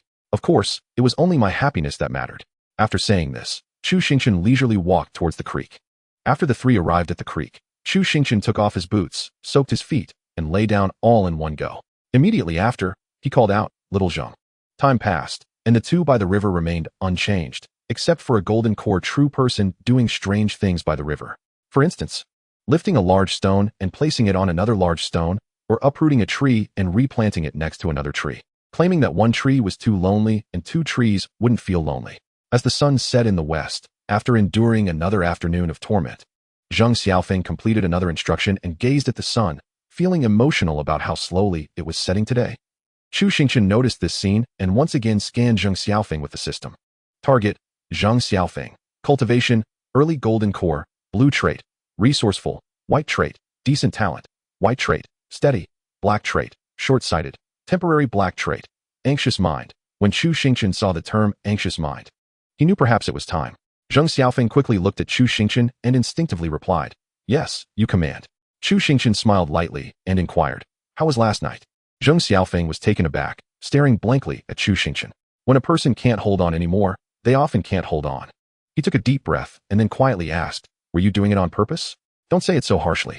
I don't think I did anything to make it difficult for you, right?" Chu Xingchen denied. "Who is really making it difficult for you, me or them?" Upon hearing this, Zhang Xiaofeng suddenly lowered his head and fell silent. Chu Xingchen didn't mind and continued putting on his boots, saying, "A whirlpool doesn't care whether the person being swept in is innocent. Since you've been caught up in it, what you need to do is not just go with the flow, otherwise you will surely drown.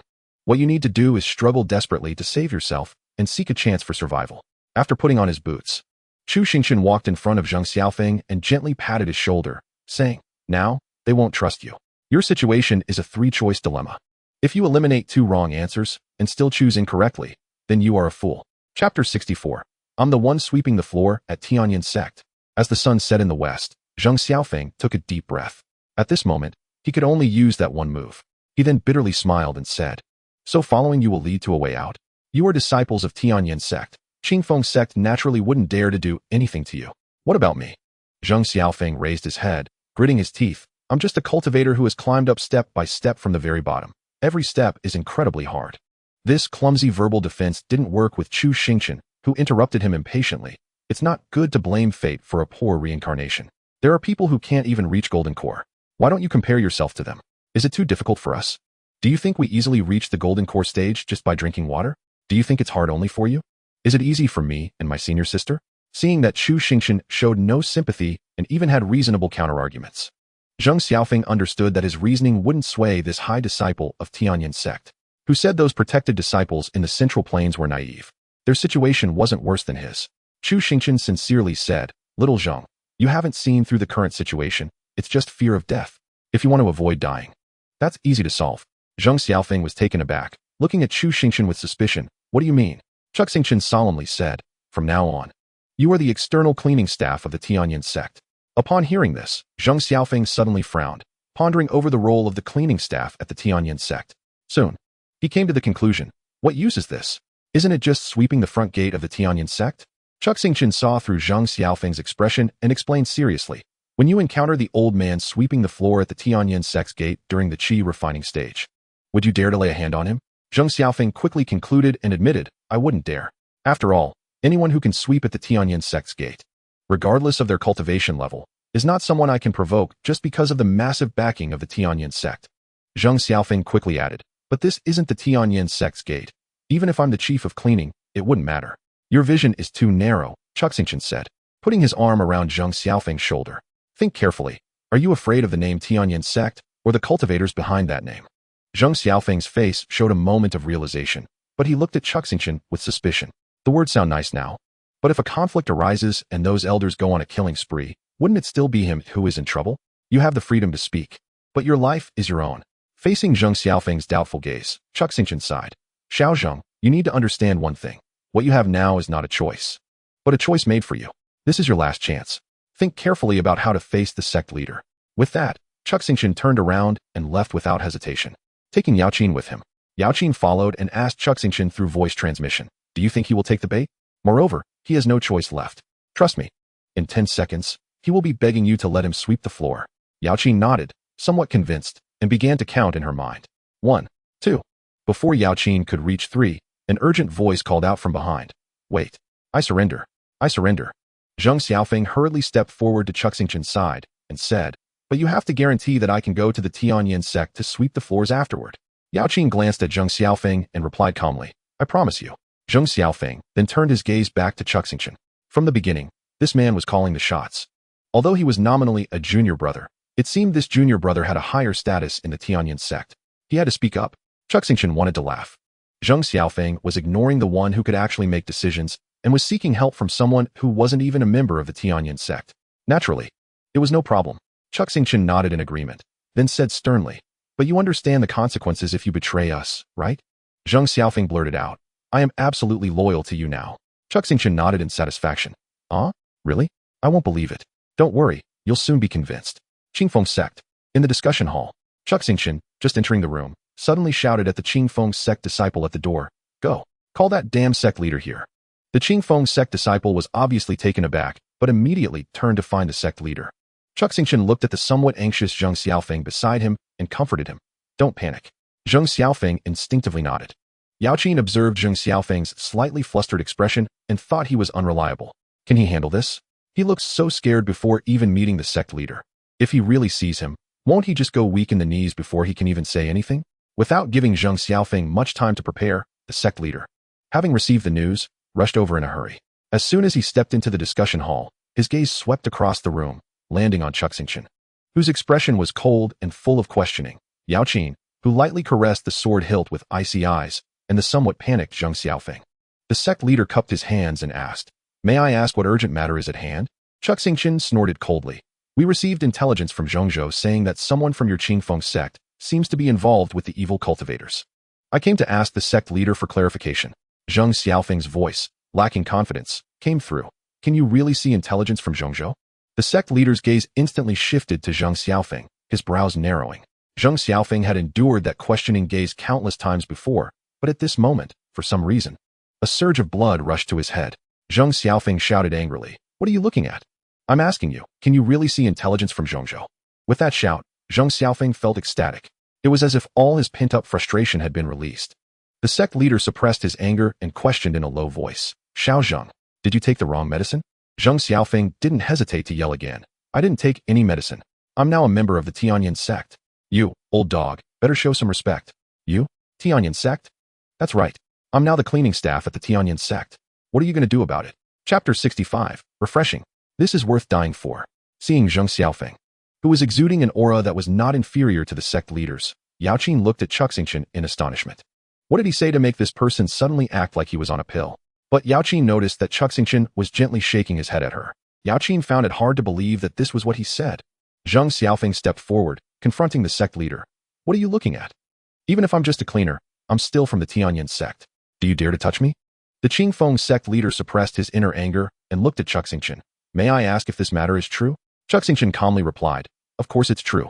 Even the Tianyin sect wouldn't do something so dishonorable, right? The Qingfeng sect leader questioned.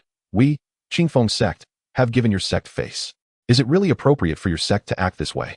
Chu Xingchen casually deflected. It was Elder Zheng Xiaofeng who wanted to come. I didn't invite him. The sect leader could no longer contain his frustration and shouted.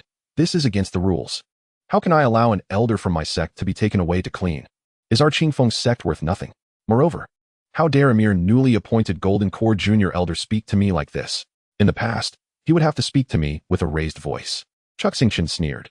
Is it against the rules for someone from your sect to collude with evil cultivators? Without hesitation, Chu Xingchen tossed a bloodstone from his spatial ring. Good sect leader, have you examined the accounts from your Qingfeng sect's mind carefully? Chu Xingchen stepped forward, sneering. If you have a bug in your house and you don't even know it, waiting until the house collapses to find out is too late. The sect leader was momentarily taken aback, looking at Chu Xingchen's determined expression and the bloodstone that had been thrown on the ground. Do you think the Tianyin sect would really send someone to play house with you? Chu Xingchen chuckled. Do you think I'm here to pick a fight? Go check on that Elder Shangwan locked in the confinement room. Don't say we, the Tianyin sect, didn't give you a chance. I thought you were unaware, which is why I gave you one. This Elder Zheng has been verified by us. From now on, he is the representative of the Tianyin sect, here to supervise your Qingfeng sect's self-examination. My senior sister and I received intelligence about the evil cultivators and need to verify it. It should take about 3 days. Zheng Xiaofeng heard this and quickly looked at Chu Xingchen. Brother, how come I didn't know about this? Are you speaking the truth or lying? Where did you get the confidence from? But Chu Xingchen ignored him and continued. I can only assume that your Qingfeng sect has completely fallen to become the first target of this crackdown on evil cultivators in Zhongzhou. Upon hearing this, the sect leader clearly didn't believe. Do you think you can intimidate me? Can the Tianyin sect really turn black into white? Hearing this, Chu Xingchen shrugged nonchalantly. Of course, we can. If you don't believe me, you can go ahead and twist off Elder Zheng's head right now to verify my words. Zheng Xiaofeng's heart raced. The sect leader was unaware, but how could he not be? Even if the sect leader really twisted his head off and kicked it like a ball now, he would probably remain unharmed. But Chu Xingchen's voice transmission soon followed. You were in a great state just now. Keep it up. You're not an idiot. The more confident you are, the more he will hold back. Upon hearing this, Zheng Xiaofeng almost couldn't hold back and transmitted. Are you really going, or just pretending? The only response he received was a brilliant smile from Chu Xingchen. Chu Xingchen looked at Yao Qin and said, Senior sister, the sect has urged us. We should set off now. Hearing this, Yao Qin stood up, ready to leave with Chu Xingchen, but as she walked past the sect leader, she cast a cold glance at the leader of the Qingfeng sect. Afterwards, Zheng Xiaofeng and the leader of the Qingfeng sect watched as the two flew away at high speed into the distance. Once the two could no longer be sensed, the sect leader turned his gaze back to Zheng Xiaofeng. Zheng Xiaofeng took a deep breath, thinking, damn it, I'm all in now. He glared at the leader of the Qingfeng sect and shouted, Old thief. What are you looking at?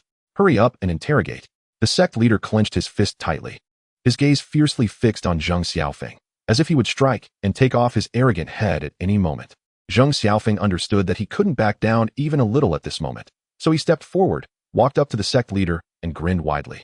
Have you been pressing me for so many years? Is it too much to call you an old thief a couple of times? If you have an opinion, just take my head off now. The sect leader took a couple of deep breaths. As the sect leader, even if there was only a slight possibility, he wouldn't risk the entire sect. He could only suppress his anger and said, Elder Zheng, let's go to the confinement room together. Seeing the sect leader's aggrieved expression, Zheng Xiaofeng didn't understand why, but felt immensely relieved. The fear in his heart was swept away by this exhilaration. He sneered, lead the way. Don't you know how to walk? I said, lead the way. The sect leader clenched his fists again, took another deep breath, and turned to leave with a wave of his sleeve. Zheng Xiaofeng finally couldn't suppress his joyful smile. Awesome. This is worth it. On the outskirts of the Qingfeng sect, Chu Xingchen and Yao Qin both stopped. Senior sister, Chu Xingchen casually called out, then paused for a moment before laughing. Yao Qin, you go cut off the road to the east where the Qingfeng sect is heading to the mine, and I will block another route. Yao Qin nodded in agreement and replied flatly, Senior sister is not bad. I find it pleasant to hear. Chu Xingchen said seriously, this is extra pay? Yao Qin shot a cold glance at Chu Xingchen and flew eastward. Truly, she has no sense of humor. Chu Xingchen complained and flew southward. Chu Xingchen had studied the paths before coming. Only the east and south directions were densely forested and rugged, making it easy to conceal their figures. This time, Startling the snakes would definitely cause one or two little bugs to poke their heads out, compared to the more open areas. The probability of ambush in these two places was higher. As for why Chu Xingchen was so sure that the leader of the Qingfeng sect wouldn't take action, it was because the leader had a blue attribute, cautious. In unclear situations, he wouldn't act recklessly. At the very least, he would endure for 3 days to clarify the situation. That's why Chu Xingchen set the time for 3 days. Next, they would first intercept any little bugs trying to send messages to the mind and figure out how rotten the Qingfeng sect had become. As for the self-examination of the Qingfeng sect, Chapter 66, don't worry, he'll want to die soon. Under the night sky, elderly, with a heavy expression, circled the mountain from the east. Those disciples of the Tianyin sect were indeed not simple. They feigned an attack, seeming both real and fake. They appeared to be acting foolishly, but in reality, they had definitely gathered a lot of intelligence. In just one day, they had even managed to turn a golden core elder. Moreover, Zheng Xiaofeng seemed like a completely different person, once cautious and careful, now actually pointing at the sect leader's nose and cursing him. The sect leader actually endured it, facing Zheng Xiaofeng's constant shouting without even rebutting. When asked for specific details, the sect leader wouldn't say a word. One could only speculate that Zheng Xiaofeng had obtained some backup from the disciples of the Tianyin sect. Additionally, there was the blood spirit stone presented by the sect leader. Ever since the mine was attacked, they had set up a triggering formation based on the maze. As long as an outsider stepped in, it would trigger information alerts to both the Qingfeng sect and the mine elders. Every disciple in the mine carried a specially made token to prevent the formation from mistakenly triggering an alarm. They hadn't received any abnormal reports from the mine's formation, so logically there shouldn't have been any problems there. However, the appearance of the blood spirit stone and the fact that it was directly linked to the Qingfeng sect, even turning a Tianyin sect elder, made the situation look anything but normal. Given the circumstances, if he really did nothing, he would probably be unable to escape. He could only go see the mine first, ascertain the intelligence there, and see if he could speed things up or change positions. Worried, Elderly had not noticed that a spiritual sense on the ground had caught on to him, but he did sense a fierce sword aura appearing behind him. He quickly burrowed out of the ground, raised his hand to summon a long sword, and the golden core within him vibrated and surged. His spiritual power erupted towards the somewhat terrifying sword aura, with the long sword in his hand transforming into a streak of light. The two rushed to clash, and in the next instant, a wave of spiritual energy instantly overturned the ground, turning trees into splinters. Elderly quickly scanned with his spiritual sense and soon discovered a figure that was not hiding its aura. He turned his gaze and saw Yao Qin, expressionless, standing atop a large tree, holding a long sword and silently looking at him. Elderly's face darkened. He had indeed been baited. Yao Qin's tone was icy. Surrender quietly, and you will avoid bodily harm. Damn it. To avoid bodily harm means to face death. Elderly didn't hesitate to control the flying sword to attack Yao Qin while desperately fleeing to the west.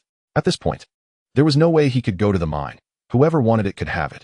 His life was his own, and if he could escape, he would thank heaven and earth. After all, he was a golden core cultivator, and there were other ways to live in this world. But Elderly had not flown far when he suddenly spat out a mouthful of blood.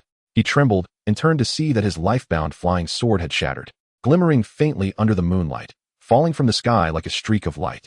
Through the cracks of the broken sword, he saw a pair of cold, unfeeling eyes looking at him as if he were a dead man. Wow, Yao Qin, you really can handle it. Chu Xingchen looked in surprise at Elderly, who was tightly bound, with both tendons severed and a deathly pale face, being casually tossed to the ground by Yao Qin using her spiritual energy. Undoubtedly, Elderly had probably been processed thoroughly by Yao Qin. Yao Qin spoke somewhat helplessly. The person is caught. I interrogated him briefly before coming here, but he won't say a word. Are you confident? A slight, somewhat terrifying smile appeared on Chu Xingchen's face. My second disciple has indeed provided me with some ideas for interrogation. He can do this? Strictly speaking, he is the one being punished. Yao Qin looked puzzled, and then she saw Chu Xingchen pull out spiritual herbs and a small pot from his spatial ring.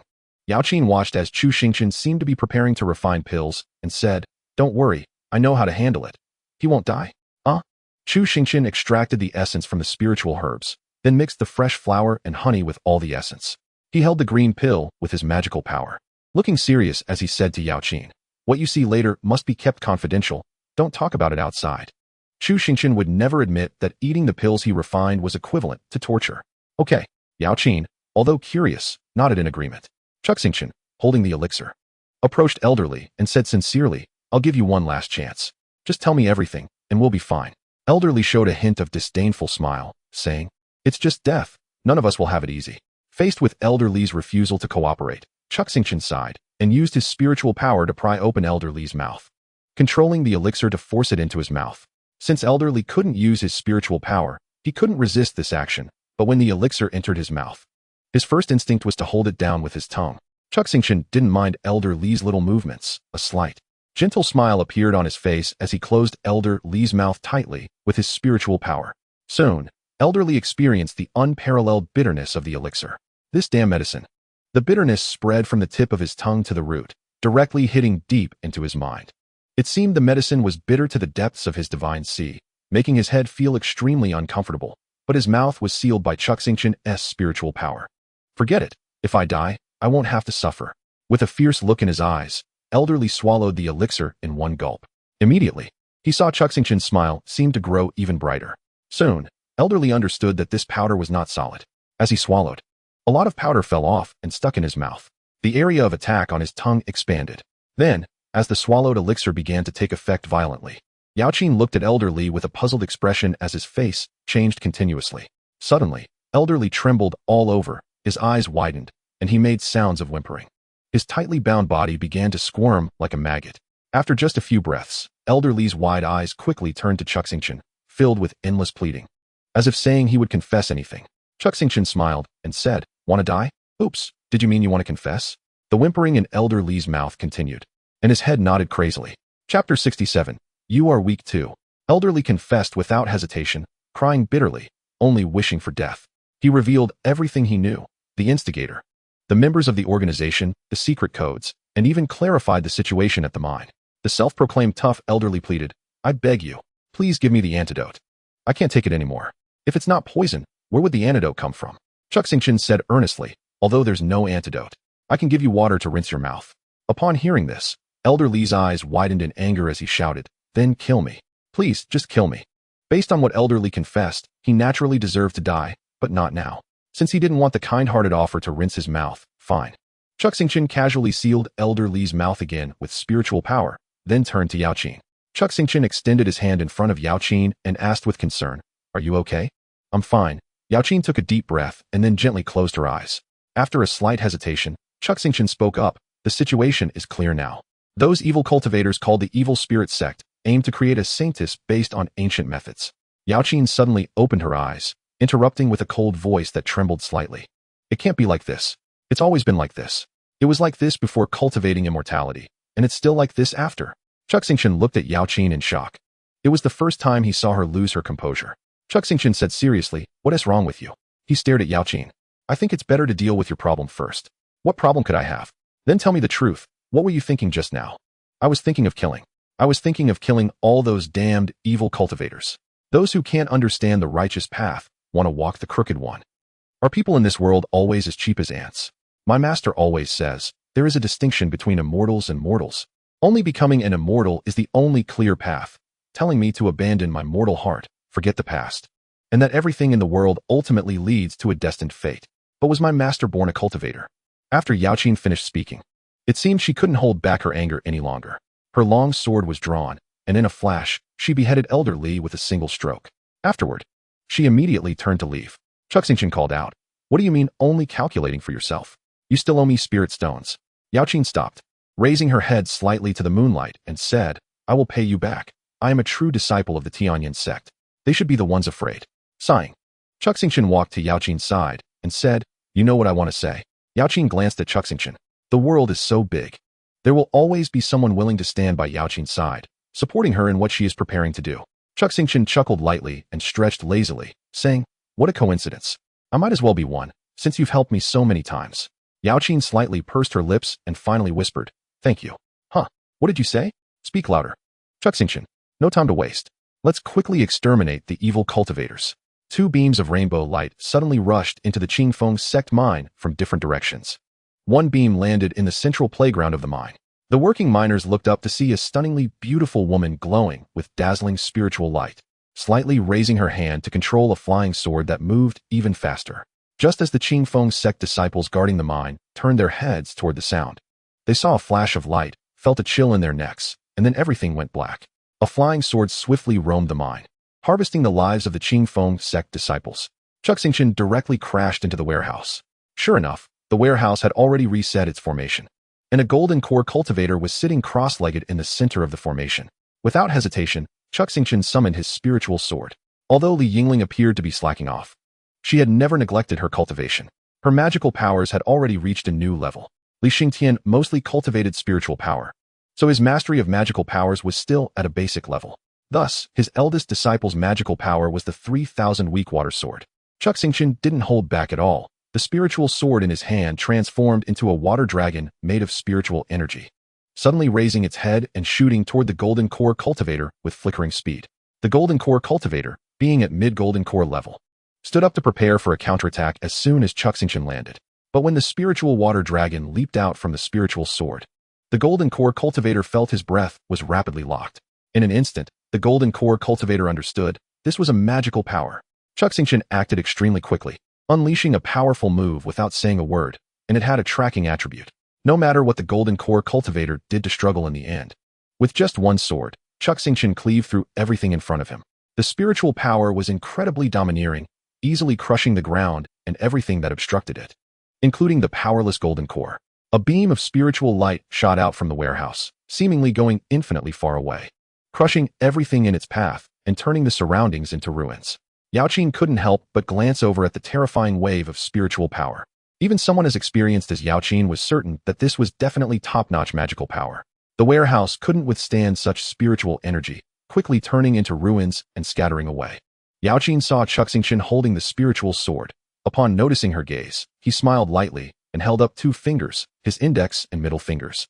What does this mean? If Chu Xingchen was making a gesture, Yaoqin certainly wouldn't think of it in a positive way. Does this mean he thinks she is weak? Yaoqin's spiritual sword suddenly moved even faster, and after harvesting the last Qingfeng Sect disciple, the sword returned to its sheath automatically. Then, Yaoqin elegantly extended 2 fingers in the same manner toward Chu Xingchen. You are weak too. Chapter 68. Who isn't an evil cultivator? Chu Xingchen was surprised to see Yaoqin give him a peace sign. He didn't expect someone like her, who usually had a cold expression, to make such an amusing gesture. Since Chu Xingchen and Yaoqin acted quickly, it only took them a few breaths to land and eliminate all the Qingfeng Sect members. The miners who were still working in the mine at night had yet to figure out what was happening. Chu Xingchen, infused with spiritual energy, shouted loudly. All the miners were stunned for a moment. And it wasn't until someone started crying tears of joy that they finally realized what was going on and began to run out of the mine in droves. Chu Xingchen didn't pay much attention to them. When he entered the warehouse, he noticed that there were only a few blood spirit stones left, indicating that they had been transported once. He looked at Yaoqin and asked, "Did you leave any survivors?" Chu Xingchen nodded and walked into the mine tunnel with Yaoqin. After turning a corner, they found that a part of the ritual formation that had been destroyed by Xingtian had already been repaired, and 4 out of 6 black-robed figures had fallen. The remaining 2 were pinned against the wall, their hands and feet pierced by several beams of spiritual energy. Chu Xingchen expressed his displeasure, saying, "I don't like what you just said. That was a remedy for healing." Yaoqin lightly nodded in agreement and said, "Then you should use your remedy to interrogate them properly." Chu Xingchen thought to himself, Yaoqin wasn't like this before. Has she learned badly from her disciple? I need to give Li Yingling a good lecture when I get back. However, Chu Xingchen did not immediately take out his cooking pot. Instead, he first used the system to scan the 2 black-robed evil cultivators in front of him. When he scanned the one pinned to the left, he saw several interesting entries. Target: Lu Yang, cultivation level, late foundation establishment. Blue entry: acquired demonic body. White entry: living in fear. Black entry: cowardly and afraid of death. Temporary black entry: heart in great fear. Seeing this person, Chu Xingchen understood that he would definitely save some medicinal materials. He deliberately asked the other evil cultivator, "Could you tell me who your higher-up is?" The evil cultivator, with a strong sense of pride, coldly laughed and glared at Chu Xingchen without saying a word. Chu Xingchen showed no hesitation. A beam of rainbow light flashed, and the sneering evil cultivator was instantly cut down by Chu Xingchen's sword, with blood splattering onto Lu Yang, who couldn't use spiritual energy. Chu Xingchen sighed, and then looked towards Lu Yang. Having just witnessed Chu Xingchen's ruthless act, Lu Yang felt a chill run down his spine, his heart racing. Is this what you call interrogation? Isn't this just an excuse to kill? Lu Yang thought. If you don't get cooperation during interrogation, at least ask a few more questions. You can't just kill someone over a disagreement. Aren't you an evil cultivator too? Then Chu Xingchen turned his gaze to Lu Yang, who was pinned against the wall, and lamented, "Lu Yang, why don't people cherish their own lives?" Lu Yang, who was trembling, was taken aback by the question. He looked at Chu Xingchen in disbelief and stammered, Why you? How do I know your name? Chu Xingchen smiled slightly and replied, I just need to verify some information. If you don't tell me, I'll just catch another batch elsewhere. Liu Yang's mind was in a state of chaos, with numerous names flashing through his head. Who is the traitor? Chu Xingchen's spiritual sword shimmered slightly as he calmly said, Liu Yang, it's your turn. Could you please tell me who your higher-up is? Liu Yang was momentarily stunned and then saw that Chu Xingchen seemed impatient and was ready to strike him down. He quickly said, I'll tell you. Just spare my life. Chu Xingchen appeared regretful, as if he couldn't take pleasure in killing the evil cultivator. Liu Yang felt that the handsome young man in front of him only wanted to kill him, not to inquire about any information. Chu Xingchen said with regret, Go ahead and confess. I will spare your life. You're not lying to me. Liu Yang asked, I swear by the reputation of the Tianyan sect. As soon as Chu Xingchen finished speaking, Yaoqin's gaze turned towards him. Seeing her expression, Liu Yang quickly felt relieved, thinking there was still some credibility, and then spoke up. Our higher-up is at the Fengjian sect. The entire sect has already joined our cult. Chu Xingchen frowned and asked, Cult? Liu Yang quickly corrected himself. Evil cult. Evil cult. I'm just a minion responsible for the situation here. The Fengjian sect is in charge of integrating resources to send to the Holy Mother. Do you have any codes for contact? Chu Xingchen asked. Yes, there are tokens. Liu Yang replied. All right, I will let you go, Chu Xingchen said, nodding in satisfaction as he turned to leave. Yaoqin, it's your turn now. You can't just go back on your word. Don't you care about the reputation of the Tianyan sect? Liu Yang shouted as Chu Xingchen walked out of the mine. I'm not from the Tianyan sect. Who cares about that? Chu Xingchen replied. Liu Yang glared at Chu Xingchen's departing figure, and then a beam of rainbow light flashed in his eyes. Chu Xingchen waited a moment at the entrance, and soon Yaoqin walked out from the mine tunnel. She spoke in a somewhat subdued tone, I got the token. If the information from the Demon Suppression Department is correct, there is a nascent soul cultivator among the higher-ups of the Fengjian sect, along with several Golden Core elders in the middle and late stages. Hearing Yaoqin's slightly dejected tone, Chu Xingchen understood that even if she was confident, she didn't dare to guarantee that they could take down an entire sect. Yaoqin, your thinking seems to be that as long as you kill all the people who see you, everything will be perfectly hidden. Chu Xingchen smiled and said, You need to learn to change your way of thinking. Yaoqin looked at him in confusion. Aren't they just evil cultivators? Chu Xingchen smiled and said, Who isn't one? Huh. Just wait and watch me perform. The Fengjian sect was still somewhat far from the Qingfeng sect mine. After all, in such places, the veins of spiritual energy were scattered. Unlike Qingfeng's sect, which was situated by mountains and rivers, the Fengjian sect's location had a sense of desolation. Towering and rugged peaks were covered with yellow earth, and a somewhat simple sect was established halfway up the mountain. From the outside, it looked far less prosperous than Qingfeng's sect. About 20 miles outside the Fengjian sect's main gate, Chu Xingchen reluctantly poured out the blood spirit stones from his ring. The sight of several thousand blood spirit stones piled up was quite spectacular. Yaoqin sighed and said, Chu Xingchen, I underestimated you. Chu Xingchen, feeling reluctant, looked at Yaoqin and earnestly advised, Chapter 69. How can I build an evil spirit cult with you insects? Chu Xingchen dumped all the blood spirit stones from his spatial ring. The pile, with about 3,000 to 4,000 stones, was quite an impressive sight. Yaoqin sighed helplessly, took out the token she had scavenged from the evil cultivators, and absorbed the blood spirit stones into it. Since the token couldn't absorb so many, a small pile was left over, and Chu Xingchen quickly collected the remaining stones. Those evil cultivators acted so arrogantly that they must have reached a critical moment and were extremely short on resources, to the extent of being willing to take any risk. During the sacrificial rites for the entire village, they didn't even choose their victims, including women and children, which indicated that they were likely in desperate need of blood energy. Facing this large amount of high-quality blood spirit stones, they would likely rush to collect them. And as long as they followed the personnel delivering them to the Holy Mother, they would probably be able to capture them. Chu Xingchen extended his hand and said, Give me the token, you wait here. If you see anyone, just follow them. Yaoqin hesitated slightly, and then said, How about I go instead, and you wait outside? With your temperament, how can you blend in as an evil cultivator? Chu Xingchen replied helplessly. Those evil cultivators laugh with akakik, and you can't even smile. Let me handle it. Yaoqin sighed and didn't insist. She knew she wasn't good at acting. If she went up, she would likely be exposed immediately and would end up in a bloody battle. She sighed again and handed the token to Chu Xingchen, instructing, Be careful. If anything happens, I will come up to support you. Chu Xingchen took the token and vowed confidently, No problem, just watch my performance. Yaoqin nodded gently, watching as Chu Xingchen turned and flew straight towards the entrance of the Wind Sword sect. Since Chu Xingchen did not conceal any fluctuations of spiritual power, 2 Foundation establishment disciples at the gate quickly noticed him flying in the air. A disciple on the left side of the gate cautiously inquired, "May I ask what brings you to the Windsword Sect, Senior?" Chu Xingchen first scanned the two with the system panel and found the postnatal demon body entry, indicating that they must know the situation. Chu Xingchen snorted coldly, seemingly filled with anger, and said, "Deliver the blood chi spirit stones. I've heard that even the Holy Mother is short on blood chi and resorts to sacrificial offerings with women and children. The plans of the evil spirit sect are all ruined by you. What does the senior mean? What evil spirit sect?" The Foundation establishment disciples were shocked and quickly retreated.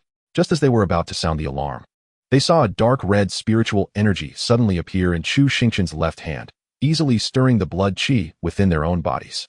Moreover, it was being stirred in a dominating manner. This made them suddenly stop. The once skeptical disciple now believed. This handsome man in front of them was undoubtedly a seasoned evil cultivator, and very sinister. They had seen evil cultivators from the evil spirit sect before, but they had never encountered one who could stir their own blood chi just by summoning a wisp of spiritual energy. The Foundation establishment disciples hurriedly stopped their movements and cupped their hands, saying, "Senior, please wait. I will notify the sect master right away."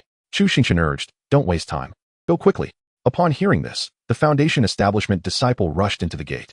Chu Xingchen waited for a moment, and soon a middle-aged man in white robes flew toward him.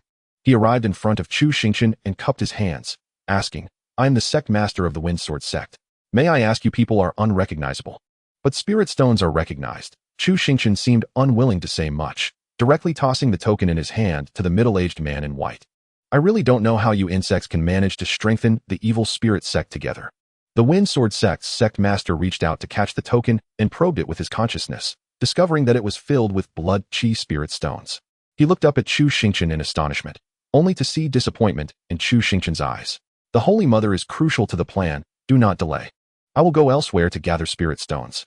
After saying this, Chu Xingchen fixed his gaze on the sect master of the Windsword Sect and added, "You tell those insects clearly that once this matter is settled, I will hold them accountable for their poor performance." The sect master of the Windsword Sect was about to say something, but the dark red spiritual power on Chu Xingchen suddenly erupted and transformed into a dark red rainbow light, flying away directly. This left the sect master unable to say what he intended. He looked down at the token in his hand. No matter what, the urgently needed blood chi spirit stones could not be fake, and the aura of that spiritual energy was undoubtedly that of an evil cultivator. Could it be that the evil spirit sect from Zhongzhou still managed to send them in such a critical situation? The sect master of the Windsword Sect put away the token and turned to a nearby disciple, saying, "Go, gather 3 elders, and come with me to escort these spirit stones to the Holy Mother." "Yes, sect master." After a short while, the sect master of the Windsword Sect, accompanied by 3 golden core realms, was rushing madly towards the place where the Holy Mother was to be established. One of the golden core elders spoke with suspicion. "Sect master, no information has come through. Are you sure this is reliable?" The sect master of the Windsword Sect replied, "This matter has reached a critical moment. Once the Holy Mother is born, everything will be settled.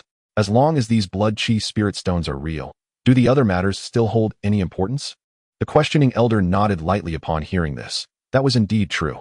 Another golden core elder frowned slightly and spoke in a strange tone. "Sect master, I always feel a vague sense of being watched. You're too timid. How come we didn't feel anything? I've told you, stop wasting time on women. With that time, wouldn't it be better to cultivate more? I see you've been too focused on women. Your consciousness is only left with that." Seeing the golden core elder being ridiculed, the sect master felt a bit angry and quickly interrupted, "Enough." Upon hearing this, the other golden core elders fell silent. The 4 of them continued on their way without saying a word. By the time dawn was breaking, they had arrived at a continuous range of mountains. The sect master of the Windsword Sect was the first to stop at the foot of a mountain, quickly expanding his consciousness to scan the surroundings.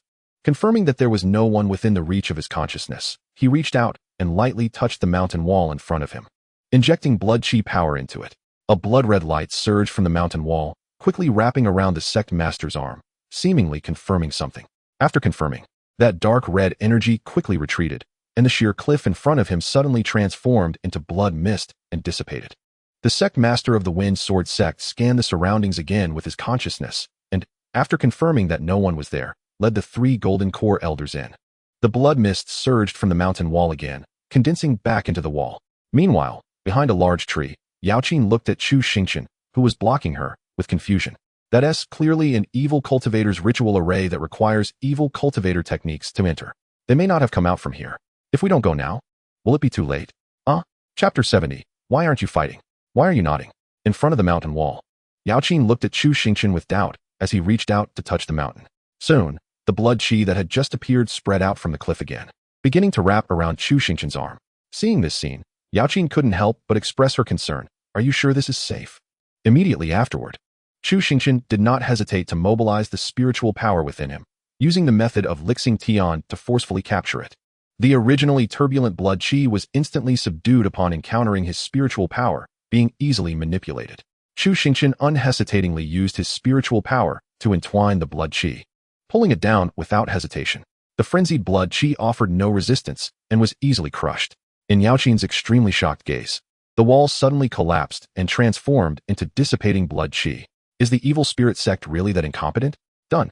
Chu Xingchen nodded in satisfaction. Let us go in and take a look. He was the first to step inside, with Yaoqin following closely behind. The cave had very obvious signs of excavation and appeared quite crude. A small path wide enough for 3 people to walk through had no lighting at all. However, for Golden Core realms, this was not much of an issue. Just after entering, they could sense a strong, bloody smell hitting their faces. Yaoqin's expression became serious as she stepped forward, saying, I'll lead. The Tianyin sect's secret technique is unparalleled in Zhongzhou. Chu Xingchen naturally had no objections. As they entered the cave, the deeper they went, the stronger the bloody smell became, almost solidifying. Yaoqin suddenly felt very uncomfortable, as if walking in a muddy pit. Feeling considerable resistance, she glanced sideways at Chu Xingchen, only to find him looking calm and much more relaxed than herself, which made her breathe a little easier. The two cautiously approached, and after several dozen steps, they heard voices entering their ears. You bunch of useless fools. Can't do anything right? You still need help from the Zhongzhou Holy Sect. Do you know that the most likely holy fetal seed this time is due to that crude blood chi? Dead, dead, dead. A sharp female voice shouted in anger. Now there's only a sickly one left, and you come asking for spirit stones. What were you doing earlier? Upon hearing this, the two quickly crept closer.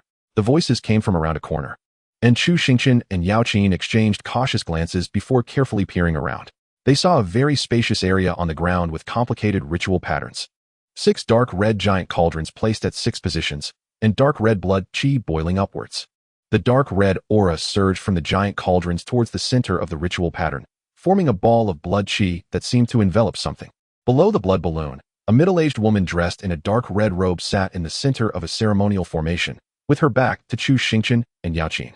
The leaders of the Wind Sword Sect, responsible for transporting the blood energy spirit stones, were currently pouring the stones into 6 large cauldrons. The leader of the Wind Sword Sect hesitated slightly and began to argue. It was those people from the Clear Wind Sect who caused the problem. Before he could finish, the woman in red roared even louder, Problem, problem, everything is a problem. Why aren't you all dead from the problems? Choked by her words, the leader of the Wind Sword Sect could only fall silent. This situation didn't need to be so difficult. The matter was almost at an end. If nothing unexpected happened at the Clear Wind Sect's mine, that batch of spirit stones would likely be enough to support this transformation of the holy fetus. Moreover, the deceased holy fetus was indeed the highest quality one, even better than the current holy fetus. It's no wonder the Holy Mother was so furious.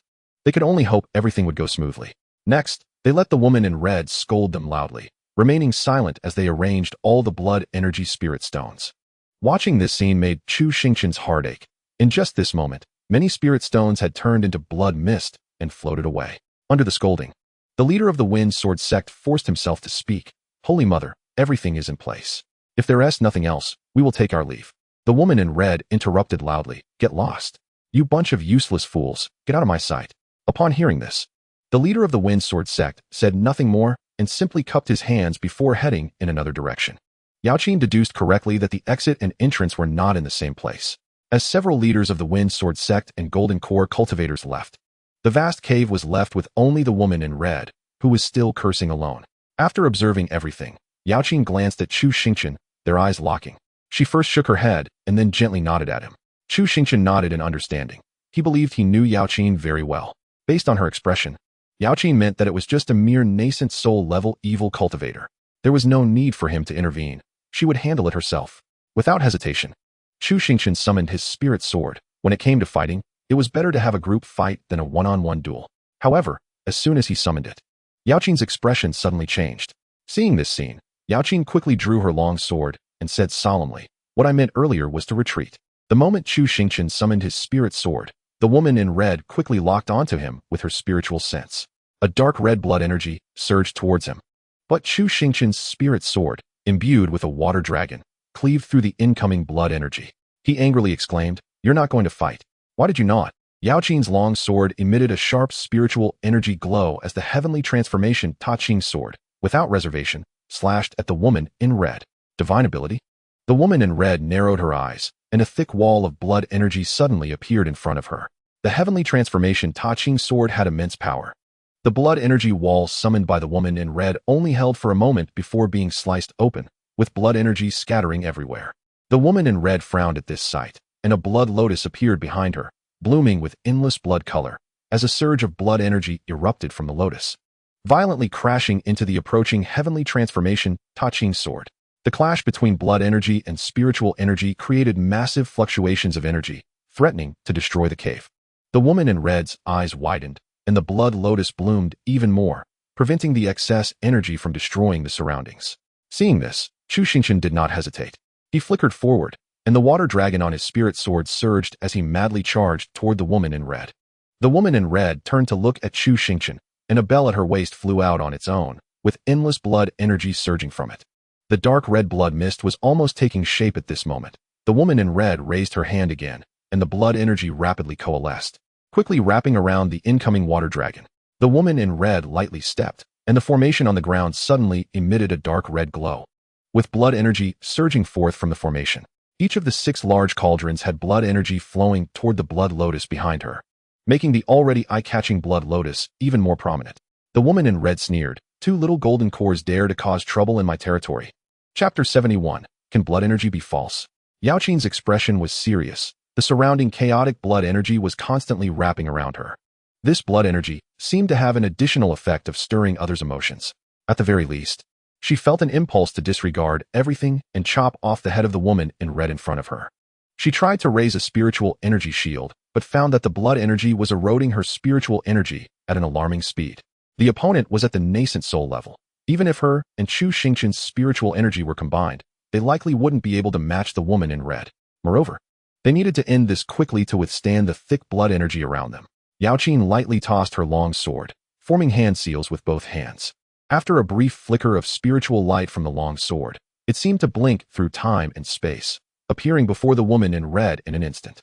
The woman in red smiled lightly, and the surrounding blood energy suddenly coalesced, turning into thick blood that quickly attached itself to the flying sword, erasing its sharp sword intent.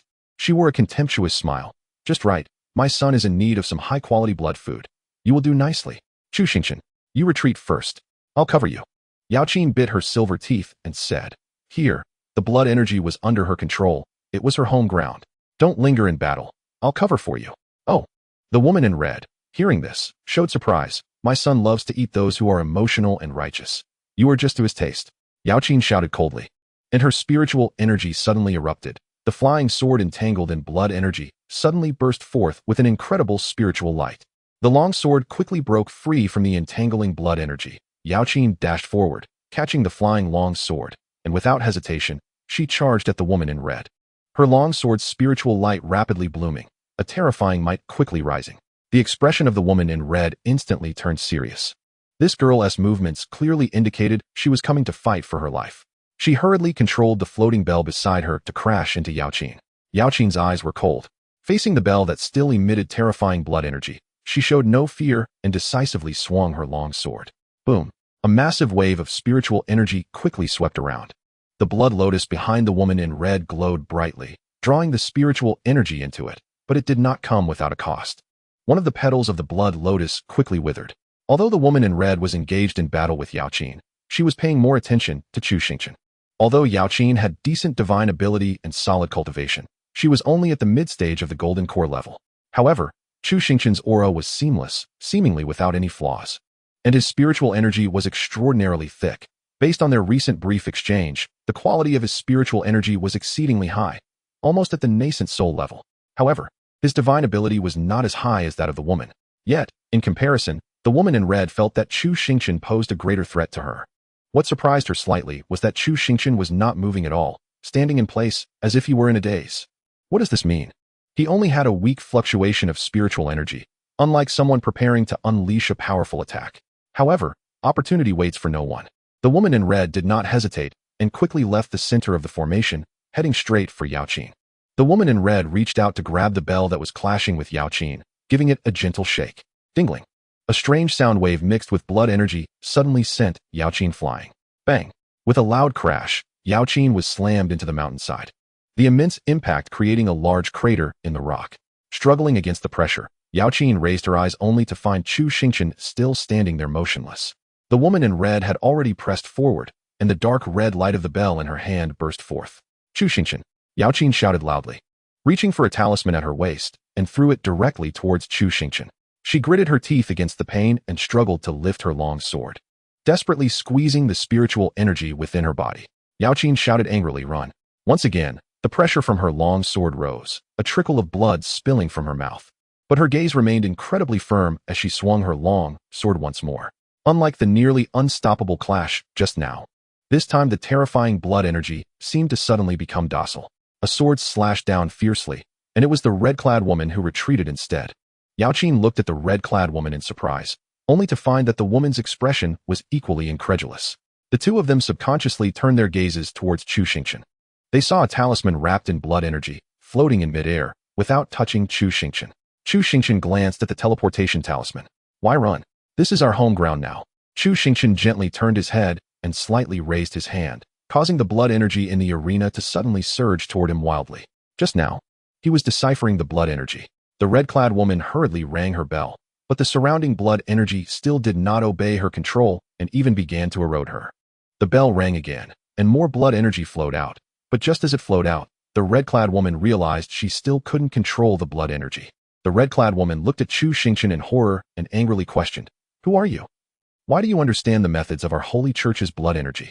Chu Xingchen smiled lightly and did not answer, slightly raising his hand as the blood energy in the arena rapidly surged toward the red-clad woman. Yaoqin, standing by, was also stunned, watching the dense blood energy wrap around Chu Xingchen, making him look like a wicked cultivator. This blood energy was still obeying Chu Xingchen's control and madly attacking the red-clad woman.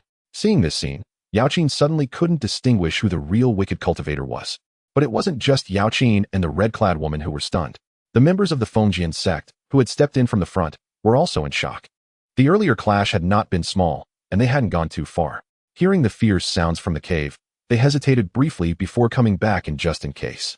At this moment, they saw the Holy Mother being attacked by the surrounding blood energy, and even the blood lotus behind her had lost its color. The one controlling the blood energy was a person from the Central Plains evil spirit cult who had given her their blood energy spirit stone. The only one who didn't look like a wicked cultivator was a remarkably beautiful girl. But this girl didn't make a move, while the two wicked cultivators were fighting fiercely. The red-clad woman suddenly looked at the head of the Fengjian sect and shouted angrily, "What are you waiting for? Quickly kill these two." Just as the head of the Fengjian sect was about to draw his sword, Chu Xingchen's gaze turned fierce, and he also angrily shouted, "Kill what? You bunch of stupid dogs. Can't you tell that this Holy Mother is a fake? Hurry up and kill this imposter." These words caused the head of the Fengjian sect to suddenly freeze. The red-clad woman, controlling the bell to fend off the frenzied blood energy, cursed, "You useless fools. From the beginning of the plan, I was with you." As the head of the Fengjian sect and the elders behind him prepared to draw their swords again, Chu Xingchen spoke softly, "The words may be false, but can this blood energy be fake? Who is controlling this blood energy? Is it possible that the Holy Mother is not as good as the other wicked cultivators?" The head of the Fengjian sect paused again. "This is indeed very reasonable." Chapter 72. This group of people only creates blunders. The red-clad woman shot a hateful glance at the group of fools, tossed the bell in her hand, and as it floated in the air, it automatically rang, instantly dispersing the incoming blood energy. She immediately dashed towards the blood energy sphere high in the central formation, and the phantom of the blood lotus behind her spread out to envelop her. Seeing this scene, the head of the Fengjian sect also understood the situation. This was the final ritual of the Holy Church, and this Holy Mother must be real. The head of the Fengjian sect quickly drew his sword to assist, followed closely by several golden core elders. A few flying swords were swiftly unsheathed and quickly split into dozens, madly attacking Chu Xingchen. Chu Xingchen did not hesitate and quickly controlled the surrounding blood energy to cling to Yaoqin, except the blood energy. Upon hearing this, Yaoqin did not hesitate, hurriedly dispelling her spiritual energy shield and allowing the blood energy to cling to her body. She quickly felt that the blood energy could now be manipulated as if it were an extension of her own body. and it continuously provided a surge of extremely frenzied energy. This greatly alleviated the pressure on Yaoqin's spiritual energy. However, with Yaoqin's cold expression paired with the blood energy wrapping around her, she looked far more like a wicked cultivator than Chu Xingchen. After taking a healing pill, Yaoqin leaned forward, her sword gathering spiritual power once again, and the surrounding blood energy quickly climbed up. Yaoqin coldly shouted and lunged towards the 4 golden core members of the Fengjian sect who were eager to help. With the enhancement of the blood energy, the Tianyan touching sword was swung out once more. Originally pure and shimmering spiritual energy now attached to boundless blood energy, and with a single swing, it carried an endless bloody aura. If the basic version of the Tianyan touching sword had a pure and cold sharpness, then the enhanced version had a wild, screw you, I'm going to crush everything feeling. The violent energy scattered around indiscriminately, and the rock walls quickly cracked. Facing the overwhelming force of the sword, the 4 members of the Fengjian sect dared not be careless. Their blood energy suddenly erupted, and their swords shifted targets, turning towards Yaoqin. Chu Xingchen glanced over and saw that Yaoqin could still hold on for a moment, so he rushed towards the blood energy sphere without hesitation. No matter what the red-clad woman wanted to do, as long as it didn't go her way, it was a blood profit. If you can't even compete with me for the blood energy, then this sphere is mine too. The bloody aura suddenly emerged from the spiritual sword in Chu Xingchen's hand. Although Li Yingling's mastery of her magical powers was higher than Li Xingtian's, after deciphering the blood energy, he found that Li Xingtian's powers, while somewhat unfamiliar, seemed to have a natural restraining effect on this blood energy. In short, use what is useful first. The dark red, frenzied spiritual power quickly adhered to the spiritual sword in Chu Xingchen's hand as his golden core suddenly surged. He shouted loudly, condensing the dark red blood energy into the sword. This sword easily shattered the resistance of the Blood Lotus Phantom and entered directly. Chu Xingchen did not hesitate to inject his spiritual power into it. No matter what this thing was, he would seize it first. But this process was not easy. The Blood Lotus was still resisting the spiritual power Chu Xingchen was transmitting. However, with the suppression of the technique, combined with the peak power of his flawless golden core, Chu Xingchen was still able to push his spiritual power in. Next, give it to me. The power of Li Xingtian's technique operated wildly, quickly stripping away the red-clad woman's control. As long as he could hold on for a little longer, this sphere would belong entirely to Chu Xingchen. Faced with the current situation, the red-clad woman felt helpless. If she continued to follow this kid, she would definitely suffer. In desperation, the Blood Lotus erupted with brilliant light. And fearing to use blood energy again, she did not dare to be seized by Chu Xingchen once more. A dignified wicked cultivator was actually forced to not use wicked arts. The power of the nascent soul suddenly erupted, and a petal fell from the Blood Lotus, shooting straight towards Chu Xingchen. After all, the red-clad woman was at the nascent soul level. Seeing this scene, Chu Xingchen did not dare to withstand the power of this move and quickly retreated. After forcing Chu Xingchen back with this move, the red-clad woman could no longer maintain her state and quickly fell from the air. As the Blood Lotus no longer enveloped her, when Chu Xingchen looked up, the blood energy-wrapped sphere was still dissipating, revealing a roughly 5 or 6-year-old little girl, dressed in rags, being infused with blood energy. The dark red blood energy had already spread across her entire skin, making her appear as if she were turning into a blood person. Or rather, she was in the process of transforming into one. When Chu Xingchen scanned her with his divine sense, he found her body to be extremely weak, her bones and muscles nearly turning into blood water. This holy fetus was likely a child that met certain conditions, being refined and ritualized by blood energy to reconstruct her bones and be reincarnated as an embryo once again. The child's heartbeat was already exceedingly weak, and she was likely at the end of this ritual. However, there was no time to worry about this now. Chu Xingchen first raised his hand, controlling the surrounding blood energy to rush towards Yaoqin, alleviating her pressure. The red-clad woman took a deep breath and angrily questioned, "Which wicked cultivator are you?"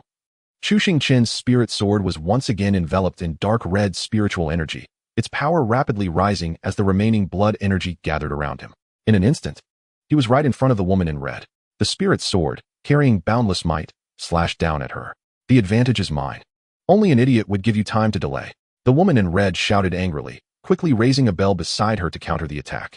At this moment, she was already powerless to continue protecting the surrounding ritual formations from harm. When the two forces collided, a massive wave of spiritual energy surged forth, overwhelming everything in its path. The power was so great that even Yaoqin and the others on the other side were affected, using their spiritual energy to resist the aftermath. The woman in red looked in horror at the saint body still floating in midair, only to find that the blood energy from the 6 cauldrons was still under the control of the ritual formations, maintaining its effect and keeping the extremely fragile saint body safe and sound. Just as she let out a sigh of relief, she saw Chu Xingchen raise his right hand. The terrifying blood energy gathering frantically, preparing to strike directly at the fragile saint body. But this was just a feint. The blood energy he was actually controlling was not meant to attack the saint body. As the woman in red was about to interrupt Chu Xingchen's actions, she suddenly felt a chill coming from behind her. The voice of the Wind Sword Sect's leader rang out with a warning. Be careful. She instinctively raised her hand to block, but soon that chill penetrated her spiritual energy shield, striking directly at her body. Clang! A long sword swiftly pierced through the woman in red's chest. She turned her head to see Yao Qin forming hand seals with both hands, her gaze coldly fixed on her.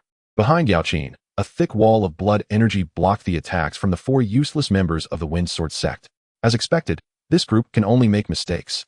As this thought flashed through the woman's mind, the long sword flickered again, piercing through her body once more. Chu Xingchen shouted in anger, frantically mobilizing all the power of the golden core within him. Take advantage of her illness to take her life. This sword suddenly cleaved through the blocking bell, and Chu Xingchen immediately unleashed another wave of spiritual sword energy, completely splitting the woman in red in half. Boom!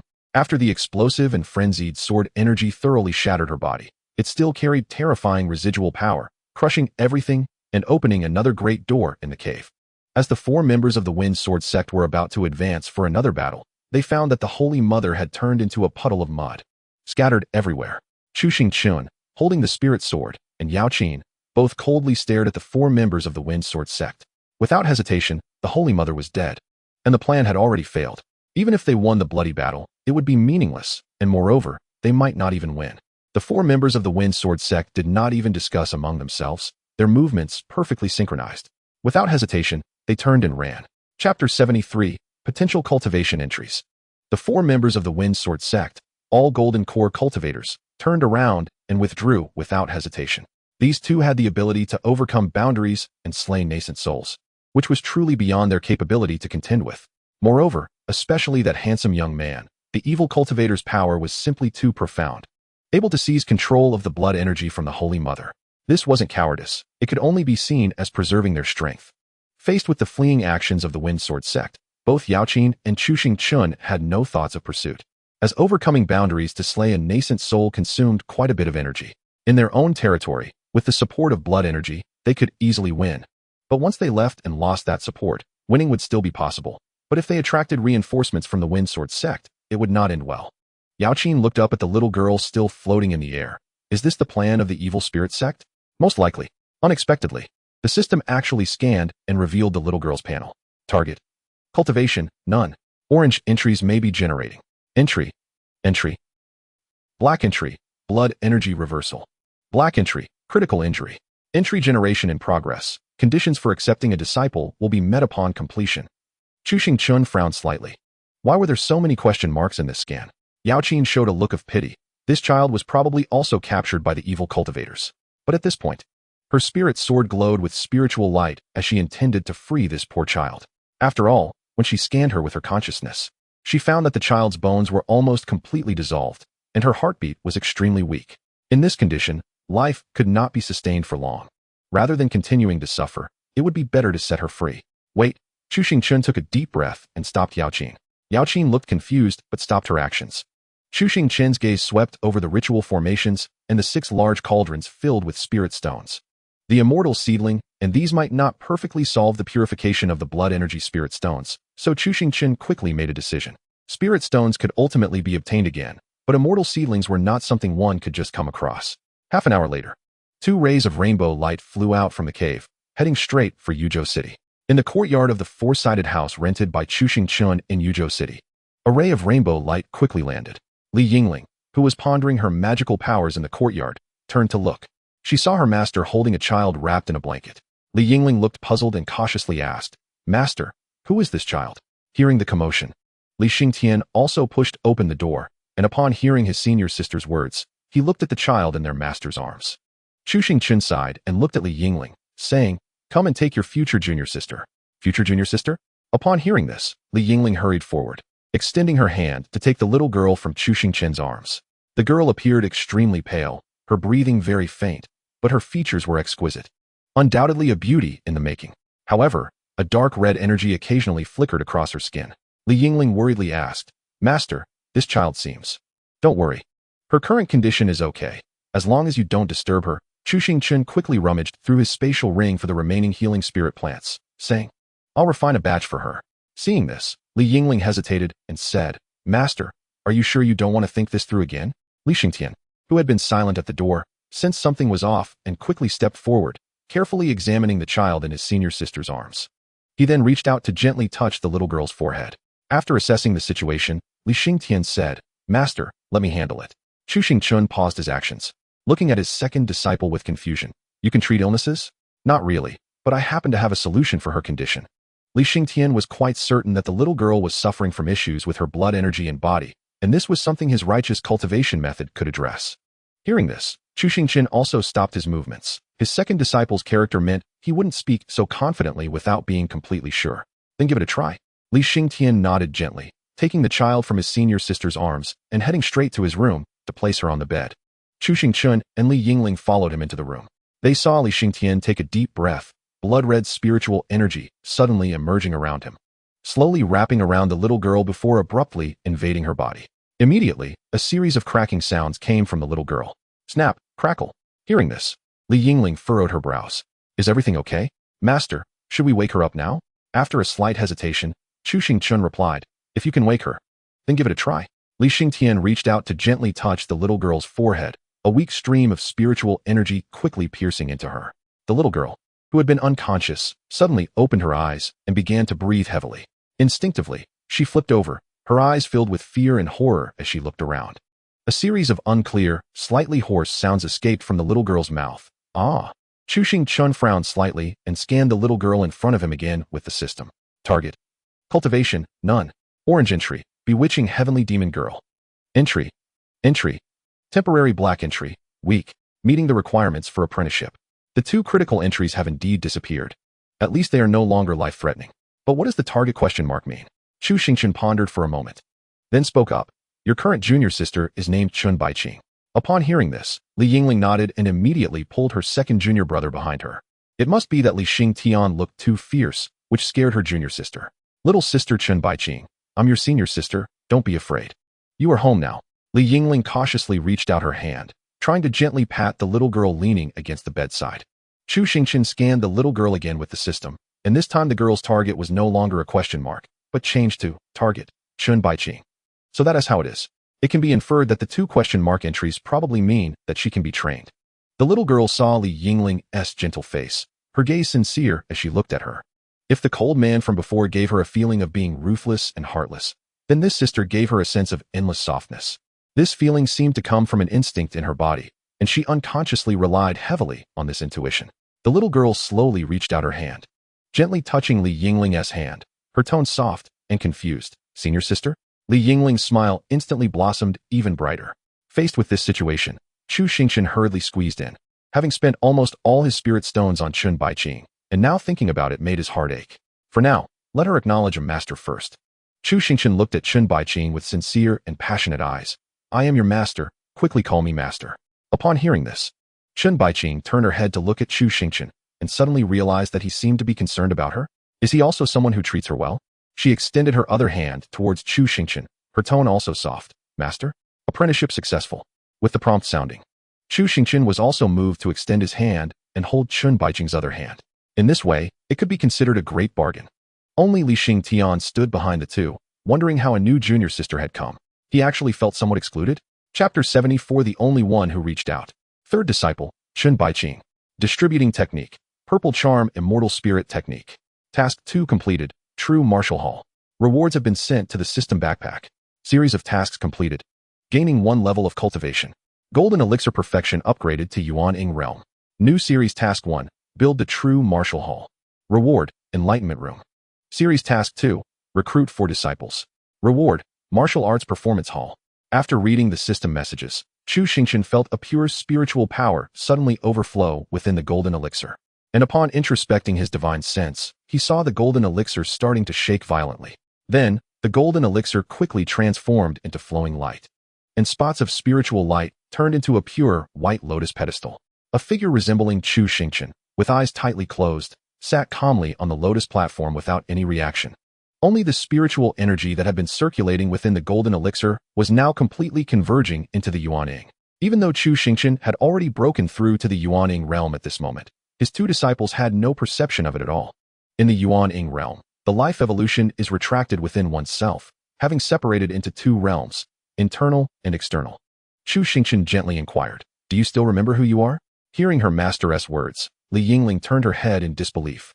"Master? What does this mean? Is this child someone you abducted from somewhere?" "I remember. My name is Baiqing." "Is that really your name?" Baiqing was even more puzzled. "Isn't that what you said, Master?" Chu Xingchen was instantly speechless, although he didn't know what exactly had happened. Baiqing tilted her head slightly to look at Chu Xingchen and said, "But I remember you saved me. You said, a few spirit stones can't buy a life. You even cursed, saying it was really damn expensive." Chu Xingchen was surprised. "Weren't you unconscious? Did you hear that too?" Releasing Baiqing's small hand, Chu Xingchen asked, "What else do you remember?" Baiqing lowered her head and pondered slightly. "I remember I was sold," Baiqing said hesitantly. Then softly added, "Mother said that only by selling me could everyone survive." She then raised her small face and said, "So now, am I sold to you again? You might have bought me at a loss. I'm actually very cheap." Chu Xingchen asked seriously, "Do you know what master means?" Upon hearing this, Baiqing frowned in thought, then shook her head in disappointment. Reaching out, Chu Xingchen gently rubbed Baiqing's little head. "It means you found a new home. And from now on, you will live with us. Live together?" Baiqing looked up at Chu Xingchen's gentle smile, wanting to say something but hesitating, then fell silent. She let Chu Xingchen gently rub her little head. Ever since waking up this time, Baiqing didn't understand why, but when she faced a person, it seemed she could instantly perceive their emotions towards her. Moreover, she trusted this instinctive ability deeply. Among the three in front of her, she had a clear perception just now. Opening her eyes to see, it should be her senior brother, and her perception of him was somewhat cold and ruthless. Not exactly malicious, but clearly lacking any extra fondness. Plus, his gaze was a bit too fierce, which startled Baiqing. As for that senior sister, Baiqing could only feel that she seemed to have a gentle sympathy towards her. As for her master, she could sense a hint of emotion just now. But now she couldn't feel anything at all. Baiqing didn't quite understand the specific meaning of master, feeling that the only connection was with her father. But her memories of her father were no longer deep. Even her original name felt distant. This time waking up, her memories were in complete disarray, as if she had lost a lot. In her memories, only the most profound ones remained vaguely remembered. She also didn't understand where she had been sold to again. But at least here, it seemed to be a good family. They wouldn't make her take medicine that would cause her to ache all over. Nor would they silence her when she cried out in pain. Baiqing still remembered the words of those who had frightened her. That sentence was like a mute medicine, making her not even dare to whimper, and she recalled her mother's tearful and helpless gaze. She didn't want them to starve to death. As for terms like master, Baiqing was not familiar with. But she understood the term made. The one who bought her was the master. Just now, her mind was confused and she didn't think clearly, but now she understood that her master equated to the master. As Chu Xingchen's large hand lifted from her head, Baiqing cautiously looked up and asked, "Master, what am I supposed to do here?" Upon hearing this, Chu Xingchen raised his eyes and gently explained, "I am not the master. I am your master. Now, you can eat, sleep, and find your senior sister to play." Baiqing was stunned upon hearing this, not understanding what exactly it meant, when she saw Chu Xingchen walking towards the door. Smiling, "To celebrate the arrival of a new disciple today, I will personally cook." "Master is cooking?" She quickly struggled free from Yingling's hand and jumped down from the bed barefoot, saying with a slightly trembling tone, "Master, I'll come. I often cook at home." Baiqing's voice was soft, sounding very unconfident. "I can stir-fry and cook rice." An adult in a strange place would feel insecure, let alone a young girl. Rather than letting her sit there anxiously waiting, it would be better to engage with her more and help her familiarize herself with everything around. Baiqing looked at the sincere expression on Chu Xingchen's face, and even though she couldn't understand what he was thinking right now, at this moment, she didn't think too much and reached out. She took the hand of the only person who reached out to her. Chapter 75, Meeting Again After 90,000 Miles. In reality, Baiqing couldn't cook at all. As soon as she entered the kitchen, she was as lost as Lu Lao entering the Grandview Garden. Just staring blankly at the kitchen. The kitchen here was completely different from the one in her home. The only thing she recognized was the large iron pot on the stove. Chu Xingchen immediately understood Baiqing's embarrassment, picked up a small stool nearby, and guided her to sit by the stove. He casually tossed a ball of flame to ignite the fire, then pointed at the flames and said, "Just let it burn well." Hearing this, Baiqing quickly breathed a sigh of relief, nodded eagerly, and picked up a small piece of wood. staring intently at the fire in front of her. The wood was already in the kitchen. Chu Xingchen always used fire control techniques to cook, manipulating pots and pans with his spiritual power. By letting Chun Baiqing do some manageable tasks, he aimed to make her feel needed, naturally giving her a sense of security. The dishes to be made weren't many. Chu Xingchen simply prepared a few and steamed some rice. Xingtian took out a small bag from inside, walked up to Chun Baiqing, and offered her the preserved fruit in his hand. Junior sister, eat this. Chun Baiqing looked up in surprise. At this moment, she could sense that this senior brother in front of her seemed to genuinely care about her. She cautiously glanced at Chu Xingchen and saw him gently wink at her. Thank you, senior brother. Chun Baiqing reached out to take the preserved fruit from Xingtian's hand. Xingtian nodded lightly, then looked at his master and asked, Master, do you need any help? No need. Your senior sister said that she would never eat the food you cook in this lifetime. Upon hearing this, Xingtian hesitated to explain, but could only sigh and leave the kitchen, a place of gossip. After watching Xingtian leave, Chun Baiqing looked down at the preserved fruit in her hands. Even though it was well wrapped in oil paper, a faint fragrance seemed to waft out. She had never eaten preserved fruit, but she had seen others eat it. People from her village would eat it in front of her, saying it was very sweet and delicious, something she could never have in her lifetime. That night, it seemed Chun Baiqing dreamed of eating a lot of preserved fruit. It was indeed very sweet, even though she still didn't know what sweetness tasted like. But she remembered the dream for a long time and could still recall it now. Eat it, you're going to drool. Chu Xingchen's teasing voice came. Chun Baiqing looked up and saw that Chu Xingchen still wore that smile, gently winking at her. She seemed to understand a little more about what her master meant. Without much hesitation, she peeled away the thick oil paper, and a bag of preserved fruit lay quietly in her small hand. She picked out the smallest one, carefully placed it in her mouth. Master, it's really sweet. Chu Xingchen, who was cooking, glanced over and saw Chun Baiqing's little face finally showing a hint of a smile. With Chun Baiqing gone, Chu Xingchen unleashed his spiritual power, quickly bringing several plates of dishes to the stone table and chairs in the courtyard. There was a table in the kitchen, but when they wanted to eat, the three of them usually sat outside at the stone table. Xingtian was already waiting outside. He generally didn't come to eat unless master specifically called him. Today, however, he was quite proactive. Not long after, Yingling came out of the room, holding Chun Baiqing's hand. Chun Baiqing's originally beautiful face stood out even more with her outfit. Yingling proudly said, Master, how about it? Isn't this outfit beautiful? A figure flashed in from outside the wall, and Yaoqing quickly fixed her gaze on Chun Baiqing. Yaoqing nodded gently. It really is beautiful. What a coincidence. Chu Xingchen looked at Yaoqing and asked, Is everything arranged? Yaoqing nodded slightly, sitting naturally on the stone chair. Let us say it's all arranged. But tomorrow we still have to wrap things up at Qingfeng's sect, and I'm afraid we might have startled Fengjin's sect. Should I accompany you? No need. You've already helped me a lot. The rest can be handled by Zhu Yuding. Yaoqing looked at Chun Baiqing and asked, Are you planning to take her as a disciple? Chu Xingchen nodded in acknowledgement. She is already my third disciple now. If it's you taking her, I'll be more at ease. After Yaoqing said this, her gaze fell quietly on the dishes on the stone table. Seeing this, Chu Xingchen decisively instructed Xingtian beside him, Xingtian, go get a set of chopsticks and bowls for Yaoqing. With Xingtian fetching a set of chopsticks and bowls, dinner officially began. However, Chun Baiqing felt a bit uncomfortable. She was just silently eating plain rice. If it weren't for Yingling vigorously serving her dishes, she might have only eaten plain rice that night. Yaoqing also didn't say much. It seemed she had come just to mooch a meal. Yingling took on the role of livening up the atmosphere. Master, this time going out with Aunt Yaoqing must be very exciting, right? Of course it's exciting. Your Aunt Yaoqing is completely in awe of your master's performance. Yaoqing paused her chopsticks and lightly retorted, Unless you misunderstood my last meaning, let us just say that. Yaoqing, hurry and say, did you learn bad things from Yingling? Master, you're slandering. Chun Baiqing watched her senior sister spiritedly bickering with their master, while her senior brother calmly picked up food, quietly eating his own meal. The cold-tempered Yaoqing showed a slight smile on her face as she watched the two bicker. Chun Baiqing felt that she seemed to understand the term master more deeply now. The joyous night feast eventually came to an end. After finishing the meal, Yaoqing took her leave. That night, Chun Baiqing slept with Yingling. Your magical powers are too poor. Practice more in the future. Xingtian, somewhat confused, agreed. The next morning, someone knocked on the door of the courtyard. When Yingling opened her eyes, she saw that Chun Baiqing had already eagerly jumped out of bed and was running barefoot to open the door. Wait, put on your shoes first. Chun Baiqing obediently put on her shoes and then ran to open the door.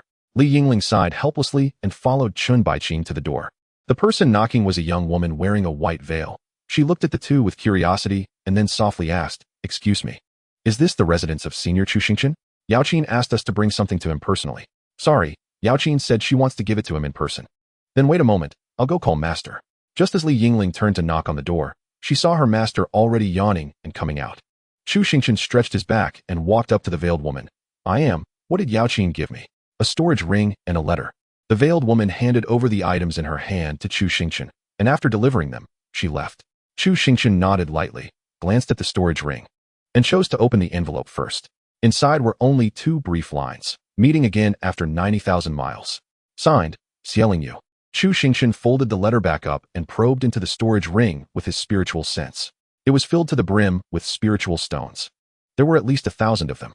Chapter 76. Too much of a genius, Li Yingling. Chu Xingchen had carefully studied the blueprints for the Zhenwu Hall. It turned out that the materials were not provided by the system. It was really not stingy at all, not to mention anything else. The pillars of the Sect's main hall had to be made of sandalwood as the main beam. That stuff would cost at least a few hundred spiritual stones for just one piece. How could he afford to build it? However, although the hall still required effort, the system's gathering array was more than sufficient. Yaoqin was quite generous. After Chu Xingchen calculated, it turned out to be around 1,300 spiritual stones. After completing the gathering spirit formation, there are still quite a few resources left, not to mention building the entire true martial hall. Constructing 2 side rooms to temporarily accommodate people is certainly feasible. The construction of the sect should also be prioritized. After all, during this time, although Li Xingtian's cultivation has rapidly increased due to the blood energy spirit stones, Li Yingling's cultivation has essentially remained stagnant. Her eldest apprentice's talent has been wasted. Although it has been put on the agenda, the progress is not that fast, as most prominent feng shui locations already have owners. Even though Chu Xingchen has reached the Yuaning realm, it wouldn't be an exaggeration to say, I don't eat beef in such nearby areas. But it shouldn't come to a violent conflict over a piece of land. Damaging one's reputation in such a remote area isn't worth it. In the future, the sect will have to venture into Zhongzhou. At least it shouldn't be infamous before that, right? Therefore, searching for undeveloped feng shui locations is currently a rather important task. This task will be handled by Chu Xingchen and Li Xingtian together. Li Yingling can stay at home to take care of Chun Baiqing and also teach her the cultivation method provided by the system. Chun Baiqing comes from a poor background, is still young, and is completely illiterate. She is a pure illiterate. The cultivation method is only good for her to use as a pillow while sleeping at this point. Speaking of this, Chu Xingchen feels a bit of a headache. His eldest apprentice is a genius in cultivation, while Li Yingling relies purely on talent. Li Xingtian depends on his previous life. Now, Chun Baiqing can only rely on her senior sister.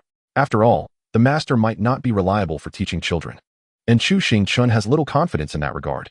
However, at least Li Yingling is quite eager to volunteer, which is a win-win situation. As the sun began to set, Chu Xingchen and Li Xingtian returned side by side. Today, as expected, they found nothing. The area, which was somewhat abundant in spiritual energy yet unoccupied, was characterized by being desolate and difficult to navigate, making it challenging to construct a larger project. Or the consumption of spirit stones would be significantly higher. However, this did not dampen their spirits, as this was just the beginning. Master, you said yesterday that the East must be a poor and remote place. How infuriating. Xingtian, have you learned to contradict me from Yingling? You never used to do that, Chu Xingchen said, feeling a bit petty, not wanting to let his pride be hurt over a simple argument. Just then, they reached the entrance of the small courtyard. Li Yingling's somewhat impatient voice came from inside. No, didn't I teach you this word a quarter of an hour ago? Didn't you remember it for a long time? Following that was Chun Baiqing's slightly choked voice. I'm sorry, senior sister. Hey, don't cry. Senior sister isn't angry with you, she reassured. This dialogue made Chu Xingchen, who was about to push the door open, pause. It wasn't like this yesterday. He turned his gaze to his second apprentice. Chu Xingchen suggested, how about we go out for a meal first? Li Xingtian readily nodded in agreement. As they spoke, they prepared to turn around and leave. But before they could take 2 steps, the door behind them was suddenly flung open. Li Yingling, with a resentful look, glared at her master and complained, Master, junior brother, where are you 2 planning to go? The master suddenly felt that there was indeed a suitable place for building the sect, and he needed to go there now. Before Chu Xingchen could finish his excuse, Li Yingling reached out and grabbed his arm, pulling him back inside. No excuses. It's time for the master to teach. Chu Xingchen had a helpless expression as he also pulled Li Xingtian's shoulder, leading him into the courtyard. They looked over and saw Chun Baiqing sitting on a stone chair, gently wiping her tears with her small hands, seriously staring at the literacy primer in front of her. However, her attitude seemed quite proper. Could it be that she was truly slow-witted? Chu Xingchen didn't believe that Chun Baiqing was really slow. Shaking off Li Yingling's hand, he coldly remarked, "Let me show you my teaching skills." After saying that, he dragged Li Xingtian over to Chun Baiqing. Li Xingtian looked helplessly at his master, thinking that if he wanted to demonstrate, he could do it himself. What was the point of dragging him along?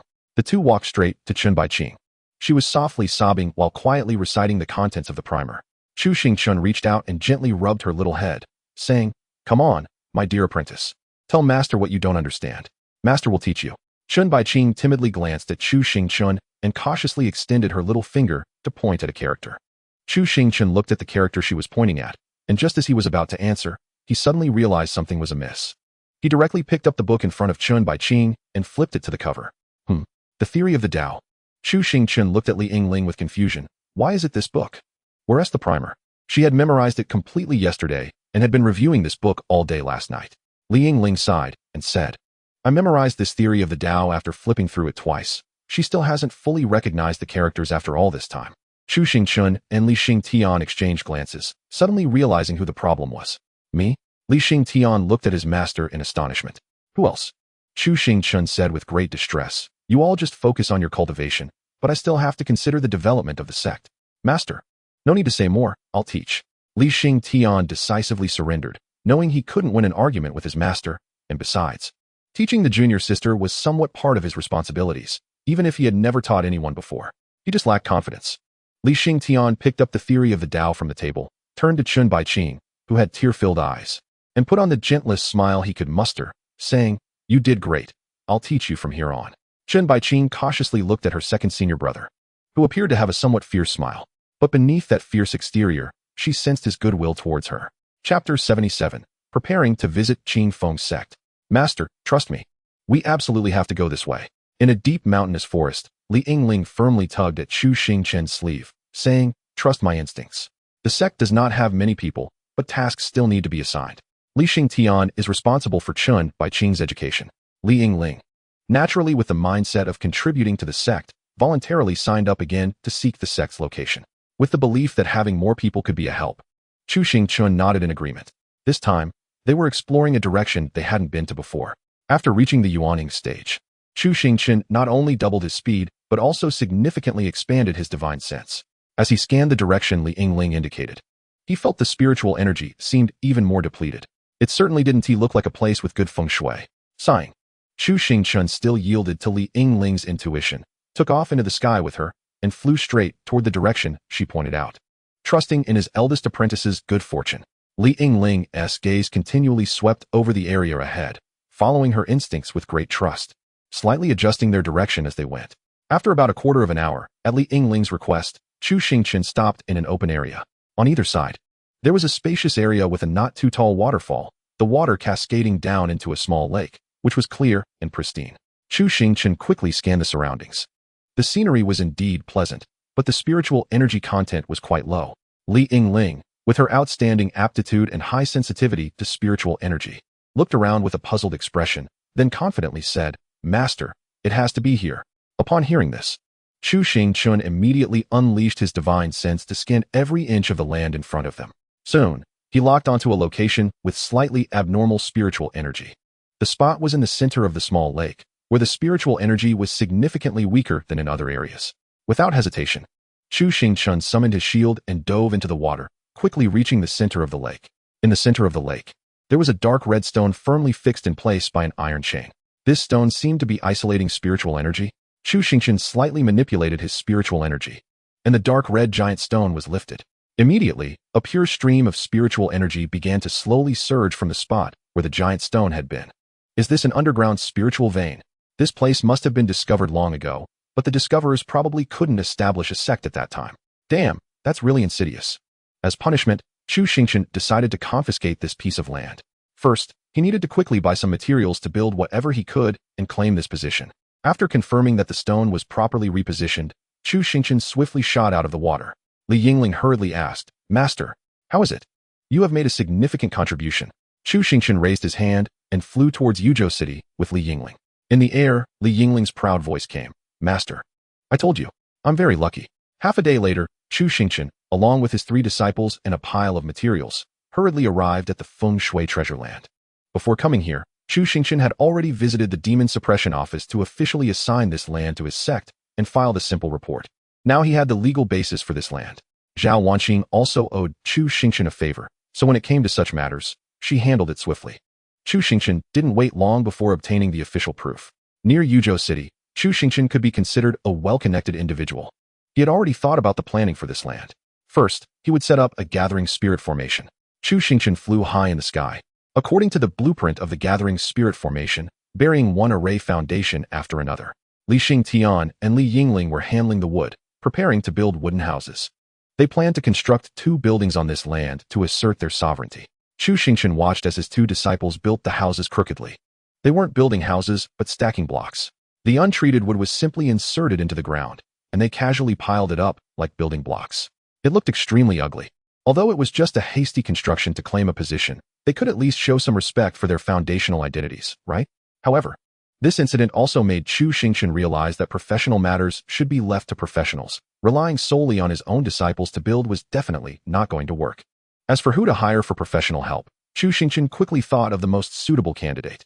His youngest disciple, Xinbaiqing, was still young and had no cultivation. So he let her play nearby or read a book. At this moment, Xinbaiqing was quietly sitting on a stone by the lake, reading a book seriously. She was so well-behaved that it was a bit heart-wrenching. Next to her was a bag of preserved fruits, and she was slowly eating them while reading. Time passed, and quite a bit of the small bag of preserved fruit still remained. Okay, master. Xinbaiqing quickly put the book away, carefully rewrapped the preserved fruits, placed them in her pocket, and then picked up the book again. With a gentle smile, she ran towards Chu Xingchen, looking like a cat waiting to be petted. Chu Xingchen couldn't help but reach out and rub her little head. The next morning, in the courtyard, Xinbaiqing had gotten up early, reading a book seriously at the stone table. Creak. She quickly stood up, bowed to Chu Xingchen, and said softly, "Master, good morning." This good morning was something Xinbaiqing learned from her senior sister and senior brother, as they would occasionally greet each other like this in the morning. However, Master used it the most. In the past, when Xinbaiqing heard the adults greet each other, most of them would say morning peace. However, since everyone used it this way, Xinbaiqing naturally followed the custom. Chu Xingchen walked over and once again rubbed Xinbaiqing's little head, saying, "Good morning. But there's no need to be so formal. You're up early to read, huh?" Xinbaiqing raised her little head and said, "It's not that early. I'm not smart, so I need to spend more time." Chu Xingchen was speechless. Xinbaiqing was actually not stupid at all. Saying she was smart would be more than enough. However, compared to the genius Li Yingling, she did seem a bit lacking. After hesitating for a moment, fearing she might offend Chu Xingchen, she cautiously asked, "Master, are you up so early to go out?" Chu Xingchen vigorously rubbed Xinbaiqing's head and gently replied, "Yes, I'm preparing to visit Qingfeng's sect." Chapter 78. No wonder Tianyan sect is a central state sect. They're truly shameless. At Qingfeng's sect, the sect leader looked grave as he stared at the order issued under the name of the central state. It was already a fact that Qingfeng's sect was implicated in the matter of evil cultivators, as there was sufficient evidence. How to handle this next was crucial. They must cut ties. But if they were to follow the central state's orders, then the disciples under him, such as Shang Wanhong and Elder Li, would all be involved with the evil spirit sect. That would mean nearly half of the elders in Qingfeng's sect would have to be dealt with. For Qingfeng's sect, this loss would be unbearable. However, on the bright side, it was said that Fengjian's sect had already scattered, and the sect's ruins were sealed by the central state. Although it was called a seal, it was actually an order from the central state for other sects to cooperate in action, with Tianyan sect disciples commanding this operation. The real people from the central state would probably take a few more days to arrive. Those 2 Tianyan sect disciples had actually investigated this matter thoroughly. All the Fengjian sect disciples who had not escaped were likely waiting in line to be punished, a group of people waiting to have their mouths pried open, forced to reveal if there were any other sects involved. If they could extract information about rival sects from these people, wouldn't that be like making a free profit? After all, if the opposing side suffers losses while they do not, it would be equivalent to a gain. Upon hearing the news, it seemed that Fengjian sect was acting as a resource-gathering transfer station, possessing information about whether other sects were involved. At this moment, what nearby sect was not in a state of turmoil? The fact that Qingfeng sect was not being thoroughly investigated was likely because the central state did not want to make too much noise. As long as everyone could get by, that would be sufficient. Some matters, if not weighed, would not become a heavy burden, but if they were weighed, even a mountain would be insignificant. The issue of evil cultivators was like this as well. Sighing, the sect leader tucked the order into his sleeve. Difficult matters must be dealt with. He stood up and walked outside, glancing at the hall that was being renovated. Recently, Qingfeng sect had truly fallen into bad luck. However, For the sect leader, it was not all bad news. At least that damn Zheng Xiaofeng had really been taken away by Tianyan's sect. In those few days, that kid hadn't said a single normal word, and he would curse without regard for the occasion. The prestige he had built up over the years had almost been completely lost in just a few days. Moreover, his actions were extremely arrogant, to be honest. If the disciples from Tianyan's sect did not come in the next 2 days, the sect leader would surely personally take that kid's head. It was a stroke of luck for that kid. The disciples from Tianyan's sect kept their word. Without Zheng Xiaofeng, the sect leader felt much more comfortable. The sect leader asked the foreman in charge of the renovation, how many more days until the main hall is fully repaired? He did not know what the immortals were thinking. In their eyes, it was generally called reconstruction. 5 months. The sect leader's expression turned angry. Increase the manpower and funds. Get it done as soon as possible. The foreman wanted to say that this was not a matter that could be solved just by adding people, but facing this sect leader, he could only obediently nod and agree. Well, looking around, your Qingfeng sect's architecture is unique and even beautiful. A familiar male voice came. The sect leader of Qingfeng sect suddenly looked over and saw a former male disciple of Tianyan sect, looking around with a satisfied expression. At this moment, the only thought in the sect leader's mind was, damn, how unlucky. Although it was known that this matter couldn't be blamed on the disciples guarding the mountain gate. After all, they had already made enough of an impression in just those 2 days. However, the sect leader still wanted to punish the disciples severely today. How could they let this person in? Mainly, when leaving, Chu Xingchen was the one who made harsh remarks. And the Qingfeng sect leader was already at a disadvantage facing him. Now, the Qingfeng sect was truly in big trouble, and with this person coming at this time, it certainly wasn't to bring any good news. Nevertheless, no matter how much he disliked it, he had to receive him. Reluctantly, the sect leader clasped his hands and asked, may I ask what brings you here? Hey, Chu Xingchen extended his hand, and the solid nascent soul aura within him quickly revealed itself. Don't call me friend. Call me senior. The Qingfeng sect leader thought to himself. Sure enough, this kid is even more annoying than Zheng Xiaofeng. Receiving someone like this who was beyond reproach made him feel like a grandson. Chu Xingchen looked at the hall being built and nodded in satisfaction, then questioned, what? Is it difficult for you to do something for the Tianyan sect? Of course not. That's good. I quickly interrupted the sect leader's words, saying, there's something I want to ask you for help with. The Qingfeng sect leader became cautious, wondering if he planned to interfere with the matters regarding those elders in the Qingfeng sect. He carefully inquired, may I ask what this is about, senior? The atmosphere fell slightly silent. Even the foreman awkwardly looked at Chu Xingchen. It was as if this person was about to say the words free ride. What? Can't you Qingfeng sect be commanded anymore? Being in charge means settling accounts. Rebuilding this hall will cost quite a bit. And some houses that collapsed from the mountain must also be repaired. If there are many vacancies among the elders, how many spirit stones will it take to train foundation establishment disciples? So many things require money. This kid is too cunning. If I agree blindly and end up getting taken for a large sum, the Qingfeng sect will be in trouble. If you're going to say it like that, then it can't be said like that. Chu Xingchen showed dissatisfaction, and his nascent soul pressure slightly pressed down on the sect leader, coldly saying, you Qingfeng sect assisted evil cultivators in capturing people and mining, practicing with blood spirit stones. The Qingfeng sect leader hurriedly interrupted, wait, everything can be discussed. Now you can help? I can help, but can you wait until my hall is finished being repaired first? Sect leader, let's talk about your Qingfeng sect first. The leader suppressed his inner anger, gritting his teeth, and interrupted, Tianyan sect first. Chu Xingchen corrected him, what do you mean by Tianyan sect? This matter has nothing to do with the Tianyan sect. This is my personal need. The Qingfeng sect leader looked at Chu Xingchen speechlessly, wondering how the sects in the central continent could be more shameless than his group of country bumpkins. No wonder they could gain such a reputation in the central continent, while the Qingfeng sect could only stay in a remote place. Finding someone to do things and not wanting to owe them a favor is truly shameless. However, under the eaves, one must bow their head. Forget it. This can be considered a transaction. Exchanging part of the elders can still keep them in the Qingfeng sect, which is not a loss. The Qingfeng sect leader forced a smile on his aged face. All right, I'll handle this matter for you, senior. Chapter 79, New Reception Elder of Qingfeng Sect. The Qingfeng sect is indeed a large sect and is indeed trustworthy. What was said in the morning, the people arrived in the afternoon. At the new address of the sect, Li Yingling looked curiously at many people cutting wood and clearing land, preparing to clear a road for transporting materials. Li Yingling couldn't help but ask Chu Xingchen beside her, Master, are you so wealthy? Were you pretending to be poor before? Chu Xingchen sighed and said, if intelligence could be converted to money, I could probably be as rich as a country. Li Yingling didn't refute this and silently covered Chun Baiqing's ears in front of her. When the master said this, it meant that there was another victim in this world. This little junior sister was obedient and hardworking, although she was a bit slow at memorizing, but she worked hard. She must not be led astray by her master. On the side, Xingtian asked, "Master, what are we here to do?" Chu Xingchen took out the blueprint for the Jinwu Great Hall from the system space and handed it to Xingtian, instructing, "Follow these blueprints for everything. First, build 2 cheap houses, but remember to buy some expensive materials and get them to call more people. Try to build more things before they align with the material quantities." Xingtian took the blueprint and carefully examined it for a while, immediately feeling that the design of this building was very clever and had a lot of charm. But it was indeed expensive. What level of materials is this? Remember to mix expensive and cheap ones. Just mix a bit in the early stage. And build a few houses for people to live in. If someone asks why it's so expensive, Chu Xingchen paused and said, "Just use this expression and tell them to discuss it with me if they have any questions." Xingtian was taken aback. This expression? Master. Isn't that a personal attack? Before Yingling, who had not waited for her master to arrange things, could ask, "Then master, what about me and my junior sister?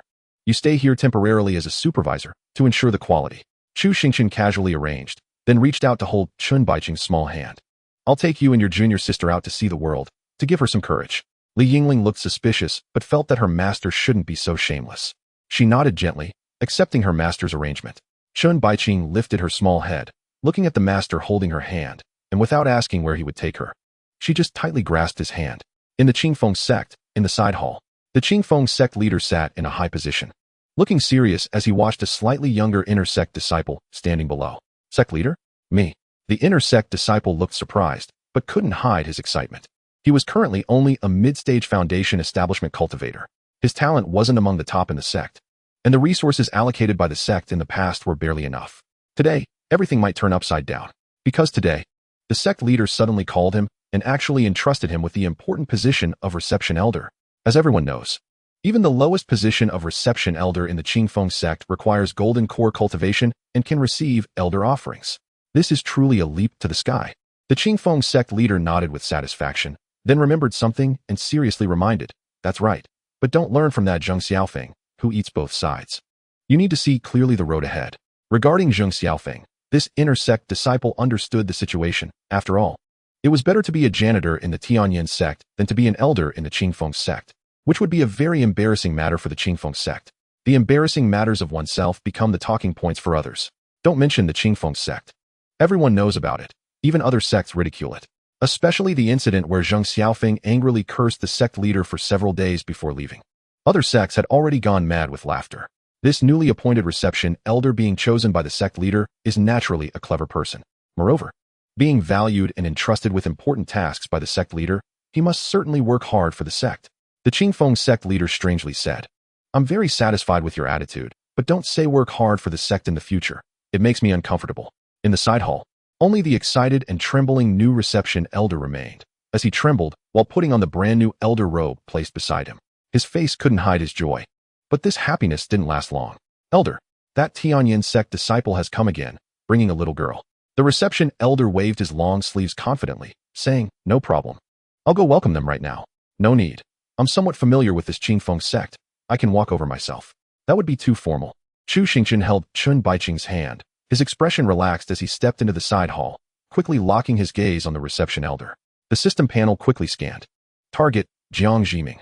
Cultivation, mid-stage foundation establishment. Blue term, proficient in flattery. White term, the art of flattery. Black term, arrogant and proud. After reading the entries, Chu Xingchen's gaze softened instantly. The main purpose of bringing Chunbaiqing to see the world this time was secondary. The primary goal was to find a way to deceive Qingfeng sect. At least when they discovered the issue with the materials, he could have built more things. If he allowed Qingfeng sect to simply check the accounts, the Jinwu Hall would probably only be able to erect a plaque. Now, as long as he builds more, it would all be profit, and he could worry less about spirit stones in the future.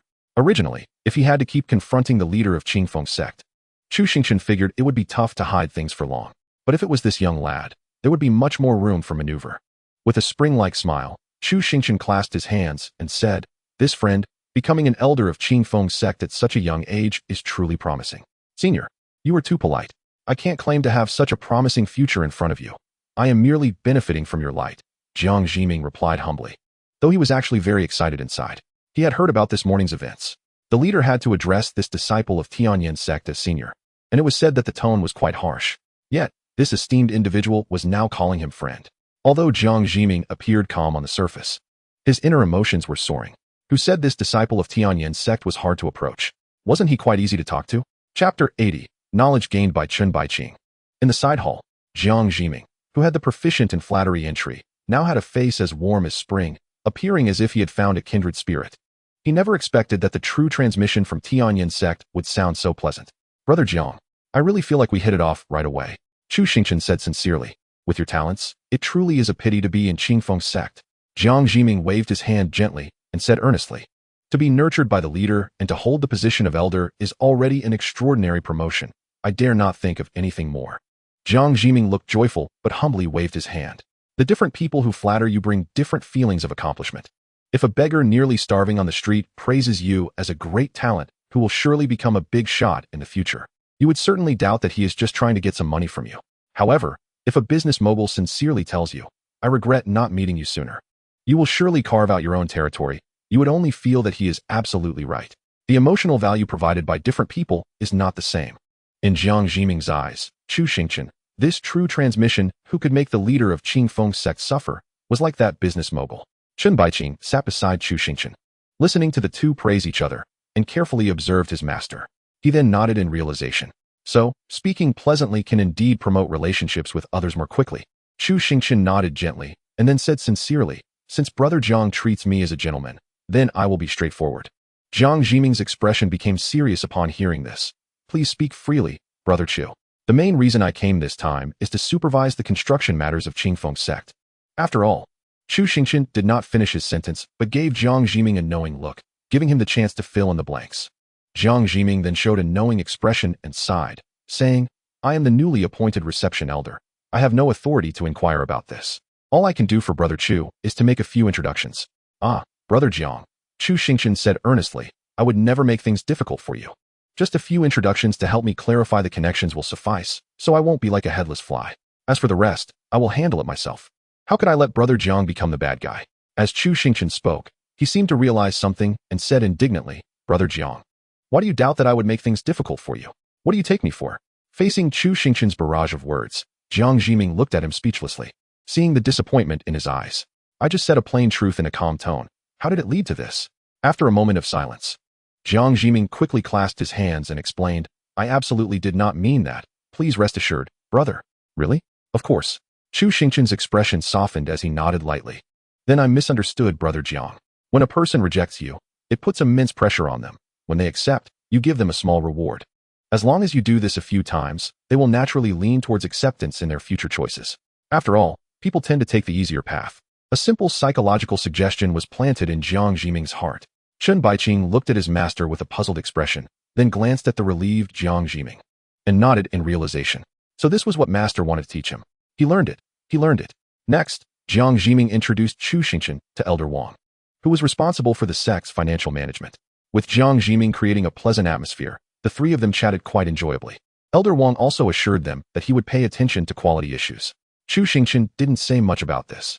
After a brief exchange of pleasantries, it was concluded. This also relieved Jiang Ximing greatly. Afterward, Jiang Ximing took Chu Xingchen for a brief tour, and they bid farewell with laughter.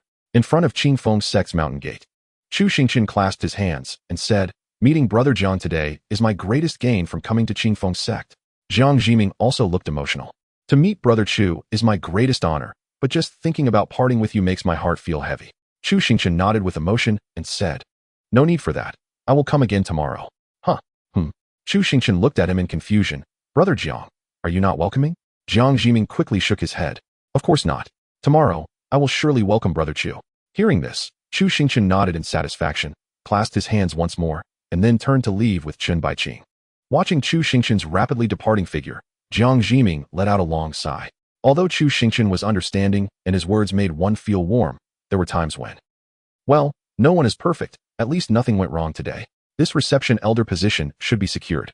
As Jiang Ximing sighed in relief and turned around, he saw the leader of Qingfeng's sect standing not far away, gazing at him with an inscrutable expression. Those eyes seemed to speak, little Jiang, shouldn't you explain yourself? Baiqing, what did you learn today? Chen Baiqing pondered for a moment, then firmly stated, in dealing with people, you have to have one set of rules in front and another behind. Chu Xingchen asked in surprise, how did you come to that conclusion? Master just went out and scolded Elder Jiang for being an idiot and easy to fool. Chu Xingchen took a deep breath and continued to ask, then forget that statement. What else did you learn? You don't need to have a psychological burden when bullying an idiot? Chu Xingchen was instantly speechless. But when he looked down at Chun Baiqing's innocent little eyes, he couldn't bring himself to scold him. You learned very well. But that's not what I wanted to teach you. Hearing this, Chun Baiqing nodded seriously and asked, then what do you plan to teach me today, Master? To think thrice before acting, and to be cautious of people who have one set of rules in front and another behind. Always be on guard. After hearing this, Chun Baiqing nodded in realization and then said innocently, then Master, you are the negative teaching material that senior sister mentioned, right? Today, Master didn't teach you anything. And you didn't learn anything either. Forget about today's events. Chu Xingchen decisively gave up and headed straight for the new Sect location. Li Yingling looked at the blueprints in front of her, unable to hide her worries. Junior brother, do you think Master will lead junior sister astray? Li Xingtian carefully measured the land and then spoke up. Master naturally wouldn't. Even the Master has a bottom line. During their conversation, a surprised female voice came from afar. Sister Yingling? Li Yingling turned around in confusion and saw that among the group of workers, Ning Qianxian, dressed in linen and carrying an axe, was joyfully waving at her. Ning Qianxian's father stood beside her, also looking excited as he watched the two. Chapter 81, Master. They are good people. The only building that could be considered a house at the moment was the Matchbox House, built by Li Yingling and Li Xingtian. At the entrance of the courtyard, Chu Xingchen whispered to Chun Baiqing while holding her hand, you go in later. Chun Baiqing's small face was serious as she gave her master a reassuring look. Master, you can rest assured, I understand. As long as you understand. Chu Xingchen nodded in satisfaction and pushed the door open. Inside, her eldest disciple was sitting on a stone chair, facing two tense guests. Upon hearing the door open, all three turned to look at the entrance. Ning Qianxian, sitting on the stone chair, couldn't hide her nervousness as she looked at Chu Xingchen, trying her best to smile. Xianxian and her father happened to join our sect's construction work. Li Yingling said with a sigh, they especially want to thank you. Master. Ning Kuan stood up and bowed deeply to Chu Xingchen. Thank you for saving our lives. Chun Baiqing hid behind Chu Xingchen, looking at Ning Kuan and carefully sensing his current emotions. After confirming that there were no issues, she felt relieved. If the person in front of her was here to cause trouble, she would have to remind her master. After a few days of confirmation, Chun Baiqing could be sure that the voice in her heart was correct. It could distinguish the general emotions of everyone. Among the many people she had encountered, only her master was someone she couldn't sense, but she could understand the look her master gave her. Seeing this scene, Ning Qianxian quickly knelt down as well. Chu Xingchen used his spiritual power to lift the two and casually said, no need for that, it's just fate. Ning Kuan's expression was serious. A favor is a favor. Chu Xingchen scanned Ning Kuan with the system's words and indeed found the term, loyal and righteous on him. And not just that, he also had a blue, ingenious term. Chu Xingchen nodded slightly, signaling the two to sit down for now. Ning Qianxian tugged at her father's sleeve, and they both stood up together to sit down. Li Yingling extended her hand with a smile. Come on. Xiao Baiqing, come here, let sister give you a hug. Hearing her sister's call, Chun Baiqing ran into her sister's embrace with her little short legs. Li Yingling joyfully hugged Chun Baiqing and asked, did Master teach you anything strange today? Chun Baiqing replied seriously, Master taught me to never let my guard down against others today. Li Yingling nodded in satisfaction after hearing this, realizing that Master indeed had a bottom line. Great. Today sister will take you out to buy some candy. Great. From today onwards. Her little cotton-padded jacket had changed from Li Xingtian to Chun Baiqing. Chu Xingchen sat down on the stone chair and looked at Ning Qianxian and her father, asking, do you have anything else to find me for?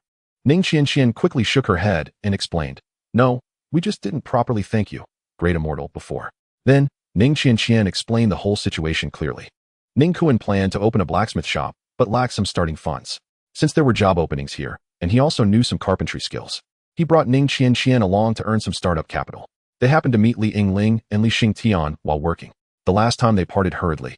There was no opportunity to express their gratitude, and seeing them prepare to build a house, it looked like they were planning to stay permanently. So they came specifically to thank them. Ning Kuan also expressed that he would do his utmost to build this project and would supervise it well for Chu Xingchen. After thanking them, Chu Xingchen insisted on treating them to a meal. Ning Qianxian and Ning Kuan instinctively wanted to refuse, but were forced to stay by Chu Xingchen.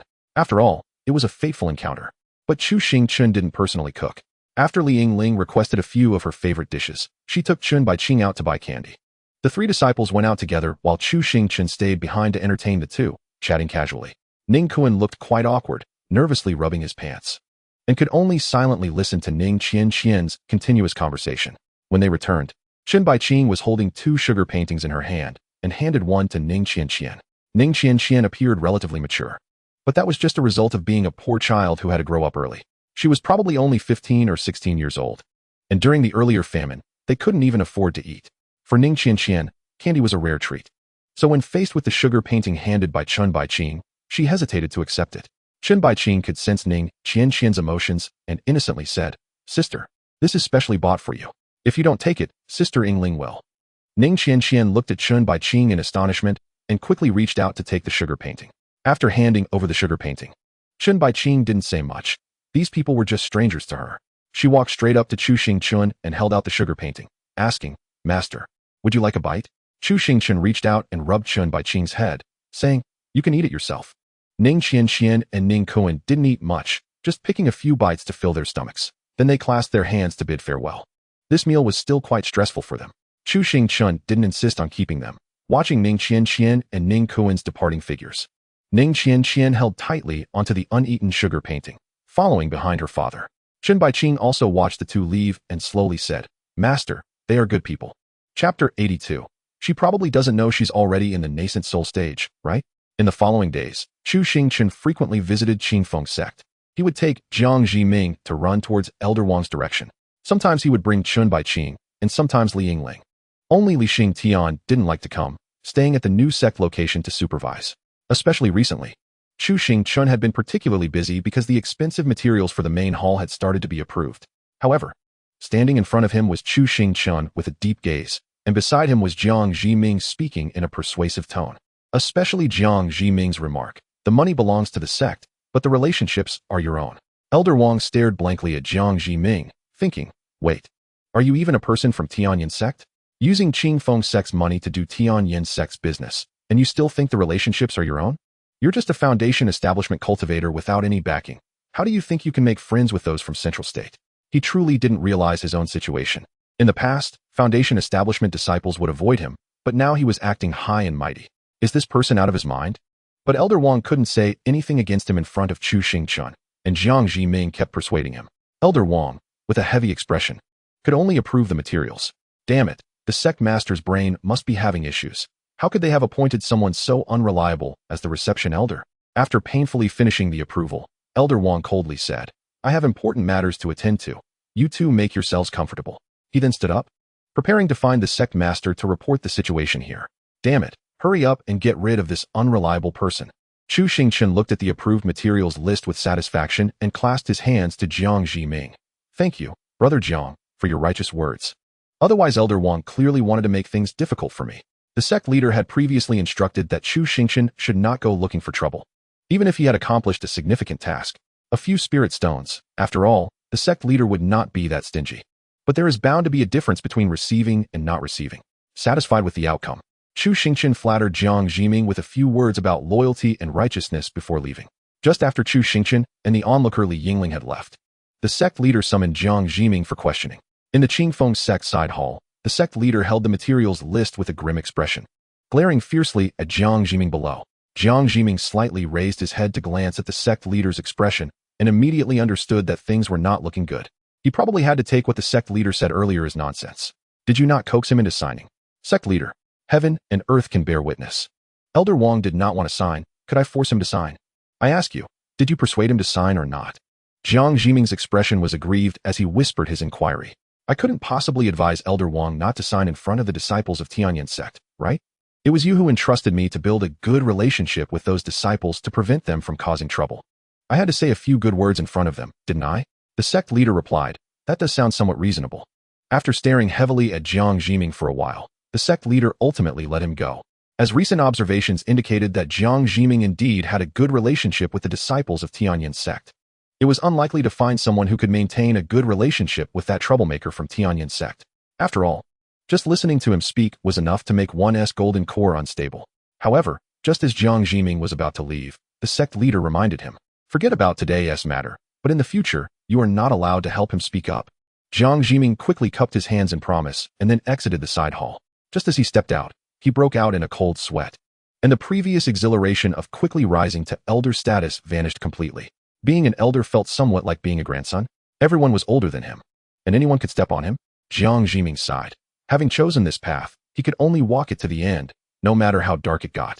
Material approvals were done in batches. The next batch would only be approved when the current one was almost used up. At this time, Chu Xingchen would make up some nonsense about being marginalized, making it difficult to be a disciple. This often resonated with Jiang Jiming, and his gaze towards Chu Xingchen grew increasingly sincere. Sharing similar life experiences and speaking beautifully during their chats, the gentlemanly demeanor of Chu Xingchen was truly convincing. Especially when Chu Xingchen looked sincere and emotionally said, "It's a pity we met too late. Life is but a grand white, all dedicated to Brother Jiang." It was hard to refuse. However, as it neared the time for material approval, Chu Xingchen would come more frequently, fearing he would miss the material approval. This time, unsurprisingly, he caught Elder Wang, who was preparing to approve materials. Elder Wang looked heavily at the bill in front of him. Was this pillar made of gold or tiles? How dare this bill be brought to him for approval? After this, would the main hall of Qingfeng's sect still need repairs? Moreover, looking at these material costs, it seemed it wouldn't be a one-time expense. If built according to these specifications, Qingfeng's sect definitely couldn't afford it. This absolutely cannot be approved. Elder Wang sighed with a troubled expression. Brother, these materials are truly beyond Qingfeng's sect's capacity. Just this pillar alone is something Qingfeng's sect cannot bear. Upon hearing this, Chu Xingchen remained silent, only looking at Elder Wang with deep eyes. Really not possible, Elder Wang said, turning his gaze to Jiang Jiming beside him. This bill is different from the last one. This truly cannot be signed. Aren't you on good terms with him? Hurry and persuade him. Jiang Jiming looked down at his boots, not saying a word. Damn it, reporting himself to the sect leader, and now he wants help. Chu brother, get him. Elder Wang glanced at Jiang Jiming, who was eating inside and digging outside, took a deep breath, and gritted his teeth to refuse. This bill really cannot be approved. Upon hearing this, Chu Xingchen's gaze became sharper, staring intently at Elder Wang, an oppressive aura from his higher Yuan-Ing realm gradually pressing down. But Elder Wang stubbornly bit his teeth and refused to relent. Accounting. You really hadn't thought of that before. But this matter. Elder Wang truly cannot decide. It must be reported to the sect leader. What is there to report? Didn't the sect leader order you to approve the materials? The amount is too large. Chu Xingchen snorted coldly, his tone icy. What is Qingfeng's sect? Do you think I would default on such a small amount of money? You have no shame, but our sect still has some dignity. You can just find someone to ask for spirit stones from our sect. This is approved by the sect leader? Forget it. If anything happens, just say that Jiang Jiming stirred things up. Elder Wang, while enduring the pain, ultimately approved this batch of materials. Chu Xingchen nodded in satisfaction. On a peak of the new sect, Xianxiafans stood behind a woman in white, his brows slightly furrowed. Xiaoling looked at the bustling construction site, a hint of a satisfied smile appearing on her face. She softly murmured, "We shall meet again in 9,000 miles. After speaking, she turned around without hesitation and instructed, "Make sure to clean up after them." Her long sword at her waist was drawn, transforming into a flying sword. And Xiaoling soared away on her sword. This time, Xiaoling of Zhongzhou pays homage. At the sect's construction site, after Xiaoling departed on her sword, Chu Xingchen's gaze drifted towards the peak where Xiaoling had just been. She probably didn't know she had already reached the Yuaning realm, right? Chapter 83. Leaving the temple on a small fate. The construction of the sect was proceeding normally. Initially, Li Xingtian was supervising, but later it was found that Ning Kuan was more suitable to manage the work. Coupled with Ning Kuan's strong sense of loyalty, Chu Xingchen eventually designated him as the foreman to build the Jinwu Hall. Chu Xingchen and Li Xingtian would only occasionally come to check on the quality and progress. Besides, it was impossible to rely entirely on Qingfeng's sect to fund the complete construction of the hall. It was enough to get the hall mostly built, and they could find ways to finish the interior later. After all, Chu Xingchen was already in the Yuaning realm and could be considered a key player in Zhongzhou. Chun Baiqing's aptitude was quite good. He not only recognized all the characters, but had also begun preparing to practice the cultivation method, stepping into the path of cultivation. The entire sect was concerned about Chun Baiqing's initiation into qi refining, so they chose to guide and observe him together. There were still some spirit stones left from what Xiaoling had given, enough to set up a formation to allow Chun Baiqing to refine and reach the foundation establishment stage. Although the living quarters at the sect had been completed, it was too noisy there, and since it was Chun Baiqing's first time cultivating, he chose to stay in the courtyard for now. In the practice room transformed from the storeroom, the three of them focused intently on the seated Chun Baiqing. As the spiritual energy wafted from the spirit stones, it was slowly absorbed into Chun Baiqing's body. When a wave of spiritual energy fluctuations emanated from Chun Baiqing, the three of them sighed in relief. Due to Li Yingling's teaching style being suited only for geniuses like herself, She merely observed this time, without participating in the teaching. Chu Xingchen had some experience since he had practiced a bit, but it was not extensive. This time, they mainly relied on Xingtian, who had rich cultivation experience. Although he had never taught anyone, he could at least draw parallels. Chu Xingchen excitedly patted his second disciple's shoulder and said, Xingtian is not bad. He is indeed more reliable than your senior sister. Seeing Chun Baiqing successfully refining qi, Xingtian also nodded in satisfaction, at least not disappointing expectations. Yingling also encouraged her younger brother by patting his broad shoulder. Well done. Xingtian quickly complimented, thanks to the solid foundation taught by the senior sister. In this lifetime, if I had to say what I learned from my master, it would probably be how to be smooth and tactful. After all, under the influence of my senior sister and master, it's indeed hard not to be affected. After Chun Baiqing broke through to the first level of qi refinement, the fluctuations of spiritual energy gradually calmed down, and she soon opened her eyes. She carefully sensed the weak spiritual energy moving within her body. Chun Baiqing stretched out her small hand, and a faint purple spiritual energy slowly emerged in her palm. She said with a hint of joy, Master, is this spiritual energy? The three of them had at least mid-foundation stage cultivation. Otherwise, it would have been difficult to perceive the purple spiritual energy in Chun Baiqing's hand. It was indeed too weak. Yingling took 2 steps forward, beaming with joy as she patted Chun Baiqing's little head, praising her. Little Baiqing is also a genius in cultivating immortality. Amazing. Upon hearing this, Chun Baiqing first glanced at her master, then seemed to remember something and smiled, saying, Senior sister is the real genius. Baiqing is still far behind. Such sweet words. Yingling said with a joyful expression as she rubbed Chun Baiqing's little face, then smiled. Today, senior sister will take you to buy some delicious food. Chun Baiqing nodded repeatedly. Master taught well. Chu Xingchen looked at the scene in front of her in disbelief. Did she just apply what she learned? And it was directed at her senior sister? Chu Xingchen did not rush to speak, allowing Yingling to prepare to take Chun Baiqing out to the streets. Xingtian, let's go together. He turned around to see his master's serious expression, not the usual casual demeanor. Yingling held Chun Baiqing's hand, looking puzzled at her strange master and junior brother. On the streets of Yuzhou City, Yingling led Chun Baiqing to a candy artist who was making a sugar dragon. Chun Baiqing, being a child, loved sweets, and candied fruits and sugar paintings were among her favorites. At this moment, she was intently watching the sugar artist create the candy. The artist waited for the sugar to cool and solidify slightly before picking up the sugar dragon and handing it to Chun Baiqing, saying, Here you go. Thank you. Chun Baiqing replied politely as she accepted the sugar dragon. Before Chun Baiqing could taste it, Chu Xingchen said, Let master have a bite. Upon hearing this, Chun Baiqing unhesitatingly handed the sugar painting to Chu Xingchen. Taking the vividly crafted sugar painting, Chu Xingchen did not hesitate to devour it in a few bites. Soon, only a stick was left, which she returned to Chun Baiqing. Chu Xingchen looked at Chun Baiqing, who was now holding a smooth little stick, her face still beaming with a smile. Yingling and Xingtian stared at their master in speechless astonishment, but neither of them spoke. Chu Xingchen looked down at Chun Baiqing and asked, Tell master, are you happy? Chun Baiqing glanced at her senior brother and sister, only to see them both silent. She cautiously asked, Master, did I do something wrong? Master said to only eat 1 bite, but you ate all of my sugar painting. Are you angry? Not angry. Why not angry? Because master is my master. Then is your senior sister not your senior sister? You will grow, you will learn good and bad knowledge. Chu Xingchen said seriously, but you must understand what knowledge should be used on what kind of person, and you should also understand who will always stand by you unconditionally. And you must also realize that if the hearts of the sect are scattered, they will never come together again. Your senior brother and sister trust me not because of my cultivation, but because they understand that I truly regard them as family. And they regard me as family as well. Baiqing, I know you are a good child, but you are too young and sometimes find it difficult to distinguish right from wrong. You need to think more.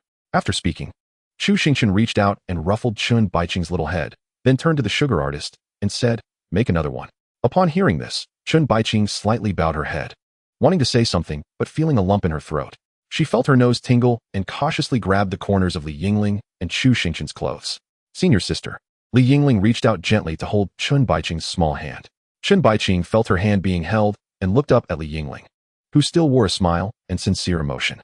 Just as Chun Baiqing was about to speak, Xingtian's slightly surprised voice interrupted the atmosphere. Wait, master. Isn't that little monk from Chanlin Temple? The 4 of them turned their gaze to see a little monk carrying a yellow package and holding a wooden staff, walking towards them from not far down the street. But this direction was leading out of the city, right? Why did it look like he was about to leave the temple? Could it be that something went wrong at Chanlin Temple again? The curious Yingling suggested. Shall we go ask? Chapter 84. Are Buddhist scriptures deceiving? My senior brother is going to die. Yuan Kong sat on a chair, sorrowfully licking the sugar painting. Chu Xingchen watched this scene, momentarily speechless. As expected of the high monk trained at Chanlin Temple, their words and actions were completely contradictory. This was truly a lineage passed down. Li Yingling showed a look of regret. Yuan Jing was also a good person, and she softly comforted Yuan Kong. Take a deep breath. Yuan Kong said seriously, my senior brother treats me the best. I don't want to see him die. Chu Xingchen observed Yuan Kong's demeanor of running away from home and asked strangely, so you ran away from home because you don't want to see the abbot die with your own eyes? What are you talking about? Yuan Kong bit into the sugar painting angrily. I plan to go out and save my senior brother. Oh, Yuan Kong looked at the 4 people around him, only to find that none of them believed him. Li Yingling sighed first, saying, Master, that monk is indeed a good person. We should go and burn some incense for him later. My senior brother won't die. I will definitely save him. How rare. Yingling, you have such a heart. Wait, you all listen to me. Chu Xingchen's divine sense swept over, and she realized that Yuan Kong was practicing willpower. He hadn't yet reached the foundation stage. Even if he did reach the foundation stage, learning spells and adapting would still take time. Moreover, he was just a naive Yuan Kong. How could he save the abbot? Li Yingling nodded in agreement. Yes, especially since the evil cultivator situation hasn't completely settled, and people from Zhongzhou are still investigating. It's dangerous outside. I'm not afraid. Yuan Kong said firmly, my senior brother can go through fire and water for me, so I can too. Ambitious. Chu Xingchen nodded in approval and called out to the sugar artist across the street. Make 3 more sugar paintings. Yuan Kong will take them on the way. All right. Yuan Kong clasped his hands together in thanks, saying, thank you, benefactor. Li Xingtian was slightly speechless. He had just been seriously teaching the little junior sister.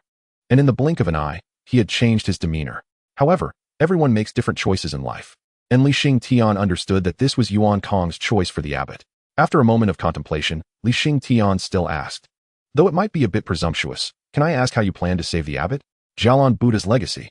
I found it while flipping through the scriptures. It says that at the place where Bodhisattva Jialan fell, there is a heart lotus that can connect to the Buddha's heart and extend life. Hearing this, Li Xingtian couldn't help but shake his head gently. The Bodhisattvas of the Buddhist sect are all transformation stage cultivators. In this place, they have already reached the level of a great power. If it's not recorded, there might still be some remnants left. But if it's all written in the books, it's probably been dug out long ago. One can't expect monks to have a higher moral standard, right? Yuan Kong looked up at Li Xingtian's expression and knew he didn't hold much hope. He understood the dangers of the journey ahead. He hadn't been outside the temple much, but he wasn't a fool. The Jialan Buddha's legacy has Buddhist protections, and it needs to match the Buddhist tokens to open, and only a child of the Buddha can open them. Yuan Kong explained earnestly, in the past. When a child of the Buddha was born, they went to Zhongzhou to practice the Mahayana Buddhist teachings. I am the only child of the Buddha remaining in Yuzhou City, so the Jialan Buddha's legacy is likely still there. I suspect this is why Chanlin Temple would record this place in the books. Upon hearing this, Chu Xingchen looked at Yuan Kong, understanding his deliberate explanation, and realized he was planning to pull her in as a partner. I know your skills are high, and the ability to see through illusions is already ineffective against you. Yuan Kong looked at Chu Xingchen and said, I only want the heart lotus. The rest can belong to you. Chu Xingchen chuckled and asked, the treasures in the Jialan Buddha's legacy are mostly from the Buddhist sect. As a disciple of the Buddhist sect, you're just giving them away? Yuan Kong joined his hands together and said firmly, wealth can move people's hearts, but it does not move mine. Chu Xingchen curiously asked, aren't you afraid I'm a bad person? Yuan Kong did not answer, only glancing at Chun Baiqing, who had never spoken. In the end, Chu Xingchen still relented. Faced with the tomb of a transformation stage cultivator, he was indeed tempted. After all, a trip would not cost him anything. If everything was truly there, it would be a huge gain. Digging the grave. Dig it fiercely. If one doesn't dare to dig the grave of a transformation stage cultivator, then what's the point of cultivating immortality? Since Chun Baiqing was still young, to be safe, he left Li Xingtian to watch over him, as Li Xingtian's cultivation method had a somewhat sinister flavor to it. It was uncertain if anything strange would happen in the Buddha's legacy. Moreover, Li Xingtian had enough experience and should be able to run away quickly if any risks arose. Li Yingling also participated in this operation, which could also be considered a way to broaden her horizons. Everything requires experience. After all, Yuan Kong had already brought along a qi refining cultivator, so adding a mid-foundation Li Yingling wouldn't hurt. Hearing Yuan Kong confidently say that the Jialan Buddha's legacy only had risks on the way there, but should be completely safe inside, Chu Xingchen asked about the detailed records in the book regarding the secret realm after the fall of the Jialan Bodhisattva, which was said to resemble a heavenly Buddhist kingdom. tranquil and peaceful. When Chu Xingchen asked Yuan Kong why he didn't bring along the monks from the Chanlin temple, Yuan Kong sighed softly. There aren't many foundation-building monks in the temple, and each has a good relationship with the abbot. If I told them, I estimate I would get a spanking from my senior brothers. Li Yingling looked puzzled and said, "Aren't you afraid the abbot will worry about you sneaking away?" Chu Xingchen and Li Yingling exchanged glances, slightly speechless. Chu Xingchen quickly flew toward the direction indicated by Yuan Kong. Half a day later, Yuan Kong stared blankly at the large river in front of him, constantly comparing it with the detailed map he had drawn. With a slight sigh, Chu Xingchen looked down at the map in Yuan Kong's hands. If the map was correct, and Yuan Kong wasn't clumsy, then what lay before them should be a towering mountain, not an incredibly wide river. Yuan Kong said in disbelief, "Does the Buddhist scripture also deceive people?" "The scripture didn't deceive you. It's your eyes and common sense that are deceiving you." Chapter 85, Killing. Ceasefire. In front of the rushing river, Li Yingling quickly understood her master's intention and spoke up. As the saying goes, the sea has changed to mulberry fields. When I read the miscellaneous records, I came across accounts of rivers receding and turning into mountains. So why can't today be the rivers flooding in and filling the mountains? Hearing this, Yuan Kong nodded in realization. So this mountain is currently submerged in water? Expanding his spiritual shield, Chu Xingchen enveloped the other two within it. "It's just a guess. Let's go in and take a look. Who knows, maybe that Buddhist scripture is just a bunch of nonsense meant to trick someone like you." Yuan Kong. While others see it as a story, you foolishly see it as treasure. Yuan Kong had no confidence to refute. Li Yingling had already built her foundation, so the river posed no problem for her, but Yuan Kong was not the same. Since the shield was already expanded, bringing one more person wouldn't hurt. It could be an extra layer of security. Chu Xingchen took both of them and plunged into the rushing river. The swift current carried a lot of silt, and once they entered the water, it felt foggy and dark. The faint glow emitted by their spiritual energy only allowed Yuan Kong to see the sand and stones flowing around. Yuan Kong couldn't see anything clearly anyway. Chu Xingchen's divine sense scanned the mountain peak again and compared it with Yuan Kong's hand-drawn map, still finding no resemblance. Could it really be a little story meant to fool people? Li Yingling observed her master's expression and asked, "Master, is something wrong?" Chu Xingchen shook his head slightly and looked at Yuan Kong. "Does that Buddhist scripture have any key hints?" "Hints?" Yuan Kong was momentarily taken aback, then pondered before speaking. "It only states that the Jialan Bodhisattva is for the salvation of all beings, transforming oneself into an inner landscape, isolating love and hate, and eliminating enmity." Setting aside the truth of this story for now, but the keyword is isolation? Chu Xingchen thought for a moment, then nodded in realization. Anyway, this was the only method left, so they might as well give it a try. A massive amount of spiritual energy surged from Chu Xingchen's body, and two small hand phantoms emerged behind him. The right small hand waved gently, swiftly parting the muddy river water. The other hand spread its fingers, and spiritual energy instantly surged from it, rapidly expanding into a massive mirror of spiritual energy, covering the vast river in front of them and reflecting everything at the riverbed. Chu Xingchen looked up at the glowing screen above him. The mountains and rivers were reflected within. At that moment, Li Yingling and Yuan Kong also understood and looked at the spiritual energy light screen together. Isolation also separates the inside and outside, the scene within and without. And it's also reversed. Chu Xingchen quickly locked onto a small hillside reflected in the image. It was right there. Chu Xingchen led the two towards the small hillside. "What's wrong? Did you underestimate your master?" Chu Xingchen said calmly. "There are still many mysterious places for me." "How could that be?" "My master is someone who can push back the top cultivators of the Xuanwu kingdom," Li Yingling said with a grin. "Your expression at first didn't say that."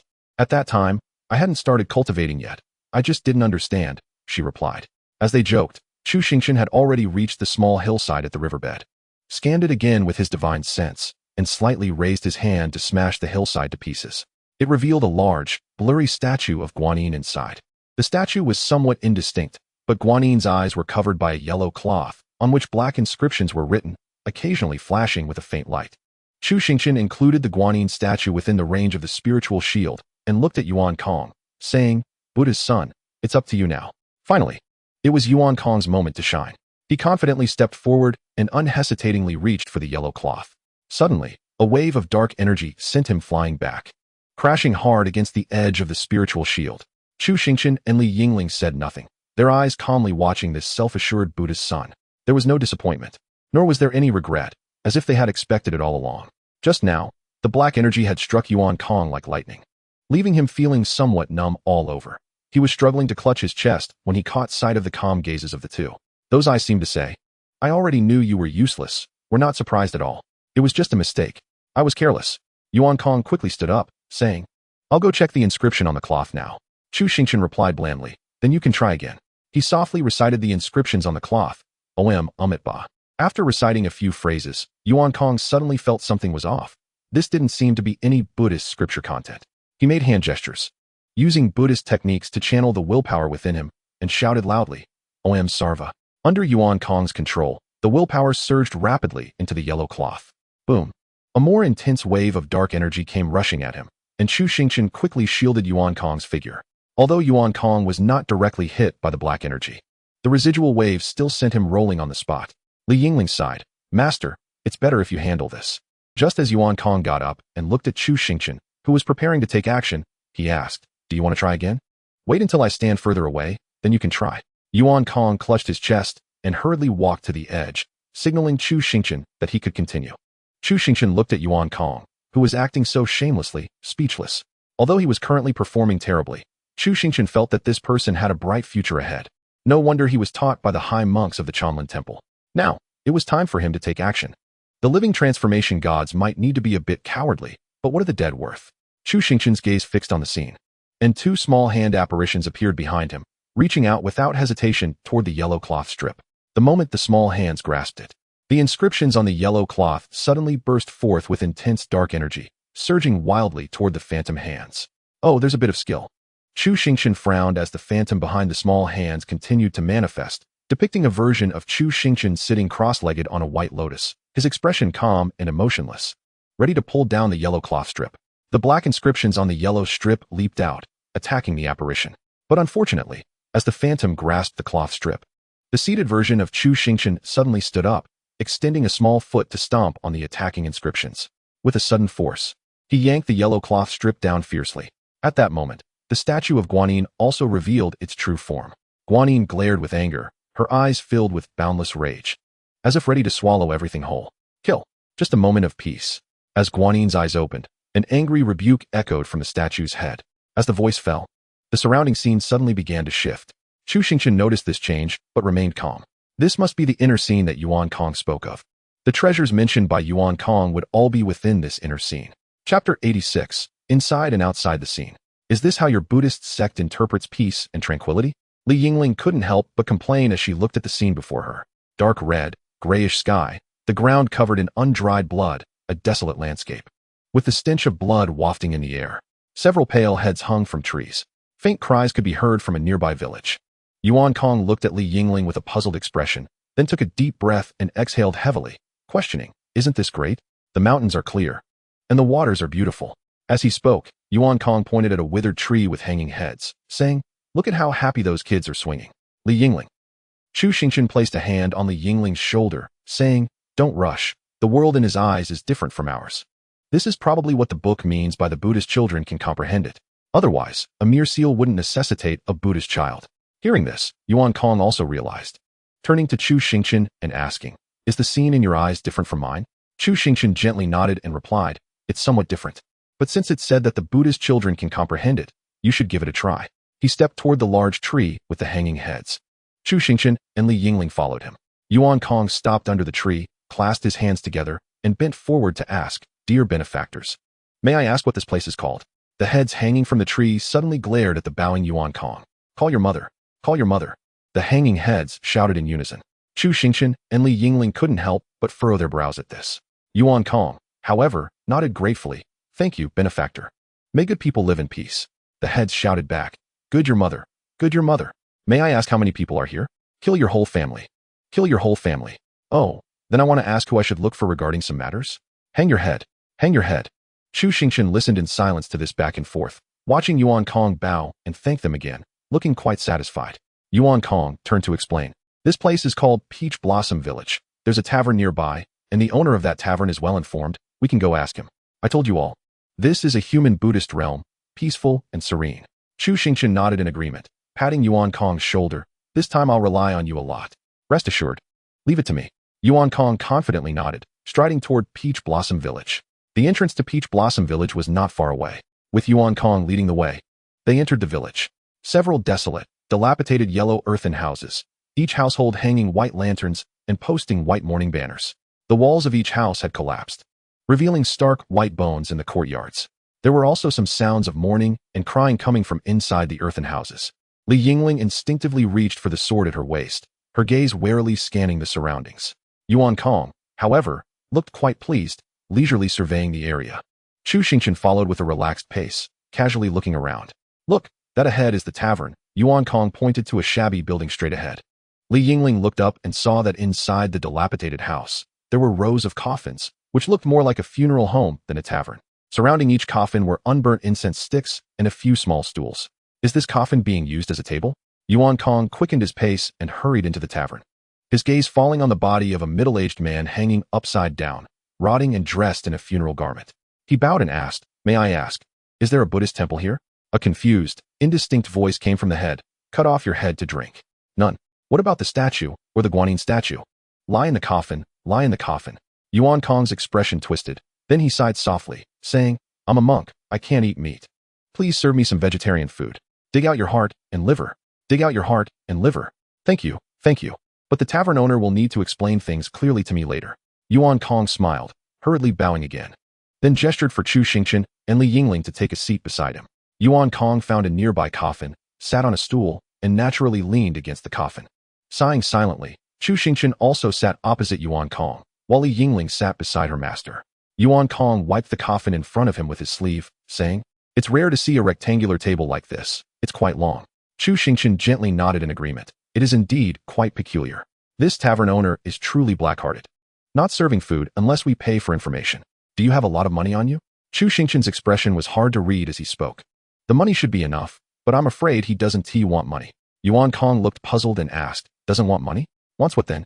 Yingling looked at the coffin that Yuan Kong had cleaned and speculated, "Your heart and liver, and maybe your little head?" Yuan Kong shook his head with a smile. "Ha ha ha.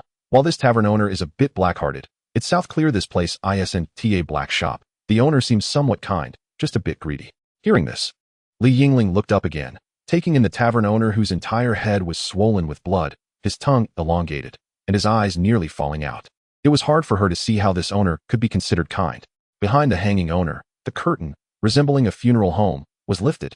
A shop assistant, rotten and revealing white bones, limped forward, holding a bowl of wriggling fat worms mixed with some dark red blood clots. He placed the bowl in front of the three on the coffin.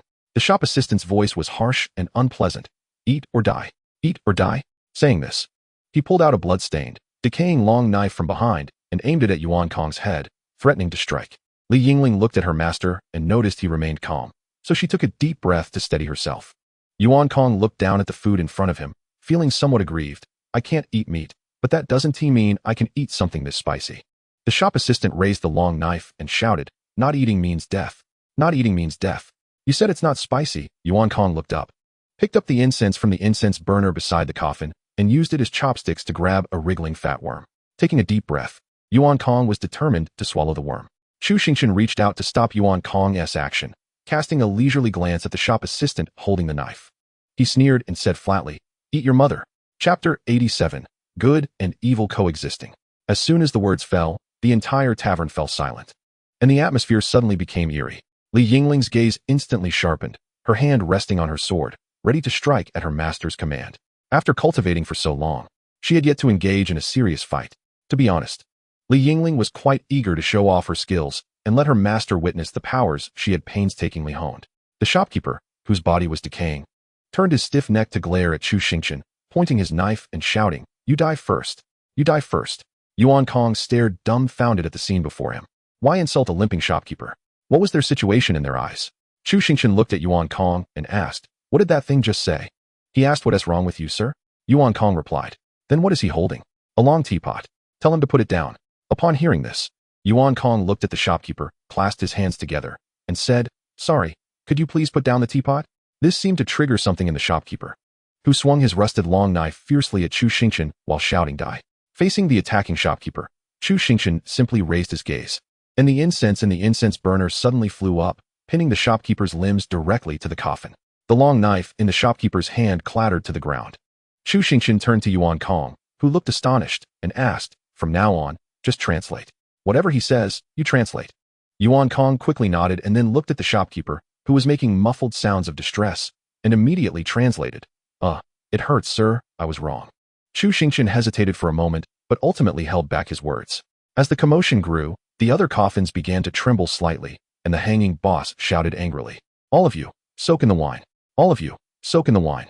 Yuan Kong glanced at the boss, his face twisted, and said, "He wants you to let go. Translate everything. What the hell do you want to do? Are you trying to cause trouble?" After saying this, Yuan Kong quickly clasped his hands together, defending himself. Translating doesn't count as breaking the rules. Translating doesn't count as breaking the rules. Just as Yuan Kong finished speaking, hurried footsteps came from behind the curtain where the shopkeeper stood. A group of similarly dressed shopkeepers, each with decaying body parts and holding various weapons, limped out from behind the curtain, glaring angrily at Chu Xingchen and the others. The boss shouted, "Men soak in wine, women roast, and children for sashimi." Yuan Kong quickly translated, "What kind of skill is it to bully the disabled? Don't you plan to give these people a way out?" After hearing the translation, Chu Xingchen raised his eyes slightly. A wave of spiritual energy surged, instantly freezing all the nearly decayed shopkeepers in place. The previously trembling coffins fell silent.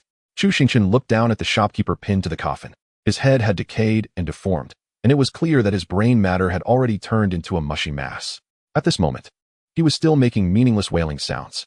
Reaching out, Chu Xingchen picked up a stick of incense from the incense burner and, without hesitation, pierced it through the shopkeeper's brain. The incense penetrated the shopkeeper's head and then through the coffin. A wail echoed from the coffin, and then silence fell again. Even though the incense passed through the shopkeeper's brain, he continued to emit whimpering sounds.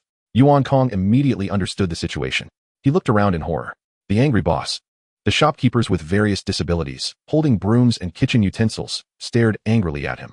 The table, with its extreme disproportion, had a shopkeeper nailed to it, his brain matter spilling everywhere while still wailing.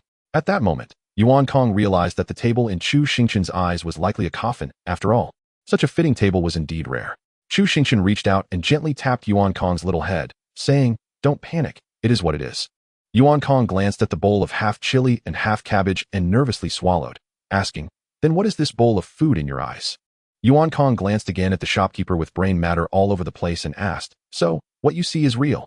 After all, Yuan Kong's world could not possibly have someone with their brain matter spilled all over the table, still begging for mercy. If he was wrong, then what Chu Xingchen saw must be real. Chu Xingchen summoned his spiritual sword and calmly explained, "It is not about what is true or false in your eyes. It is good, while in ours, it is evil. Good and evil oppose each other, yet also merge. We must combine our different worlds to judge. Your goodness allows us to gather information, while my evil should protect you from the dangers you cannot perceive." Yuan Kong nodded in understanding, instantly realizing his role. Just be responsible for translation. The dirty work would be handled by Chu Xingchen. Seeing that Yuan Kong was quite on point, Chu Xingchen nodded in satisfaction and turned his gaze to the shopkeeper, still lying on the coffin, cursing. Chu Xingchen placed his spiritual sword directly against the shopkeeper's neck, saying, "Confess, what kind of shop is this? I'll kill you. I'll kill you." Yuan Kong translated, "The boss of this shop has a good heart. All the staff are basically disabled and pitiful people. Just go to him if there's an issue." Chu Xingchen remained expressionless and continued to ask, "Who is in charge of this village? I'll kill your whole family. I'll kill your whole family." The shopkeeper shouted incoherently. Without hesitation, Chu Xingchen chopped off the shopkeeper's right hand, the one he had just held the knife with. He could tolerate insults directed at the little monk, but when it came to himself, Chu Xingchen's patience was not that high. Yuan Kong quickly translated, "Ah, it hurts." Unable to hold back, Chu Xingchen tapped Yuan Kong's head again and said irritably, "Don't translate the interjections, just use your little brain to say the key information." "Oh, he said that here. The village chief can make decisions." Yuan Kong quickly rubbed his little head. It was difficult to please, having to translate everything before and now having to pick and choose. Chu Xingchen asked again, "Where's the village chief's house?" "I'll cook you alive. I'll cook you alive." Chu Xingchen once again drew his sword and chopped off the shopkeeper's left hand. Yuan Kong's face was extremely grim as he watched the scene. After all, in his eyes, it was just an ordinary cripple begging for mercy, while Chu Xingchen indifferently severed both of his hands. If the shopkeeper's brain matter hadn't spilled everywhere, Yuan Kong might have tried to stop it, but now he decided to let it go. He said the biggest house in the east of the village is the village chief's home. Chapter 88, starting with you, village chief. After all, over there, limbs, heads, brain matter, and blood were all mixed together on the ground. The hell described in the Buddhist scriptures was no different. At this moment, Yuan Kong felt a churn in his stomach. Indeed, the world outside the temple was extremely dangerous, and he had been too naive. Moreover, he was actually watching Chu Xingchen. With a relaxed smile, dismembering that group of people just to confirm a piece of information. However, Chu Xingchen was not so bad. It was just that the fairy-like girl was much more ruthless than him. At this moment, Yuan Kong felt as if he had strayed onto the wrong path. As if he were being led by two evil cultivators to do bad things. Chu Xingchen glanced at the grim-faced Yuan Kong and lightly patted his shoulder, saying, "Smile. Didn't we get the key information?" Chu Xingchen said disdainfully, "You're smiling worse than my second disciple right now. You might as well not smile." Upon hearing this, Yingling couldn't help but laugh, scanning the entire village with his divine sense. Chu Xingchen found no signs of the village chief's home among the shops and the group of shopkeepers. The village was in complete disrepair. There were no large houses at all. Everything had collapsed. It seemed that Yuan Kong would have to lead the way. In the eyes of oneself, the collapsed earthen house looks like a ruin, but in Yuan Kong's eyes, it is a brand new house. The village is not large, and there is a fixed direction. Yuan Kong quickly led Chu Xingchen and Yingling to a ruin. Yingling looked over and saw an old man in a burial suit with white hair. His head bowed as he looked at his feet, sitting on a dilapidated red coffin. The three stood still, looking at the village chief. Chu Xingchen's entry system could not be used on these people. They were probably no longer in a living state. "You are the village chief?" Chu Xingchen observed and asked. "Can you make decisions here?" The old man raised his head, his murky eyes looking at the three of them, quickly locking his gaze on Yuan Kong. The village chief's voice was sticky and hoarse, as if he hadn't spoken for a long time. "Buddha's son?" Yuan Kong translated. He said Buddha's son. The village chief smiled bitterly, then looked at his toes and said, "You are late. Everything is gone. You should leave." Yuan Kong was about to translate when he was interrupted by Chu Xingchen raising his hand. Chu Xingchen looked at the village chief and asked, "What do you mean by late?" "As you can see, goodness is like a bubble, and evil deeds are everywhere," the village chief said with a self-deprecating smile. "The Avalokiteshvara Bodhisattva has lost. Human nature is inherently evil." Seeing Chu Xingchen communicate so freely, Yuan Kong understood that this village chief was different from the other villagers. Chu Xingchen asked, "So, everything here has been taken by others? Aren't you here to save this world?" The village chief looked up in surprise at Yuan Kong and said, "Isn't this Buddha's son here to enlighten?" Upon hearing this, Yuan Kong felt his face flush, his expression conflicted. But he still honestly replied, "I am here to find the Buddha's heart." The village chief nodded in understanding, then unfastened his burial suit, revealing his chest. A dark heart pulsated, continuously emitting light that penetrated the village chief's skin. "This is the Buddha's heart of Avalokiteshvara. You can take it if you want." Yuan Kong stared blankly at the heart, which did not look like it could prolong life at all. If this were given to the abbot, he would probably die even sooner, right? Seeing Yuan Kong achieve his goal, Chu Xingchen then asked about his purpose for this trip. "Where are Avalokiteshvara Bodhisattva's treasures or any precious items?" The village chief straightforwardly pointed to the looming shadow of a mountain nearby and said, "Mount Wanzhong. The Buddha's son can reach it. However, if you want to take treasures, you must first go to Mount Wanzhong. Once the Buddha's heart is taken, this realm will collapse." The village chief's cooperative attitude caught Chu Xingchen off guard. But judging by the village chief's sincere expression, he probably wasn't lying, right? Never mind. Even if it were a lie, it wouldn't matter, at worst. They would take nothing and forcibly escape with his disciple. Having made up his mind, Chu Xingchen looked at Yuan Kong. "Wait," Yuan Kong hurriedly asked. "Is the Buddha's heart originally this color?" The village chief's murky gaze became clearer, carefully assessing Yuan Kong, and then a look of pity appeared on his face.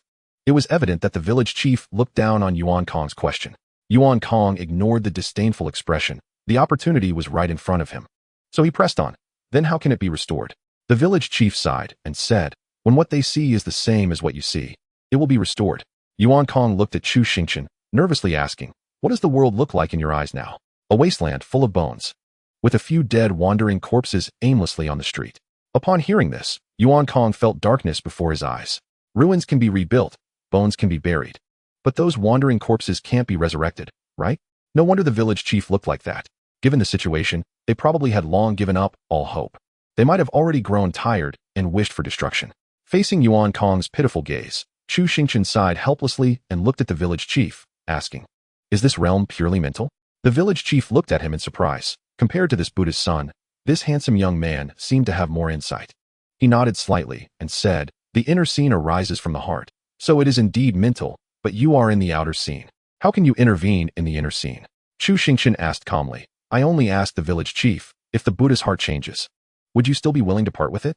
The village chief smiled gently and nodded slowly. "Well, it seems that this little monk Yuan Kong has hired me." Chu Xingchen chose to speak frankly first. "Yuan Kong, No one can guarantee this matter absolutely. I can only try it for now. If it doesn't work. Yuan Kong quickly clasped his hands together and bowed, saying, everything will be borne by Yuan Kong. I will definitely go to Mount Wanzhong. Don't look at me. In this chaotic world, you bear at least 80 of the responsibility. We need a translator here, and you are it. The village chief felt this made sense. The world was already like this. How much worse could it get? It couldn't get worse anyway. The village chief nodded in agreement, saying, okay. Inside the inn, which had just turned upside down, Chu Xingchen stepped on a rotting skull, sitting atop a coffin pierced by a spirit sword. His gaze fierce as he watched the innkeeper stitching bodies together. From now on, I say what goes here. You all eat and shit under my command. I didn't say you could shit. You better not even dare to fart. The village chief looked at Chu Xingchen with a somewhat dazed expression. Chu Xingchen looked at the village chief and said, what are you looking at? It starts with you, village chief. Chapter 89. Who doesn't want to be human? Gather. Everyone. Gather at the inn. Li Yingling crushed the bones on the ground with her foot, her cold gaze fixed on the decaying corpse in front of her. Eat your brains. Eat your brains. The corpses turned their eyes towards her, reaching out their hands, ready to pounce on Li Yingling. Just as Yuan Kong was about to translate, a sharp sword light split the corpse in half. Li Yingling stepped forward, hanging her sword beside the corpse's head. The sharp spiritual energy slowly slicing through the corpse's head like a knife through meat. This is not a discussion, nor a notification. It's an order. Li Yingling snorted coldly, her gaze sweeping over the other corpses. If any of you can still crawl in 15 minutes and haven't made it here, don't blame me for turning you into minced meat. Li Yingling watched the corpses that had initially prepared to pounce stop in their tracks, trembling as they turned to flee. Yuan Kong stared blankly at Li Yingling, whose icy demeanor seemed to render translation unnecessary. A fierce sword aura swept through again, smashing a nearby corpse to pieces. Li Yingling coldly said, you're going the wrong way. If you dare not go and I catch you, feel free to try. You can run, but where can you run to? With that, Li Yingling beheaded the corpse below and turned to leave, heading towards the next target. Only a group of corpses remained standing in place, at a loss. After a long while, the group of corpses exchanged glances, then quietly began to walk in a single direction. Next, Yuan Kong followed closely behind Li Yingling. Although he claimed he was there to translate, he hadn't translated a single word. Or rather, Li Yingling didn't need a translator at all. Kicking down doors, threatening, cutting people. With practice, Li Yingling's movements became increasingly proficient. After wandering through a small village and cutting down a quarter of the people, they finally finished exploring. Li Yingling stood behind the last batch of corpses, driving them towards the inn. Don't ask why the corpses obeyed so well. It was simply because this woman would really turn people into minced meat. Yuan Kong silently followed behind Li Yingling, not daring to utter a word.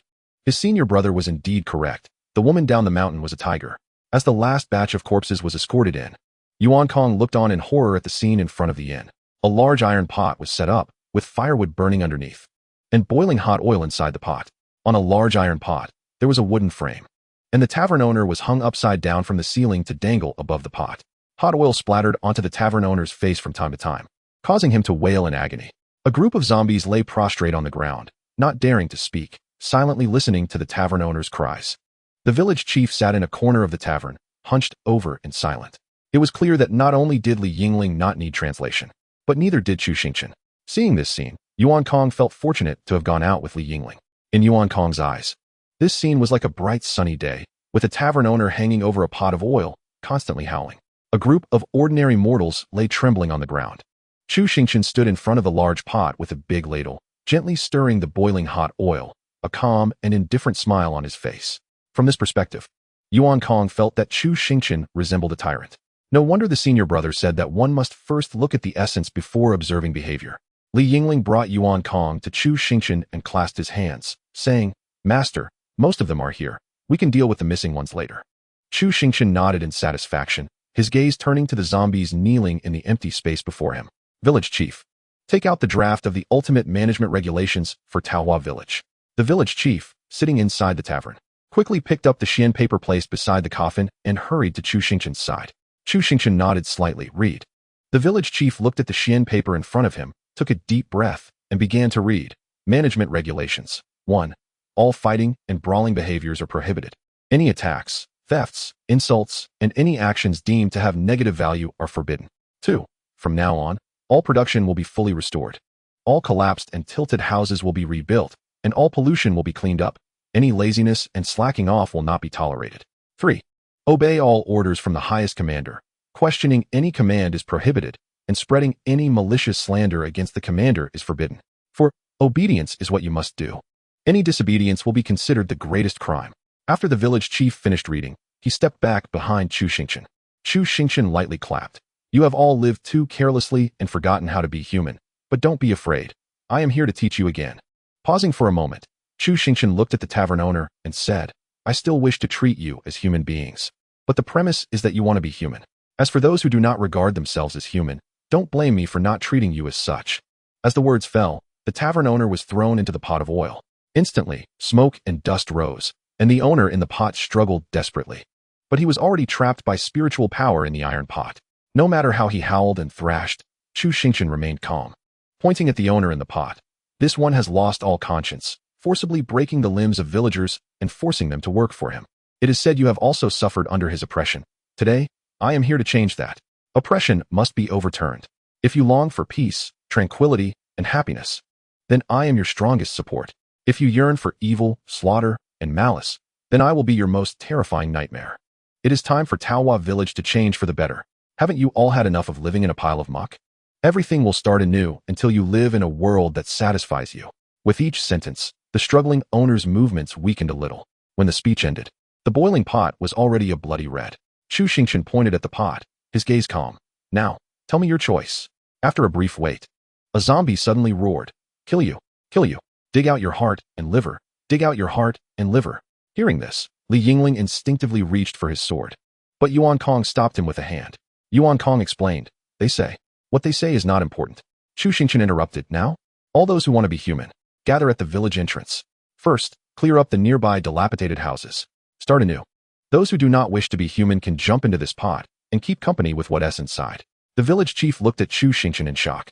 If you say that, who the hell doesn't he want to be human? Chapter 90, The Theory of Fruits. At the entrance of Taohua village, a group of zombies were slowly clearing away piles of yellow earth. Chu Xingchen sat on a chair in front of a large pot of hot oil, leisurely supervising. The pot already had bones floating in it, indicating that some had foolishly gone in for a bath. These zombies seemed brainless, but in reality, they were not. They just spoke too crudely.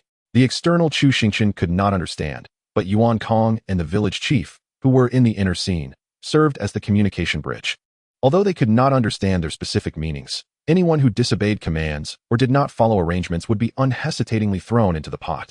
Words can deceive, but actions cannot. It was evident that these zombies still felt pain. The pot's punishment had a remarkable effect. This group of zombies quickly cowered, their twisted limbs starting to work on rough tasks. Li Yingling initially had an interest in being a supervisor, but soon lost interest. The zombies moved slowly, and their work efficiency was abysmal. Watching them work made Li Yingling feel uncomfortable. After looking a few more times, Li Yingling decisively abandoned the role of supervisor and began to wander around with Yuan Kong, searching for those who were idle and not participating in the labor. Chu Xingchen did not care about work efficiency as long as they were laboring. For each completed task, he would provide certain rewards, rest, and encouragement. Although he did not understand if they could eat, Chu Xingchen still brought out food reserves, watching them munch away vigorously. Some zombies, having just eaten, would have the food roll out of their torn bellies. It seemed quite wasteful, given that this group of zombies could not be considered human. Chu Xingchen opted for an 18-hour work schedule. The village chief, questioning his life choices, asked, Do you really treat them as humans? Faced with this question, the village chief was momentarily speechless. Naturally, there were attempts at rebellion, but they were all suppressed by the large iron pot.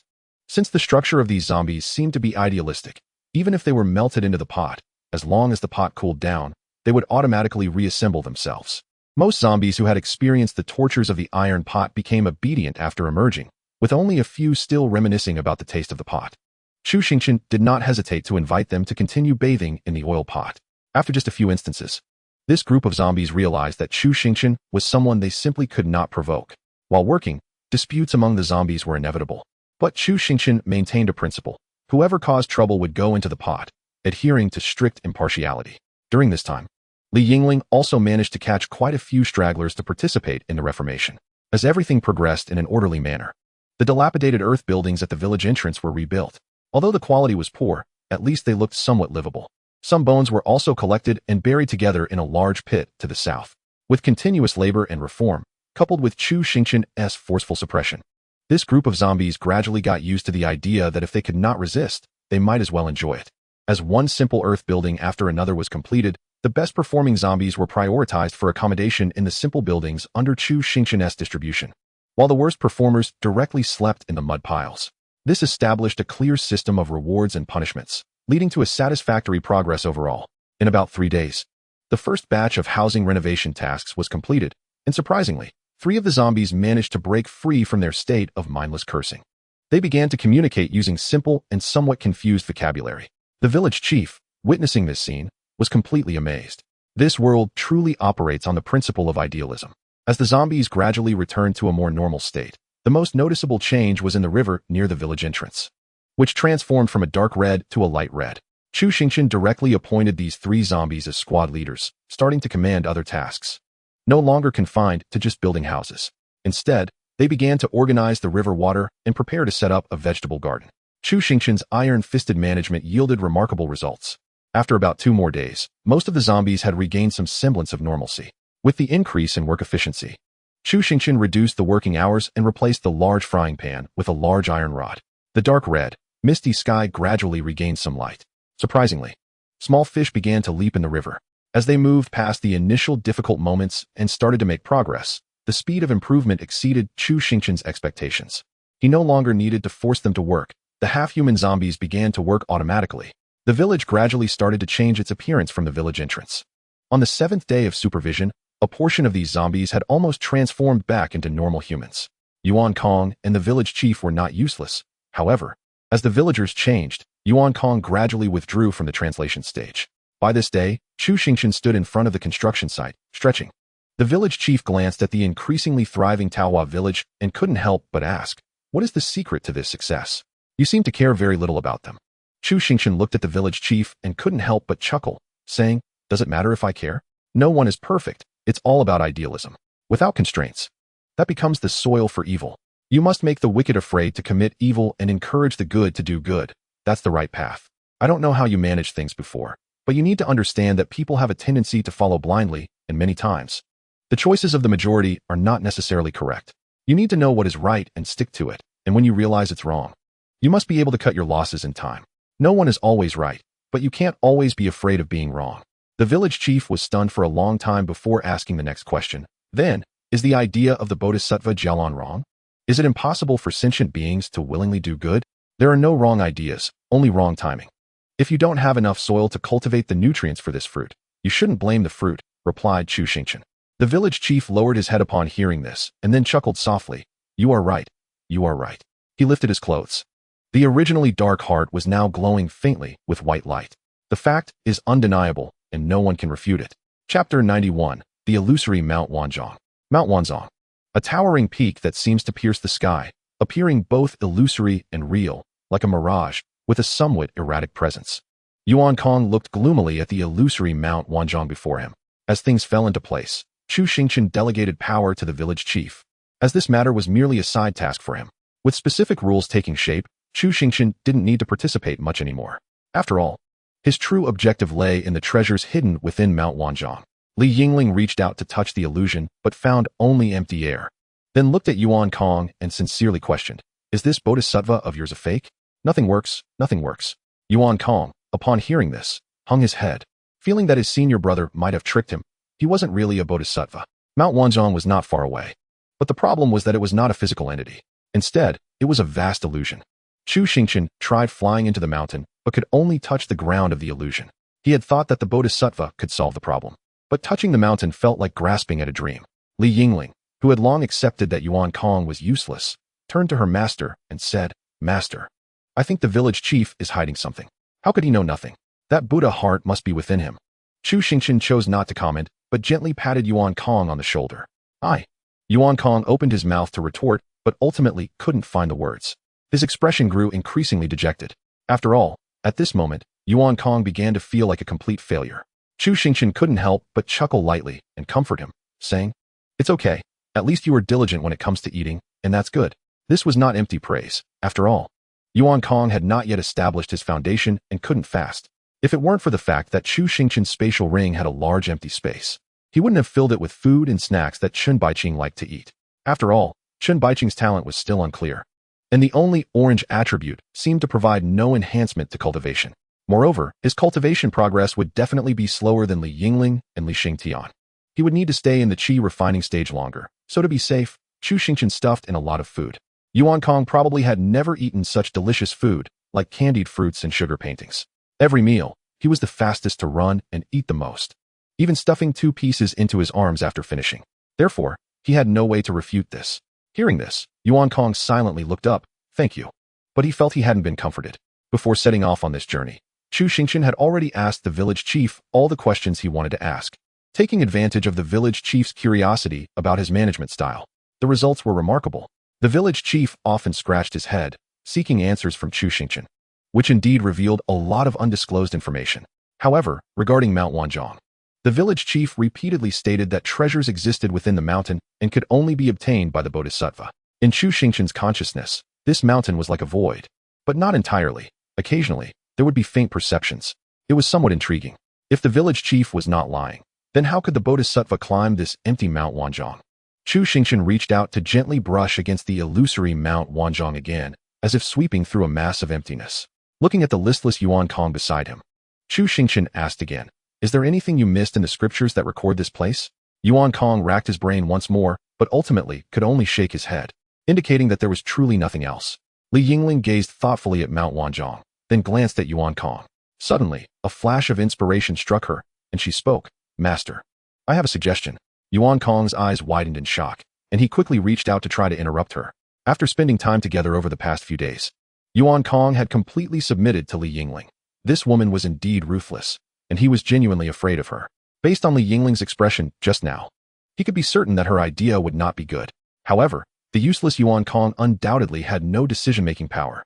Chu Xingchen looked at Li Yingling, waiting for her to continue. "Mount Wanzhong is formless, but we are formed. Perhaps this is the fundamental reason. If we could turn Yuan Kong into formless, could we then climb Mount Wanzhong?" Upon hearing this, Yuan Kong felt a chill down his back. Turning from form to formlessness. Wouldn't that be the same as having one's soul leave the body?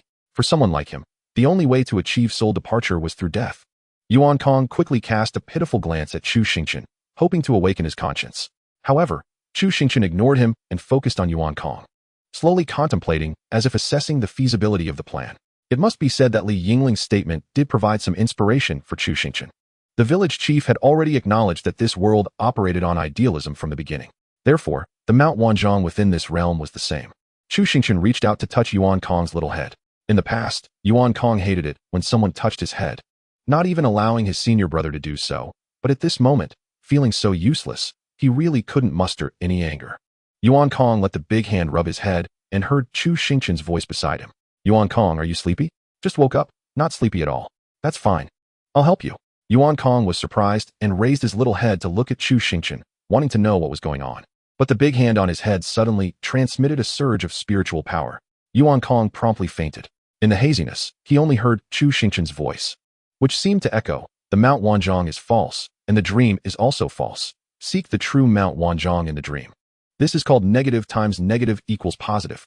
In an instant, Yuan Kong's mind was filled with the thought, what does negative times negative equal positive mean?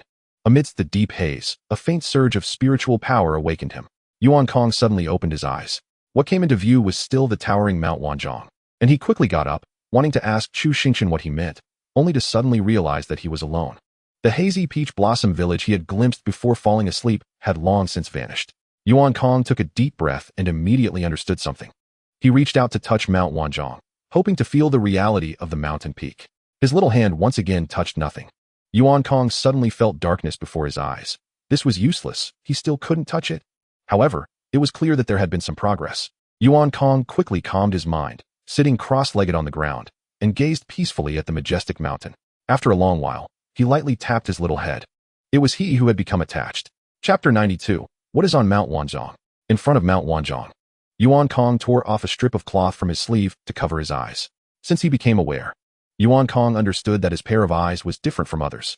These eyes brought him too many conveniences, whether it was with people or matters. As long as Yuan Kong looked seriously, he would have some insights. He could trust Chu Xingchen with the matter of the Kalachakra Buddha for the same reason. Because he understood Chen Baiqing. He also saw the trust in Chen Baiqing's eyes when he looked at Chu Xingchen. If a child like that could trust someone, then it could only be achieved by exchanging true hearts for true hearts. But it was also this pair of eyes that began to make him gradually lose some things. For example, this Mount Wanzhong was one such thing. The myriad things in the world cannot be completely seen through with just a pair of eyes. Yuan Kong was intelligent, but too young and had too little experience. At first, he did not realize it. Now, thinking back, Yuan Kong suddenly understood that he had placed too much trust in these eyes. Since it was all about the mind, then he should trust the heart, not the eyes. With the cloth strip tied securely, Yuan Kong silently recited a Buddhist scripture, returning his mindset to calmness. Slowly, he stood up and somewhat unsteadily reached towards the illusory Mount Wanzhong. Chu Xingchen looked at Mount Wanzhong and saw a young monk with his eyes covered slowly climbing the cliffs of Mount Wanzhong. Seeing this, Chu Xingchen turned to look at Yuan Kong, who was still unconscious on the grass. At this moment, a faint spiritual power connected the two. Is it really like this? Yingling also noticed Yuan Kong climbing the mountain again, seeing his small body slowly ascend the rugged cliff with his eyes covered. She asked with slight concern, Master, is he in danger like this? Chu Xingchen smiled gently. Since Yuan Kong is working so hard, then I should naturally lend him a helping hand. Yingling looked curiously at her master. The wind rises, and the clouds fly. Chu Xingchen released a surge of spiritual power, directly blowing the unconscious Yuan Kong high into the sky. Yuan Kong was not foolish, but he had too little experience. If the Mount Wanzhong was all about the mind, why was he still climbing the mountain so foolishly? With a heart full of ambition, the mountain seemed close. Since this silly monk didn't he get it? Then I will help him. As Yuan Kong struggled to climb, he suddenly felt a strong wind blowing from below. No matter how hard he tried to grip the cliff with his hands, he could only let the strong wind blow him upwards. On Mount Wanzhong, Yuan Kong flailed his limbs and soared rapidly toward the peak. Yingling couldn't hear Yuan Kong's cries, but she could see his little mouth moving as he spoke something, his expression terrified as he flew upwards. This speed was indeed much faster than Yuan Kong's climbing pace. But after leaping a third of the height, Chu Xingchen stopped blowing Yuan Kong, simply creating a spiritual power platform before throwing him onto it. Immediately, Yingling completely understood her master's intention. As Yuan Kong fell from the spiritual power platform, he crashed into the mountain with a thud. However, as he fell from the platform, Mount Wanzhong suddenly transformed, and when Yuan Kong pulled away the cloth covering his eyes, the mountain instantly shrank significantly. Yuan Kong immediately reached the top of Mount Wanzhong. Yingling nodded slowly, realizing that indeed, simply reading books cannot face all difficulties. Sometimes, seeing with one's own eyes provides a clearer understanding. At this moment, her master had given her a vivid lesson. At the peak, Yuan Kong, with a face full of astonishment, quickly tore off the cloth covering his eyes and looked around, only to find that he had actually reached the summit. Who? This must be the Buddha secretly blessing me. This disciple of the Buddha? This gust of wind was really nice. Although he was scared, everything being safe was a good thing. Yuan Kong got up from the ground and looked up at the Bodhisattva in front of the peak. He saw the Bodhisattva facing him, with its back to the cliff, its face expressionless. And this statue was almost identical to the Guanyin statue blasted out by Chu Xingchen at the river bottom. The statue had its hands outstretched in front of its chest, as if holding something, but in reality, it was empty. Yuan Kong glanced around again, and, after confirming there was nothing else on the peak, he stepped forward to the Bodhisattva. Yuan Kong solemnly put his hands together and bowed to the Bodhisattva, sincerely saying, Great Master, little monk Yuan Kong, here to seek your treasures. Yingling could only see a vague silhouette of Yuan Kong from afar, and couldn't hear what he was saying. But Chu Xingchen, using the power of the nascent soul, could hear it. But hearing this was worse than not hearing it at all. You can seek the fortune of the dead too. And it's from your own Buddhist sect. If the Buddha hears this, won't he give you a severe reprimand? Fortunately, Yuan Kong was just being polite. He quickly withdrew his gesture and began to examine the statue. The Bodhisattva statue was quite large, about several meters tall. This seemed to be the only useful thing on the peak. The treasure hidden here likely had something to do with this Bodhisattva statue. Yuan Kong curiously reached out to touch the statue, finding its texture very ordinary, just a stone. Then Yuan Kong observed the Bodhisattva statue from various angles. He didn't find much, but he wasn't anxious. Sitting cross-legged on the ground, he looked at the statue with a contemplative expression. Chu Xingchen only glanced at it. If it were just about the concept, he might be able to think, but given the current situation, this was likely a backup left by the Bodhisattva. The Buddhist sect probably also emphasizes not letting the water flow into outsiders' fields. At this moment, all he could do was hope that Yuan Kong, as a disciple of the Buddha, could indeed obtain something. Yingling clearly understood the situation and silently watched Yuan Kong ponder. Time passed slightly.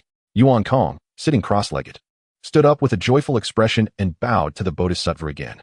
He walked toward the Bodhisattva statue and, after a few steps, stepped onto the palm of Guanyin.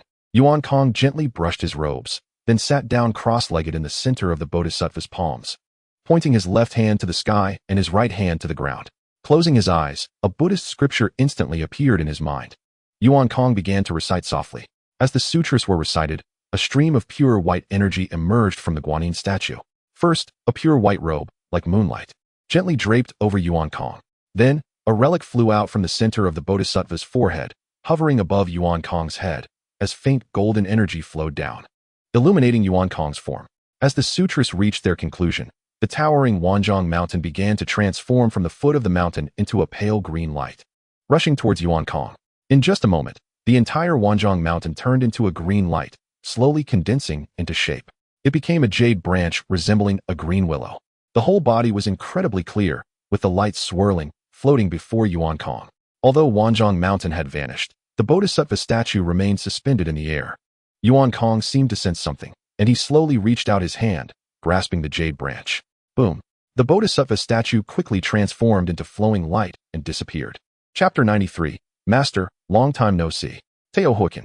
Chu Xingchen was seen wearing a pure white robe, tossing a relic in his left hand and playing with the willow branch jade in his right. Yingling suppressed a smile as he watched his master's strange attire. Only Yuan Kong followed behind the two with a gloomy expression. At this moment, the village chief seemed a bit dazed. Did he really recognize the wrong disciple?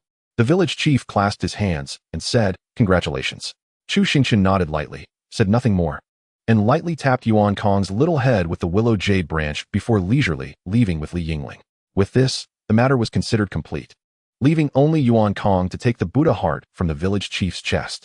Whether Yuan Kong would take it or save the abbot was Yuan Kong's decision. Thus, Chu Xingchen had done all he could.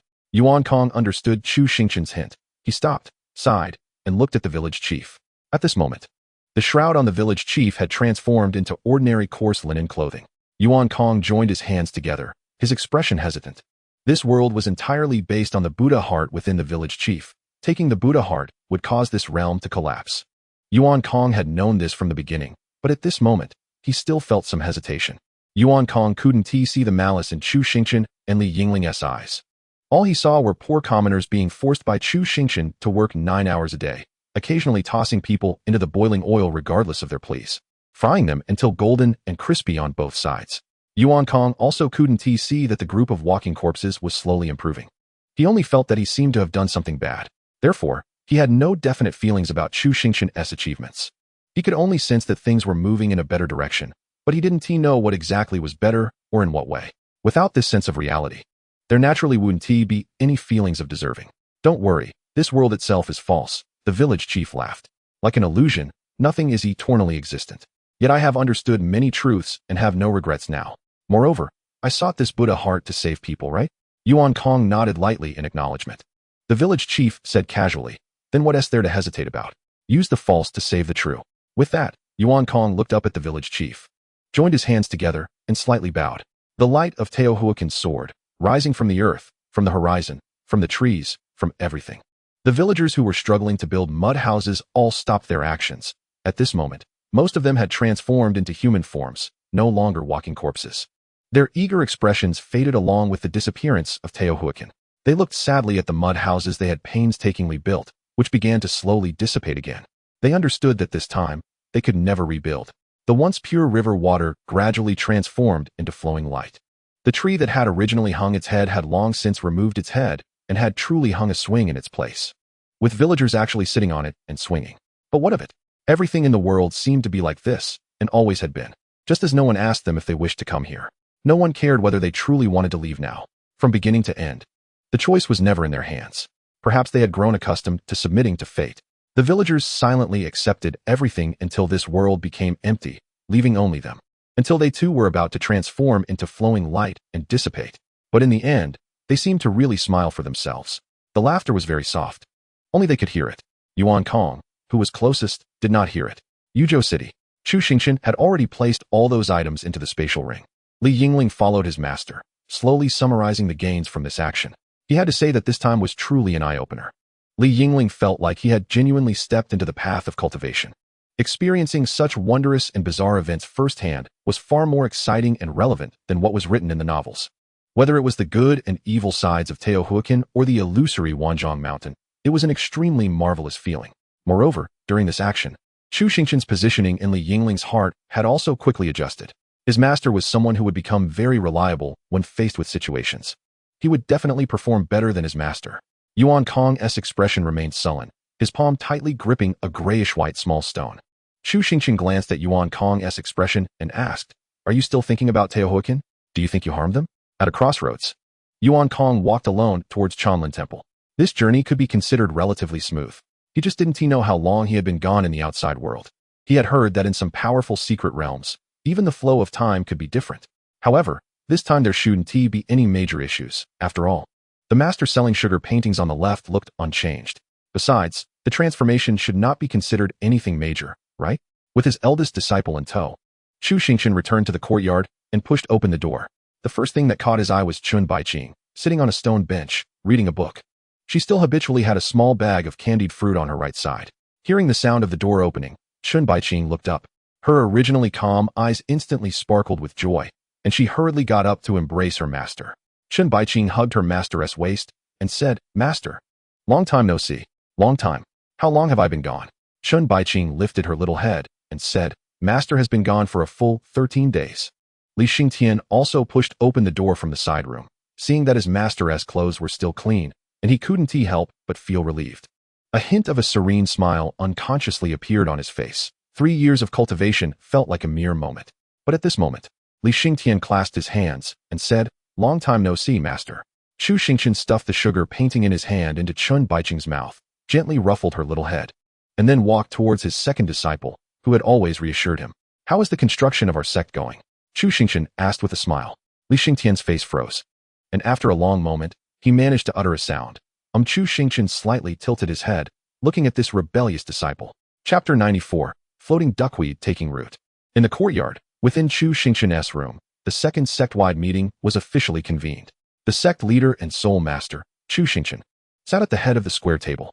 The eldest disciple sat on the left, the second disciple on the right, and the third disciple sat opposite. Chu Xingchen incredulously asked, "Are you saying that Qingfeng sect was attacked by Tianyan sect?" "Yes, as soon as the people from Tianyan sect arrived. They began to pick on Qingfeng sect as if they were settling scores." Li Xingtian lightly shook his head and sighed. "Moreover, the leader of Qingfeng sect even sent someone to ask where you went, master, and why you were missing at such a crucial moment. Do the people of Tianyan sect really not care about their reputation? They even said that if worse comes to worst, they would just forfeit the spirit stones owed." Upon hearing this, Chu Xingchen quickly fell silent. According to Li Xingtian, the Tianyan sect acted quickly, dismantling the Qingfeng sect in just 3 days, leaving only the mountain gate still standing. All the elders involved in the evil cultivation plan were arrested on the spot, their cultivation eliminated. And even the Yuanying stage elder of Qingfeng sect was taken by Tianyan sect to Zhongzhou for investigation. This also naturally halted the procurement of supplies. Without materials, and with the collapse of the Qingfeng sect, most workers dispersed. Only a small group of workers, led by Ning Kuan, continued to build slowly with the limited materials. At this point, it was hard to blame Li Xingtian. It could be considered an undeserved disaster. However, it didn't matter much. They hadn't truly planned to finish building the sect anyway. After all, it was a freebie. Out of curiosity, Chu Xingchen asked, "Who commanded this operation?" Li Xingtian replied with a puzzled expression, "I heard it was just a golden core cultivator named Xianxiafans." Li Xingtian found this quite strange. The incident was sudden, and he had gone to investigate. This event was organized by Tianyan sect, led by 2 Yuanying cultivators, accompanied by a group of golden core cultivators from Zhongzhou for training. Yet the commander was an obscure little golden core cultivator. Some wild rumors even suggested that Xianxiafans was originally an elder of Qingfeng sect, poached by Tianyan sect, and given the position of a gate sweeper, acting as a double agent. Li Xingtian merely smiled disdainfully at this, thinking, how could a double agent command how Tianyan sect handles cases? The position of gate sweeper was nonsense. Such wild rumors were not worth sharing with different masters. Chu Xingchen showed a look of realization. So it was little Zheng who personally sought trouble. No wonder the attack was so fierce. It seemed that Xieling Yu had initially only intended to buy time, and probably never planned to spare Qingfeng sect from the beginning. This was not unexpected. Chu Xingchen leaned on the table, naturally looking at Chun Baiqing across from him. At that moment, Chun Baiqing was holding a half-eaten sugar painting, looking sincerely at him with a slightly furrowed brow, as if she were trying to think of a solution for him. Chu Xingchen then turned to Li Xingtian and asked, "So our sect's housing should be completed, right?" "Yes, 5 sect houses have been arranged properly." "Good. We must take it step by step. At least our sect has a framework now. Chu Xingchen stood up. This time, my master has gained quite a lot. Since the sect can accommodate people, we can officially move. The sect will surely be built, and it will be built well. Moreover, the spirit gathering array has already been set up at the sect, and only within the sect can she cultivate better. Xingtian also couldn't hide his smile and stood up to applaud. Every move to a new place was a step in a better direction. He watched the sect get better and better, a different feeling spreading in his heart. Chu Xingchen laughed. Disciples, it's time to move again. Chen Baiqing looked at the senior sister and the second senior brother. They were not affected by the sudden bad news. They still smiled joyfully, looking at their master as if having him gave them a sense of security, influenced by the atmosphere. Chen Baiqing also raised her small hand holding the sugar painting and smiled brightly. Let us move. Upon hearing Chen Baiqing's words, Chu Xingchen smiled even more. Her senior sister had said the same thing. The sect's main hall's construction was still not halfway finished, but the basic infrastructure was somewhat completed. The bluestone path was mostly paved, and there were small bridges crossing the pond, connecting both sides. The decorated rooms were completed far beyond Chu Xingchen's imagination. Although it couldn't compare to the spaciousness of Qingfeng's sect, nor was it as luxurious as it looked, this place belonged to Chu Xingchen. It was the only place where he could freely settle down in this world. Finally, in this world, Chu Xingchen was not a rootless floating weed. Perhaps in the eyes of other sects, this place still looked shabby, even rather poor. But for Chu Xingchen, it was already extremely good. From the direction of the main hall, there were occasional faint sounds of knocking. Without thinking too much, it was probably Ning Kuan still working.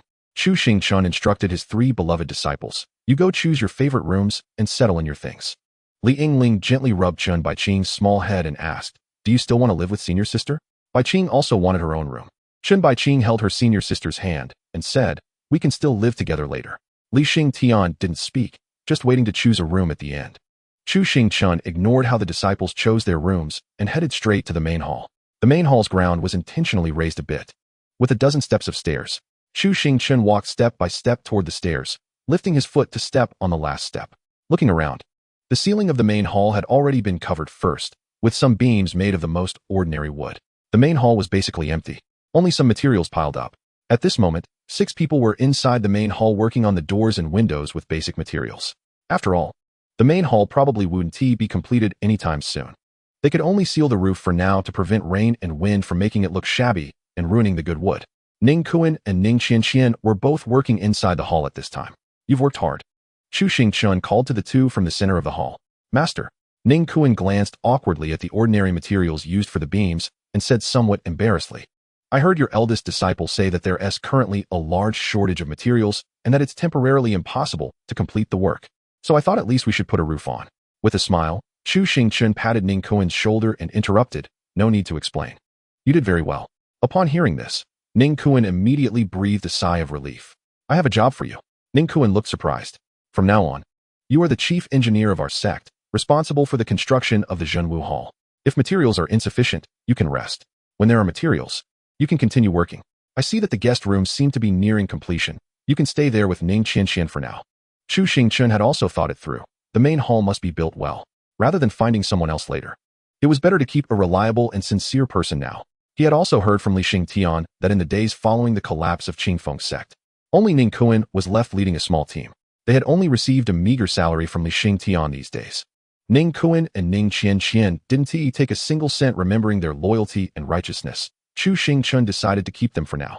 After all, it wasn't a burden to support someone. Chapter 95, Junior Sister accompanies you to kill back. Sect. 1 month later, Ning Qianxian and Ning Kuan moved into the guest rooms. With the materials running out and the main hall able to shield from wind and rain, it could be considered completed.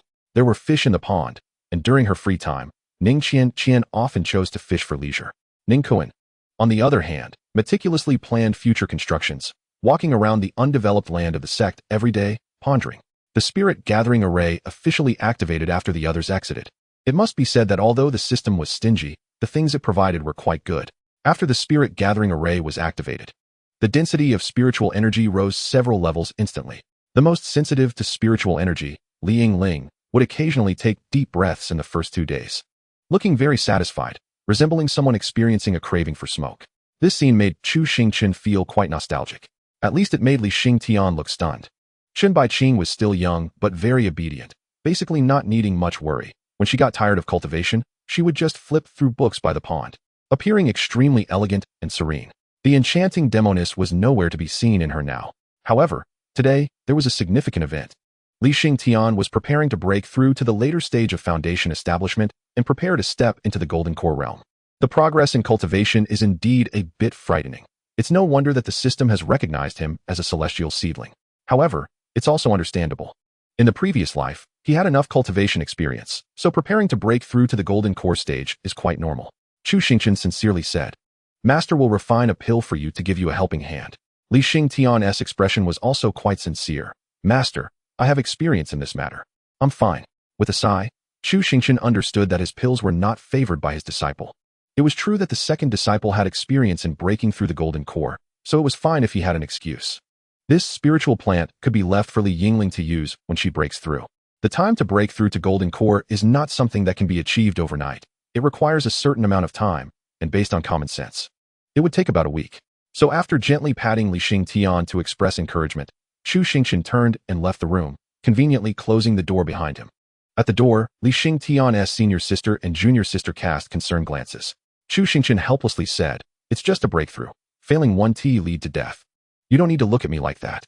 Such things should only happen once." Li Yingling quietly inquired, "Master, did you feed the junior brother a pill? Your junior brother said that the spiritual plants have increased in price, and such precious things should be left for senior sister to use when she breaks through." Upon hearing this, Li Yingling's eyes widened. "Good for you, junior brother. You're actually plotting against senior sister's life. All my previous worries were for nothing."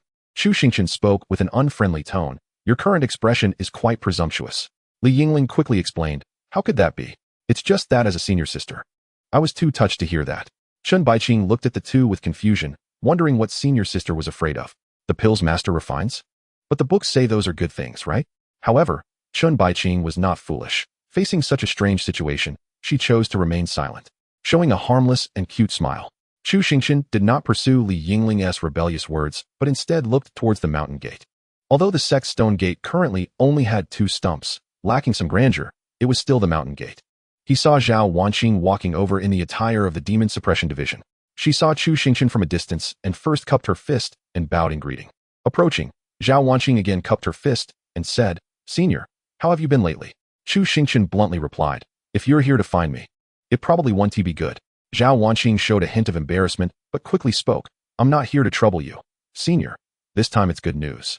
"Oh, good news? Then I'm a bit interested. To thank you for your contributions regarding the evil cultivators in Yuzhou City. The sects in Zhongzhou and the monarch have specially invited you to attend a banquet." Upon hearing this, Chu Xingchen disinterestedly declined. "A banquet? I don't like going. Just to eat a meal and travel such a long distance? I'd rather research how to earn some spirit stones or consider how to sell those magic tools I have." Zhao Wanqing quickly urged, "This is a commendation ceremony. You're not establishing a sect here, so you could also gain some privileges and subsidies." Chu Xingchen glanced at Li Yingling, who looked somewhat at a loss, and again refused. "No need to say more. I'm not going." Zhao Wanqing sighed and took out an envelope from her bosom, then handed it to Chu Xingchen. Chu Xingchen took the envelope but did not open it. He simply stuffed it into his bosom. He looked at Li Yingling and said, "Don't worry, with me here, no one can harm you. If you attend the banquet, it would definitely be in the capital of Xuanwu Kingdom. That's where Li Yingling painstakingly escaped from. It was the home she had followed Chu Xingchen through hardships to reach. Li Yingling thought she had forgotten that place, but in reality, she had not. When Zhao Wanqing said this, Li Yingling unconsciously recalled the home that had trapped her throughout her childhood. The fear that had been buried in her heart for over 10 years surged back, even though she had already embarked on the path of immortality and cultivated divine abilities. The memories of her mother's pale, powerless face came flooding back, along with the image of herself hiding behind the wall, too afraid to say goodbye to her mother. At that time, she felt as if she were dreaming. As long as she woke up, her mother would gently stroke her little head and call her Yuan Yuan. She would ask if she was hungry and if anyone had bullied her. Suddenly, a warm hand reached out to her head again, reminiscent of her mother's hand from her childhood. It was not the mother from her memories, but her worried master. Li Yingling unconsciously uttered, "Master." Once the words left her mouth, she realized she was already choked with emotion. Chu Xingchen did not speak, but gently rubbed Li Yingling's head and said, "Master has said that with me here, no one can harm you. If you don't want to go, then we want to go. Remember, your home is here now. Master, and everyone here are your family." She looked down to see Chun Baiqing, who also looked serious, and said, Chapter 96. Speak the harshest words, do the harshest things, and curse the dirtiest profanities. Li Xingtian's tightly closed eyes suddenly opened. A strong wave of spiritual power surged from his body. He took a deep breath. Everything went smoothly, and there were no strange mishaps. The golden core successfully condensed, and Li Xingtian introspected his golden core, then sighed heavily. It wasn't that the quality of the golden core was lacking. On the contrary, this life's golden core was much better than the previous one. However, this golden core was not golden but dark red, emitting a slight glow. Master, am I really not cultivating evil techniques? Forget it. I'll trust Master one more time. Once I reach the nascent soul stage, everything should be fine. Li Xingtian stood up to stretch his muscles and bones. Realizing he hadn't suppressed the spiritual power fluctuations during his breakthrough, Master should have noticed, so why didn't he come to see me? He pushed open the door and stepped out. Soon, he spotted Li Yingling sitting alone on a stone chair by the water. The once lively senior sister appeared completely listless at this moment. The smile that used to infect others was replaced by a frown. Li Xingtian's divine sense swept over, and he didn't find Master and junior sister. What happened? Why was only the frowning senior sister left? He hurriedly walked over. Senior sister, what happened? Ah, Li Yingling turned to look at Li Xingtian, forcing a somewhat strained smile. Nothing happened. Did you break through to Golden Core? Li Xingtian replied as he sat across from his senior sister, noticing her dejected expression, and asked, your expression doesn't look like nothing's wrong. Senior sister just didn't sleep well. Li Xingtian thought to himself. It didn't take long for me to break through to Golden Core, with senior sister's cultivation level.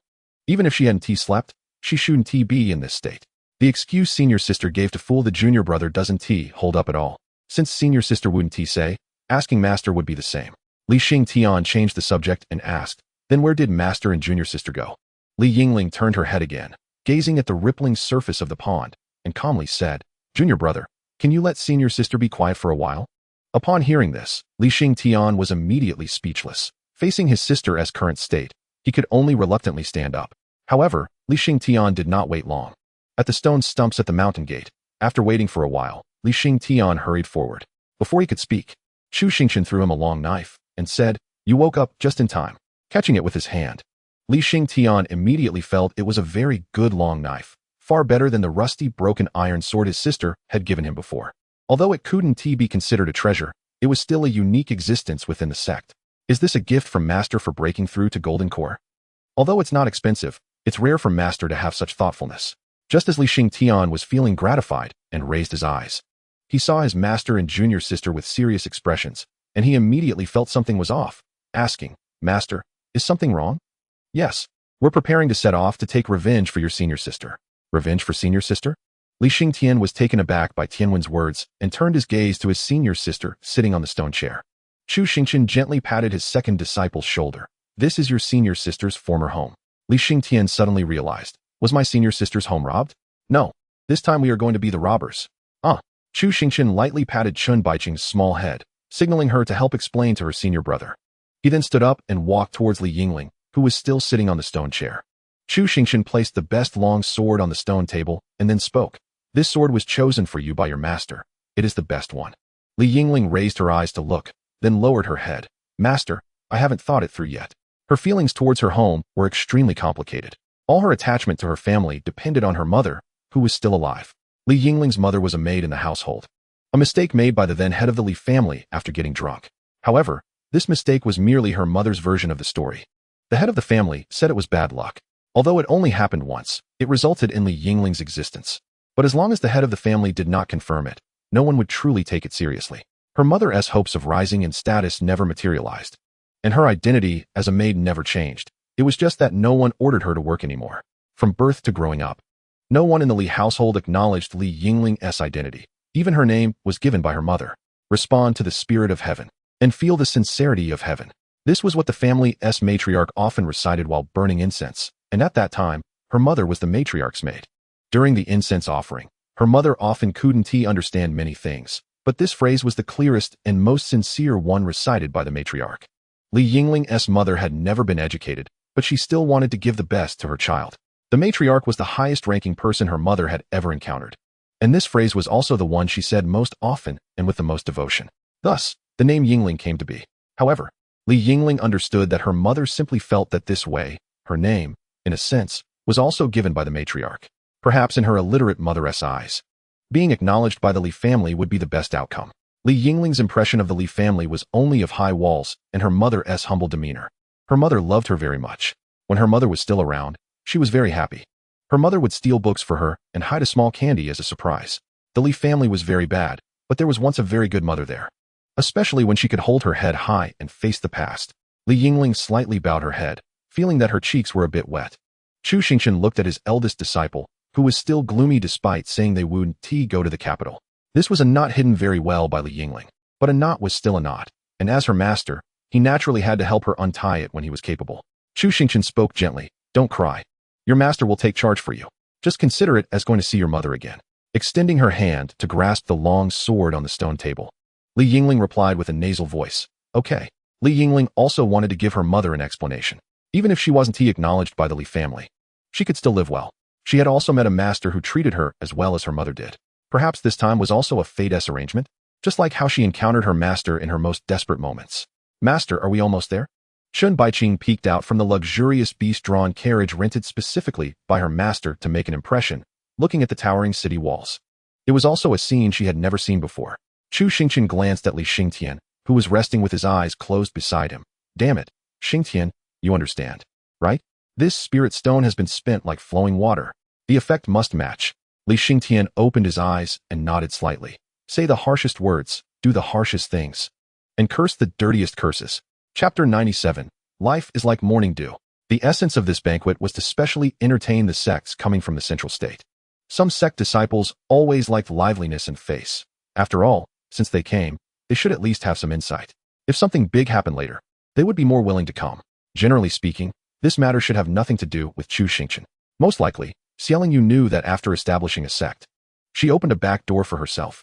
After all, with the Tianyin sect taking the lead in recognizing familiar faces, their own sect would also be on the minds of the Xuanwu kingdom, making it easier if something happened in the future. The invitation was a luxurious black gold card, embossed with the image of the mighty national protector beast, a giant turtle, worshipped by the Xuanwu kingdom. Just looking at the invitation alone gave it a high-class vibe. Naturally, to reflect this high class, the invited guests didn't have to suffer through a long queue to enter the city. Moreover, the use of this invitation was also distinctive. Li Xingtian stepped out of the carriage, grasped the invitation card, and infused it with spiritual power. The invitation card suddenly burst forth with spiritual light, transforming into a stream of light shooting into the sky. The guards at the city gate reacted the quickest, quickly clearing a path, and then skillfully began to lay out a red carpet. Two figures flew from within the city, a man and a woman, both dressed in light red official robes of the Xuanwu kingdom, appearing to be middle-aged. They quickly flew to the front of the carriage and bowed. The male official spoke first. "We've been waiting for a long time. May I ask if you are?" He then suddenly stopped. Each invitation card had a different flow of light state to distinguish who was invited. After all, those invited were all important figures, and misidentifying someone could sometimes be quite deadly. The male official was no exception.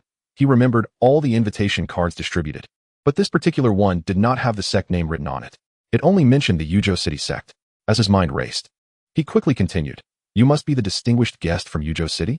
Li Xingtian scanned the two of them and said with an unfriendly tone, "How long do you intend to make us dance like monkeys here?" The male official quickly realized and reached out his hand to personally take the reins of the beast, leading the carriage for Chu Xingchen. "It is my oversight. Please." "Esteemed guest." The female official naturally followed behind him. Li Xingtian looked at the male official. Both had already reached the golden core stage, and it seemed that the Xuanwu kingdom was determined to carry out this behavior to the end. He remained silent, allowing the male official to lead the carriage into the inner city. The cultured young man spoke humbly. "If any of the esteemed guests have any requests, please let us know. Whatever we can do, both Xiaoling and I will do our best to fulfill." "Is that so?" A voice from inside the carriage came out, and upon hearing this, Li Xingtian quickly composed himself and turned to look inside the carriage, adopting a very respectful demeanor. The cultured young man quickly observed this scene. Li Xingtian's aura was steady and solid, clearly already at the golden core level, and his earlier speech was extremely arrogant. Yet, a simple sentence from the person inside the carriage made him so respectful. The cultured young man's tone became even more humble, even somewhat flattering. "Of course. Where will we be staying this time?" "In the most luxurious Tianming pavilion on the left side of the imperial city. A large courtyard has already been prepared for the esteemed guests." Chu Xingchen's disdainful laughter came out. "What Tianming pavilion? The name is truly tacky." Upon hearing this, both the cultured young man and Xiaoling immediately fell silent, not daring to respond. After all, someone had already moved in. if this statement were to be carelessly leaked. They couldn't afford to offend this gentleman, but neither could they afford to offend others. Fortunately, Chu Xingchen did not continue to make things difficult, but instead asked, Li Ho's residence? The cultured young man was taken aback. The capital was vast, and within it, there were countless royal palaces and nobles, so a mere marquis residence was indeed a bit insignificant. His mind was precious, and he had no interest in remembering such trivial matters. Li Xingtian reminded him, the Li Ho's residence on Guise Street. The cultured young man showed a look of realization, then quickly led the carriage towards Guise Street. Where to stay is a trivial matter. Naturally, whatever the esteemed guest says goes, even if they demolish the Ho residence afterward. The literary youth would only applaud and praise the demolition. Inside the carriage, Li Yingling felt the carriage turn a corner, but she didn't have the courage to lift the curtain and look at the familiar street outside. Yet the familiar sounds still reached her ears. Li Yingling glanced up at her master, who was also looking at her. For some reason, the unease in her heart instantly dissipated by half. The vehicle stopped, and the voice of the literary youth came. Esteemed guest, we've arrived. Chu Xingchen said softly, go on, everyone is behind you. Chen Baiqing also encouraged her with a light pat on her senior sister's hand. Senior sister, you can do it. Taking a deep breath, Li Yingling stood up and lifted the curtain. The familiar vermilion gate came into view, and the guards on both sides looked at her with fear in their eyes. The female official Yingling stepped forward and scolded the two somewhat dazed guards. What are you doing? The guards stared in astonishment at the former runaway bride who had been deceived by a poor Taoist, now transformed into the so-called Miss Li. However, upon seeing the fierce and massive otherworldly beast and the two obviously high-ranking officials from the Xuanwu kingdom, the guards quickly turned and entered through a side door to report. Chu Xingchen's voice came again. Reporting is too formal. Li Xingchen, having spent a long time with his master, understood his master's style of doing things, and without hesitation raised his hand to strike. The immense spiritual power quickly shattered the tightly closed vermilion gate. The literary youth and Yingling both looked at this scene in astonishment. Did he really come to demolish the house? Li Xingchen cupped his hands and said, Senior sister, let's go. Li Yingling nodded slightly and gracefully jumped down from the carriage. This was the first time she walked through the gate of the Li Ho residence. Li Xingchen followed closely behind his senior sister. Chu Xingchen reached out and took Chen Baiqing's small hand. Remember to cheer for your senior sister later. Chen Baiqing nodded her little head in affirmation. Chu Xingchen smiled in satisfaction and led Chen Baiqing down from the carriage, walking slowly inside together. The literary youth and Yingling looked at the very young-looking Chu Xingchen in surprise, and then hurriedly followed. Before they could say a few kind words or ask what was going on, a robust and angry voice came from ahead. You worthless spawn dare to bring people here to cause trouble. You two useless guards who couldn't even watch the door. Why did you drag me into this? At this moment, the literary youth and Yingling dared not follow behind Chu Xingchen any longer, quickly cupping their hands and leaping forward. The scene that came into view instantly astonished them. They saw Li Xingchen unleashing his golden core pressure, causing the group of servants to collapse to the ground. In front of Li Xingchen, a middle-aged man trembled, covering his mouth with both hands, blood continuously flowing from them. A severed tongue rolled in the dust on the ground. Hold your head up. When my senior sister comes for your head, it's best if it's still attached. The tongue can serve as a preview. Li Xingchen's gaze swept fiercely across the scene. And for those who don't want their tongues, you can speak up now. The scene fell into silence. Li Yingling looked at the steward of the Li residence, who had once been domineering towards her, cursing her mother as a whore and calling her a bastard. At this moment, he resembled an old dog, not even daring to let out a whimper. Chapter 98. Just say we turned ourselves in. The steward of the Li residence trembled and raised his eyes to look at Li Yingling, whose expression was calm and unperturbed. As the trusted aide of the head of the household, he was the most concerned about this illegitimate daughter in the residence. The head of the household appeared indifferent on the surface, even having not seen Li Yingling or her mother for a long time. His lack of expression was, in fact, the greatest expression, but saying that he had no expression was not entirely accurate. No one had heard the head of the Li family utter the words bad luck, but that phrase still spread throughout the residence. As the steward, he naturally had to thoroughly understand the head of the Li family's attitude towards this illegitimate daughter. After several probing attempts, the steward fully grasped the head of the Li family's stance. He didn't care how she lived, but the illegitimate daughter must not die in the residence for no reason. After all, while no one dared to discuss the existence of the illegitimate daughter openly, who didn't know about it behind closed doors? The residence needed to maintain its reputation, and the head of the household also needed to save face. Ultimately, the reputation of being heartless and ungrateful was a stain. In the past, he mostly just expressed his attitude with a few curses. But there was one thing that he had completely offended Li Yingling over. The marriage between the Li family and the foolish son of the Wang family was facilitated entirely by him. The power of the Li residence was gradually declining. Besides relying on some old connections to barely get by, they had become a lowly existence in the capital. When his own family was struggling, all he could do was attach himself to someone else, and they soon set their sights on the Wang family. After all, their foolish son was famous in the capital. Li Yingling's mother had a lowly status, but she was indeed the daughter of the head of the household, and most importantly, she was beautiful enough. The Wang family had seen Li Yingling's portrait and was satisfied. After all, the Li residence was also a good match in terms of status. As for the issue of identity, it was just a matter of words. The matter progressed smoothly, as it was mutually beneficial, but at a critical moment, Miss Li was kidnapped. Then chaos ensued, and he, the main facilitator, became the target of everyone's scorn. So when the steward saw Li Yingling again, the repressed anger from all this time could no longer be contained. Even the obvious hints from the two guards went unnoticed by him. At this moment, the pain from having his tongue cut off suddenly jolted him awake. The golden core pressure felt like a mountain, making it hard for him to breathe. The steward endured the pain and quickly lowered his head, casting a hateful glance at the ground. This worthless spawn. If only you had said you were with a golden core. The Li residence would have looked for no Wang family. Li Yingling looked at the steward.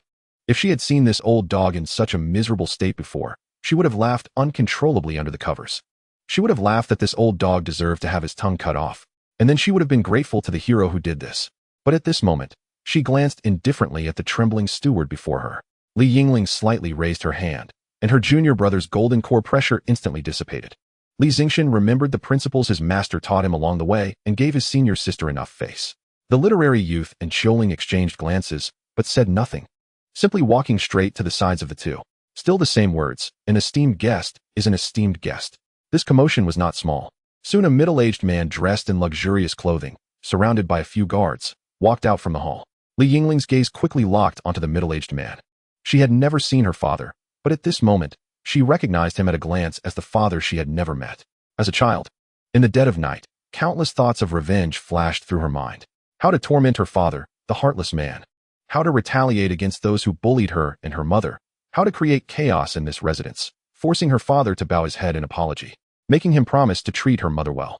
It was childish and laughable, but at this moment, all those thoughts were overwhelmed by another idea. Li Yingling coldly looked at the person she hated the most. Where is my mother buried? The head of the Li family scanned the crowd behind Li Yingling, especially noticing the two red-robed receptionists from the Xuanwu kingdom. His eyes instantly turned red, and his voice trembled. Yingling, are you doing well? Aye. Boom. A sharp sword energy shattered a side room on the right. A dragon coiled around Li Yingling's sword. Her voice was hoarse and cold. Where is my mother buried? Chu Xingchen walked over slowly, holding Chun Baiqing's hand, and quietly stood beside Li Yingling. The head of the Li family quickly recognized this handsome young man as the one who had abducted his daughter, but at this moment, he was dressed splendidly. And the two receptionists were humbly bowing their heads to him. Without waiting for Li Yingling to urge her, Yingling spoke up. Lordly, let's be clear, no more hiding. Yingling's words were pointed. Lordly eventually revealed the truth, the mass grave in the west of the city. Li Yingling chuckled lightly. It was as expected, but still hard to accept. Li Xingtian spoke up from the side, his voice unrestrained, and his killing intent was very obvious. Senior sister, should we kill them all? Wen Qing and Yingling exchanged glances, wondering if they should intervene. Master, I. Chu Xingchen spoke softly. Go ahead, Master will handle it. Upon hearing this, Li Yingling nodded gratefully and immediately turned to leave. Wen Qing and Yingling looked at Li Xingtian with cold eyes, tightly gripping a big knife, ready to strike at any moment. Chu Xingchen continued. Xingtian, go with your senior sister. Wen Qing and Yingling exchanged a glance. And soon Yingling turned to follow Li Xingtian and Li Yingling. These two also needed to be closely watched. Chu Xingchen glanced at the somewhat frightened Lord Li and comforted him. Don't be afraid. As long as Yingling hasn't made up her mind, you should be just fine. Familiar with Li Yingling's abilities, Chu Xingchen could clearly sense that his eldest disciple had really wanted to unleash a big move on this man just now. But she probably hadn't figured out what to do yet. Killing was certainly simple, but some matters couldn't be resolved just by killing. It was Li Yingling's business to figure things out, while Chu Xingchen's thoughts were much simpler. If it was about settling scores, then it had to be thorough. Moreover, he had heard that Minister Wang seemed to have personally issued a wanted order, so he should be invited as well. Chu Xingchen chuckled lightly, his gaze becoming cold. Just say that Li Yingling and I are here to turn ourselves in. Chapter 99. Gathering and dispersing like wind, sweeping away. At the Li, a large number of people were prostrated on the ground, including servants and elegantly dressed noblewomen. The scene was very quiet, and their hurried breaths could be clearly heard. Chu Xingchen's gaze swept over them. Then he sighed lightly. Most of the people from the seemed to be here. Yingling had clearly told him that she wasn't living well. Minister Wang had already sent someone to call for them.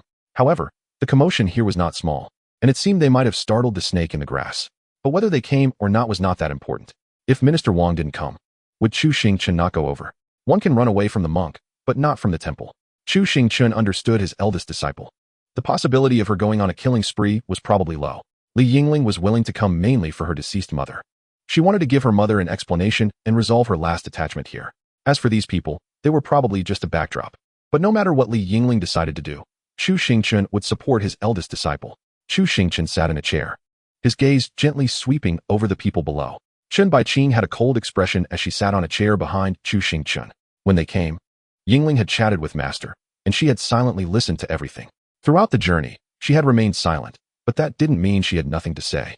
If it were her, Chen Baiqing might not say anything, but if it was her senior sister being bullied, she absolutely could not tolerate it. Her senior sister had always been so kind and had treated her so well.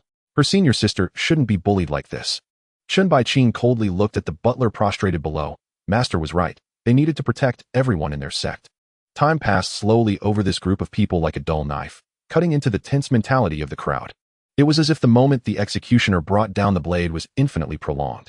What was even harder to accept was that the once despised person had soon transformed into a disciple of a large sect. In the past, although no one dared to bully her openly, the sarcastic and mocking words were not spared. Yet now, even those servants who merely spoke mockingly were kneeling here. Wen Qing steadied her mind, quietly standing behind without speaking, letting time flow by. Li Yingling's eyes were red, and she didn't see those kneeling people. Her gaze was fixed on her master, and she finally couldn't hold back. She cried out, "Master!" Li Yingling, with tears streaming down her face, threw herself into her master's embrace. Li Xingtian's expression was also not good. Chu Xingchen understood that he seemed genuinely angry now. Chu Xingchen gently patted his eldest disciple's shoulder. "What's wrong? Tell Master, and Master will take care of it." I can't find it." Chu Xingchen felt the clothes in front of him getting wet. He softly comforted her.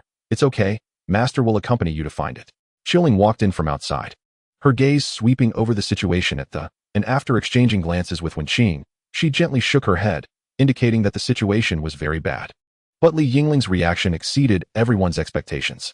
She pleaded, "Master, let's go. I don't want to stay here anymore." She didn't know how to handle these people. She couldn't kill them all because some had only scolded her. Chen Baiqing's little hand grasped her senior sister's clothing. She pouted, her eyes unconsciously turning red. Her senior sister was very sad, which made her very sad too. Chu Xingchen softly spoke, "It's Master's fault. I shouldn't have brought you here. All right, let's go. Your future achievements will make that blind person understand what he has missed. As long as he lives, he will regret it." Li Yingling gently nodded and released her grip. Turning to look at Lord Li, she stared at him for a long time before speaking to him for the first time. "Go plant orchids all over that mass grave." Her mother had once mentioned in a dream that she really liked the orchids he had sent, but no one had ever sent her mother orchids. The next morning, Li Yingling got up early and secretly slipped out from the Tianming pavilion prepared by the Xuanwu kingdom. On the hillside to the left of the mass grave, she watched the Li sowing orchid seeds, while Wen Qing stood by supervising. Li Yingling didn't know if what she was doing was right, but in the end, she hadn't killed anyone. Master had spent a lot of money to set things up for her, and before coming, he had said that no matter what happened this time, Master would back her up. Before coming, Li Yingling had thought a lot and had found several targets she despised, planning to give them a hard time. But when she saw them trembling on the ground, her heart felt neither happy nor the satisfaction of revenge. A contradictory feeling filled her. Her mother had never hated thee or anyone. She always felt useless. Li Yingling couldn't comfortably use her mother's name to do anything. She didn't want her mother to feel sad. Perhaps in the end, she could only say, "Forget it. I have nothing to do with thee anymore." A thought floated in her mind. "Mother, is Yingling very useless? What are you thinking?" The voice of her master came from behind her. She turned around, only to find that not only was her master there, but also her junior brother and junior sister. Chen Baiqing ran into her senior sister's arms with her short legs. "Senior sister, don't be sad. Baiqing will take you to buy candy." Li Yingling gently rubbed Chen Baiqing's little head and softly replied, "Okay." Li Xingtian, not good with words, could only awkwardly say, "Senior sister, don't be too sad." A gentle breeze brushed by. "Master." Li Yingling took a deep breath. "It's really good to meet you. I also think it's great to meet you," Chu Xingchen sincerely said to his eldest disciple. Chen Baiqing shouted loudly, "Baiqing thinks it's super good to meet Master, senior sister, and senior brother." Li Xingtian said nothing, but a smile appeared on his face. Li Yingling didn't stay long. and quickly proposed to leave this valley. The right market of the capital city. Li Yingling was holding Chun Baiqing's hand in front of a candied fruit shop, buying the unique candied fruits of the capital. Li Xingtian silently watched this scene and then looked at his master beside him. After a moment of contemplation, he suddenly spoke up. Master, let's go have a meal together sometime. Chu Xingchen looked at Li Xingtian in disbelief. Li Yingling and Chun Baiqing also looked up in surprise. Chu Xingchen felt puzzled. What is wrong with this child today? Why is he actively asking to eat together? Chapter 100. In fact, I am the best for you in the world. In the capital of Xuanwu Kingdom, at Tianming Pavilion, the residence of Tianyin Sect, Zheng Xiaofeng looked solemnly at the intelligence that had been handed to him. His gaze swept over the information in front of him, and he felt a headache coming on. Li Yingling was from the Li Marquis mansion and was actually a poorly treated illegitimate daughter. She was originally supposed to marry the second fool from the Wang minister's family, but ended up being taken away by Chu Xingchen. What is going on here? Can't she just show her true identity and cultivation properly? Moreover, this time Chu Xingchen came without doing anything and first went to the Li Marquis mansion to stir up trouble. However, it seemed that the plot was different. There was no major disturbance, and not even a single person was killed. Is that all? Zheng Xiaofeng frowned slightly and thought, this was not like Chu Xingchen's style, especially when he shouldn't be causing trouble. I have to say, Chu Xingchen has left a significant psychological shadow on him. After all, even now, he occasionally dreams of that phrase little Zheng. This person is definitely not kind-hearted, and he is not very forgiving. He is probably plotting something behind the scenes to take revenge for his disciple, if we infer from the style of the evil cultivators. This matter is by no means simple, there is likely more to come. Zheng Xiaofeng felt that if he let Chu Xingchen make trouble, it could very well escalate significantly. Sigh. He gently sighed and tucked the intelligence into his sleeve. He must complete the tasks assigned by Xiaoling, ensuring that all risks are minimized. Among those dispatched by Tianyin Sect this time, aside from the nascent soul, the Golden Core disciples were mostly willing to help under Xiaoling's name.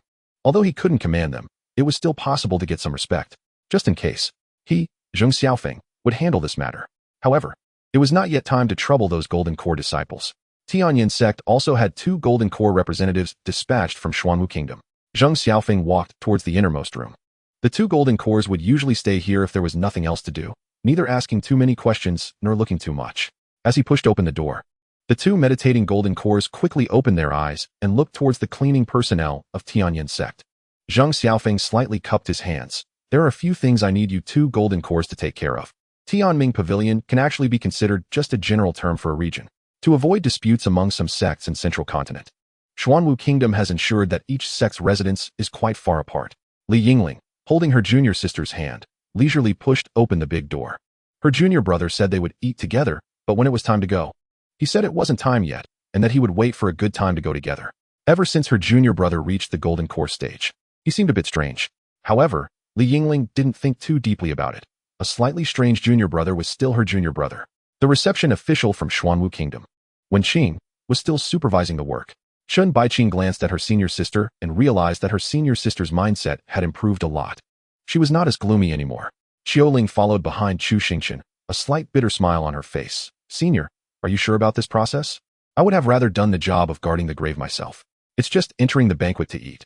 Do I really need my second junior disciple to dance? Li Xingtian was taken aback. If it were to dance, wouldn't that be his senior sister who should go up to dance? That naturally won't do. Xiaoling replied with a slight awkward smile, but there will be quite a few activities at that time, so it would be more comfortable if you understood the process. Don't worry, I will be very comfortable, Chu Xingchen said. The comfort you mean must be different from mine.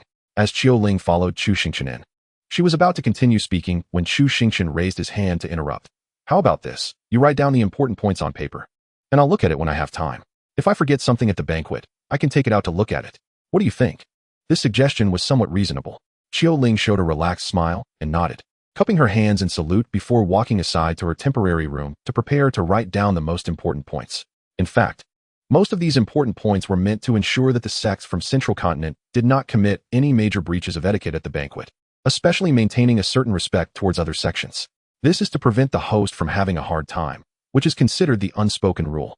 However, after seeing Chu Xingchen's performance on the first day, to be on the safe side, Xiaoling thought it was better to have an extra layer of insurance. In case something really happened, she would have an excuse to deflect responsibility. With Xiaoling's departure, the courtyard quieted down a lot. Li Yingling seemed to be in a much better mood, but what she was really thinking, Chu Xingchen was not quite sure. However, the more he advised her, the more it might interfere with his disciple's own thoughts. Now he just needed to stand behind her when she needed support. Thinking this, Chu Xingchen turned his gaze to Li Xingtian. Have you made up your mind? Li Xingtian looked at his master in surprise. If it was his master, he could indeed see through his inner thoughts. He gently nodded. What about the time? Have you confirmed it? Chu Xingchen asked again. Li Xingtian nodded lightly and didn't say much. After all, he had promised Li Xingtian from the beginning. Each disciple's life trajectory does not necessarily have to be tied to their masters. They also have their own world. Li Xingtian is like this. And so is Li Yingling. Even the youngest, Chen Baiqing, will embark on a path of her own. Li Xingtian looked at his master. He had already reached the golden core stage, officially stepping onto the path of immortality, and he could not always stay under his master's wing. In fact, he had long prepared to say goodbye to his master when he stepped into the golden core stage. He really had things he wanted to do for himself. However, opening his eyes, it was about his senior sister's matters, and out of both affection and reason, he should help her with this. Although he would feel a bit reluctant to leave, he was a loose cultivator in his previous life, but in this life, he was not. He met his master and found a place to settle, even if it was a bit far from Central Continent. He would also help his master complete the grand hall he envisioned. Chu Xingchen asked, do you plan to tell them only at the end? Li Xingtian nodded gently. His senior sister's heart might not be calm at this moment. Although his senior sister might not care whether he leaves or not, Li Xingtian still didn't want to affect her. You know that your master is poor and has nothing good to give you. Chu Xingchen tossed a spatial ring to Li Xingtian and said, don't think it's too little. Li Xingtian reached out to catch the ring tossed to him, slowly probing his consciousness into it. He saw a pile of spirit stones quietly stored inside. Master, you still have to take your senior sister and the others with you. They are my disciples, but so are you. Chu Xingchen reached out and hooked Li Xingtian's shoulder, saying, in fact, your master has always favored you a bit more. Li Xingtian was momentarily speechless upon hearing this. Chu Xingchen blinked and transmitted, in fact, I am the best for you in the world. Chapter 101. Which sect is this? The capital of Xuanwu Kingdom was bustling. Especially when Xuanwu Kingdom hosted the Central Continent banquet, it became even more lively. But this liveliness was somewhat special. The banquet was in the evening, and large red lanterns were hung high on the main street of Xuanwu, illuminating the dark night as if it were day. Two golden core representatives followed closely behind Chu Xingchen and the others. Wenqing looked at Yingling, questioning her with his gaze. Did you explain everything clearly? Yingling nodded with little confidence. In recent days, she had never seen Chu Xingchen actually take out the written points she prepared, but she did everything she could. If something really went wrong, there was nothing she could do. These days, apart from Li Yingling occasionally taking Chen Baiqing out for shopping, Chu Xingchen and Li Xingtian rarely went out. Most of the time, they just sat in chairs, silently drinking a couple of glasses of wine, with little conversation between them. Seeing this, Li Yingling wondered if her master was learning from her junior brother in reverse. In the past, Li Yingling enjoyed a bit of liveliness, but the forced hustle and bustle had become somewhat tiresome. On Zhuke Street, there were quite a few people, and many vendors were selling exquisite items. However, no ordinary person dared to approach the center of the road, and even the shouting was just for the sake of noise. Very few dared to look at these disciples from the Central Plains. It was obvious they were seasoned performers. Every few steps, there were armored soldiers watching and saluting. Chu Xingchen didn't mind, wearing the clothes given by his eldest disciple, walking comfortably towards the palace. This matter was, after all, a kind gesture from Xianxiaaudiobooks. So Chu Xingchen naturally wouldn't act out or do anything peculiar. He planned to attend the event honestly and see if he could gain some benefits from it. The banquet hall was set in the Mingwu Hall, located on the left side of the palace, the most magnificent hall. Upon officially stepping into the palace, at this moment, the entire palace had only this one path lit brightly by palace maids and eunuchs holding lanterns. As they walked along this path, they could faintly hear the pleasant sounds of drums and music. The two welcoming elders walked forward, leading the way, stopping when they could see the lavish hall.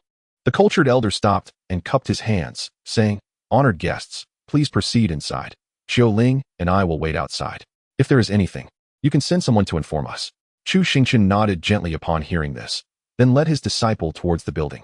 Li Yingling followed her master, her gaze fixed on the splendid hall. She suddenly felt how wonderful life was, having gone from living in a dilapidated temple to stepping into this grand hall. Li Xingtian appeared particularly silent today, just lowering his head and following his master. "What's wrong?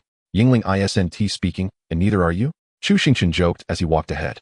Li Yingling, holding her junior sister's hand, looked at her master and said, "Isn't this occasion supposed to be a bit serious? We'll embarrass ourselves later."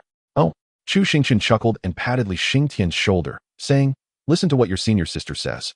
It's surprising that serious can come out of her mouth." Li Yingling replied with a serious expression, "Master, I have always been very serious." "Junior brother, Xingtian blurted out, unable to hold back. If this had been said by his master, he might have been able to endure it, but he really couldn't with his senior sister's words. Chun Baiqing glanced at her senior sister and senior brother, a hint of a smile appearing on her face. Recently, her senior brother's mood had been a bit strange, and Chun Baiqing suspected that her senior sister's matters were making him unhappy. But seeing her senior brother smile again was ultimately a good thing. Chu Xingchen teased his eldest disciple as he stepped into the hall. The design of this hall was quite interesting. There were no steps, no distinction of height. Just a flat path.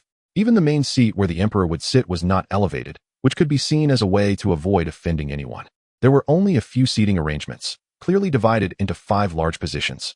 At this moment, counting themselves, there were only 3 groups of people. As Chu Xingchen surveyed the room, he saw Zheng Xiaofeng stand up and bow to him.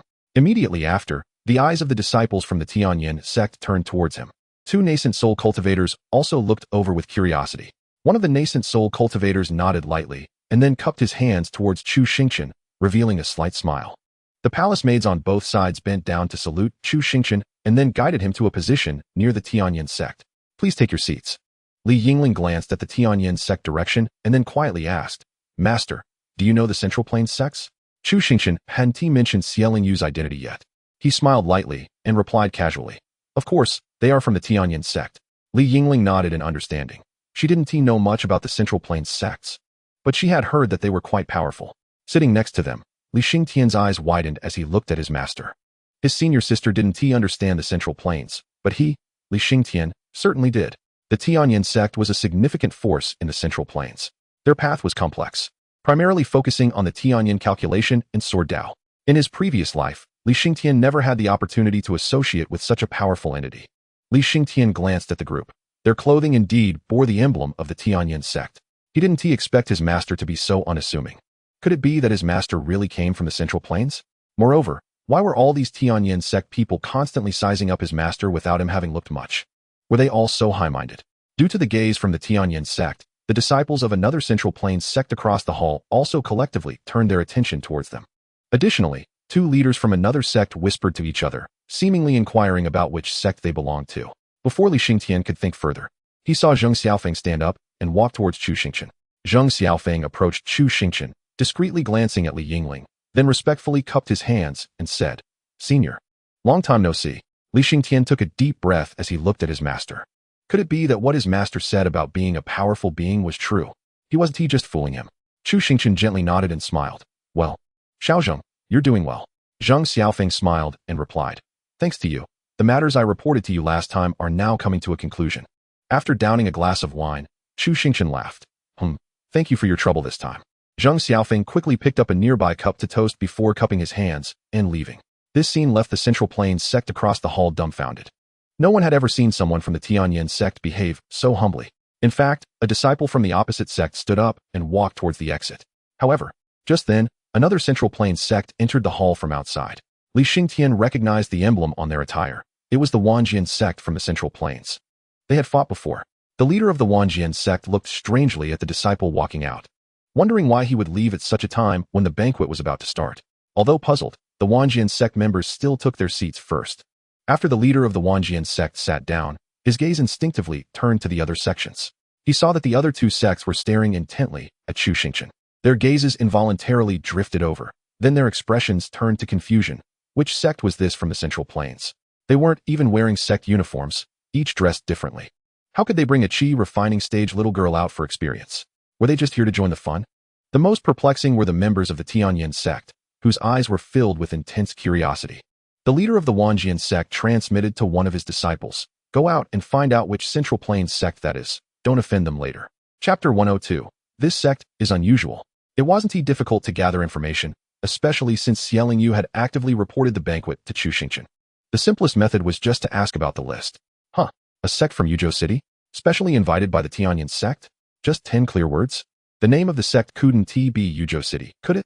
That would mean they didn't even ask for the name. The leader of the Wanjian sect looked at the disciple, his expression questioning. Is that it? The disciple nodded slightly to indicate that was all. The leader of the Wanjian sect transmitted an order, scolding, Go check again. Get clear information. This generation of junior disciples is really hard to manage. They're too foolish. After receiving the order, the Wanjian sect disciple withdrew once more. But it wasn't just him Another sect disciple also cupped his hands and bowed before retreating. Clearly, his information didn't satisfy his own leader. As they approached the entrance of the hall, the two exchanged a silent glance, both understanding what the other intended to do. A hint of empathy arose within them. However, they each left in different directions. Despite their shared feelings, they had to serve their own interests. Nevertheless, Chu Xingchen didn't really care about these small gestures. After all, he was essentially there just to have a meal. Seeing Chun Baiqing's gaze fixed on the pastries, Chu Xingchen reached out with his chopsticks, picked one up, and, under Chun Baiqing's touched look, stuffed it into her mouth. Chun Baiqing savored the delicious pastry. Thinking how wonderful her master was, Chu Xingchen smiled and said, "If you want to eat, just eat. Since you're here, it's important to fill your stomach." Li Yingling and Li Xingtian cooperatively picked up some appetizers from the table to taste. It didn't take long before a handsome young man dressed in a dragon robe entered the hall, accompanied by a palace made in red. He casually scanned the room and noticed that one sect from Zhongzhou hadn't arrived. However, he was well aware of the situation and slightly cupped his hands, saying, "The country is small and the etiquette is thin. I hope you all won't take offense." Chu Xingchen looked over. Target, Xiaoxian. Cultivation, perfect qi refinement. Purple trait, national fortune bestowed. Blue trait, deep schemes. Blue trait, the respected one. White trait, forbearance. Gray trait, national fortune bestowed, cultivation restriction. Does not meet the conditions for accepting disciples. Chu Xingchen instantly understood. This was probably the restriction. To become emperor, one couldn't cultivate immortality. Deep schemes and forbearance, huh?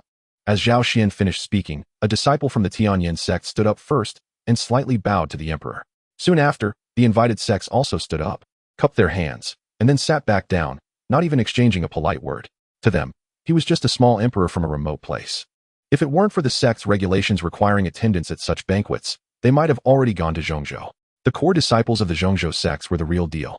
Zhao Xian smiled lightly and nodded, then walked forward to take the main seat. As Zhao Xian sat down, eunuchs outside began to bring in dishes slowly. Dancers entered the hall with light steps, starting to dance gracefully. Musicians began to play their instruments softly. Zhao Xian was not participating in such banquets for the first time. He understood that he was merely a backdrop. These Zhongzhou immortals were all proud, and it was quite unlikely that they would think highly of him. Now, he could only go through the motions. Not making a mistake would be the biggest win. After contemplating, Zhao Xian looked over and noticed that 3 sects were staring at one in particular. This was the first time he had seen such a situation. What was going on? Zhao Xian's gaze followed theirs, and he saw a handsome young man feeding a small girl beside him with food, seemingly oblivious to the stares from the other 3 parties. The other 2 disciples were quietly eating their food. Zhao Xian had also brought an invitation when he arrived. This position should belong to the Tianyin sect from Yuzhou City, specially invited? Zhao Xian felt puzzled. While it made sense for the Tianyin sect to extend a special invitation, perhaps just to support a few pleasing sects, why were the disciples of the Tianyin sect all staring so intently? It was as if they were waiting for some amusement. The other 2 sects were also puzzled. Why were they all staring so hard? Was it because the dancer in front of them was not graceful? Something felt off. Perhaps the Tianyin sect's special invitation had deeper implications. Could it be related to some matter in Zhongzhou? Otherwise, why would the other 2 sects be watching him? Moreover, the handsome young man appeared relaxed, completely unfazed by the gazes. How could he be an ordinary sect from Yuzhou City? Zhao Xian's thoughts shifted. And suddenly he had a flash of insight. This must be a secret chess piece that the Tianyin sect had deliberately laid out. Moreover, this piece was extremely important to the Tianyin sect.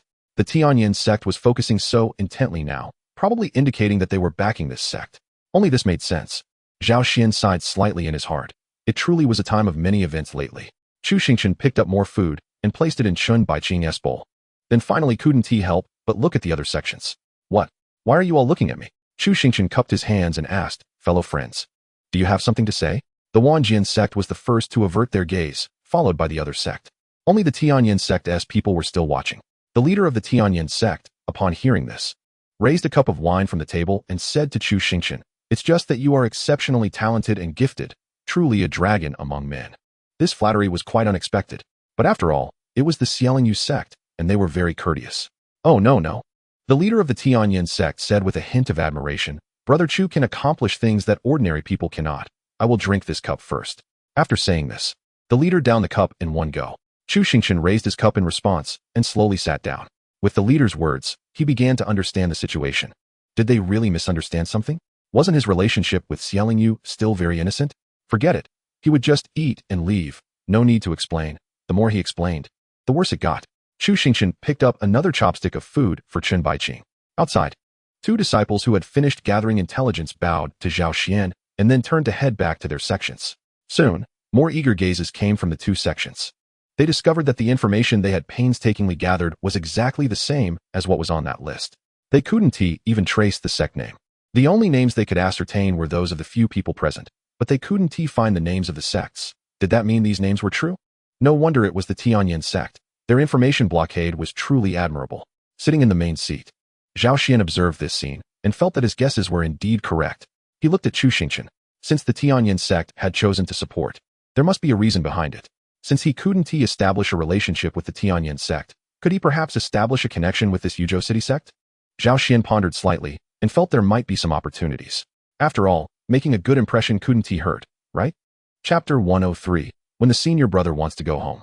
As the Tianyin sect concluded their remarks, the other sects also stopped focusing on Chu Xingchen and the others. In any case, it's not scary if you acknowledge it. What is scary is if you don't. Since the Tianyin sect had come forward to vouch for them, they didn't seem like untraceable monsters. The banquet process was quite simple. In fact, Chu Xingchen had really read the notes written by Yingling. Most of it was about common etiquette, like not cursing in front of the hall, which were rather low-class issues. Perhaps the impression he gave upon entering the city was too arrogant, and he couldn't blame them for that. However, when faced with delicious dishes, it was mostly only Chu Xingchen's side that moved their chopsticks. The other sects basically just took a few sips of wine. Only Chu Xingchen was unbothered. Feeding his own disciple, the imperial chef's skills were actually quite good, especially the pastries were fairly well made, perfectly catering to Chen Baiqing's sweet tooth. Chen Baiqing had initially been quite restrained, sitting quietly, but after being specially fed a few times by her master, she completely let go. As long as her master dared to put food in her bowl, she would eat it. By the end of the banquet, it was likely that only Chen Baiqing was the fullest. After Zhao Xian finished his final cup of wine and delivered the usual closing remarks, the banquet was considered over. Zhao Xian stood up and cupped his hands, saying, "I wish you all a smooth path to immortality." After rubbing Chen Baiqing's little head, Chu Xingchen also stood up and walked towards the exit. Just as he stepped out of the main hall, he saw a leader from the Tianyin sect standing at the door, seemingly waiting for him. The Tianyin sect leader smiled slightly, cupped his hands in greeting, and then left. Yingling wanted to speak, but after glancing around, she decided to hold back.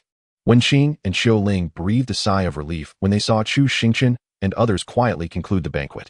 Fortunately, this unconventional big shot didn't stir up anything at this critical moment.